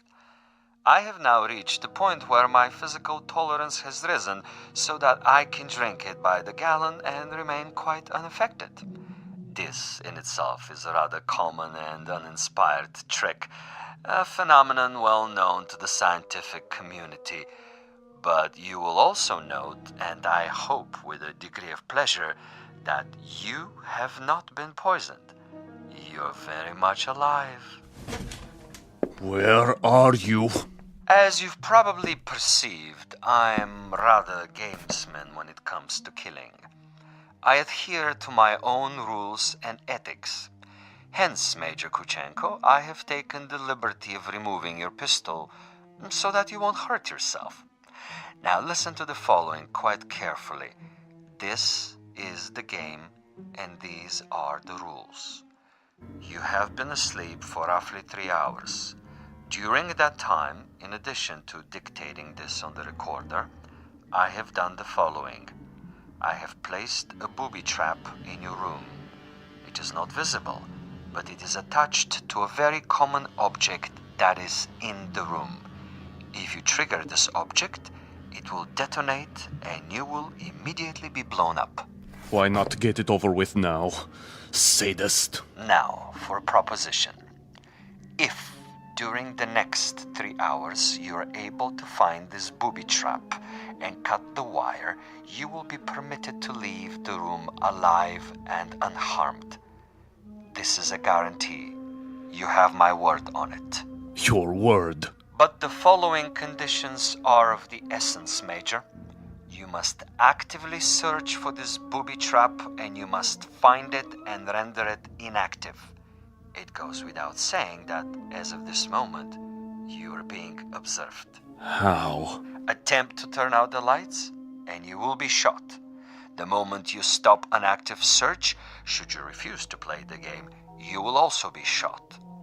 If you are unable to find the trap within 3 hours or attempt to leave the room at any point during that time, I am afraid the same conditions apply. You will receive a bullet in the head. So there you have it, Major. Find the booby trap, cut its wires, and you're free. Fail to find it, or fail to look for it, you're dead. Look for it, find it, but fail to recognize it, you're also dead. Needless to say, Major Kuchenko, it is this latter occurrence that I rather expect and look forward to. As a fellow expert in tricks and deception, I think you will admit this situation has its own special imaginative quality.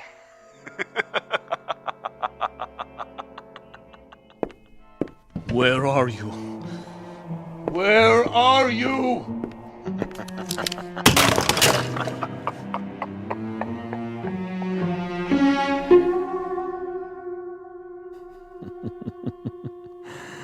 Over here, Major. Just across the way. So near and yet so far. Can't you see me?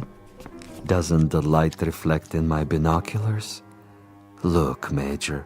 Please look. Try, I implore you. Where have you been, Boris? I brought food from the cafe. Food is of no consequence. Quickly, he's awake. Don't worry, Commissar. I have a clear shot anywhere in the room. Hold your fire until I tell you. But why? Such an easy target. Too easy. That is the difference between us, Boris. You are a marksman, but I am a gamesman. And the game is afoot. The picture frame? No. Too obvious. The ceiling. The light fixture. Possibility. Nothing.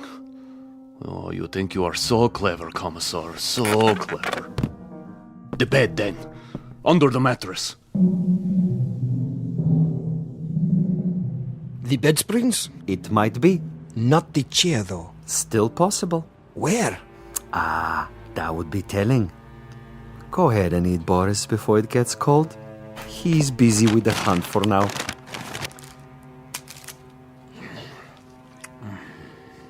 What did you bring? Sandwiches. Have one, Commissar. I never eat while I'm working. I'm like an athlete, Boris. Food is a distraction. Food is good. It makes one sluggish, affects the concentration. The morning will come soon enough. Over here, Kuchenko, just across the alley. Don't you see? He sees nothing. But surely a fragment of light, a stray reflection. Perhaps he has seen us. Yes, he must know, but he refuses to acknowledge. He is too proud. He knows he must do this on his own and will not give me the satisfaction. The bookshelf? Or the books themselves? Which one? An atlas? A novel? The Bible, of course. It's already been moved an inch, 2 inches. But the wire? Where? One way to find out. The bookcase itself, then. Behind the books. In the wood, the nails, or under the floorboards. Wait, think. Where would I put it? You want a real battle of wits, Vasilov? You've got it. Think. 4 walls, ceiling, light fixture, floor, a picture, bed with frame, box springs, mattress, headboard, a night table, bookshelf, dresser, window, desk. First the drawers, the top one. Slowly.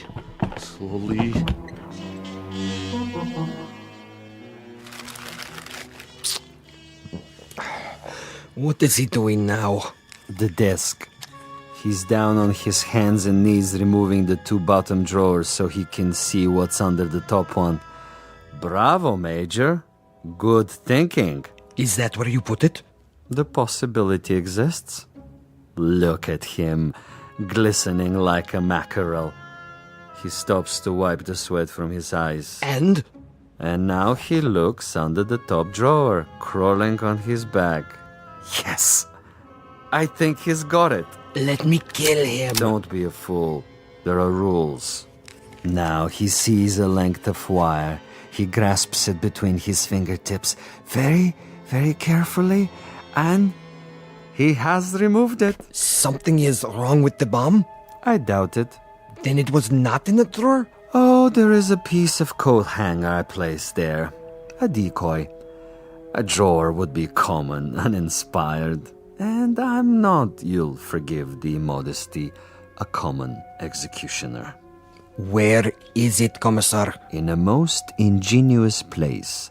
Really, quite an ingenious place. Not in the books, the desk, the mattress. Think of another common object in that room, Boris. I have it. Yes? The doorknob. Interesting idea. Then where? I'd rather not tell you at the moment, Boris.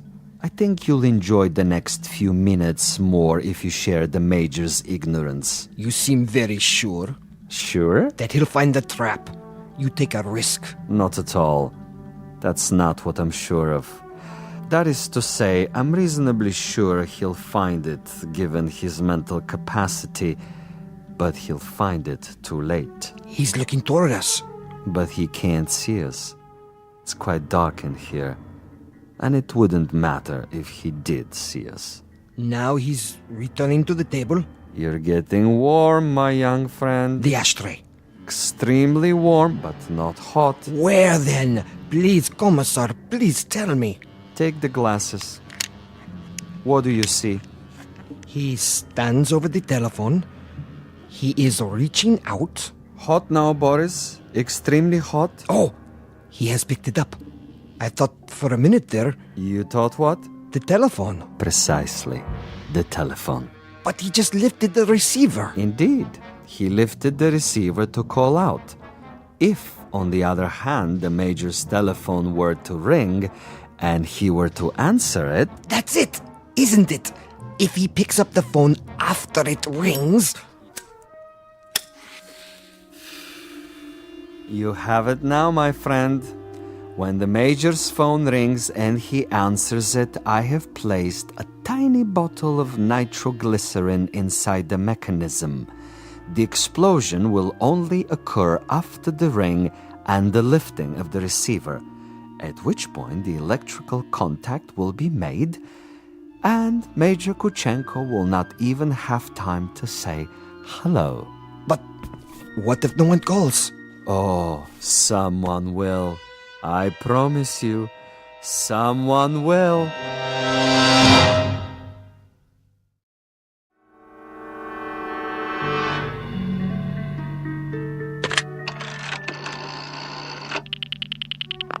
Front desk. This is the party in 963. I was wondering... Yes, sir? I was wondering if you might have the number of another hotel. Another hotel? The one next door, across the alley. That would be the Grand. You can find it in the directory, in the table by your bed. Dial 9 first, then the number. I see. Thank you. Vasilov? I know you're there, Vasilov. The game is not over yet. Do you have the time, Boris? What? The time. 10 minutes to 5. Almost done, Commissar. He's tried almost everything. He has 10 more minutes. Hadn't I best go over there now and finish it? No, my young friend.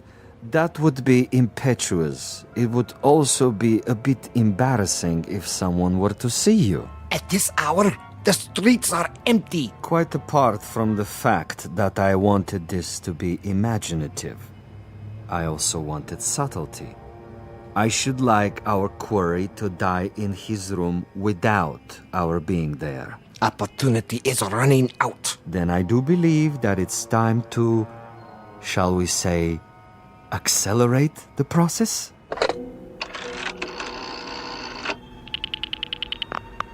Hotel Mont Blanc? Would you dial room 963, please? Thank you. I'll wait. There it goes. He's walking toward it. What's the fool doing? Why doesn't he answer it? I can't tell. He has his back to the window. Turn around so I can see. Now, Commissar? No. Would you dial 963 one more time, please? Yes, I know it didn't answer. Ring it again. What's he doing, Boris? His back is still to me. It can't be busy. I don't know. What's he doing? Use the glasses. He's turning around, lighting a cigarette. He's mocking me. Now, he suddenly dropped from sight. Kill him. I can only see the top of his head. He's moving across the room. Do it! You missed, you fool. He's at the door. Again. He's gone out of the room. And you missed him. You missed, you idiot!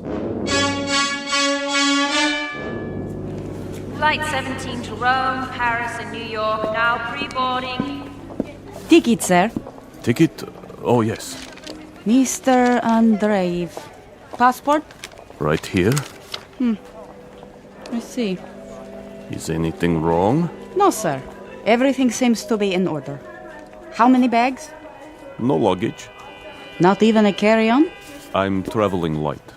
Then here's your seat assignment. Please go to gate 17. How much time do I have?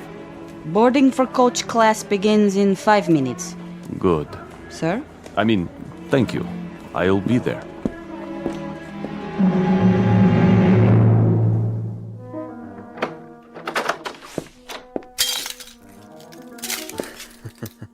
What a mess he left behind. Like a pigsty. He tore the bed apart. And the furniture. Oh, just look. Oh, even my poor little tape recorder. Commissar? Yes, Boris? It would have been better, wouldn't it? What would? If I had taken his head off in the first place. You mean if we had slaughtered him like an animal? I love your style, Boris. You should have been a pig farmer. Our man would have been dead by now. He would have been dead if we had beaten him to death with mallets too. But anyone can die that way. And any stupid, insensitive fool can kill that way. No, this is a man of quality, with a resourceful mind, similar, you might say, to his executioner. He deserves a better ending, as do I. But that's all right. I have time. I'll get him in the next city, now that I know my adversary. We will be able to track him? Most certainly. The old network still functions, though in a much different way. I have the same contacts, no matter what they now call themselves. Importers, exporters, businessmen of various stripes, here and abroad. It's marvelous, you know. Really marvelous. Think of the possibilities. Other, even more ingenious methods of doing away with Kuchenko and his kind. I still think we should have chased him. Not at all. He would have gotten away. And even if he hadn't, it would mean that a thick-headed clod like you is more efficient than I. And this I reject, Boris. This I reject in toto. Look at this. A bottle of wine. I can only find one glass. Throw it away. One drink, Commissar. I said no. But there is more than half left. This is not for you. But why? Do you know much about Amontillado? I know about vodka. Of course, you and all the other potato growers. Give me the glass. Here. Believe me, it wouldn't agree with you. It's an acquired taste. Yes, Commissar.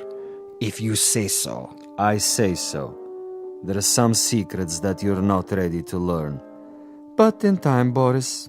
In time. For now, I need you awake and alert. That's right. I do what you say, as always. But so far, your methods are not very effective. The men who pay us, they will not be impressed. And you will make a report? Only I can do that. I am the one they listen to. I can request another assignment. You're free to do so. Until then, I take no further orders from you.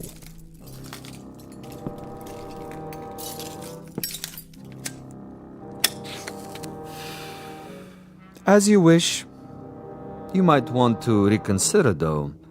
The resort in Siberia may be closed, but there are others. We have allies. All it would take is a single phone call.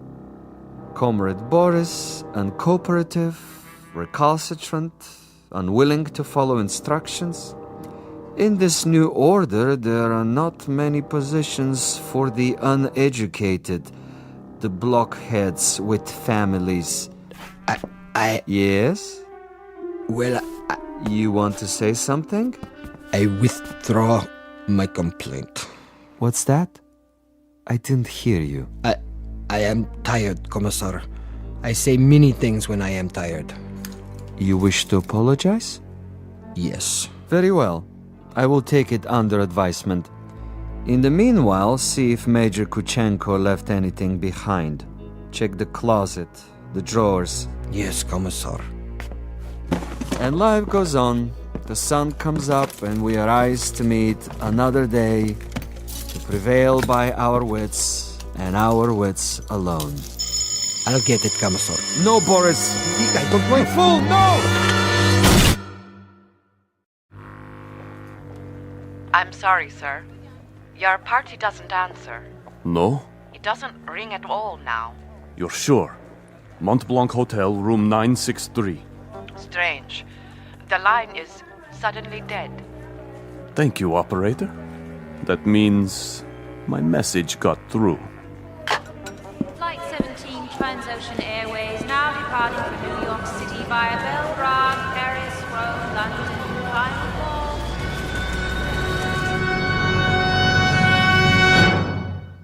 Major Ivan Kuchenko on his way west, on his way to freedom. A freedom bought and paid for by a most stunning ingenuity. Exit a gunman named Boris and one Commissar Vasilov, who forgot that there are two sides to an argument and two parties on every line. This has been a collect call, placed direct to you from a phone booth located somewhere in the Twilight Zone. More from the Twilight Zone after this. You are about to enter another dimension, a dimension not only of sight and sound, but of mind, a journey into a wondrous land of imagination. Next stop, the Twilight Zone. Hi, this is Stacy Keach. I'd like to take a moment to tell you about our Twilight Zone website at twilightzoneradio.com. At twilightzoneradio.com, you'll find the latest information on these Twilight Zone radio dramas, including behind-the-scenes photographs, plus the newest product releases, trivia contests, ways to contact us, other Twilight Zone-related info and merchandise, plus links to other fascinating websites. So make your next stop twilightzoneradio.com. Visit twilightzoneradio.com to purchase these Twilight Zone radio dramas on cassette and CD, or call toll-free 1-866-989-ZONE. That's 1-866-989-9663.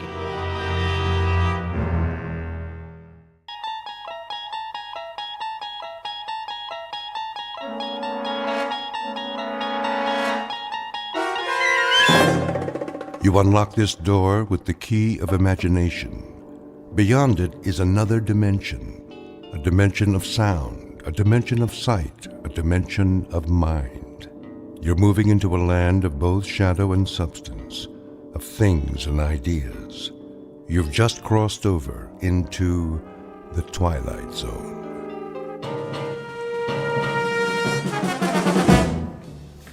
Westbound monorail will be departing on track 10 in 3 minutes.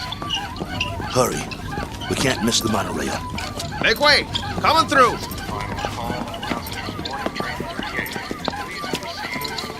Keep pushing. I'm doing my best. Ah, wait a minute. One of the wheels fell off again. Get it while I hold him up. Okay, I got it. Here. Let me slip it back on. Westbound monorail Hurry. will be departing on track 10 in 2 minutes. All points west. Excuse me, conductor. Yeah? Is this the monorail to Kansas? Sure is. Better get on board, though. But you should have checked your cargo. This ain't cargo. It's a B-2. A what? A B-2. Whoa! What is that? Is that a man? Is he alive? That, sir, is a B-2 boxing robot. Wow. He sure looks real. Yeah, he looks even better in the ring when we activate him. Westbound monorail will be departing on track 10 in 1 minute. Conductor, we bought a ticket for him. Here you go. He's fighting tonight. We have to keep an eye on him so he doesn't get damaged. Well, he's got a ticket, so get him on board. We're pulling out. Sure thing. Okay, I got this end. Okay, ready? 1, 2, 3, lift. Come on. Oh, good. How much does this guy weigh?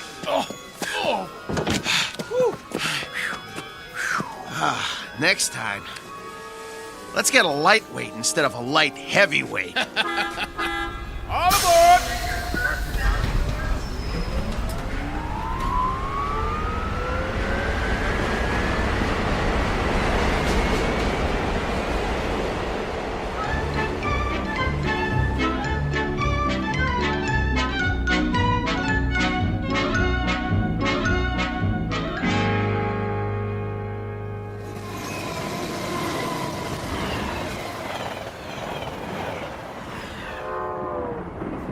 Ladies and gentlemen, kindly observe the no smoking sign and ensure that your seatbelts are securely fastened. Thank Well, here's our seats. C11 through 13. Let's sit him down in the window seat. He gets the window seat? Get him seated. Hey, you hear him squeaking? Not only is he saying he doesn't want the window seat, he's saying he doesn't want to sit down, period. He needs his silicone Teflonic joint lubricant changed. We'll pick up some as soon as we get paid. Well, first we gotta find some. Shouldn't be no problem. Come on, I told you. They don't make it anymore. Well, that's crazy. Still plenty of B-2s in the business. Name one. This one. We'll find some. All right. Wow.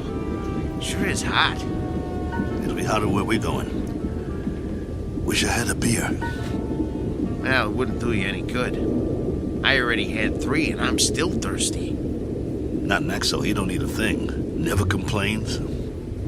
Then, why does he squeak so much? You think he'll be all right? Yeah, if he doesn't get hit.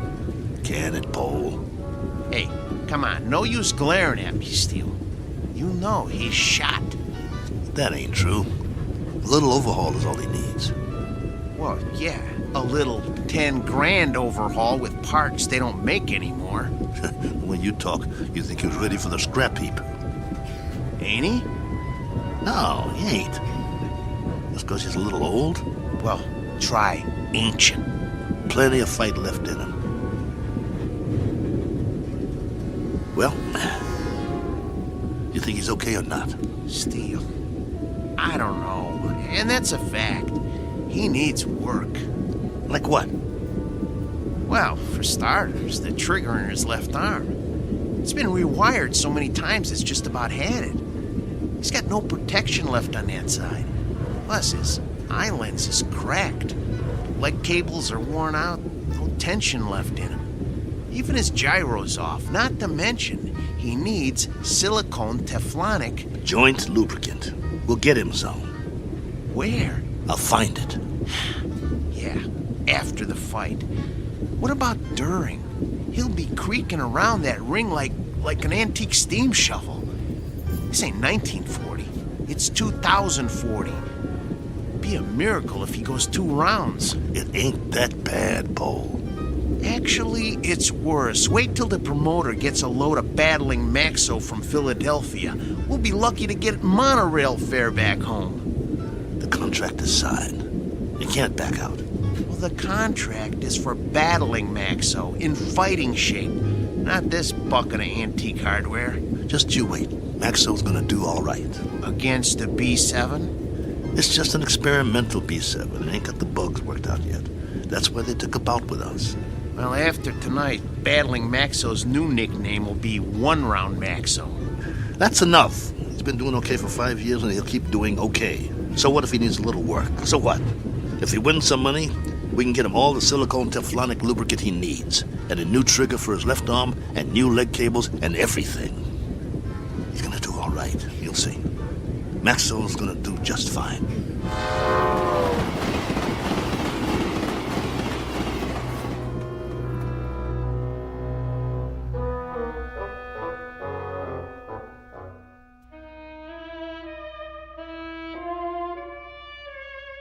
Sports item from the not-too-distant future. Battling Maxo, B2, light heavyweight, accompanied by his manager and handler on his way to Maynard, Kansas for a scheduled 10-round bout. Battling Maxo is a robot, or to be exact, an android, resembling a human being. Only androids have been permitted in the ring since prize fighting was legally abolished. This is the story of that 10-round bout. More specifically, the story of 2 men shortly to face the remorseless truth that no law can be passed to abolish cruelty or desperate need, or, for that matter, blind animal courage. Location for the facing of said truth? A small, smoke-filled arena just this side of the Twilight Zone. And now The Twilight Zone and our story, Steel, starring Lou Gossett Jr. with Stacy Keach as your narrator. You were right. It is hotter here. Told you. Hey, taxi! What are you doing? It's 6 o'clock already. We better get a move on. Well, we got no money for a taxi.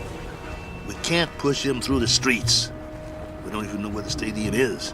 What are we supposed to eat with then? We'll be loaded after the fight. I'll buy you a steak 3 inches thick. Hey, fellas, need a taxi? Thanks, pal, but no thanks. Oh, come on, where are you headed? Stadium. The stadium? That's 6 miles away. You can't push that thing that far. He's right. I told you, we ain't got the dough. Ooh-wee, what is that thing? A boxing robot. Oh, man. He is something. I've never seen one up close. Come on, I'll drive you to the stadium for free. It's on my way. You want a hand with it? Careful. He's got a bum wheel on the bottom. He's real heavy.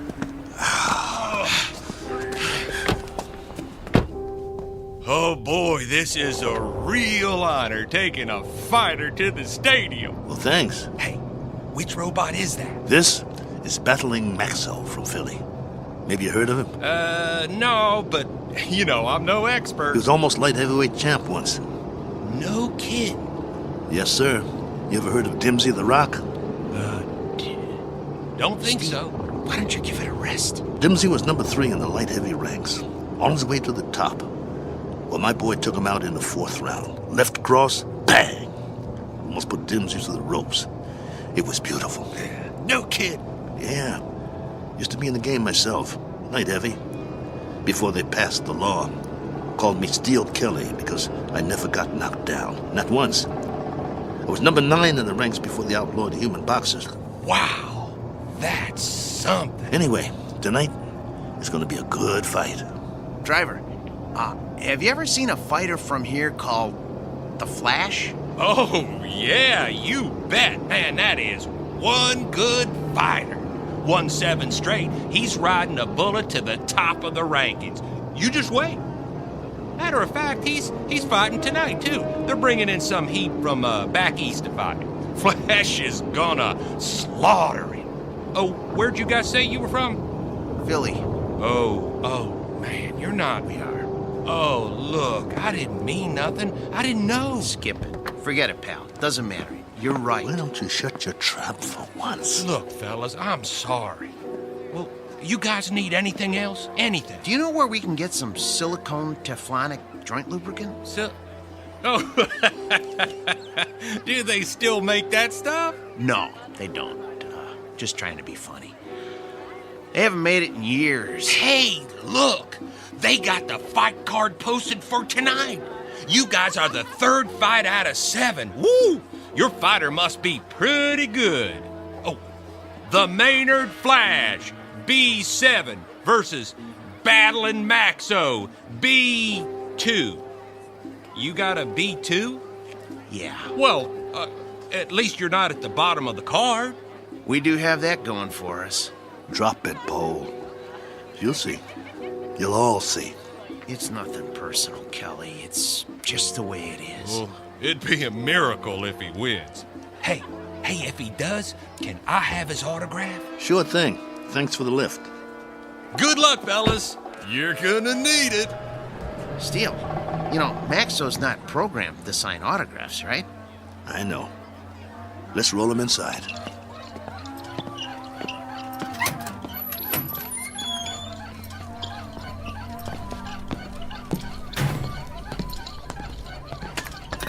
The wheel fell off again. I got it. I got it. Keep pushing. Put it back on. Well, what's the point? Put it back on. The office is just down the hall. I want Maxo to make a good first impression. Well, let's just hope his head don't fall off next. Keep quiet and let me do all the talking. What's wrong with you anyway? After 7 months, we finally get about, and all you can do is complain? Some bout. We're in Maynard, Kansas. What's this, the prize-fighting center of the nation? It's a start, ain't it? It's our first step on the comeback trail. The purse will give us enough to get Maxo back in shape. And if we win, it would mean we get fights all over the place. Oh, spare me. We don't have a chance. I don't get you. He's our fighter, and we stick behind him no matter what. Why are you writing him off before he even gets in the ring? Don't you want him to win? I'm a Class A mechanic, Steele. I'm not some daydreaming kid. I know machinery. We got a piece of dead iron here. Technology always moves forward. We got a B2, not a B7. No way he's gonna win this fight. Shh, keep your voice down. It's simple engineering, that's all. Maxo will be lucky to get out of the ring with his head on. Bo! It's an experimental B7. It's probably full of bugs, full of them. They always are. That's why they take a first fight in the middle of nowhere. We got a chance. Yeah, sure we do. Remember, keep your mouth shut. Yeah. Mr. Nolan? Nah, I'm Oscar. Mr. Nolan will be back in a couple of minutes. I'm Steele Kelly, battling Maxo's owner. Oh, yeah, I heard of you. You were one of the last human fighters. This is Paul, Maxo's mechanic.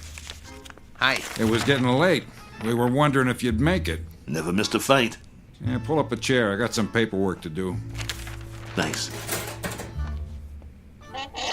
What was that? It was this folding chair. Okay. Sign on all the X's. You heard of my fighter, Mr. Oscar? What's his name? Battling Maxo. You must have heard about him. Can't say as I have. He knocked out Dimsy the Rock, a ranked fighter in his prime. Uh-huh. Sign here, too. It was all in the East Coast papers. New York, Boston, Philly. Got quite a spread. Biggest upset of the year. Good. Initial here. And here. And a couple more here. Right here. And over there. He's a B2, you know. That's the second model Malling put out.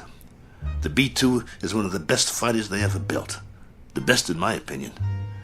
Maxwell is still going strong.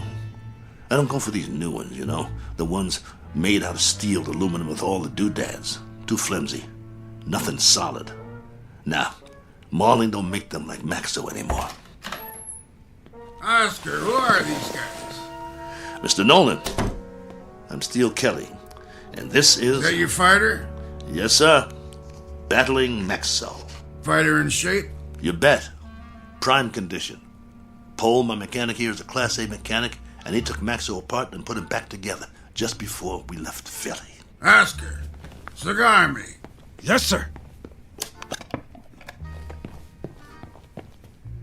Ain't you forgetting something? Huh? Light me. Yes, sir.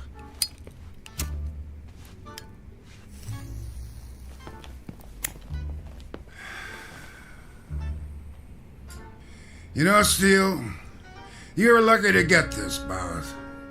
We ain't staged a bout with nothing less than a B4 in must be 2 years now. The fighter we had scheduled got run over by a truck in a loading dock at a stadium in Detroit. I needed somebody on short notice.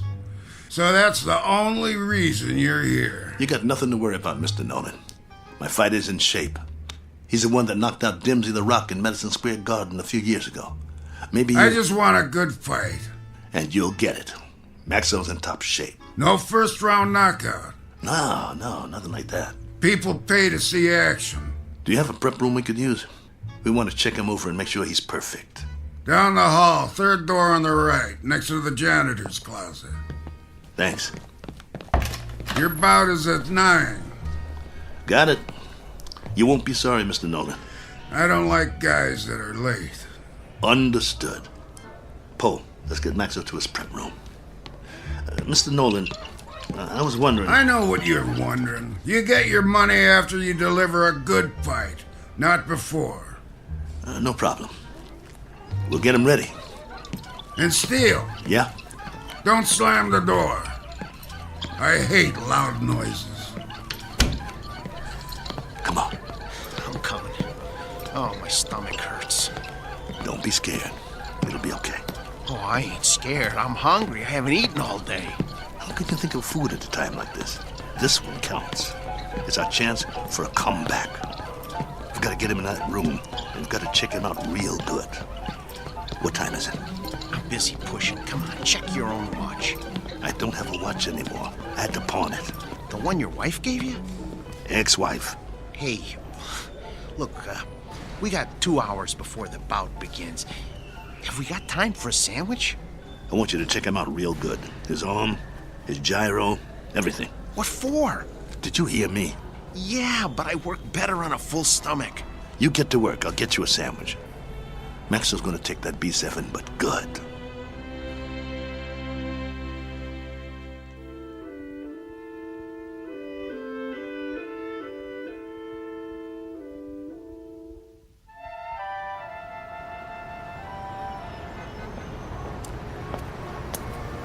Excuse me, sir. Do you know where I can get a Philly cheesesteak? Try Philadelphia. Just kidding you. Oh, there's a nice little place around the corner, but I doubt they'll have something like that there. You new in town? Yeah. Where you from? Philly. Well, that figures. What brings you to town? I got a fighter in the third fight tonight. Really? Well, you must have one good fighter if you brought him halfway around the country for a fight. He's a great fighter. He's fighting an experimental B7. A B7 fighting a B6 could be interesting. He's not a B6. A 5 might stand a chance. He's better than a 5. He's a classic B2. A B2? Oh, well, I've never seen one of those, but I hear they're great bleeders. Good luck.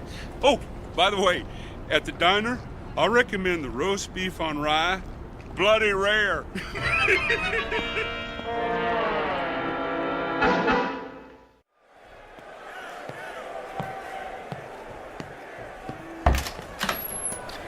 We got a big crowd out there tonight. What took you so long, Steele? I'm starving. Here's your sandwich. How's Maxo? What kind of sandwich did you get me? Roast beef on rye. Well done with silicone Teflonic joint lubricant on the side. What? It's mayo. How's Maxo? Did you get me a pickle? How's Maxo? I love dill pickles. Oh, here it is. Okay, well, the answer to your question is Maxo is still big as life and twice as ugly. I cleaned him up a little, though. The B2's always looked real. Look at him. You'd swear he was real, wouldn't you? He's got that natural-looking flesh, great muscle tone. He could have been a male model if he wasn't a fighter. Come on, get to it. Well, outwardly, he hasn't aged a bit. His hair's still curly. Just like mine. Yeah, but he's got a little bit more than you do. Hey, when I had him made, they gave him my good looks. That's a matter of opinion. Quit stalling. What's the good news? Well, that was the good news. And, well, I also turned his power source on, and that's still good. So I ran a diagnostic check. And? And everything that was bad when we left Philly is still bad. There's got to be something we can do. Open him up again. You got a thing for bad news, don't you? Come on, Pole. Earn your keep. That's what you're here for. I'm not a miracle worker. I'm just a mechanic. Well, what do you want to do, retire? Oh, fat chance of that. Then quit stalling and open the control box. All right. Let me power him up first, so we can walk over to the table. He's too heavy. Okay, come on. Atta boy. Here you go. All right. Okay. Here, help me get him up on the table.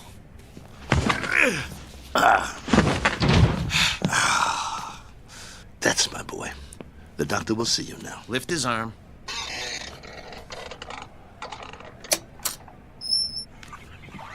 What's all that corrosion around the access panel? Dried sweat. All the B2s sweat like bulls. It's nothing to worry about, though. You hear that, Maxo? Nothing to worry about. We'll get you cleaned up. Hand me that probe.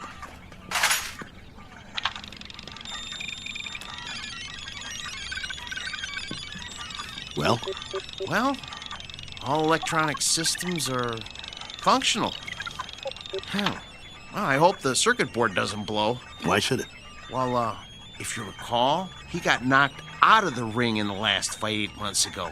It jarred all his electronic systems.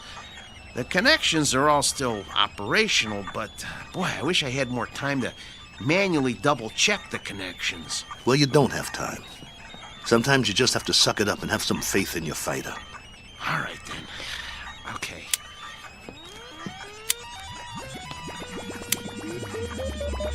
Well, I activated all his systems.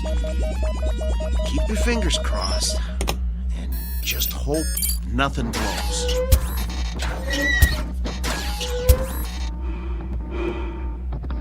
See, his breathing sounds good. His arms are creaky, but they'll quiet down when he warms up. Look, beads of sweat are forming on his forehead. I told you these were good sweaters. Can you hear me, Max? Relax, boy. Let him warm up good, Paul. I'll tell you, the mechanical part is what worries me. I need to check his reflexes. Look, Steele, go put on the gloves, will you? Let's see if he can zero in on you, okay? Maxo, get your legs loosened up. Move around a little.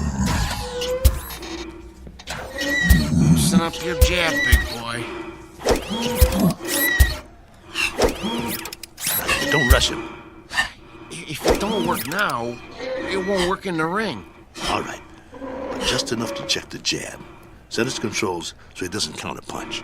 Good idea. Okay, hold still, Maxo. This won't hurt a bit. Okay, that's as low as it'll go. I don't think his systems like it, though. You know, if that cracked eye quits, he'll be very vulnerable. Look, Steele, start circling him and see if he can follow you. Come on, Nexo. Look at me. I'm moving in. I want to get you. Block my punch. Oh, man, they're gonna hear that in the back row. That's good enough for now. We know it works. Steele, he's gonna get more than one punch thrown at his head. He'll outdance him to keep clear. Give him more power to his legs. Those cables are bandy. I don't like doing this. There's not much tension left in them. He seems to be moving all right. Yeah, but, boy, a heavy wind might knock him over. Put him on automatic. Oh, no. Come on. Let's not push our luck. Do it. All right. Here goes nothing. Maxo, gloves up. That's it. Beautiful. Now, let's see if he can move in for the kill. Kelly, Steele, no. Leave his systems on defense. He might have a couple of rounds if we leave him on defense. It takes less energy. You know, he's gonna get beat to pieces if we let him move in. No, do it. Will you use your head? He's a B2. He's gonna get slaughtered anyway. Look, if we let him go on defense, we might be able to salvage him for pieces. Nolan paid to see him on offense. It's in the contract. Activate his jab. Come on, it doesn't have any lubricant in it. Do as I say. All right. Activating the jab. Shut him down! Shut him down!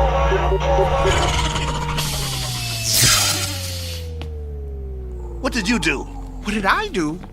I told you to take it easy. It was on the lowest setting. I told you to check the arm. What's the matter with you?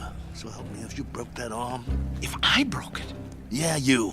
Look, Steele, I kept this heap running on borrowed time for 3 years now. Before we left Philly, I told you we needed to fix things and replace parts. We couldn't let this chance go. Please, open him up and see what you can do.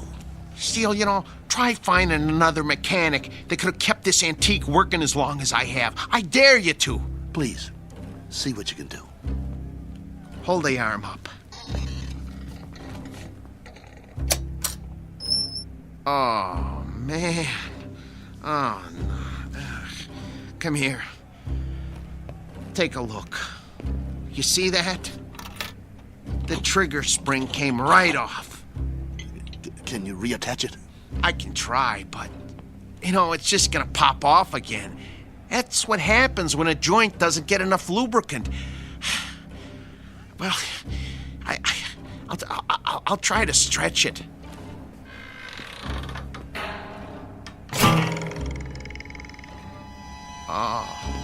Oh, nuts. Oh. Well,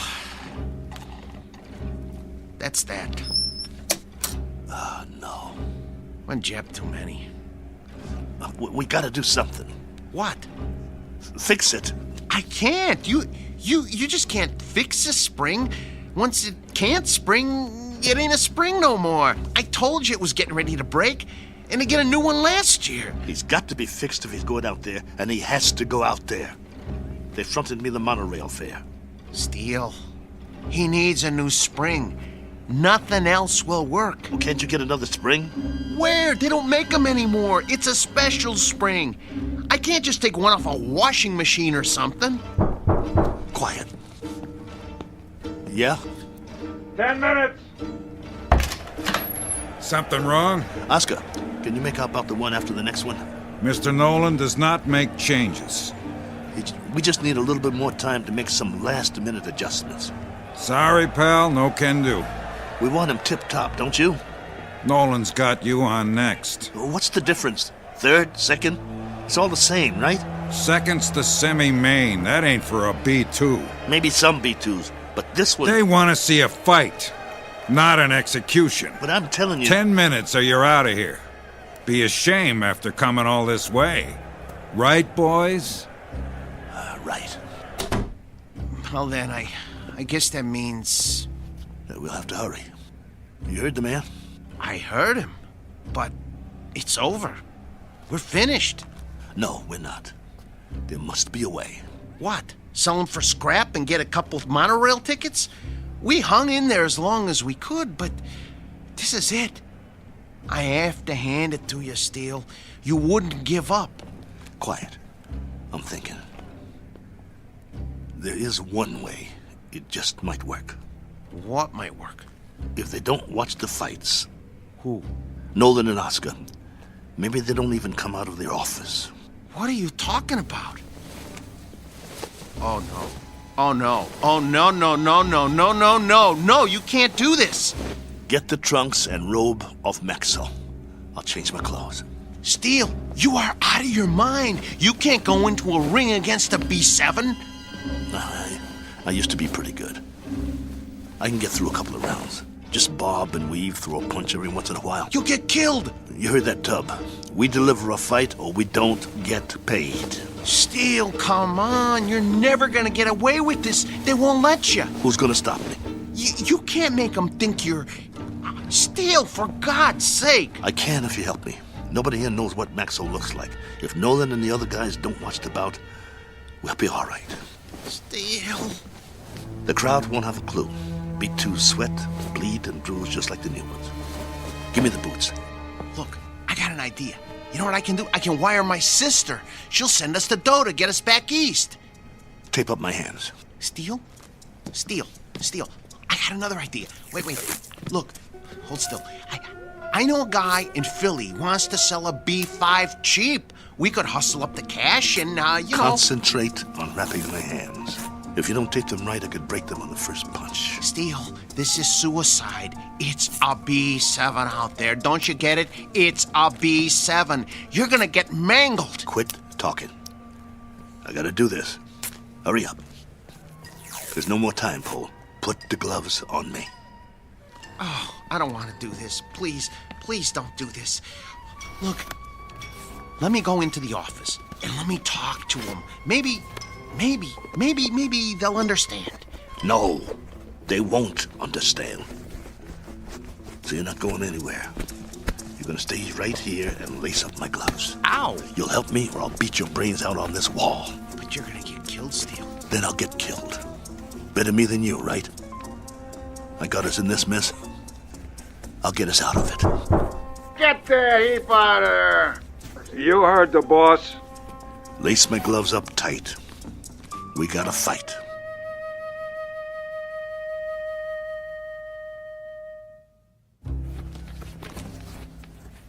That's it, Paul. Tie him off tight. Oh, you really want to go through with this? Yes.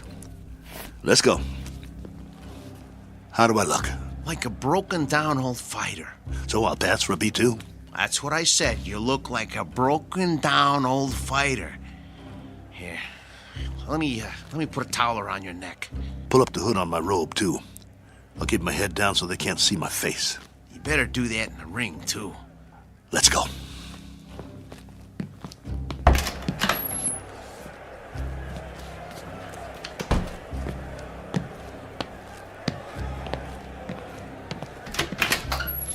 You're late. Just gamesmanship, Mr. Nolan.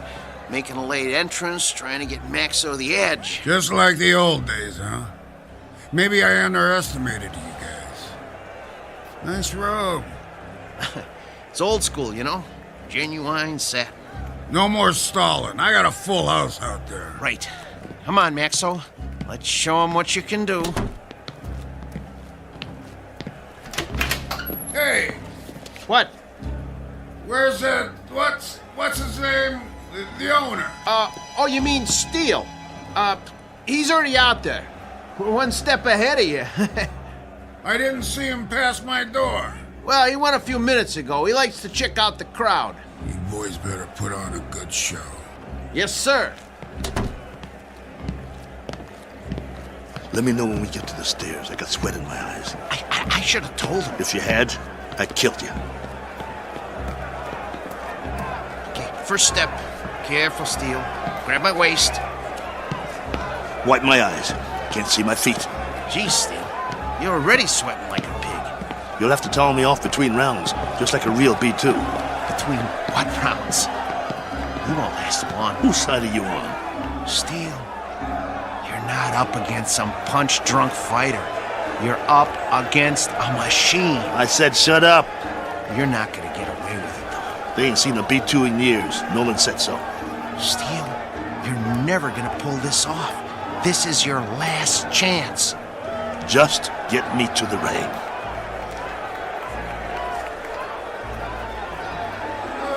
Hey, if it ain't battling Maxo!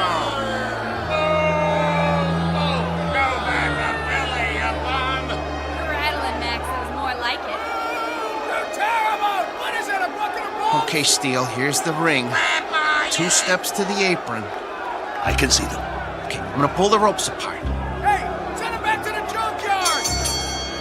Ladies and gentlemen, the next contest of the evening, a 10-round light heavyweight bout featuring, out of Philadelphia, the B2 Battling Maxo!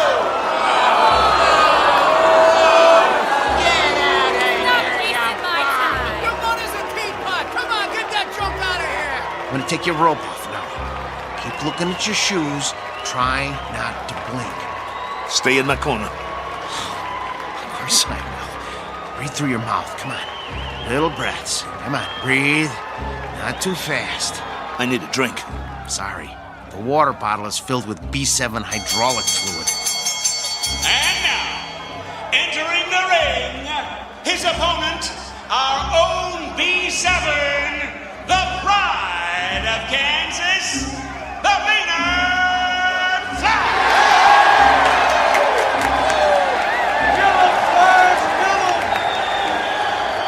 What's he doing? He's jumping up and down on his toes. I never saw a robot do that before. Must be a new gimmick. Big deal. Well, this ain't kickboxing, so he's not scaring me. You should be scared, Steel. Come on. Get out of the ring now while you still can. You get out, pal. See you at the end of the round. Steel, stay away from him.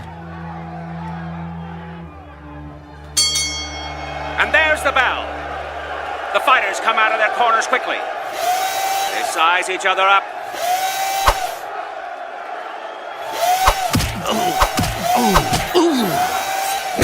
Oh, the Flash landed a vicious right. And another. And another. Come on, get away from him. Get away from him. Maxo backs away. Come on, I got money on this fight! Come on, I can take it. The Flash is the aggressor. He backs Maxo into the ropes. Hey, no holding. Get your B2 off the ropes. See how you like this? Bring it, you bum. I can take it. There's thunder in those punches. Your mother's scrap metal! Maxo backpedals. The Flash swings wildly. If he lands one of those, he'll take Maxo's head off. The Flash is coming in for the kill. That one was lethal. Stop the fight. Come on, somebody stop it. Stop it. Maxo is down. It's over. It's over. It's over. Come on, stay down. It's over. Just get me up. I've never been knocked down. I'm Steel Kelly. In the time of 1 minute and 22 seconds of the first round, your winner, the Maynard Flash! That's it. Haul him out of here. Move it! Is he broken or what? No, he's okay. Just a second, okay? Steel, can you stand? Come on. Talk to me. Are you bleeding? Put the towel over my face. Yeah, sure. Get the robe. What? The robe. I want to walk out of here like a man. Come on, before they start throwing things.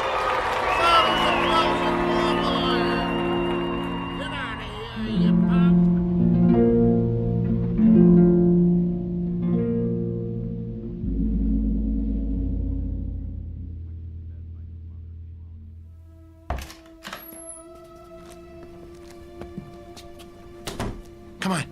I'm gonna help you. Let me help you up on the table. Come on. Here we go. Sit. Come on. Steel, I'm gonna try and get you some ice. Forget it. But your eye. It'll be all right. I think right now you need a good stick man instead of a mechanic. That eye looks terrible. Actually, I think you need a doctor. Oh, man, you are really a mess. I don't have nothing with me. No needle, no thread, no iodine. That's not what I need. All I got is a couple of Maxo shop rags. Well, maybe we can stop the bleeding with them. Go. What? Where? Go get the money. But I can't leave you now. All right. Look, but just lie down. I don't even try to move, okay? I'll be right back.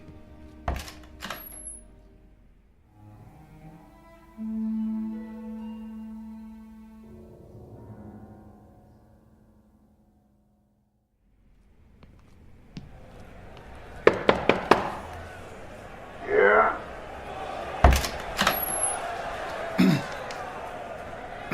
Mr. Nolan? Over that quick, huh? Yeah, I guess. Maxo did the best he could, though, Mr. Nolan. Your strategy didn't work. Did you really think arriving in the ring late would upset a robot? Well, you never know.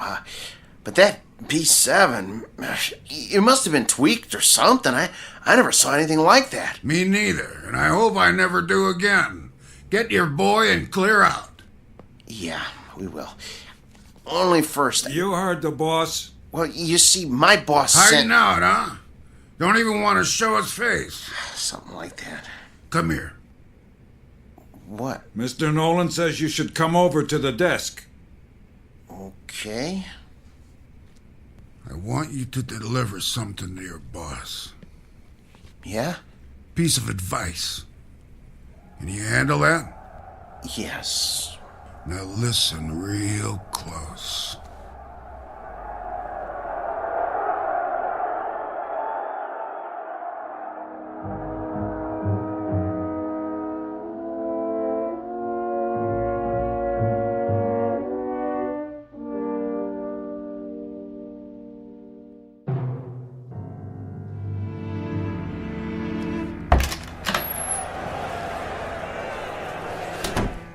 You get it? Steel. Well? Here. This all he gave you? Where's the rest? Well, that's what he gave me. This is just enough for monorail fare back to Philly. Well, he said he wouldn't pay for a one-rounder. What do you mean? Come on, take it easy. No. Here, let me see your hand. Oh, man. Did you break your wrist? He can't do that. Steel, that's it. He's got a bunch of thugs in that room now. I'll go in there. You can't. If he sees you, he'll know what you done. But the contract says... I'm supposed to deliver a message to you, too. He said to tell you. You're lucky he doesn't run us out of town on a monorail. And if you ever show your face in town again, he said you won't be so lucky the next time. Help me up. Just stay seated. I'll get you a drink of water. I don't need water. That's all there is. Look, we gotta get that wrist set. I can make you a sling. For now, just try not to move it. We'll go back by bus. By bus? Come on, you're not listening to me. Look, just hold still. If we go by bus, we'll save money. We'd have enough to get Maxo a new trigger spring and a lens for his eye and some silicone Teflonic joint lubricant. He'll be good as new again. All right, Steele. Anything you say. Then we'll be all set. Maxo will be in shape again, and we can get us some decent bouts. That's all he needs. A little work, huh? That'll shape him up. We'll show him what a top B2 can do. Old Maxo will show him. He'll show everybody. Right? Right? Sure, Steele. Sure. Now let's get out of here. Take it slow. I can walk. I know you can. You're a tough guy. But put your hand on my shoulder. That's it. Don't worry about Max. I can pull.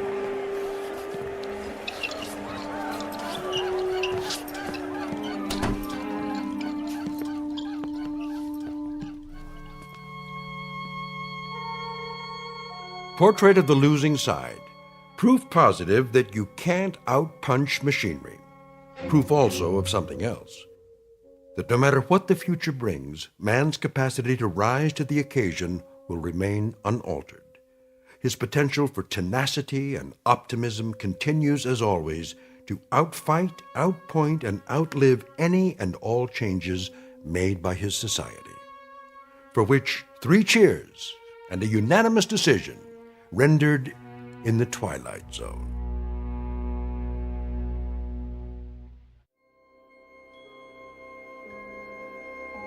Hi, this is Carl Amari, producer of the Twilight Zone Radio Dramas. I'd like to take a moment to tell you about our official website at twilightzoneradio.com, where you'll get the latest news and information on these Twilight Zone radio dramas. Plus, at twilightzoneradio.com, you can digitally download 3 free episodes or any of our episodes for only $1.95 each. In this age of ever-changing technology, we've decided to make these episodes instantly available to you by making the Twilight Zone radio dramas a digital download-only series. This means that this series will no longer be offered on CD. The CD collections at our website are now being offered, while supplies last, at buy one, get one free. So be sure to get your favorites before they're sold out. Be sure to visit us often, and I'll see you in the zone.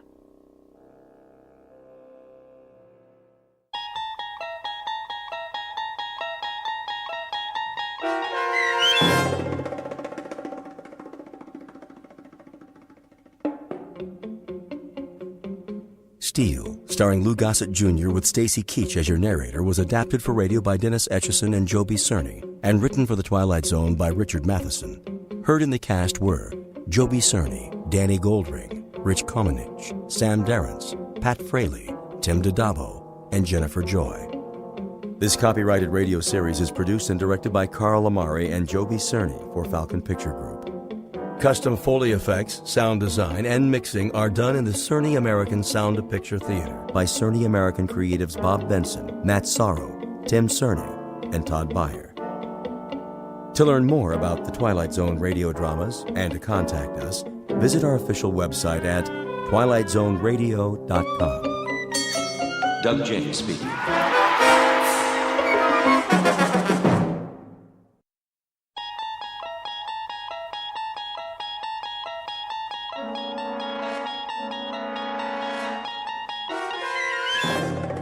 You unlock this door with the key of imagination. Beyond it is another dimension, a dimension of sound, a dimension of sight, a dimension of mind. You're moving into a land of both shadow and substance, of things and ideas. You've just crossed over into the Twilight Zone.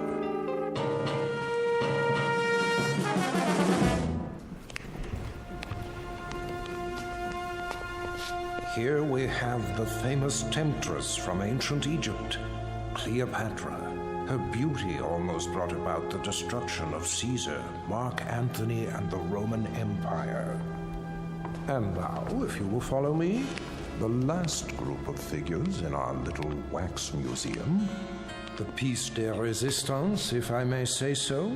The most infamous black-hearted killers of all time. This is not for the faint of heart, so if there are any who would prefer to stay behind... I don't like this place. Come on, honey. They're made out of wax. But... No? Very well, then. Feast your eyes upon... Jack the Ripper, Henri Landru, and the dreaded Burke and Hare. It's Burke who's smothering the poor lady with a pillow, while Mr. Hare assists by holding her feet to the bed. And last but not least, in the sailor's garb, Albert Hicks, about to sink his gleaming axe into the skull of his hapless victim, one Martin Senescu. Move in, please. They look so real. Closer. Closer. But not too close. Allow me to introduce Mr. Senescu, the curator of Murderer's Row. Thank you. Thank you. I'm sorry if I startled you. I thought he was one of the dummies. Oh, nothing to be afraid of. Perhaps not, young man. But who can tell what evil lurks in the heart of the man standing next to you? Go ahead, Martin. Introduce your friends. With pleasure. Albert W. Hicks, mate on the oyster smack E.A. Johnson, a gentleman. Yet one day, in 1860, off the Atlantic coast, he murdered everyone in his crew with an axe, exactly like this one. Why did he go mad? I'm afraid we'll never know. Not to mention Burke and Hare, two more monsters of their time. But do they look like monsters? What torment drove them so late in life to behave like ghouls? You see here how they suffocated their victims. A technique called burking. Think of the agonies they endured. Which one's he talking about? Search me. Both of them, sir. All of them. Surely it's dreadful to be murdered, as our victim here would tell you, if she could talk. But to commit murder, to take a life with your own hands, again and again, and not be able to stop yourself. Can you begin to imagine the horror? Nope, but why don't you tell us about it? I wish I could. But somewhere in the world, now, at this very moment, there is someone who can. Yeah? Who? Well, no one knows yet. But if his torment is great enough, and he kills as these poor creatures did, then future generations will know, for he will end up here, immortalized in wax, remembered as you and I will never be, like Henri Landru, so filled with love and hate. He loved nearly 300 women in his lifetime, spinsters and lonely widows. He too must have felt agony as he strangled the life out of them. A master of the garret, identical to the one you see in his hands. That looks like some kind of cord. Just a piece of string. Let me see that. Get away from there. Get away from there. I was only... Mr. Sinescu is right. The figures are not to be touched. They are too rare and valuable. Besides, the museum can't be held responsible for what might happen to you. And here, another soul in torment. The Ripper himself. Of all the faces in London's Whitechapel district, which was his? And why did he feel driven to kill those pathetic drabs with one sweep of his knife? Identical to the blade you see before you. Step closer, young lady. What? Go on. It's only a prop. Lean forward. There. It's quite all right. Look deep into his eyes and remember them so you'll never fall prey to such a man yourself. A man who carried a long, sharp weapon which he slashed across women's throats. Like this. That knife, it swung at me. It almost... Spring in the arm. Pretty good trick. A trick, yes. But one that serves to remind us how near death is to all of us. When we look at Hicks, at Burke, and Hare, at Landru and the Ripper, we see what appear to be ordinary men. What devils pushed them to their bloody fate? We can only guess. Thank you for your kind attention. Thank you, Mr. Sinescu. Ladies and gentlemen, this concludes our tour of Ferguson's Museum. Exit to your right, please.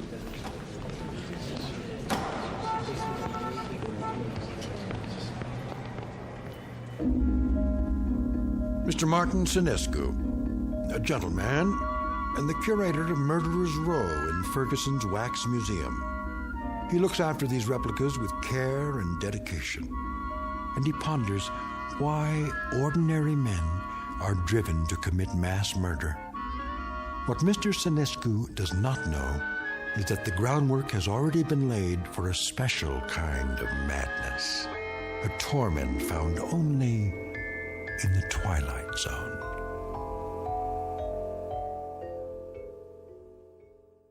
And now, The Twilight Zone and our story, The New Exhibit, starring Joby Cerny with Stacy Keach as your narrator.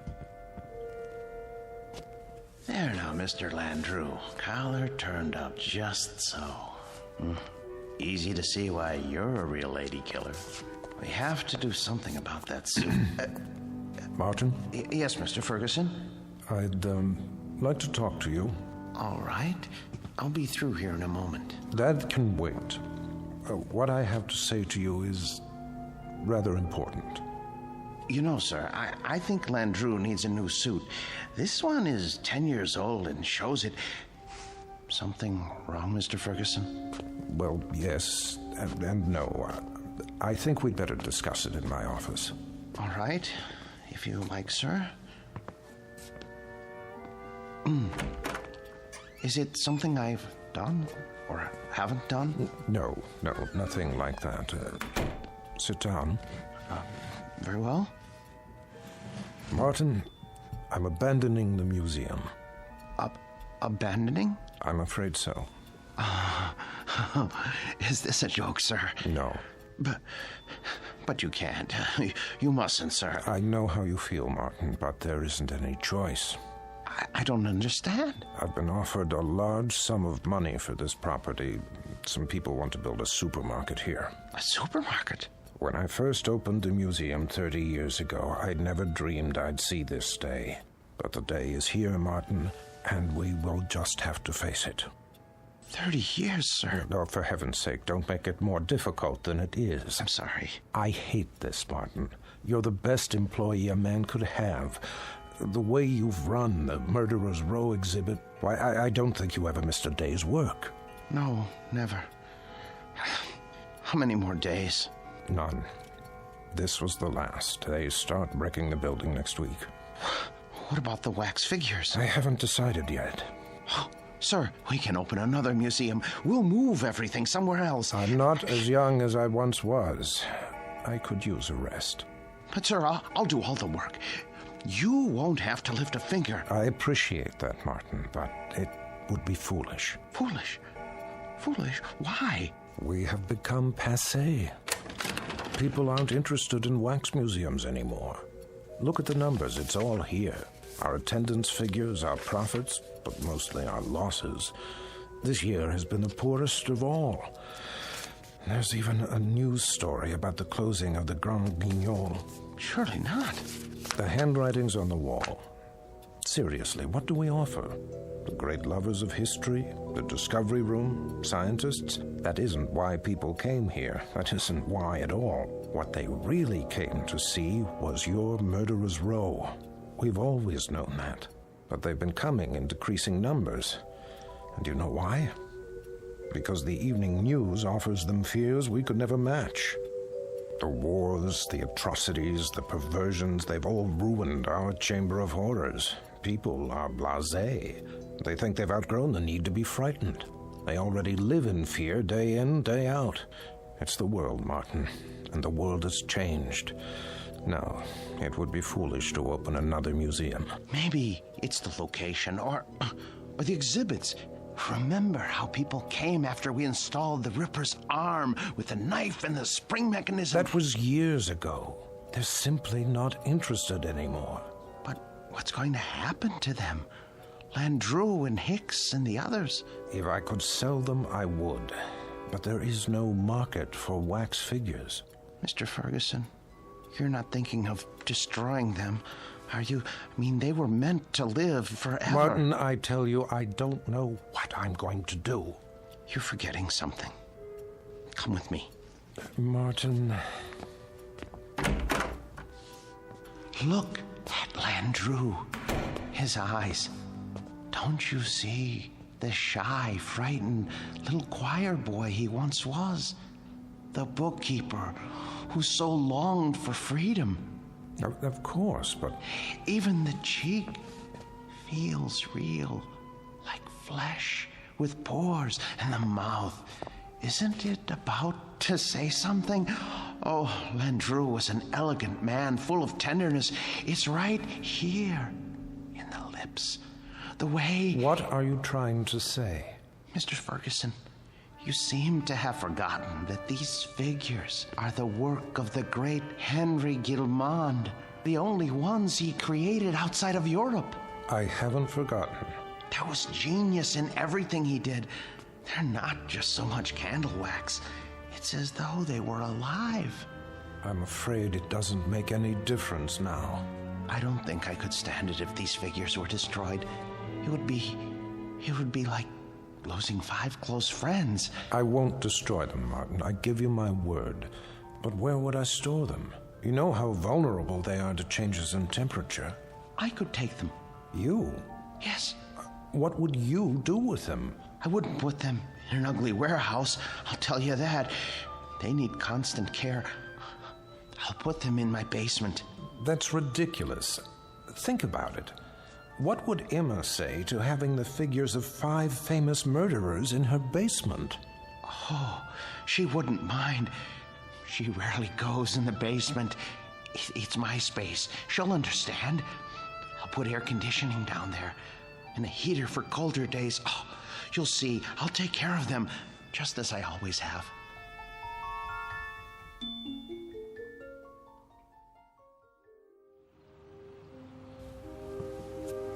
You haven't eaten your breakfast. I'm not hungry. They should have arrived by now. They'll get here when they get here. Now, how long do we have to store them? Not long. What time is it? You asked me that 5 minutes ago. Oh, maybe something happened. It's not like moving furniture, you know. They should have let me ride in the truck. What if they dropped one of the crates? There they are now. Just relax. You Martin Sinescu? Yes, are they all right? The boxes? They okay. They didn't break, right? Nope. No bumps? No bumps. What do you want? Look, carry them to the rear of the house and down to the basement. Carefully. Take your time. Well, wait a minute, how much time will it take? I don't know, an hour maybe. You gotta pay by the hour, you know. Sign here. With pleasure, and please, hurry. You see? All here, safe and sound. Easy! Please, don't jiggle them. Will you stop worrying? It's getting warm. What? I say, it's getting warm outside. They're very delicate. They can't stand more than 80 degrees. I didn't think they were so big. They're not. The boxes are big. The actual figures are not any bigger than you or I. See? Landru's in the first one. The next is Jack the Ripper. Oh, Emma, I'm so sorry I got mad. But it's going to be like opening Christmas presents. Mr. Sinescu? Yes? Miller's Appliances. Got your air conditioner in the van. Where do you want it? Oh, good. I'm glad you're here.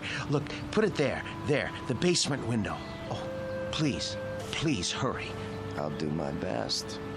Thank you. You bought an air conditioner? I had to. They can't stand the heat. How much did it cost? Don't worry about that. Well, I am worried about it. Please.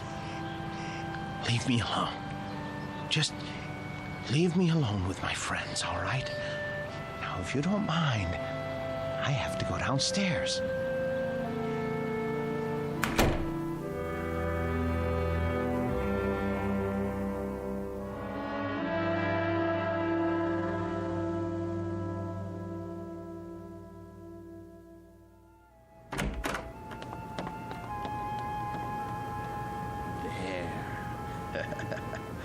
Ooh, feels cool enough.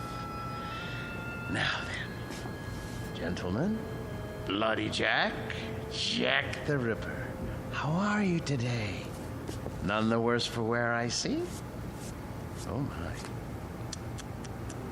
Cape's a bit shabby, though. Martin, are you down there? Yes, sir. Positively threadbare. Martin! Yes? Are you fussing with the Ripper's cape again? No. Yes. No. It's his hat. His hat is going to need cleaning and blocking before long. In fact, all their clothes could stand it. It's been almost a year since Mr. Ferguson let me do that. Martin! Emma, listen to me. The truth is, these men need clothes. But the Ripper here, his are the worst. Part of his coat back's come undone and... Martin! What is it, dear? We're not buying them any clothes. Oh, Emma, listen. It's not just buying. It's tailoring to fit their bodies. I don't care, Martin. Oh, you don't mean that. Yes, I do. No, you don't. Honestly, Martin, you pay more attention to those murderers than you ever did to me. Oh, Emma, listen, that's not true. You practically live down there. Emma, they're a trust, a sacred trust. These figures were made by Guillemont. They're masterpieces. All right, so they're masterpieces. But you told me it would only be for a few days. Now, they've been here for weeks. I've been nice about it, Martin. You can't say I haven't. How long is this going to go on? I'm sorry, dear. I didn't lie. I thought they'd be here only a little while. I really did. But, well, I can't find anybody to finance the museum. How can you find anyone if you spend all your time down there? Well, I phoned, but everyone I talked to never even has heard of Henry Guillemont. Can you imagine that? What's that? The electric bill. You see how much this air conditioner is costing us running around the clock? Well, you know how hot it's been. Oh my. That is high, isn't it? I'd like to know how we can go on paying it. Martin, there's no more money in the bank. I know. But you mustn't worry. I promise you, I'll think of something. There must be somebody somewhere. Mr. Ferguson. No. Why not? You've told me he loves these things as much as you do. Besides, isn't it up to him to take care of them? Emma, I don't know anyone in the world I respect as much as Mr. Ferguson. And I would never trust these figures to him. I couldn't be sure they were cared for properly. I don't even think I could sleep if I... So we're stuck with them. Stuck? Emma, it's an honor, a privilege. For you, maybe. But how do you think I feel? I am afraid to go into the basement because of these monstrosities. I mean, I just about get a heart attack, Martin. The way they stand there and stare at me, they're frightening. They're supposed to be frightening. Live with them as long as I have, and you'll come to love them. Love them? One day, they cease to be strangers to you, and you want to say good morning to them and ask them how they passed the night. And when that happens, Emma, I tell you, Emma, where are you going, Emma?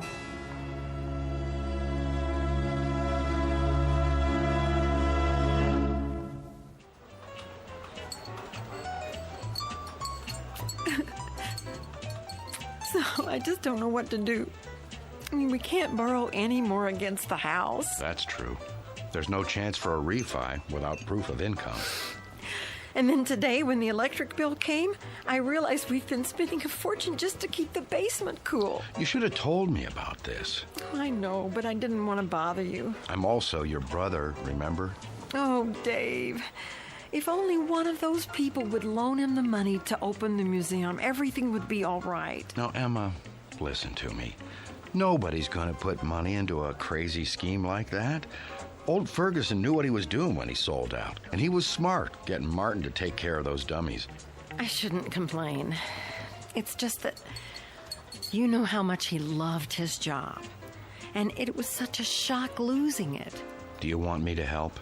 I didn't come here to ask you for a handout. Don't be silly. We're family. And believe it or not, I've always kind of liked the guy. But what's happening now? It sounds like he could use a few hours with a shrink. I can give you the name of a good one. Oh, Dave, he'd never go. Exactly. So what we've got to do is get Martin away from those things. Does he have them all? Only a few. How come? Ferguson had 200 or 300, didn't he? Yes, but these are special. Some man in Europe made them. Well, they can't be too special if they're not worth anything. They are to him. It's the first time that anything has come between us. I hate those murderers. I'll stop by and talk to him. It won't do any good. Then you talk to him, Emma. But not the way you have before. Lay it on him. Tell him it's those stupid dummies or you. And if that doesn't work, well, there is another way. What? Air conditioners break down.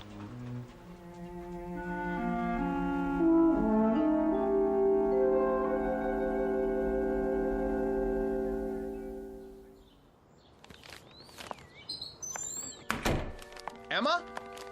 Emma? Is that you?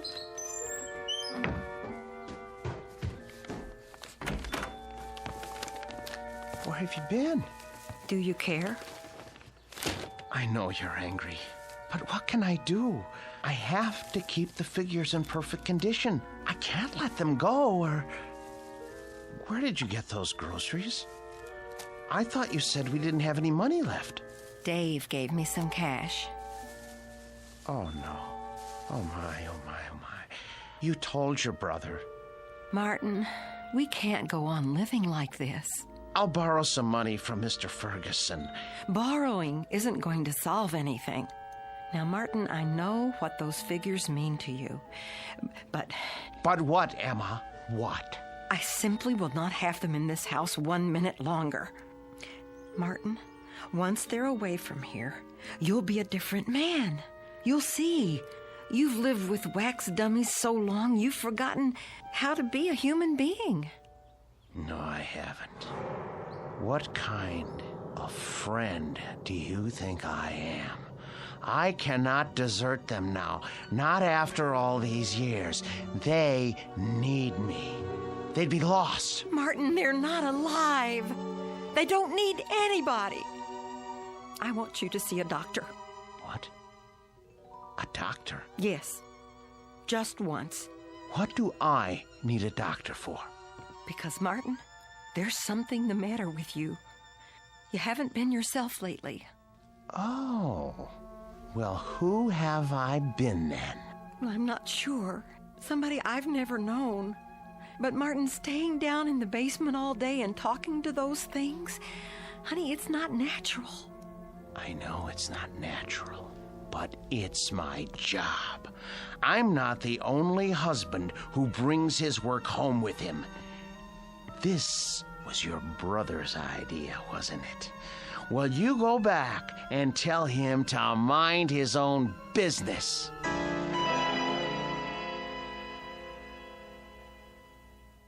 So it's hard to know where it's heading. Chances are we're in for another ride tomorrow. And that concludes our broadcast day. This channel will return to the air at 6 a.m. with the early report. Until then, we bid Are you asleep? Good night.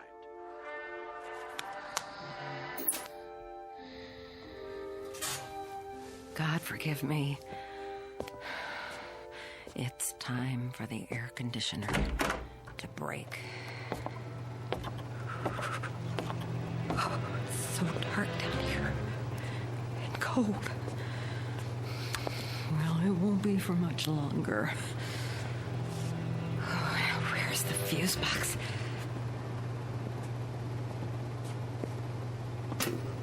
Let's see now. Which one is for the air conditioner? I should have brought a flashlight. I can't see a thing. Here it is. Good.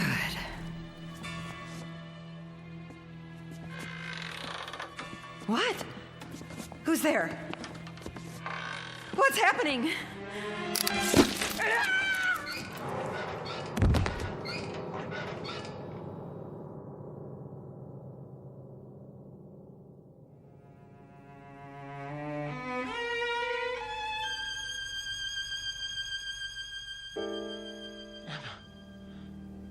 Where are you? Emma? Emma? Are you down in the basement? What are you doing? Emma?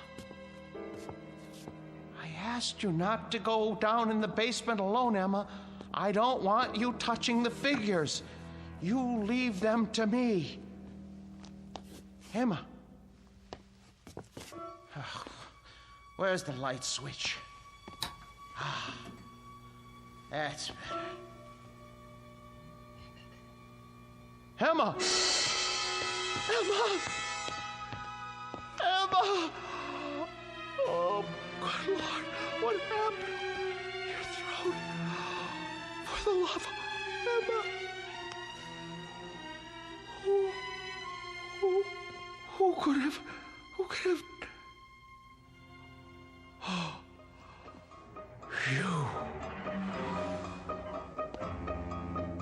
The Ripper's knife? The blood? Oh, so no. No.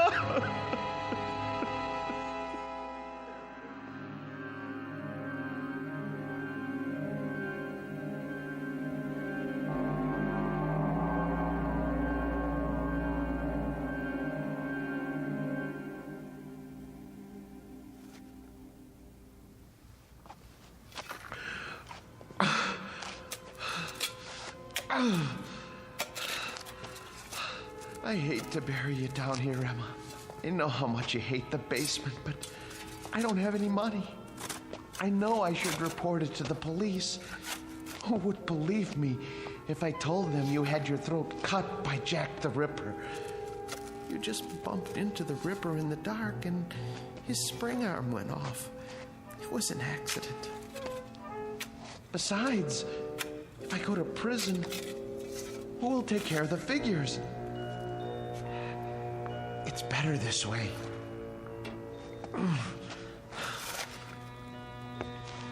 They didn't like you, you know. You said some very unkind things about them, and they heard you. You have to be careful around Jack. He has such a temper. I should have warned you. There. Now for the cement. Oh, poor Emma. But it's too late to tell her anything now.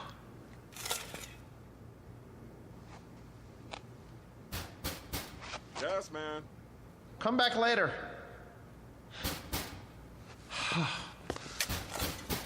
All right.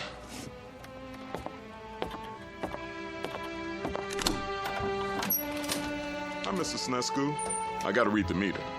Hey, careful of the cement, it's wet. Oh, yeah. Doing a little patching, huh? Floor must have been pretty bad. Yes, it was cracking. I had to do the same thing. These old houses, holy mackerel! Something the matter?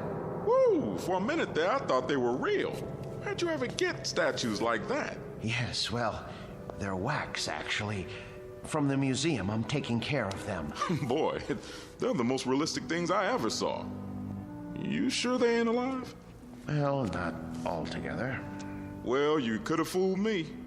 Should be a fine thing come Halloween. Something like this will really throw a scare into people. Man, oh man. Even close up, they... What's this? What? Whoever made these thought of everything. Even put blood on the knife. Well, I gotta go. You've got quite a layout here. Hey, tell me something. Yes? Don't they ever give you the creeps? Not when you know them as well as I do. You're a real joker, Mr. Sinescu. Wait till I tell the wife about this. Hey, Do you think it'll be all right if I bring her over for a look? No. Well, I mean, we're going to be gone. I don't know when we're going to be back. Oh, okay. Well, I'll see you next month. Fine. Goodbye. Best to keep the outside door permanently locked.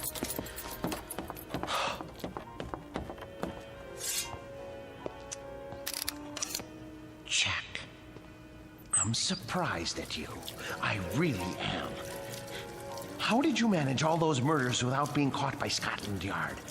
Any killer knows you can't leave blood on the murder weapon. And I don't mean to make a joke, Mr. Ripper. It's a dead giveaway. There. Knife's good as new. Now behave yourself. Emma? Oh, no. It's her brother. Martin, you in there?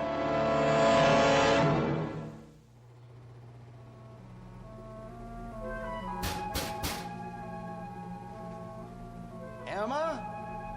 Martin? Where are you? Gotta lock the basement door. Martin, if you're in there, open up. Now.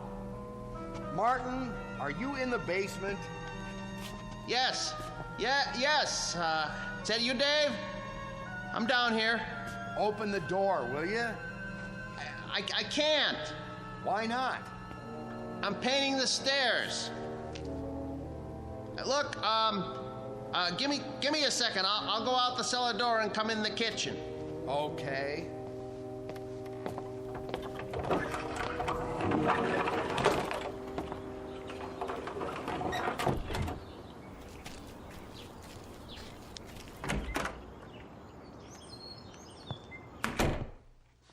Where's Emma?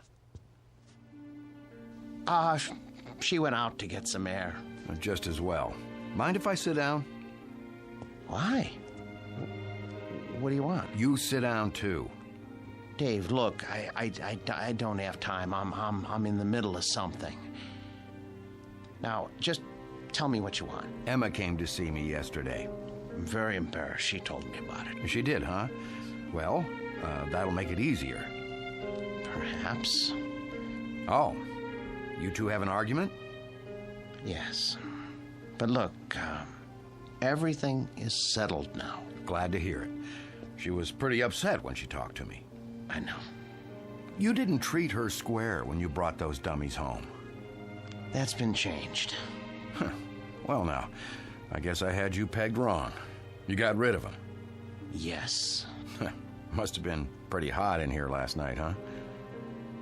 What? For a bunch of wax dummies. Hey, what's that humming noise? I don't hear anything. It sounds like it's coming from the basement. No, is that the air conditioner? I don't know what you're talking about. What are you driving at? Why's this door locked? I told you, the steps are wet from paint. I don't smell any paint. And why's the air conditioner still going if you got rid of the dummies? Well, I thought it might help the paint dry. Yeah? I thought it might get rid of the fumes. Is that all right? This is my house, isn't it?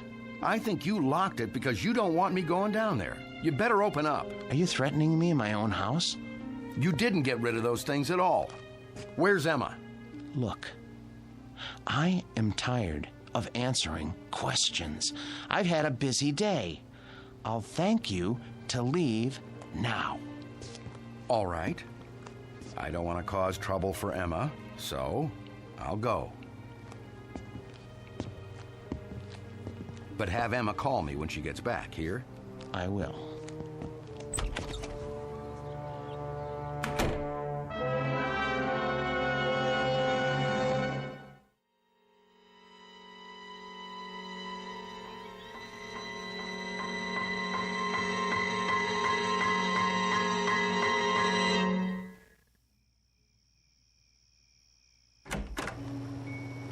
Emma? Boys? You can breathe easy. I'm going to bed now. Sweet dreams. Good night.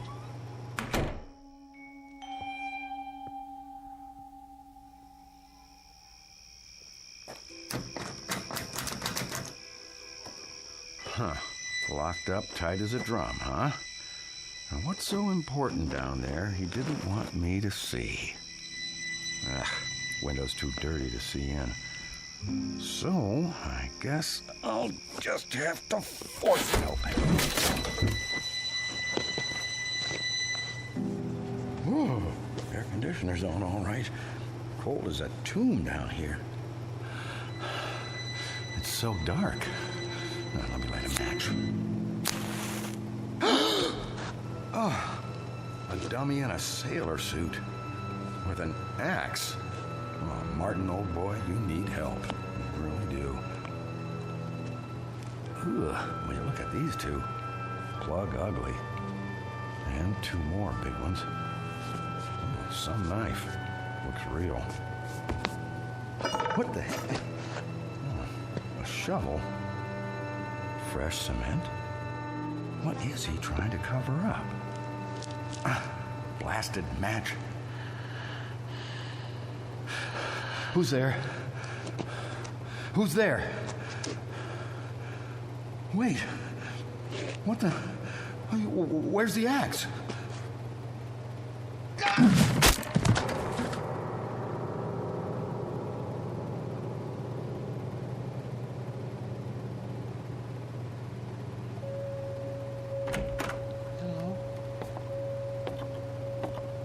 Hello? What's going on? Who's here? Hicks. Where's your axe? Dave. Dave. Oh no.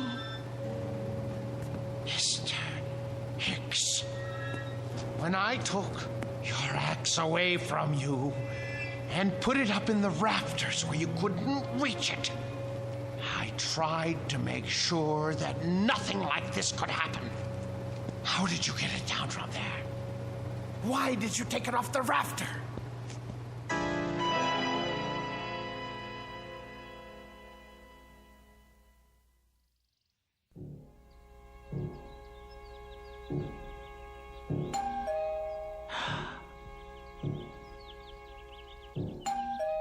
Martin? Martin! Mr. Ferguson? Mr. Ferguson! Martin, let me in, would you please? Just a moment. Hello, sir. Hello, Martin. Waking you is like raising Lazarus. Don't you answer your doorbell anymore? I was sleeping. Actually, I overslept. I was, doing a lot of cleanup work in the basement. Well, it's nice and cool down there with the air conditioning anyway, right? Yes, sir. How's Murderer's Row? Oh, fine, in rare form. Good, let's go see. I would have come 2 days ago when you first called, but things haven't been finalized yet. What things?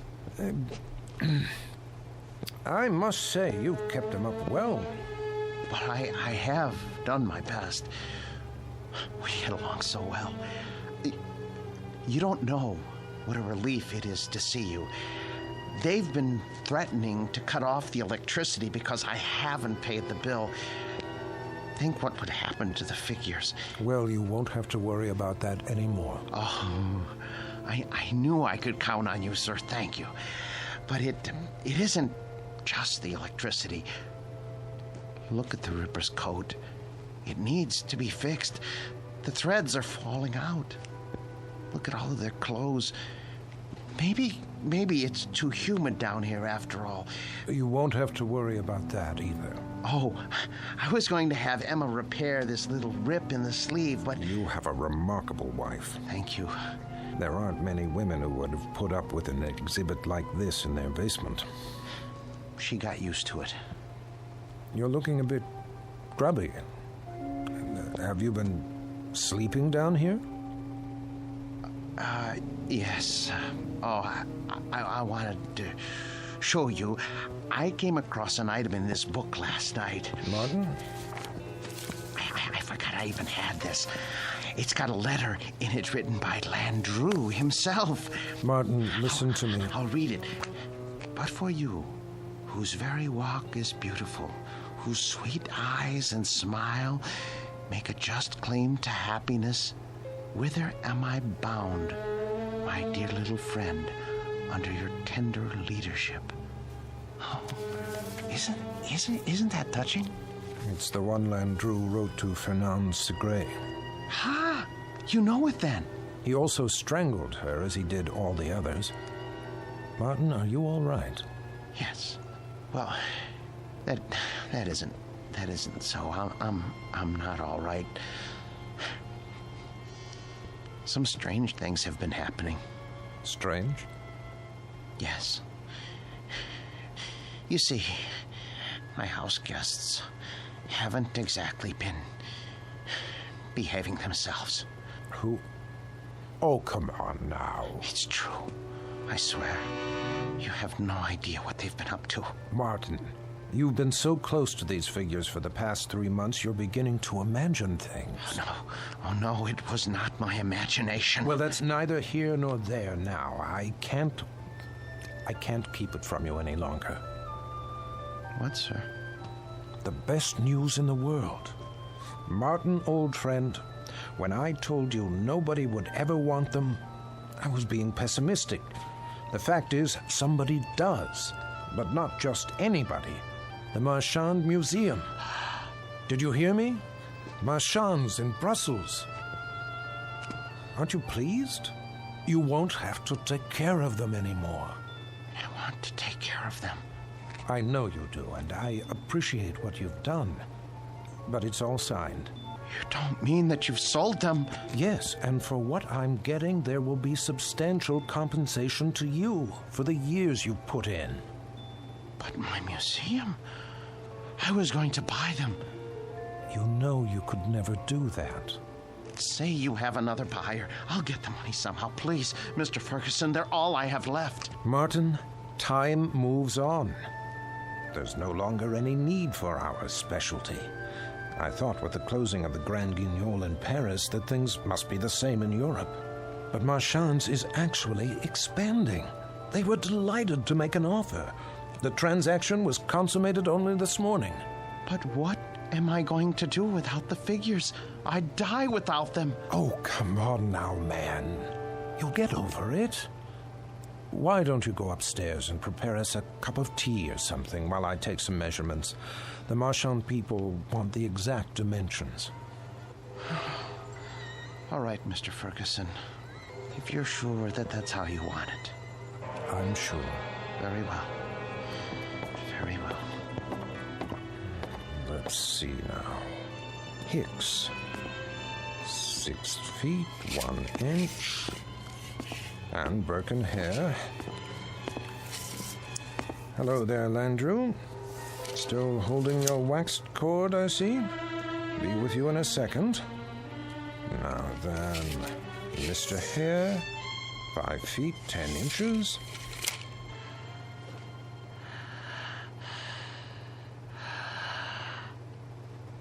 What? What?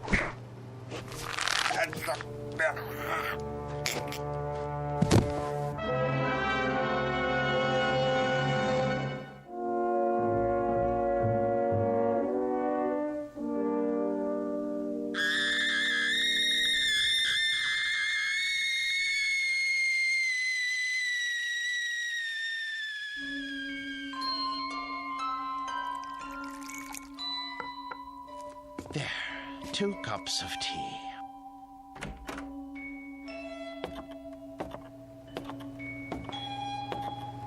Mr. Ferguson, I don't remember whether you take cream and... Mr. Ferguson? Mr. Ferguson! Your throat. The cord.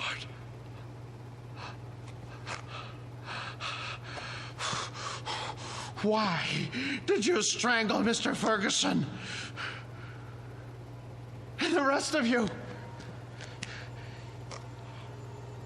I know you didn't have any part in this, but you didn't stop it either.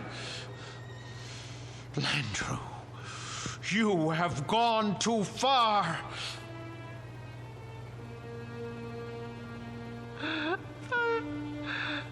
I gave all of you my best years.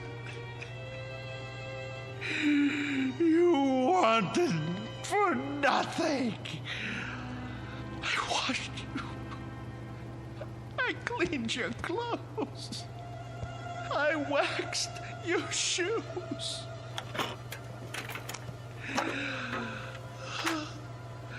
The air was always the right temperature because I made it so. I defended your deeds against the thousands who came to see you. And when Mr. Ferguson sold the museum, who spoke up for you?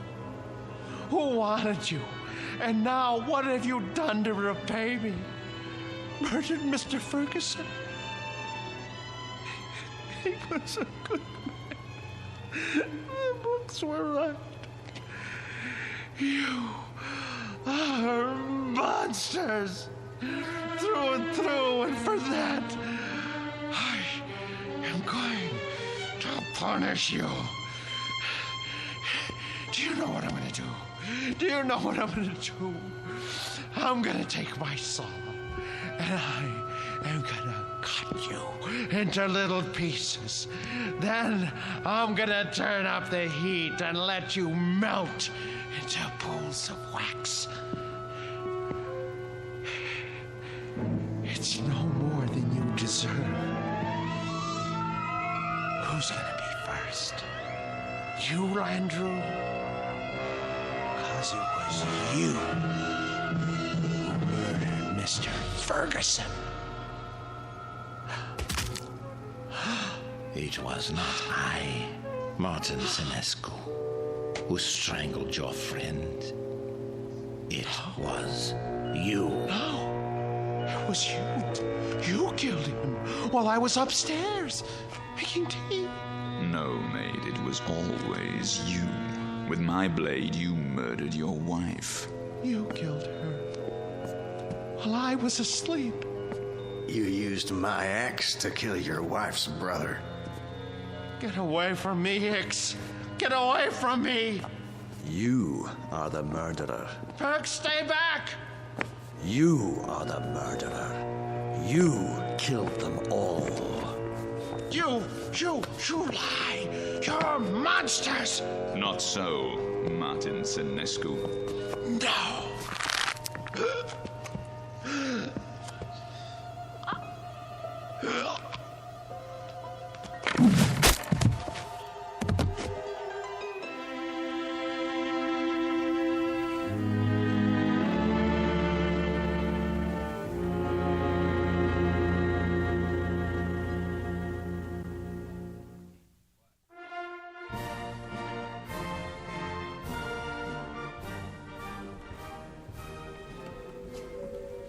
And here is the latest addition to Marchand's Wax Museum, Murderer's Row, complete with its newest cast member, Martin Lombard Senescu, a remarkable and most versatile man.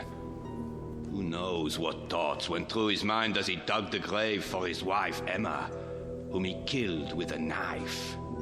His brother-in-law, David, whose skull was split with an axe. And his friend and employer for 30 years, Mr. Ernest Ferguson. We'll never know. We can only guess what fierce devils tortured Senescu's soul and drove him to his destiny. But he has taken his place with the infamous and depraved. Next to Albert X, Burke and there, Landru, and Jack the Ripper himself. This way, please.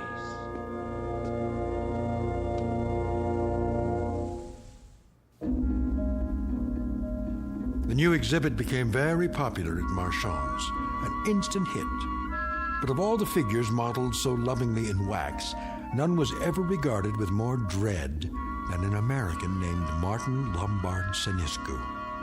There was something about the eyes, people said, dazed, vacant, as if he had seen too much and come to understand it a moment too late. But they shouldn't have been surprised. It's the look one often gets after a quick walk through the Twilight Zone.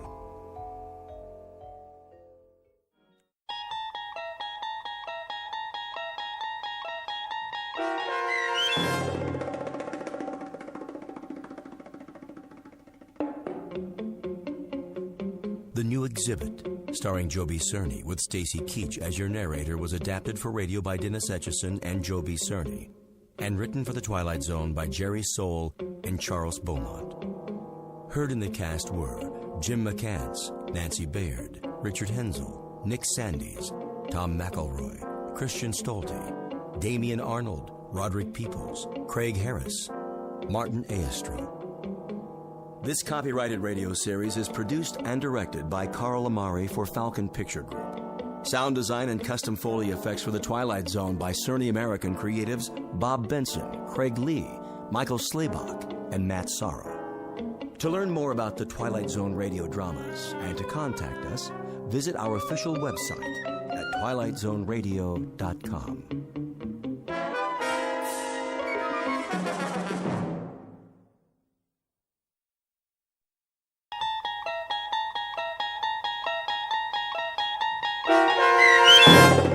The Howling Man, starring Fred Willard, with Stacy Keach as your narrator, was adapted for radio by Dennis Etchison and written for The Twilight Zone by Charles Beaumont. Heard in the cast were Christian Stolte, David Darlow, Doug James, and Anna Sverutza. To learn more about the Twilight Zone radio dramas and to obtain audio cassettes and CDs of these programs, visit our website at twilightzoneradio.com. The producers of The Twilight Zone wish to thank CBS Enterprises, Carol Serling, Dennis Etchison, Dick Brescia Associates, Claire Simon Casting, Terry Jennings, XM Satellite Radio, Sirius Satellite Radio, our sponsors, and our radio affiliates for helping make this series possible. This copyrighted radio series is produced and directed by Carl Amari and Roger Wolski for Falcon Picture Group.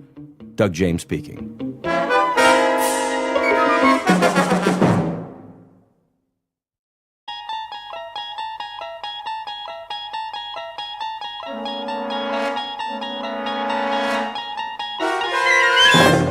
You're traveling through another dimension. A dimension not only of sight and sound, but of mind. A journey into a wondrous land whose boundaries are those of imagination. Your next stop, the Twilight Zone.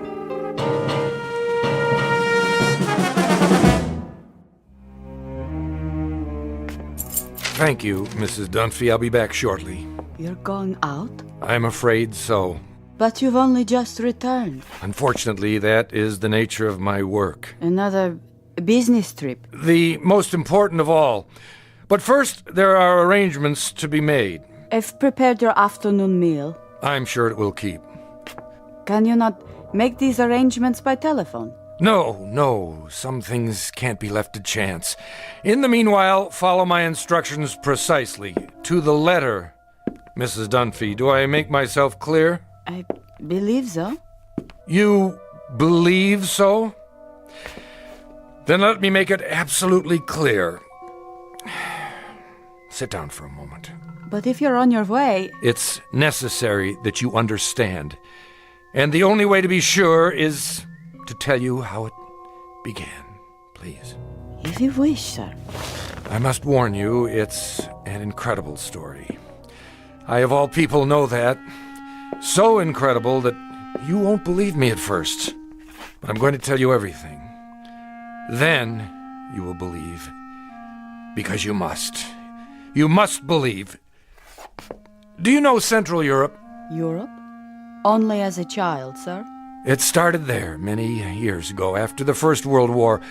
I was on a walking tour of France, Belgium, and Germany. I decided to travel alone with only a small pack. The confidence of youth. Germany was magical then, a place of valleys and mountains and swift, dark rivers. There was nowhere else like it, a fertile land where everything grew tall and straight out of the earth. I was struck by the richness of the soil, the verdancy of the hills. Stepping across the border from Belgium, where the mustachioed guards saluted like tin soldiers, I entered a different world. Everywhere I looked, a swelling green ocean. On the farthest hills, tall, ancient buildings of stone. Estates, monasteries, castles, or what have you. Some of them in ruins. I stood a moment at the border and watched the hawks circling above, wondering how such a miracle could be. It was as if I had passed through an invisible door from a musty room into a magical kingdom of winds and light. But so much can change in an afternoon. By nightfall, clouds filled the sky and the storm moved in to darken the landscape. The nearest village was miles away. I was unprepared, dressed for a stroll up the Champs-Élysées, perhaps. In minutes, I was drenched and chilled to the bone. Then I saw it. A medieval castle, bombed almost to ruins, sitting like a broken fingernail atop Schwarzhof Mountain. I came to a wall of gray stone. It was an iron gate. Please! Please! Someone! Please let me in!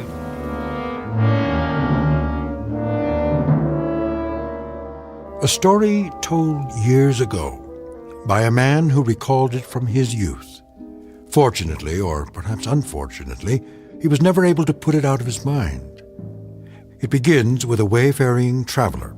His name is David Ellington, scholar, seeker of truth, and to his dismay, a finder of truth. A man approaching exhaustion, who will confront a problem that has haunted the world since the beginning of time. A man who knocks on a gate seeking sanctuary, and instead finds that he has just crossed an unmarked border into the far edges of the Twilight Zone.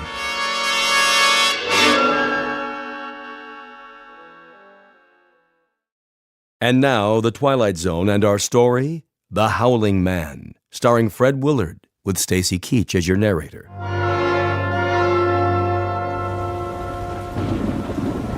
I found a rope by the gate and pulled it. Please! Someone! Yes? What is it? Let me in! I'm sorry. You don't understand. I'm traveling on foot. We don't allow visitors. I'm not a visitor! What is this place? It's called the Hermitage. And I'm a stranger caught in the storm. Your robe, the cross around your neck. You're a man of God. I'm lost. Don't you understand? Lost. Very well. Follow me. Thank you, brother. You're ill. I'll be all right. Once I dry out. This way. What are these rooms? A barred window in each door. They look like, well, cells. All are empty now. I see, but what were they? Wait here. What for? I'll speak to Brother Jerome. Who?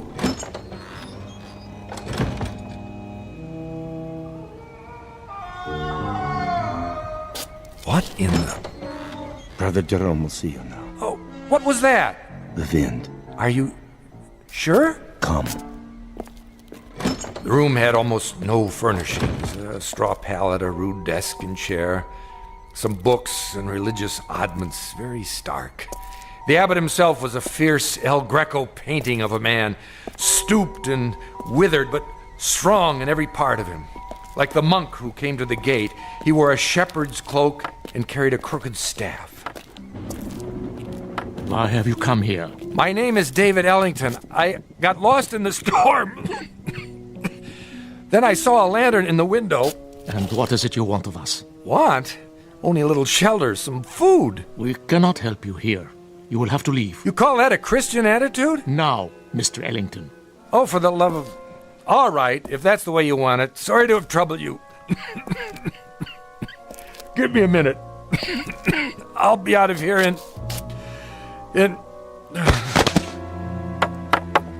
Brother Christophorus. Yes? Carry him out of here. At once. Right away.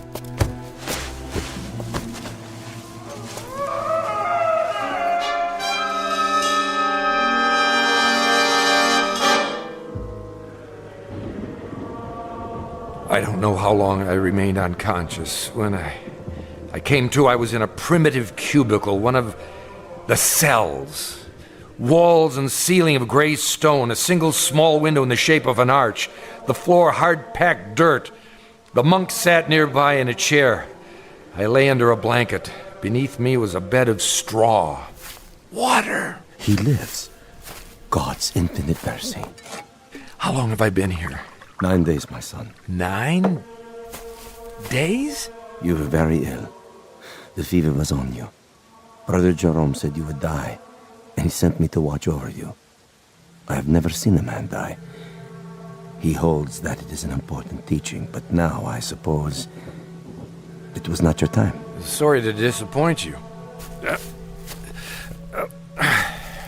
No, my boy, don't try to rise. You must rest. What in the name of heaven is that? In the name of heaven? Nothing. I mean the scream. Scream? That. What? Are you deaf? That cry, I heard it before. You said it was the wind. Ah, the wind cleanses the land after a storm. But it isn't the wind, is it? I don't understand your meaning. It's a man. Careful. You must regain your strength. There! Don't tell me you didn't hear it! Perhaps you would like some soup. It's cold, but nourishing. What I would like, brother, is to leave this place. I'm afraid that's impossible. What do you mean? Only that you're not well enough to travel. And of course, you won't be well enough to travel as long as you think you hear such sounds. Now, the soup. I don't want it. Open, please. There. That's better.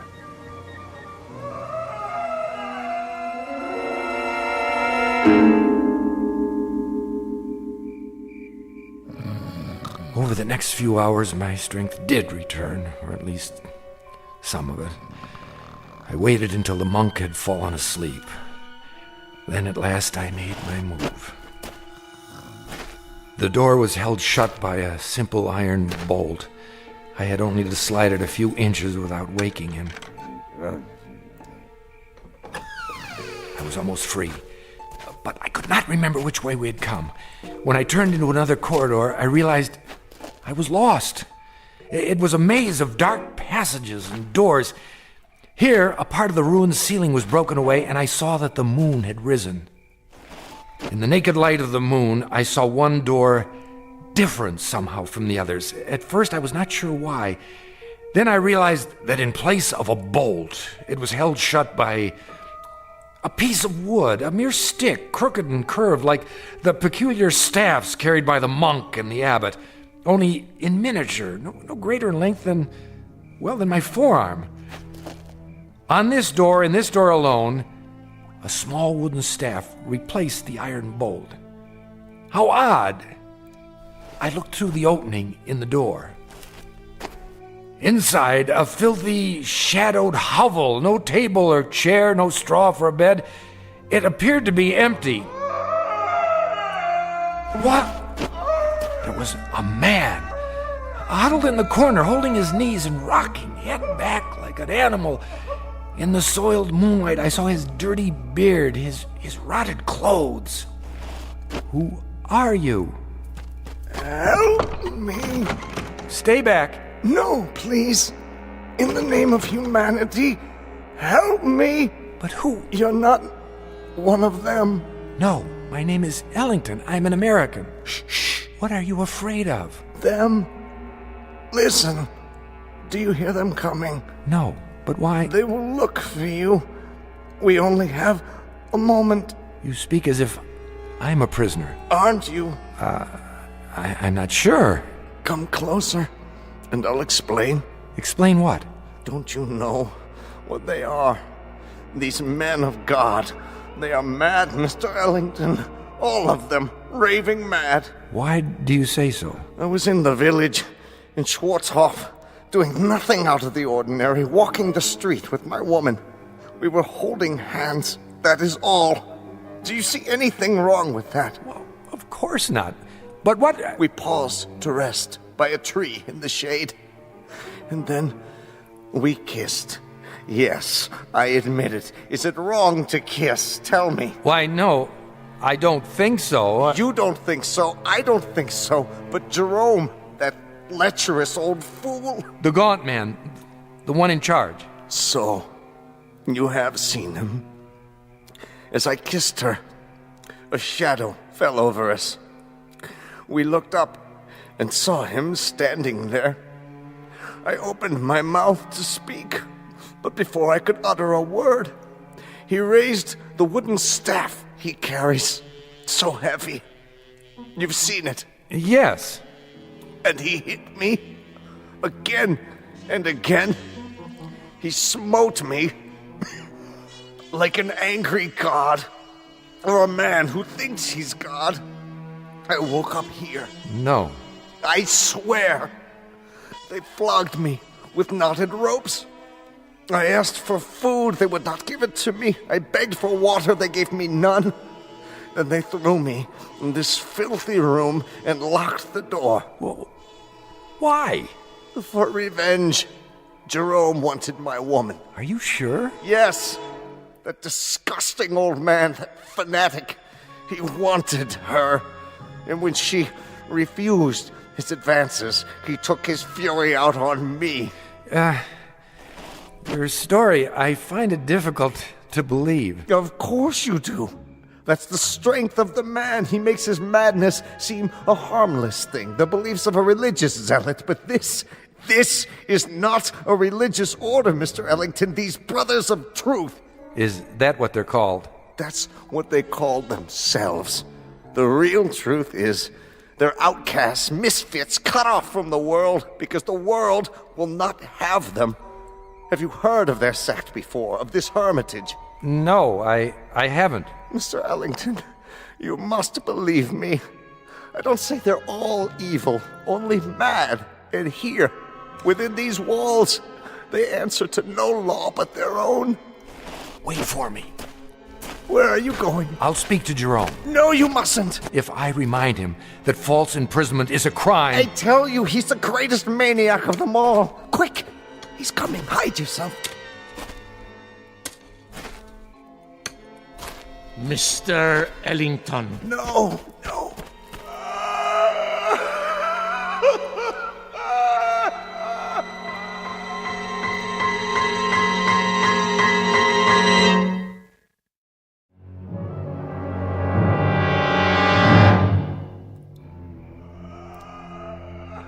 Brother Jerome? I did not know you were well enough to walk. I still feel weak. Brother Jerome... Come with me, please. Look here, This way. Where were you going? I was looking for you. It was unwise for you to wander on your own. The corridors can be treacherous. Oh, can they? In what way? The building is very old. One might trip and fall without a torch. Or go where one is not meant to go, is that it? See something perhaps that you're ashamed of? I do not know to what you refer. Don't you? Oh, then you don't know the grounds very well. I saw something just now that violates the law of this country and of humanity. I must ask you. And I must ask you, Mr. Ellington, to leave the hermitage at once. We lack proper facilities to care for the ill. You certainly do. Arrangements can be made in Schwarzhof. Just a minute. No, not a minute. Not an extra second, Mr. Ellington. Now. I thought you were concerned about my health. I am. But now you want me gone regardless. Why? I have explained that. You've explained nothing. Based on what I've seen, I question your motives. I question your entire operation here. You are making assumptions. I certainly am. Now, look, no one invited me to come here. I realize that. I arrived unexpectedly, and you're not prepared for visitors. But I had no choice. And there is no excuse for your behavior. I suppose it was only a matter of time before you brought out the knotted ropes so that you could flail me or whatever it is you do for amusement. My son. I'm not your son! There are many things you don't understand. That's right, I don't. So begin with this one. Tell me, why are you in such a hurry for me to leave? What more are you afraid I'll find out? More? Besides the man you've got locked up in that cell. What man is that, Mr. Ellington? The one we just left. The one who's been screaming his head off. I am not sure what you're talking about. That's it, isn't it, brother?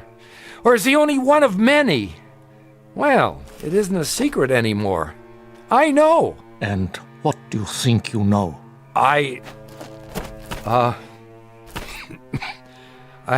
The chair. Sit. You are still weak. Brother Jerome, I know very little about this cult of yours, what's permitted within these walls, but I doubt very seriously that you can imprison a man against his will. That is quite true. We have no such authority. Then why have you done it? No man has ever been imprisoned at the Hermitage, Mr. Ellington. He claims otherwise. Who claims otherwise? Who do you think? The man in the cell at the end of the corridor. There is no man in the cell at the end of the corridor. I was talking with him. You were talking with no man. And you think I'm hallucinating? Mr. Ellington, you are ill. You still have a fever. In such a state, delirium may cause one to see and hear things that do not exist. Do you mean to tell me you don't hear that? Hear what? Look at me. Dreams can seem very real. And honest men make unconvincing liars. The brother who's been caring for me. Brother Christophorus? Yes. He has a way of looking at the floor when he tells me I'm imagining things. You look at me, but your voice loses its command. More imaginings. I don't know why, but you're both very intent on keeping me away from the truth. What do you know of the truth? Which is not only poor Christianity, Brother Jerome, it's poor psychology, because now I'm very curious indeed. Curiosity is a dangerous thing.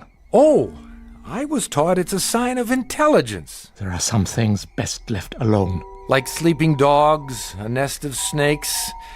I'll uncover the facts eventually, you know. Meaning what? Just what I say. I imagine the local police will be interested to learn that you're keeping a man locked up here. I tell you, there is no man. All right, let's forget it. I'll deal with it in my own way. And what way is that? However I see fit. It's no concern of yours now. Oh, and I apologize for not dying. Maybe some other time, brother. Mr. Ellington. A last word? Bon voyage? Don't bother yourself. I'll make it to the village with no further delay, I assure you. Mr. Ellington, the prisoner in the cell, it's a delicate matter. Ah! So you admit it? A terrible thing. He's violent, dangerous, more dangerous than you know. We are obliged to lock him in the cell. I'm sure you can understand. I understand that you're still lying to me. Goodbye, Brother Jerome. Would you really go to the police? If you were in my place, wouldn't you? Very well. Close the door, Mr. Ellington. I have told you the truth, but only a part. Now I see that I must tell you the whole of it. May God forgive me. Then you do hear it. As I have heard it every hour of every day for 5 long years. Why did you lie? I didn't. Oh, but I think you did. Now the skies darken. The storm returns. I should have known. When I told you that no man screamed in the Abbey, I spoke the truth. It is not a man, you see, Mr. Ellington. It is the devil himself. You're joking with me, aren't you? No, Mr. Ellington, I am not. Would that I were. It would be so much easier. But the prisoner in the cell, our only prisoner, is in fact Satan. Oh, come now. Otherwise known as the fallen angel, Ahriman, Asmodeus, Belial, Diabolus, the devil made manifest. You asked for the truth. Now you have it. Do you believe? What? Oh, sure. Now it is you who are lying, Mr. Ellington. You don't believe me at all. To the contrary, you're even more certain of what you've suspected all along, that I am mad. Well, sit down. I will tell you a story. And then we'll see how certain you are of my madness or of anything else. Drink. What did you say? Some brandy. For thy stomach and thy infirmities. No, thank you. Don't worry. It's not poison. A very old vintage. I'll drink with you. What is it you wanted to tell me? I presume, Mr. Ellington, that you consider yourself sophisticated, a worldly man. Why do you say that? You're young, rich by your clothes, and reasonably well educated. Harvard? Yale. Exactly. Having a last fling before settling into the family business.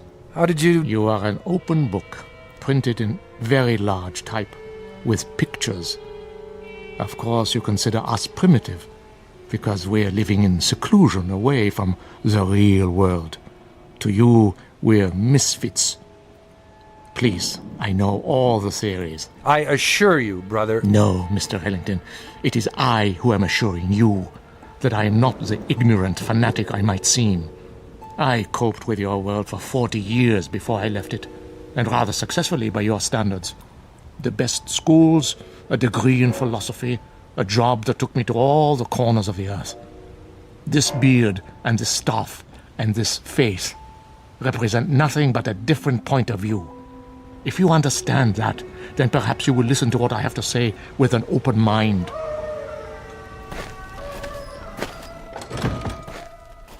Go on. 5 years ago, there were no screams at the Hermitage. This was simply the bombed-out ruins of a castle belonging to the family Wulfren. How did you come by it? Baron Wulfren turned it over to the Brothers of Truth as a gesture of charity. Our task was to tend the great vineyards and save what souls we could by constant prayer. But this isn't a formal religious order, is it, brother? We believe that we are recognized by God.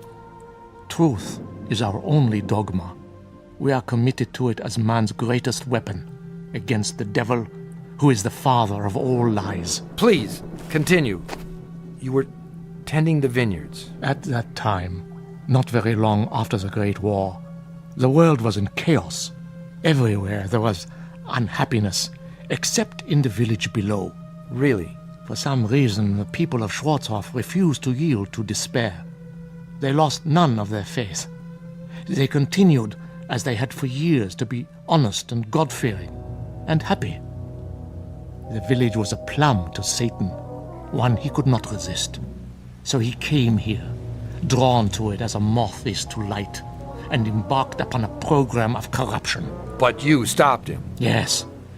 You see, Mr. Ellington, he made the same mistake you are making now. He underestimated me. He thought he would have no difficulty tempting an old fool. I had him in the cell before he knew what happened. But if he's the devil, how do you keep him from escaping? With the staff of truth.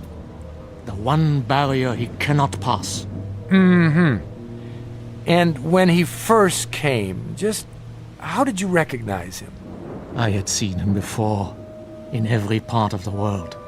Wherever there was sin, wherever there was strife and persecution, there he was also. Sometimes he appeared only as a spectator, a face in the crowd. But he was always there, in all times and places. So you understand now, I trust, why you must say nothing of the things you have seen and heard. Brother, not that I doubt you, but is it possible that you've made a mistake? No. Think, Mr. Ellington, of the peace in the world these 5 years. Think of this country now. Is there another like it? But you haven't put an end to suffering. There's still murders and robberies. Even now, while we talk, people are starving. The suffering man was meant to endure, my son. We cause much of our own grief, and need no help from him. It is the unnatural catastrophes, the great wars, the overwhelming pestilences, the wholesale sinning that we have ended. The world is rebuilding. A great dawn will come. Enough. You've made your case. I believe you, brother. Do you? Truly? I admit I was doubtful at first, but you've convinced me. Absolutely. I promise to keep your secret. Good. Tomorrow, if you feel well enough, you may leave. For now, let the storm pass over. Brother Christophorus will look after you. If you would, go directly to your room. I will. Good night, brother, and thank you. I was glad our conversation was over. It was clear that he was quite mad. I thought of his wild beard, his eyes in the flickering candlelight, and I was relieved to be away from him. The devil, indeed. But the storm had returned, and I was not yet fully recovered. I would pass one more night in this place. What, I wondered, should I do before morning comes?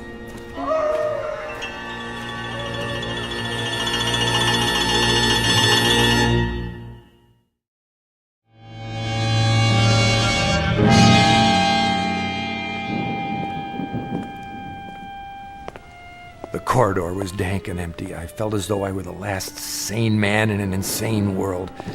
What Brother Jerome had told me was utter nonsense, the product of a deranged mind. But his belief, his faith, as he called it, was heavy in the air, infecting the very stones. To bring it down would require outside help, but perhaps I could start that very night with an act of pure, unselfish humanity. Psst! Are you in there? Where else would I be? I thought you weren't coming back. I had a meeting with Brother Jerome. What did he say? He lied to you, didn't he? He said that you're... Go on. What? The devil. The devil. Oh, that's good. That's wonderful. What a dream for an old man. Himself a devil. To catch Satan and lock him away in this God-forsaken place. You don't believe him, do you? Of course not. Then help me.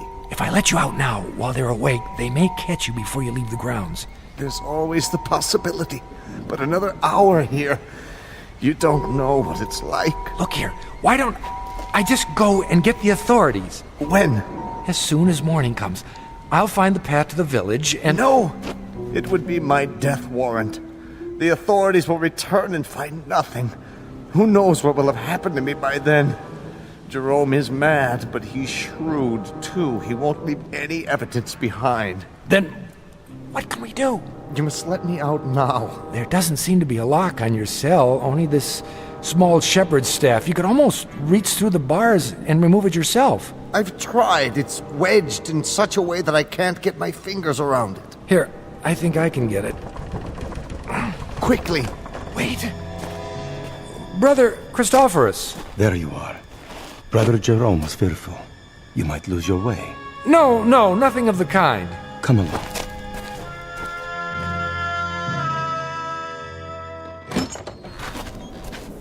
I'll light the candle. There is bread and water on the table, and more soup to give you strength. Thank you. Rest now, Mr. Ellington. Remember, you're still a very sick man. I'm feeling much better. Nonetheless, Brother Jerome has asked me to watch over you. Really, that isn't necessary. It is my duty. The chair is sturdy, and the candle is fresh. Wait a minute. Why are you locking the door? To protect you. But you're locking us both in. Never fear. I have the key. It is not long till morning. But... Sleep, Mr. Ellington. You are a weary traveler. Soon you'll be back with your own kind. What a comfort, eh? You will forget all you have seen here. I watched the monk as he sat heavily in the chair. I was a prisoner, no doubt about it. How much longer, I wondered, for both prisoners? What if the morning came and Brother Jerome chose not to release me as he promised? I might remain here for... How long had the Howling Man been in prison? 5 years? Lord, I imagined my beard growing, my hair wild, until I too was starved, crying to be let out, and no one would come. Who knew I was here? I'd drop off the face of the earth, forgotten, presumed dead. Brother Christophorus had the keys around his neck, but until he fell asleep, I was at his mercy. It was almost dawn when I dared to move. I had to be careful not to wake him.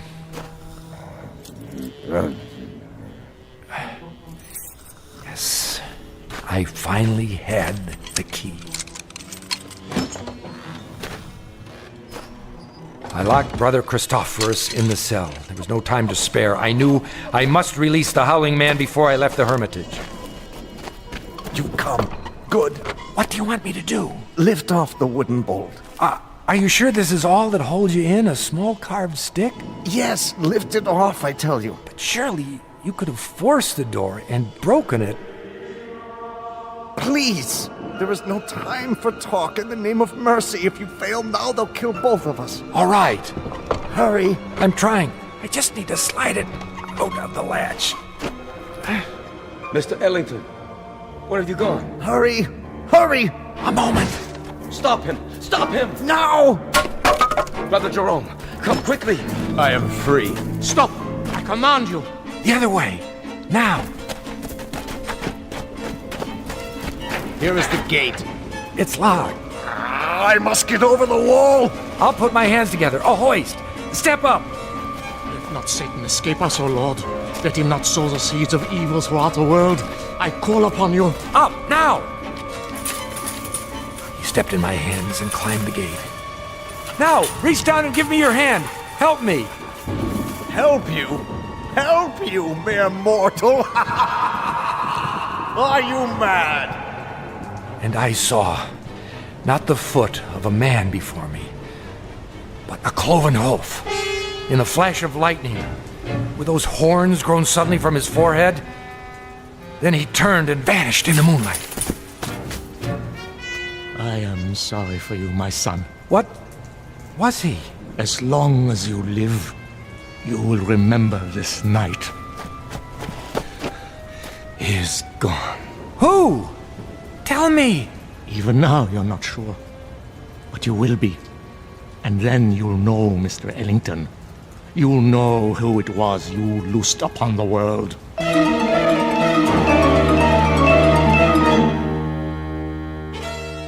The monks were mad, I thought. Or the Howling Man was mad. Or I was, or the whole world. But Brother Jerome was correct. I could not forget.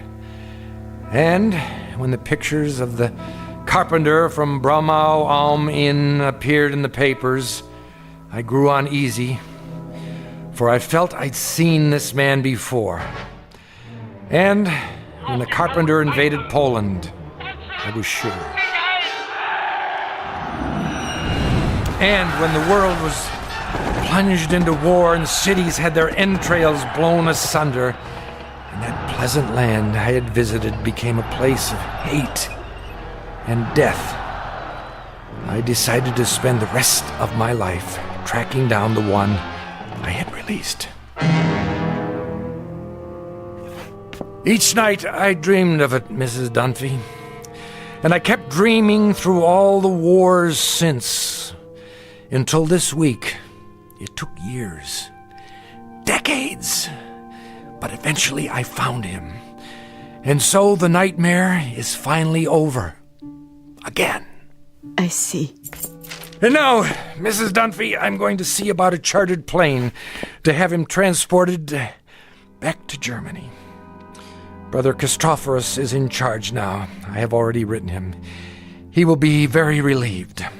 And what you found, it is here? Have no fear. As long as the staff of truth is in place, he cannot leave the next room. The staff is very small, but very powerful.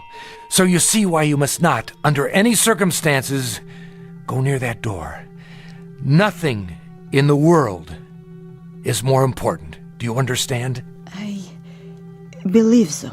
Oh, he'll do a bit of howling, but never mind that. It's a trick. I'll return as soon as possible, Until then, keep that door locked. Yes, sir. Oh, my. Such stories. Come here. Please. You must listen. He is insane. Let me out, I beg you. Let me out. Who's there? Behind that door. Are you all right? Sir, can you hear me? The little piece of wood. The staff. Remove it. Please. I don't know if I should. Please. Take it off the door. I implore you, please. Please.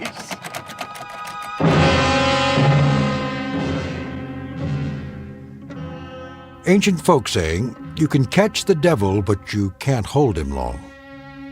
Ask Brother Jerome, or Brother Christophorus, or David Ellington. They know, and they'll go on knowing to the end of their days in the Twilight Zone. More from the Twilight Zone after this. You are about to enter another dimension, a dimension not only of sight and sound, but of mind, a journey into a wondrous land of imagination. Next stop, the Twilight Zone. Hi, this is Stacy Keach. I'd like to take a moment to tell you about our Twilight Zone website at twilightzoneradio.com. At twilightzoneradio.com, you'll find the latest information on these Twilight Zone radio dramas, including behind-the-scenes photographs, plus the newest product releases, trivia contests, ways to contact us, other Twilight Zone-related info and merchandise, plus links to other fascinating websites. So make your next stop twilightzoneradio.com. Visit twilightzoneradio.com to purchase these Twilight Zone radio dramas on cassette and CD, or call toll-free 1-866-989-ZONE. That's 1-866-989-9663.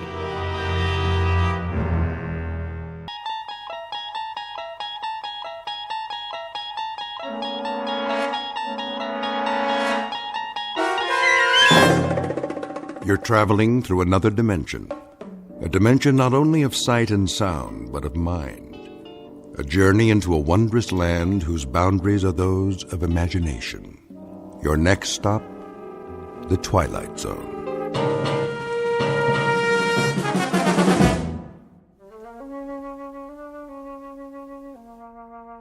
There. Nice and creamy. Anthony? Hi, Aunt Amy. I just knew that was you. What's that in your hand? My Jack-in-the-Box. Oh, yes. That's such a funny toy. Where's my mother? In the bedroom, lying down. She'll cook the rest of the dinner soon as I'm finished. But I wanted to get this done first. What you making? Well, what do you think? A cake, of course. For my favorite little boy. Is it a good one? Oh, yes. A very good one. Very, very good. I just took it out of the oven a while ago. Chocolate on the inside with little yellow swirls? What else? I know what my Anthony wants. See? Doesn't that smell good? Where's the frosting? Right here in the bowl. It's chocolate, too. I blended in a lot of butter to make sure it's smooth. 100 times. By hand. Milk chocolate? You bet. We don't like that dark chocolate, do we? Ugh. No. Hurry up, Aunt Amy. Don't you worry. It'll be ready in a jiffy. Put the frosting on. Plenty of time for that. Besides, we have to let the cake cool first. Put it on. Now. Oh, I know what you want. You want to lick the bowl. Well, you'll just have to wait. I don't want to wait. Be a good boy now. I am a good boy. I know you are. I know that. Of course I do. A very, very good boy. I'll just go ahead and frost it now. Why not? No problem, Anthony. None at all. I want lots on the top. Surely. Lots and lots. See how thick I'm putting it on?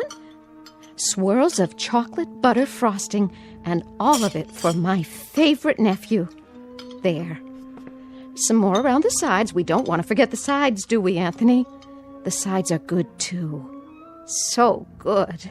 Anthony, stop that. Get your finger out of the bowl. Ow! There'll be plenty left for you to lick when I'm finished. I mean, when I... You hit me. Oh, I didn't hit you. I barely touched your hand. You're a big boy, aren't you? That hurt. Why, it didn't. I only meant for you to wait till I've finished frosting the cake. Then I'll give you the entire bowl. All of it. Everything's for you. It always is. You know that, don't you, Anthony? I don't think I like you anymore. Well, I like you. I love you. You're my favorite boy in the whole wide world. I mean it.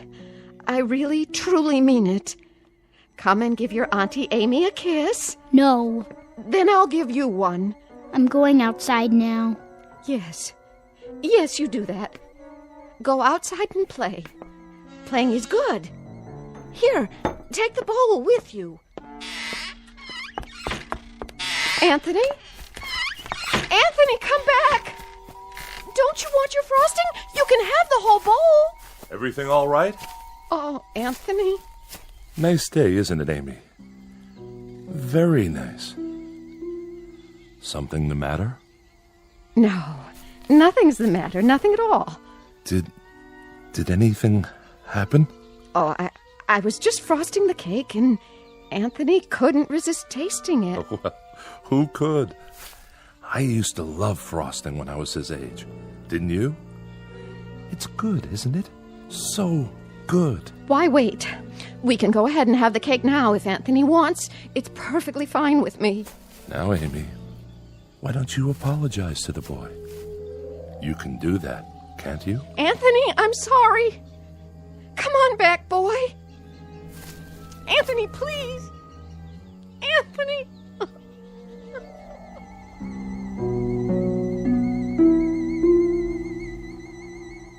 Welcome to Peaksville, Ohio on a hot July afternoon. At first glance, you'd think this is a farm like any other, and the little boy, Anthony by name, is like any other little boy.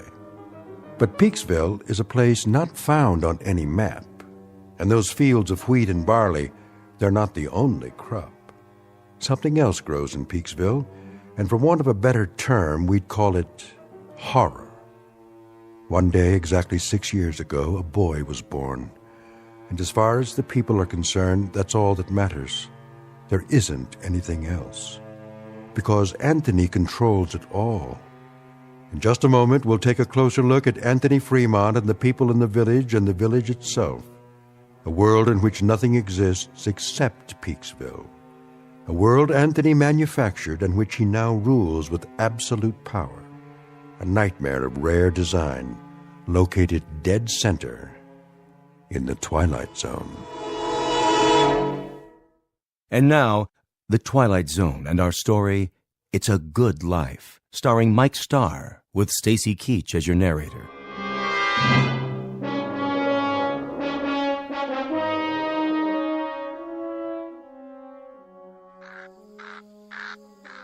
I'll see he gets it, Amy.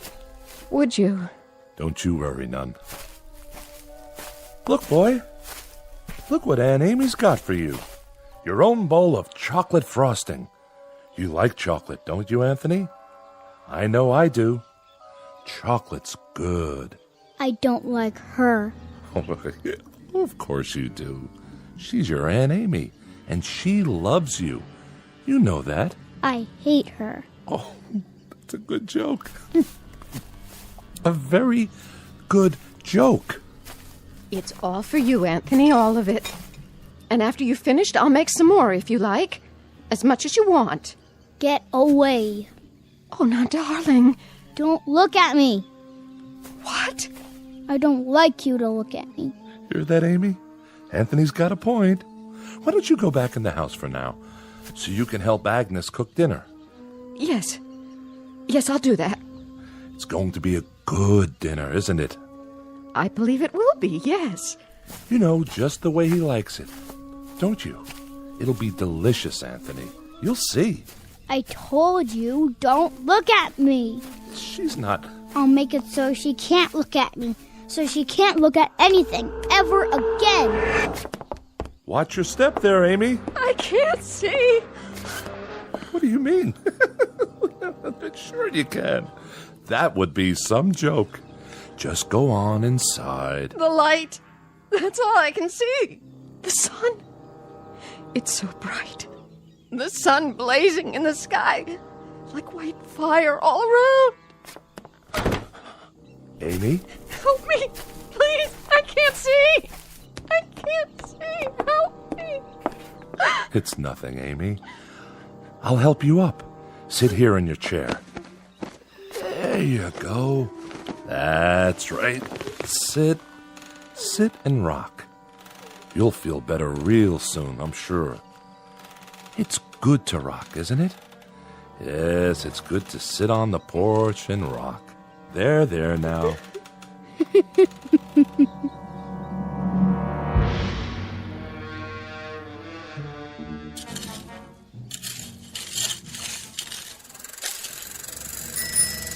Hi there, Bill. Afternoon, Mr. Fremont. I brought the groceries from town. Gee, that was fast. Thank you, Bill. Very thoughtful of you. My pleasure. Howdy, Anthony. Hi, Mr. Soames. Mighty good to see you today. Mighty good. It's such a good day. A real good day, isn't it, Anthony? It's terrible hot, though. Terrible hot. Oh, I wouldn't say that. No, ma'am. I wouldn't say that at all. It's fine. Just fine. A real good day all around.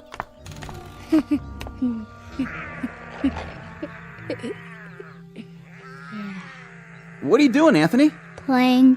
My, that's real good. Whatever it is. You like it? Sure do. I was just wondering, what you were doing.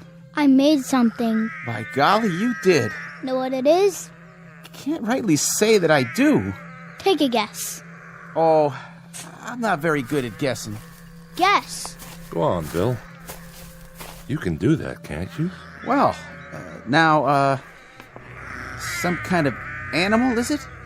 It's a gopher with 3 heads. See? Oh, yeah. He's a real fine one. I ain't ever seen a gopher with 3 heads before. He's alive, huh? Must be, the way he's moving around. He was. I'll make him dead now. I'm tired of playing with him. Be dead, gopher. You be dead. Now, that's real fine, Anthony. That's real fine, what you done. Sure is. Yeah. You made him dead, all right. Look at him laying there. It's good that you done that. Real good. Tell me what it looked like. Well, it was like a regular gopher, only more interesting. Was it ugly, though? Oh, I wouldn't say that. I wouldn't either. I'll bet it was ugly. Grotesque looking. That's the way Anthony likes things. Oh, what a good joke. You'd better bury him now. Okay. Want some help? No, I'll wish him into the cornfield. You do that. Gopher, go into the cornfield. Go be in the cornfield.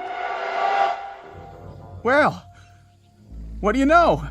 Ain't that something? What are you doing here anyway? Me? What do you mean, Anthony? I'm delivering the groceries. What do you think? Go ahead and do it then. Why, sure. I'm the delivery man. That's me. You better. You don't want me to wish you did, do you? Why, no, Anthony. No, I don't. But what? But I just wanted to say, you do some real fine things. Real fine. You're a good boy. We all love you. Don't we, Miss Amy? Don't we just love Anthony? Oh, yes. We love him. Everybody loves Anthony. Yes, sir. We sure do love him. We love that boy. Well, hi, Bill. Mrs. Fremont, how are you? I was just checking the roast in the oven. Got everything we asked for? Pretty much. I have your list here. Let me see. Didn't have any laundry soap. General store's all out of the laundry soap. Well, that's to be expected. Not even bar soap, though, huh? all out of that, too? Oh, we've been out for a year. You know that, Mrs. Fremont. We ain't had no bar soap for over a year, so I guess nobody has to wash their hands or behind their ears anymore. That's right, Bill. That's exactly right. I got a couple of cans of soup in there. That's nice, huh? Didn't even know we had them on the shelf. And I remembered Anthony loves tomato soup, doesn't he? So I brought that. How thoughtful. You'll tell him, won't you, Mrs. Fremont? Tell him I brought the tomato soup because I heard he liked it. Tell him I brought it, won't you? Why, of course I will, Bill. I'll tell him. Matter of fact, I'll tell him right now. Oh, no, Mrs. Fremont. You don't have to go to the trouble. I gotta get going anyway. I gotta get back to the store. You don't have to be frightened of him, Bill. He likes you. He told me that several times, how much he liked you. Oh, that's real nice to hear. He's a clever boy, Mrs. Fremont. That he is. About the cleverest boy I've ever seen. Know what he was doing out there? Making something, I imagine. You got it. Yesterday he made some kind of furry animal. I have never seen the likes of it, but he invented it all by himself. Had real sharp teeth, too. Long and sharp. Could have done some real damage. It tried to bite him. I was kind of hoping that it would. Mrs. Fremont. But Anthony wished it into the cornfield before it could do him any harm. I gotta be going, Mrs. Fremont. I'm real glad. I mean, it's real fine that Anthony keeps making these things. Real fine indeed. Yes, ma'am. It's great. See you tonight, won't we, Bill? Tonight? Why, sure. It's TV night tonight. Oh, yeah. Anthony's going to put pictures on the television, and we're going to have a surprise party for Dan Hollis. A real nice surprise party. I'll be there, Mrs. Fremont. You can count on me. Where? What? Nothing. Bye now, Miss Amy. Be sure to say goodbye to your nephew for me. I will.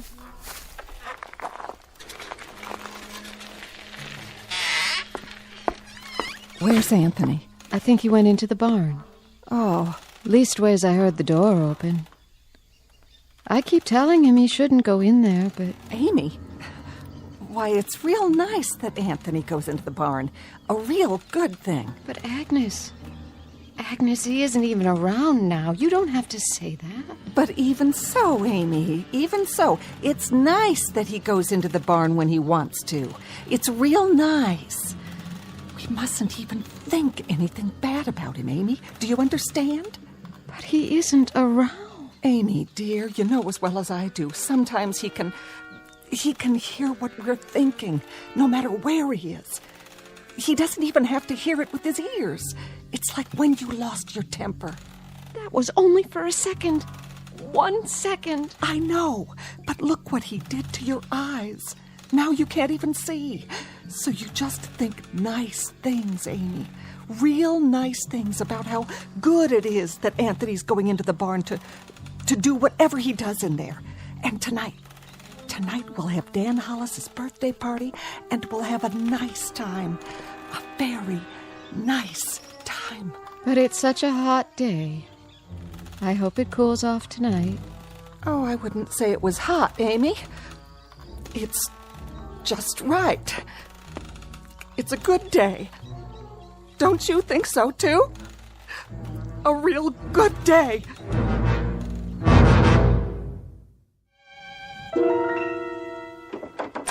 Who's... Oh. It's you, Agnes. What are you doing? Thought I'd lie down and try to rest before dinner. Oh, that's a good idea. You worked hard today. Always do. Got to get the crops in. Come in, honey, if you want. And close the door. He's still playing outside? Good. That's good. I put Amy to bed in her room. Did you? I had to lead the way. Is there a cane in the house? Do you remember? She's going to need one. I'll sure check. I told her to try and take a nap. Good. Jeff. Naps are great this time of day, don't you think? Yes, I do. I wanted to talk to you about... Sure, honey. We can talk all you want. Later.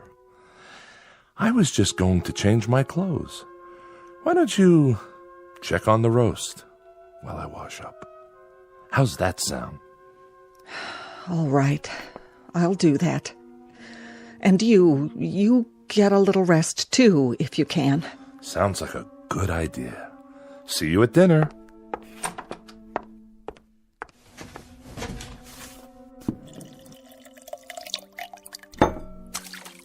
Oh. Well, howdy, son. You crept up on me. You look funny. Do I? You need a towel. Well, by gosh, I sure do. I was just about to dry my face. I was looking for you a while ago. What for? Your mama said you was out in the barn. Yep.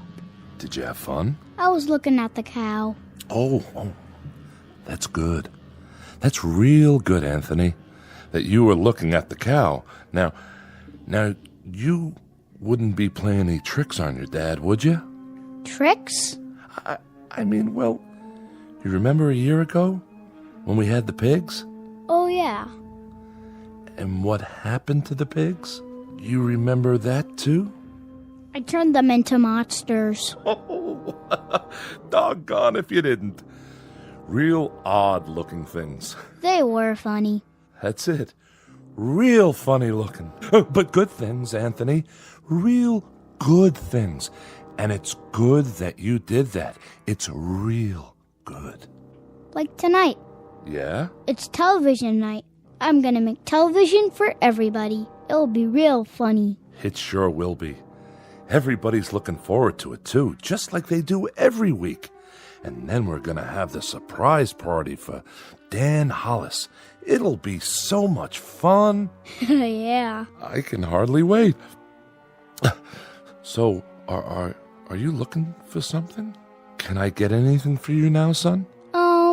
No. Don't you want to play some more? I don't like playing alone all the time. Well, I can understand that. No kids came over to play with me today. Is that right? Not a single one. I wanted someone to play with. Well now, Anthony, you remember the last time some children came over? Mm-hmm. The little Fredericks boy and his sister? I had a real good time. Oh, sure you did. Sure you had a good time. And that's great. Great. It's just that... It's just that what?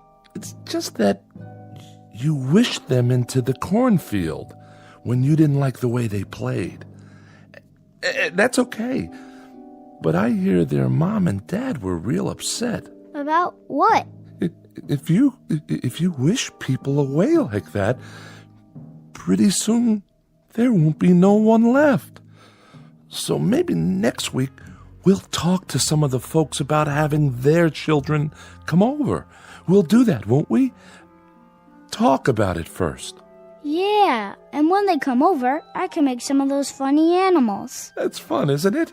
That's a lot of fun. That's Bill Soames's collie. Is it? Yep, that's the dog that always comes around. Yeah, that does sound like Bill Soames's dog. Not many dogs left now, Anthony. You wish them all away. I didn't like them. They didn't like me. I hate anybody who doesn't like me. But everybody loves you. They love you, son. You're everybody's favorite. I heard somebody think one time. Somebody thought I shouldn't have wished away all the automobiles and things. And the electricity. They said it wasn't good that I did that. Somebody thought it one time. Who? Who thought that? Was it Teddy Reynolds who thought that? He owned the farm up the road. Oh yeah, I remember. He shouldn't have thought those bad thoughts. That's why I made him go on fire. Sure, that was why... That dog, that collie, he doesn't like me. Oh, I don't know about that. He's a bad dog. Well, now, Anthony, did you do something to Bill Soames's dog? Guess you must have. He isn't outside anymore. I put him in the cornfield. I'm gonna go out in the yard now. Bye. No. Bill Soames's collie was out by the tree just now. I heard him barking, and then he just... Why Anthony done that? It was a good thing that Anthony done that, wasn't it, honey? Wasn't it a real good thing? Oh, yes, indeed. It was a real good thing that Anthony did it. Well, I've got to get back and get supper ready. Stay a minute. Ethel's bringing over the candles for Dan's cake. Amy already made it. She got the last box of cane sugar there was to be found. Agnes? The very last box. And Dan hasn't got one single inkling that there's a surprise party for him. Not one. Glad to hear it. And you know how much Dan likes music? Well, last week, Thelma Dunn found a record in her attic. That a fact? Yes, and she's going to give it to him tonight. Isn't that a wonderful surprise? It sure is. A record. Imagine. That's a real nice thing to find. What record is it? Perry Como singing You Are My Sunshine. Well, what do you know? I always liked that tune. How did Thelma happen to find it? Oh, you know, just looking around for new things. Or old things. The ones that are still left. Say, who has that picture we found a while back? I kind of liked it. That old clipper ship sailing along. The Smiths. Next week, the Sipaches get it, and they give the Smiths the old McIntyre music box, and we give the Sipaches... I know. That's the way of things now. There's so little left. But that's okay, isn't it? Everybody keeps a few things for a while, and then they trade off.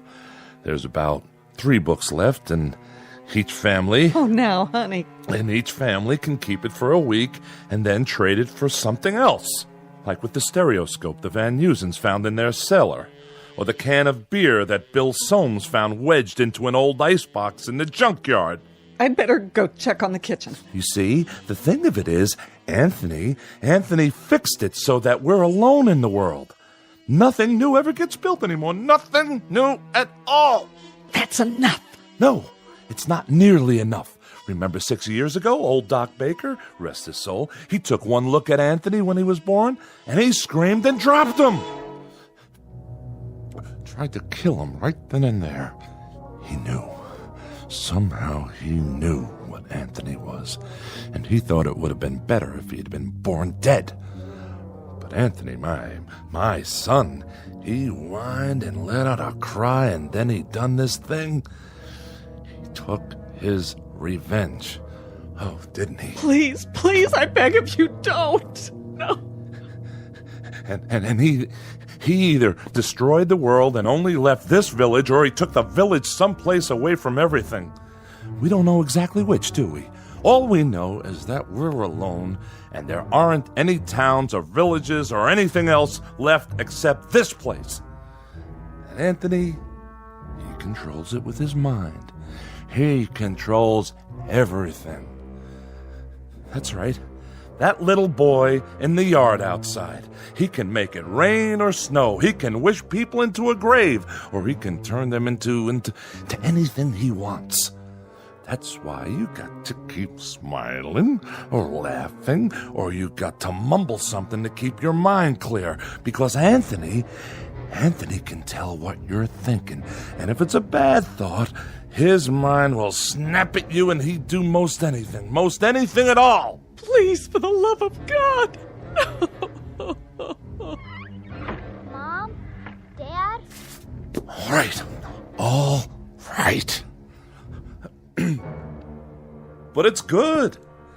It's good that it turned out this way, isn't it? It's real good. That's what it is. Really, really, really good.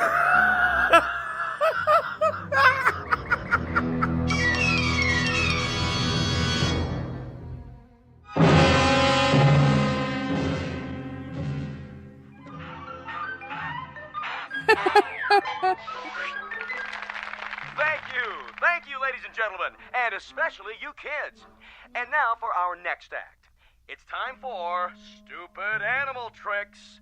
And here's some film we thought you'd like to see. First up is Rocco the Squirrel in Crossing the Road. Uh-oh. Rocco. And now, the bird and the BB gun. Oh, my. Will you look at that? What, Ethel? It's just like cartoons, only better. And last but not least, the turtle crossing the street. Well, that's all, folks. And now, time for our next program. Welcome, horror fans, to tonight's episode of Scary Nightmares. This one's a real killer of a story. It's called Pleasant Dreams. Let's watch, shall we? Think I'll go get some fresh air. Shh. Not now, Dan.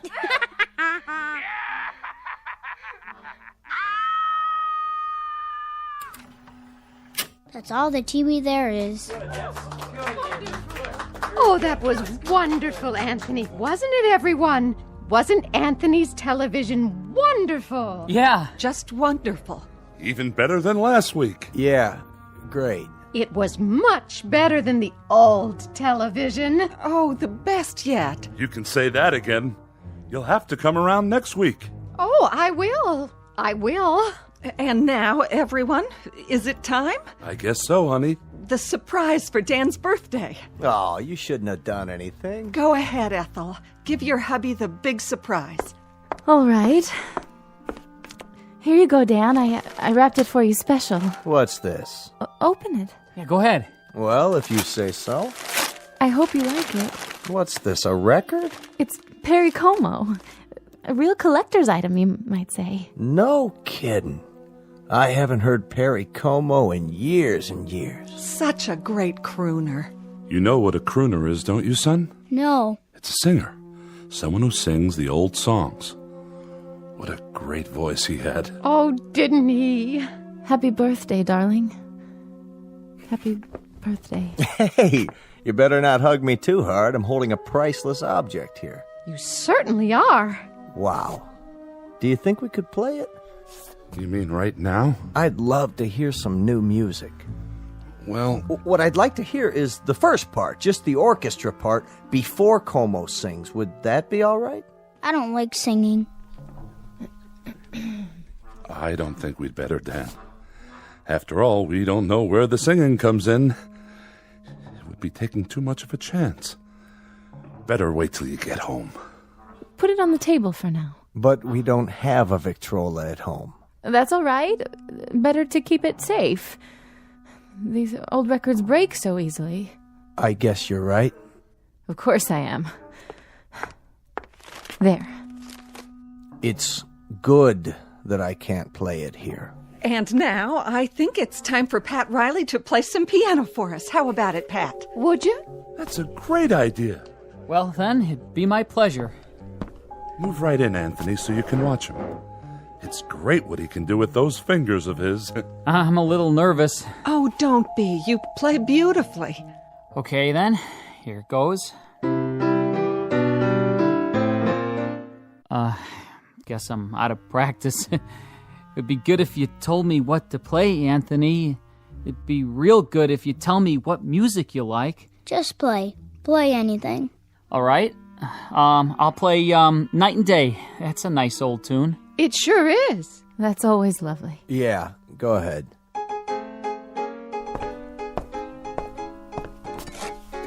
What are you doing? What does it look like? Having another brandy? You've had enough. Not hardly. Stop it. Leave me alone. Put the glass down. Take your hands. Don't make any noise. I don't like noise when the music is playing. I'll drink to that. Oh, don't worry. I'll clean it up. Go on, Riley. Finish the song. Yes, please. It's so pretty. Pretty all right. Dan, please. Please what? I'm not doing anything. No, darling. But...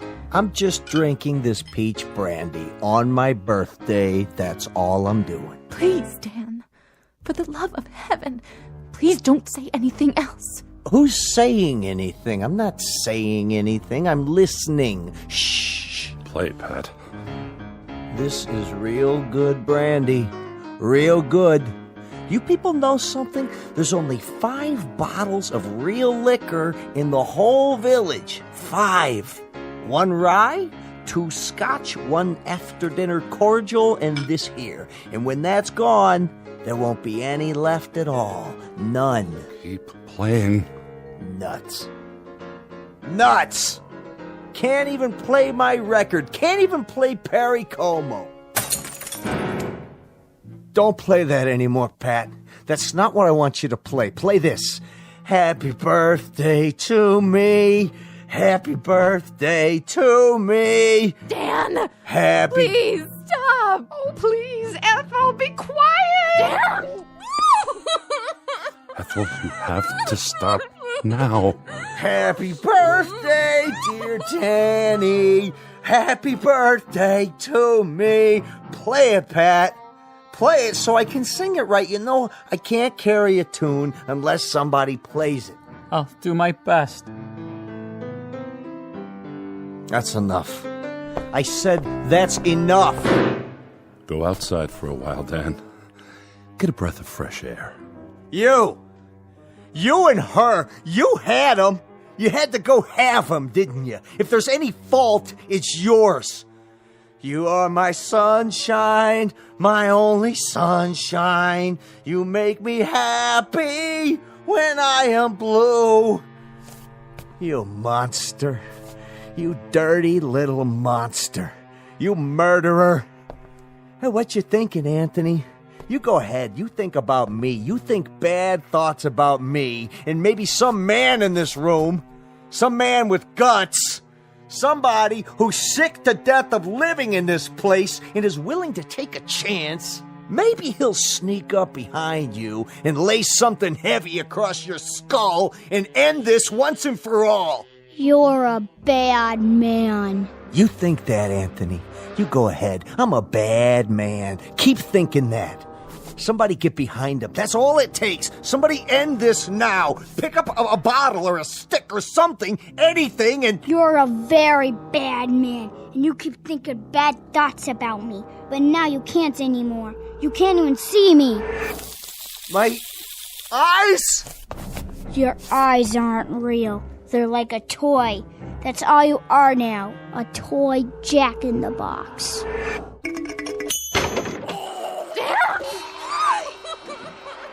Anthony, push it away. And push it into the cornfield. We've all looked at it enough. Please, son. Wish it into the cornfield. All right. That's better. He was a bad man, so I turned him into a clown Jack-in-the-Box. A clown that still had his face. You shouldn't think bad thoughts either, lady, or I'll do the same thing to you. It's a good thing you did that to Dan. It's a very good thing. Play some more music, Mr. Riley. Oh, yeah, it was swell. Just swell. A real good thing. I like that song. Come on, Anthony, I'll lift you up so you can sit on the piano. Would you like that? You know something? What's that, Amy? Careful, watch your step. Why don't you sit down again? I kind of liked it a little bit better when there were cities outside. And we could get real television and radio and things like that. Didn't you? Why, Amy, it's good for you to say such a thing. Very good, but you must be making a joke. Anthony's television is much better than anything we ever used to get. Oh, yes. It's fine. It's fine. Anthony's are the best shows we've ever had. Yeah. Very good. Look at that, will you? It's snowing outside. Anthony, are you making it snow? Yeah, I'm making it snow. I like snow. So do I. We all do. But that'll kill off half the crops. That's what it'll do, Anthony. And then we won't have anything to harvest or eat. Did you know that? Mm-hmm. But I guess it's good that you're making it snow. It's real good. And tomorrow will be a good day. No matter what. A very, very good day. No profound comment here. No clever words about the human mind and the power of thought or the need to survive. We only wanted to introduce you to one of our favorite citizens, and we do mean favorite, little Anthony Fremont, age 6, who lives in a village called Peaksville, in a place that used to be Ohio. And if by some strange chance you should ever run across him, you'd best think only good thoughts, because anything less than that is attempted at your own risk in the Twilight Zone.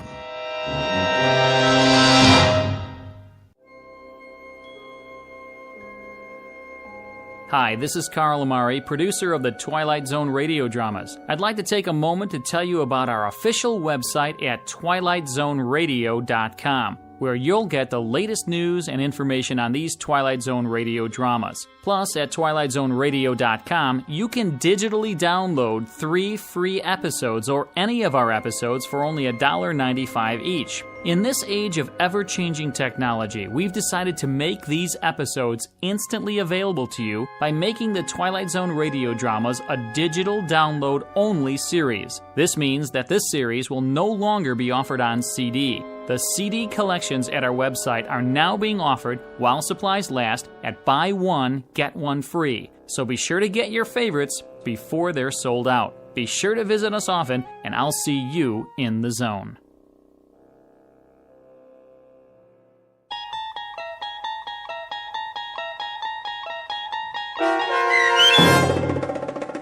It's a Good Life, starring Mike Starr with Stacy Keach as your narrator, was adapted for radio by Dennis Etchison and written for The Twilight Zone by Rod Serling from a story by Jerome Bixby. Heard in the cast were Meg Thalken, Fernette Lebo, Christian Stolte, Jeff Lupetin, Doug James, Brooke Sanford, Carl Amari, piano stylings by Daniel Choka, and introducing Zachary Leipzig as Anthony.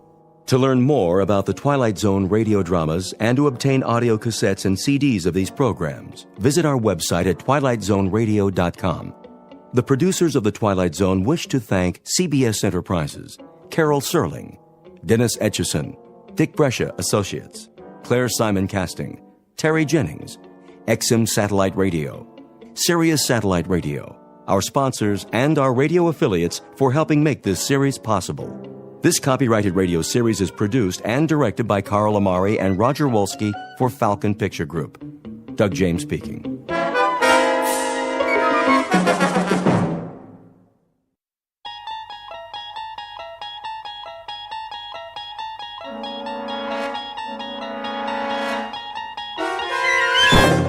You're traveling through another dimension. A dimension not only of sight and sound, but of mind. A journey into a wondrous land whose boundaries are those of imagination. Your next stop, the Twilight Zone.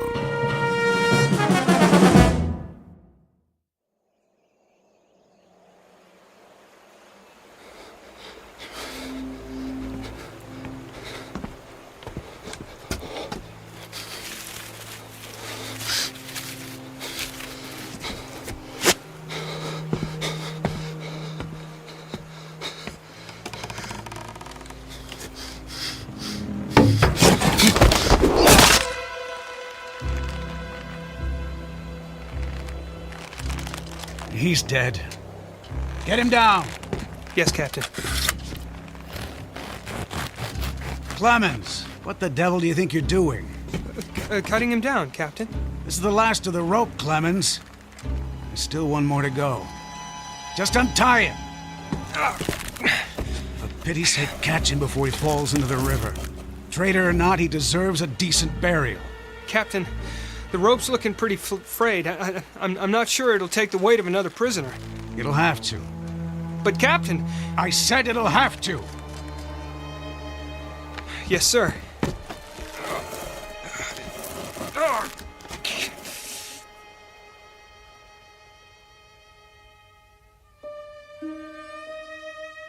You have just witnessed a military execution.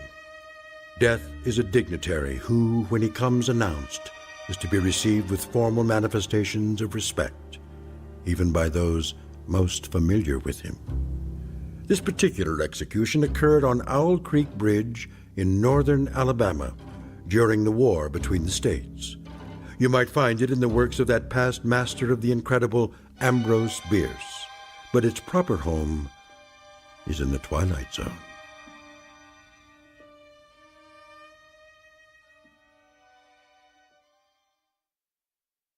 And now, The Twilight Zone and our story, An Occurrence at Owl Creek Bridge, starring Christian Stolte, with Stacy Keach as your narrator. Hurry up, Clemens. I want to get this last one hanged while it's still daylight. Almost got him, Captain.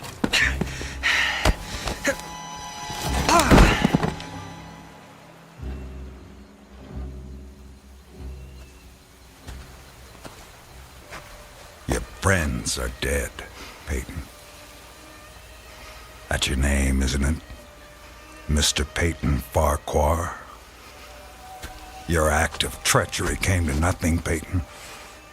And now you'll be called to account. I wouldn't recommend you think of doing anything as stupid as trying to get off this bridge.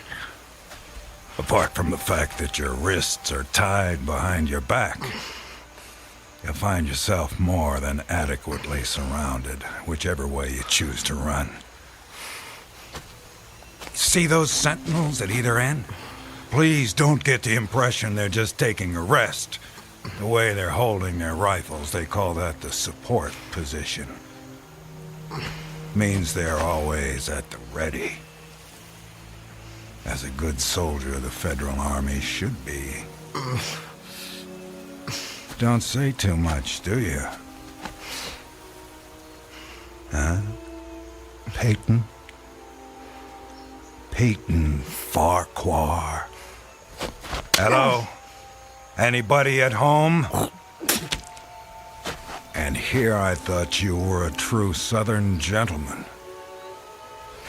I know what you're thinking, Peyton. That maybe you could make that 20-foot drop into the water.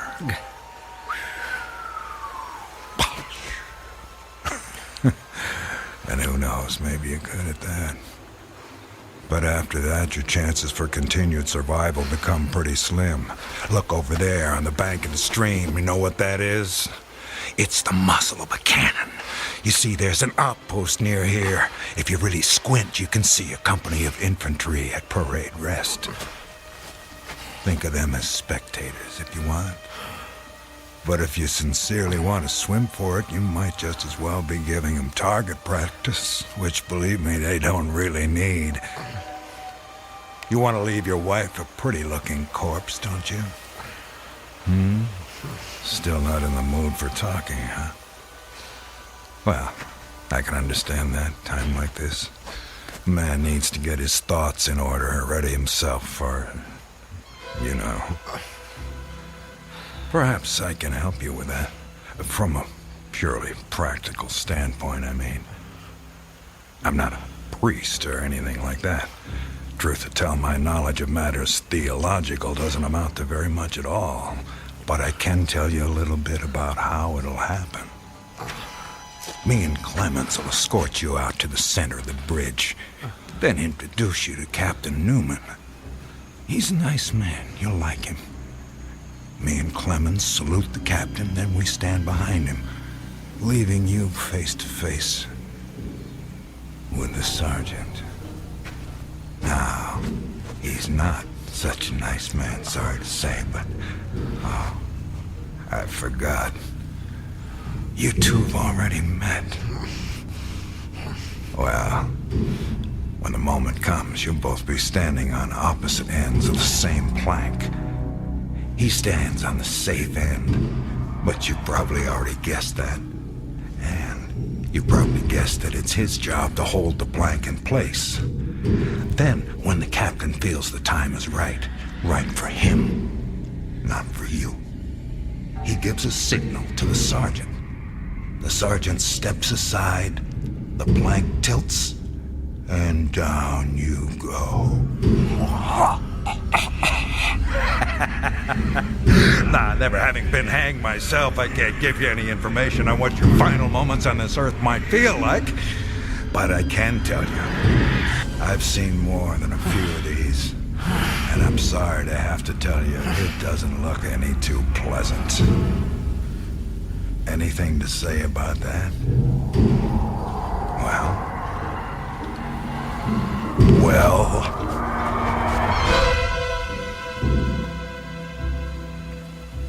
I am a living man. How's that? Speak up, Peyton. If you got any famous last words, we should hear them. Otherwise, they won't be famous. I am a living man! Not for much longer. No, sir, not for much longer. Captain says we're ready for him. Hear that, Peyton? We're ready for you. They say the Lord hates a coward, so take my advice and try and face it with a smile. Why do you have to do that, Levine? Do what? Taunt him like that. He shouldn't expect anything better. This is war. He was on the wrong side. The wrong side? Do you think he thinks that? I don't give a damn what goes on inside his head. Neither should you, Clemens. And unless you want to end up with a noose around your neck, don't let anyone else hear you talking like that. Now, help me up with him.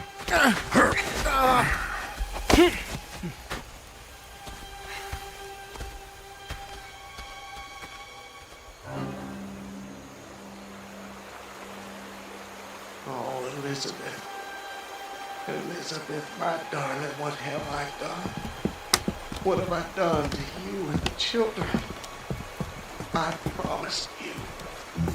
Promised I'd come back. What is a man if he's not as good as his word? What am I? Secure the noose. The noose. If only I could free my hands. Perhaps I could throw off the noose. Perhaps I really could dive into the stream. I might evade the bullets, and if I swam vigorously enough, reach the bank, then take to the woods and get away. Get back home. Yes, home. And back to you, Elizabeth. Thank God home is outside their lines. My wife and little ones are still beyond the invaders' farthest advance. That pounding. What is causing that pounding? It's like the stroke of a blacksmith's hammer on the anvil. Is it distant, nearby, or both? Perhaps it's my death knell. Feels like a knife being thrust into my ear. Damn them, what's taking them so long? If you're gonna do it, just do it! Sergeant, step away. Too late. My God, it's too late. Oh, Elizabeth.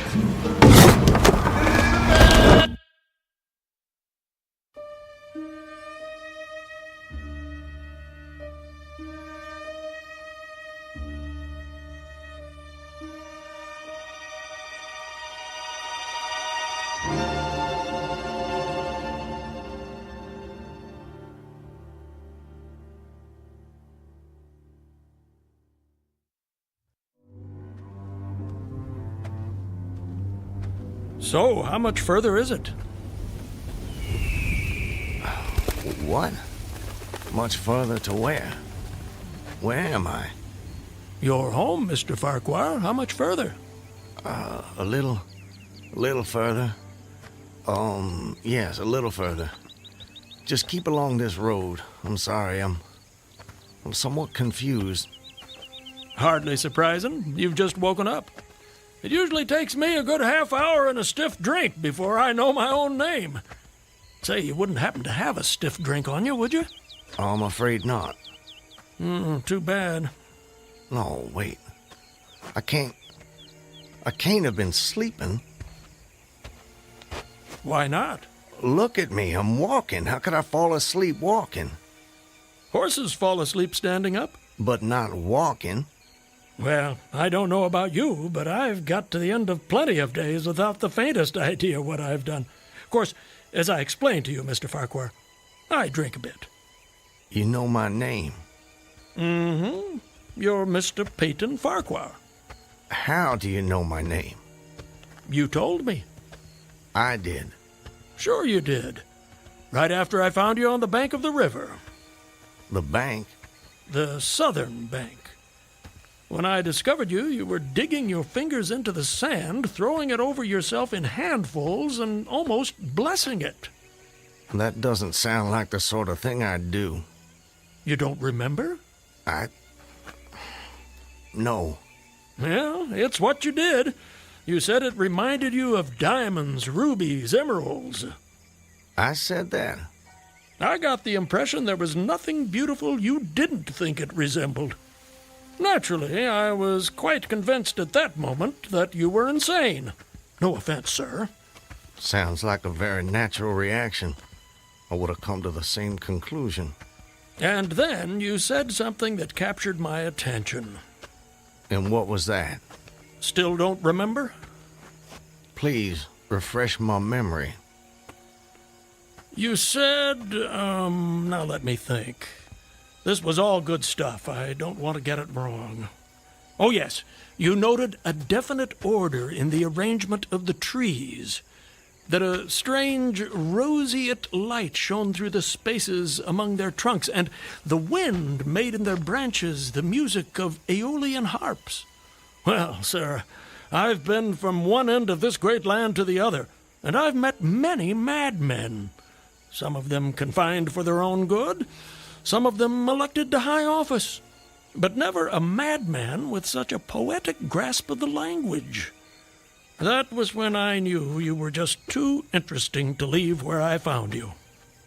I do remember. Now it all comes back to you. Not all of it, not yet. But I remember lying on the bank. I was so content there. More than I've ever been in my... Right then and there, I had no wish to perfect my escape. I was happy to remain in that enchanting spot until they recaptured me.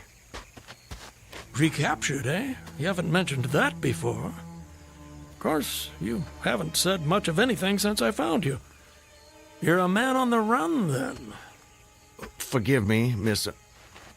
I'm sorry I don't seem to be able to recall your name. It'll come to you. Well, no offense, sir, but I'm not sure it would be wise to tell you the details. You're not a trusting man. Of late, I've become somewhat disappointed in human nature. I'm not sure why. This is a new world, Mr. Farquhar. It's understandable that you'd be cautious. But rest assured, I'm not what you might call political. But I do love a good story if you have one to tell. My story? I have no story. I have a life. A life that's become considerably more interesting of late, I'd venture to say. But beyond your name, I know nothing about you. What manner of man is Peyton Farquhar? Why do you want to know? The road I travel is long and lonely. I'm starved of intelligent conversation, and the only voice I ever hear is my own. Talking to oneself leads inevitably to madness. With you here as my temporary companion, I can stave off that unfortunate condition for at least another day. I see. And tell me, sir, where are you headed? Anywhere I'm welcome and nowhere I'm not. In short, nowhere in particular. So, you were telling me about yourself. Very well. My name is... Peyton Farquhar. Peyton Farquhar. I'm a planter in these parts. A planter, eh? Good to have land. It is. So, I guess you have slaves. Naturally. No need to adopt that tone, Mr. Farquhar. I told you I'm not a political, just asking. Well, as it happens, I am what you would call a political. The Farquhars are an old and highly respected Alabama family. I'm naturally an original secessionist and ardently devoted to the Southern cause. Oh, your memory is reliable when it comes to the matter of who you are, if not where. I suppose so. And yet, if you'll forgive my temerity, for all your patriotic fervor, you clearly didn't take service with the gallant army of the South. May I ask why that was?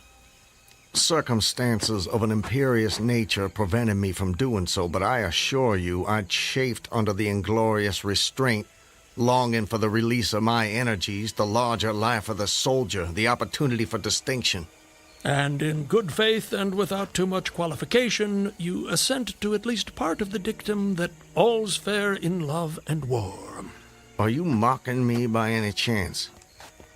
I would never, ever risk a fellow traveler's friendship for such a trivial gain. Please, continue, I beg of you. I imagine that the opportunity to serve your birthplace came at last, as it comes to all men in wartime. It did. It was one evening, as I was sitting under the magnolia trees near the entrance to my grounds. I was with my wife, Elizabeth. The children were playing nearby.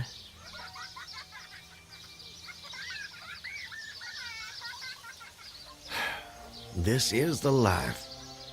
It surely is, my dear. It surely is. Look at it. It's all so perfect.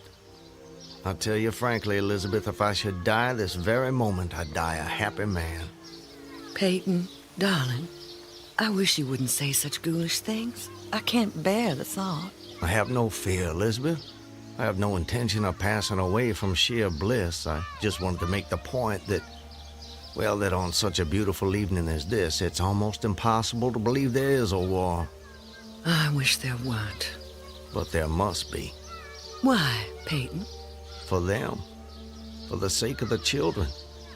They deserve the best future we can give them. Isn't that worth dying for? I understand that, Peyton. I do. It's just that... I sometimes wonder if we couldn't... Peyton, look! That soldier. He's one of ours.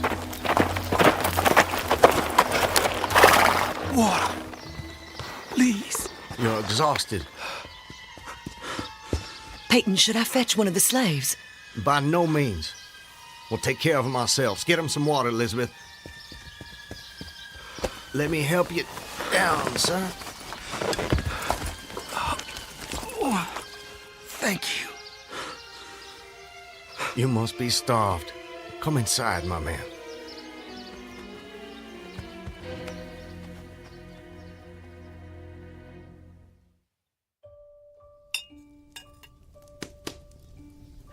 Oh, this is a splendid meal.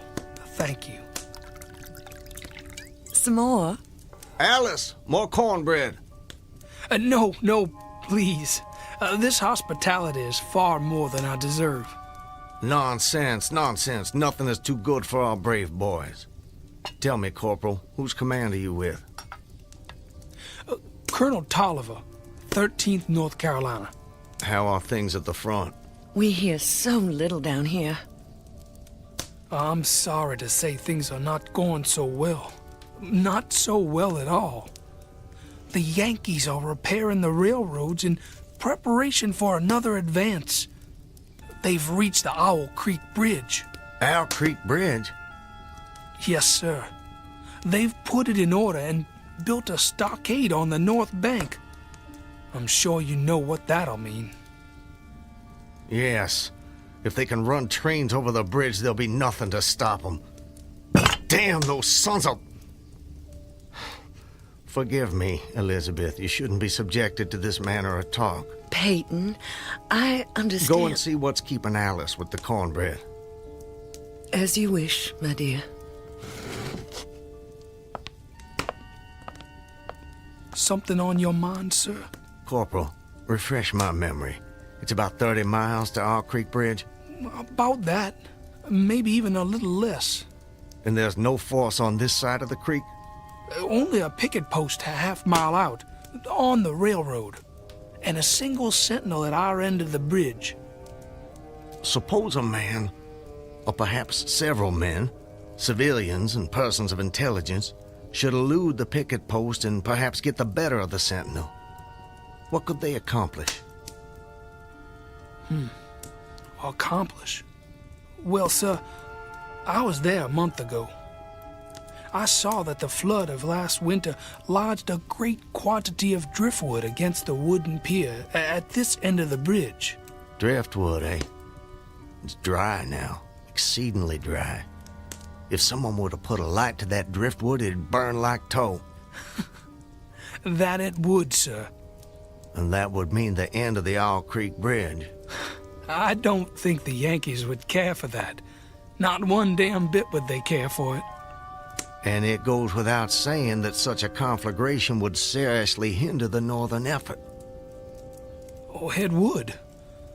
But you should know, sir, the commandant's issued an order declaring that any civilian caught interfering with the railroad, its bridges, tunnels, or trains will be summarily hanged.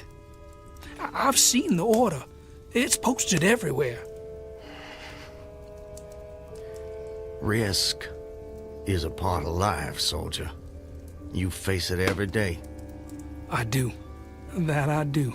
And in my own small way, I've done what I can. No service is too humble to perform in the aid of the South. And should the opportunity present itself, no adventure would be too perilous to undertake if consistent with the character of a civilian who is at heart a soldier, of course. Mr. Farquhar, you are a true son of the South, and a very brave gentleman.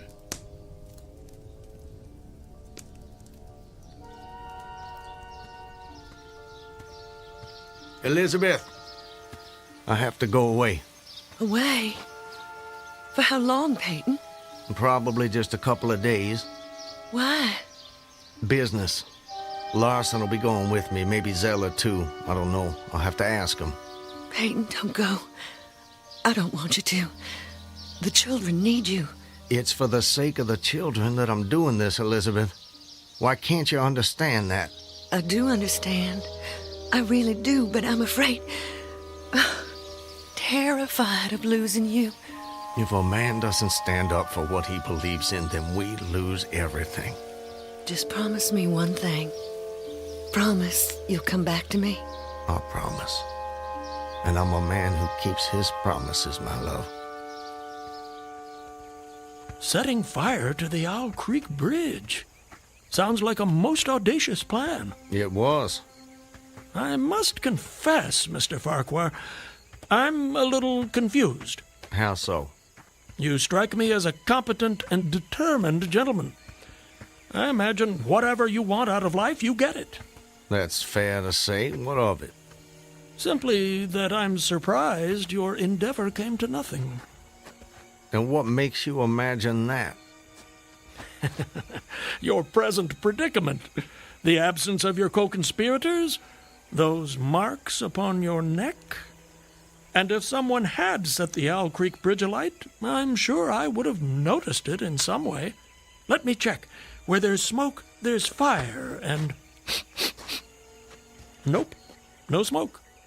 You're a very thorough fellow. For a moment I thought you might know more of my situation than you let on. From the way you talk, do I take it someone in your party betrayed you? Not in my party. But you recall the corporal who appeared at my plantation? Of course. He was a federal scout. Then you were deliberately entrapped. It seems they wanted to weed out the civilians who might cause them some trouble. If I'd only stayed out a little longer that night, I'd probably have seen that same rider repass my plantation, going northward in the direction from which he'd come. From the Owl Creek Bridge. Precisely. And when you and your co-conspirators... Patriots. ...made your assault on the bridge, the military were waiting for you. They made me watch as they hanged my friends for an act of treachery. The sergeant who put them to death was the same man who lured us there. Is there no honor in conflict? I've never been accused of having much imagination, but I might have guessed it would be something like that. I would say, sir, that you have too kindly an expression for one whose neck is in the hemp. It isn't. Isn't what? In the hemp. Of course, of course. What I mean, Mr. Farquhar, is that you are clearly no vulgar assassin. Fortunately, the liberal military code makes provision for hanging many kinds of persons, and gentlemen are not excluded. As they fastened the noose around my neck, I tried to fix my thoughts on my family, but there were so many trivial distractions. The water touched to gold by the early sun, a piece of dancing driftwood caught in the sluggish current, the brooding mists under the banks some distance down the stream. Then there was a sharp pressure around my throat, followed by a sense of suffocation. Agony shot from my neck downward through every fiber of my body and limbs like streams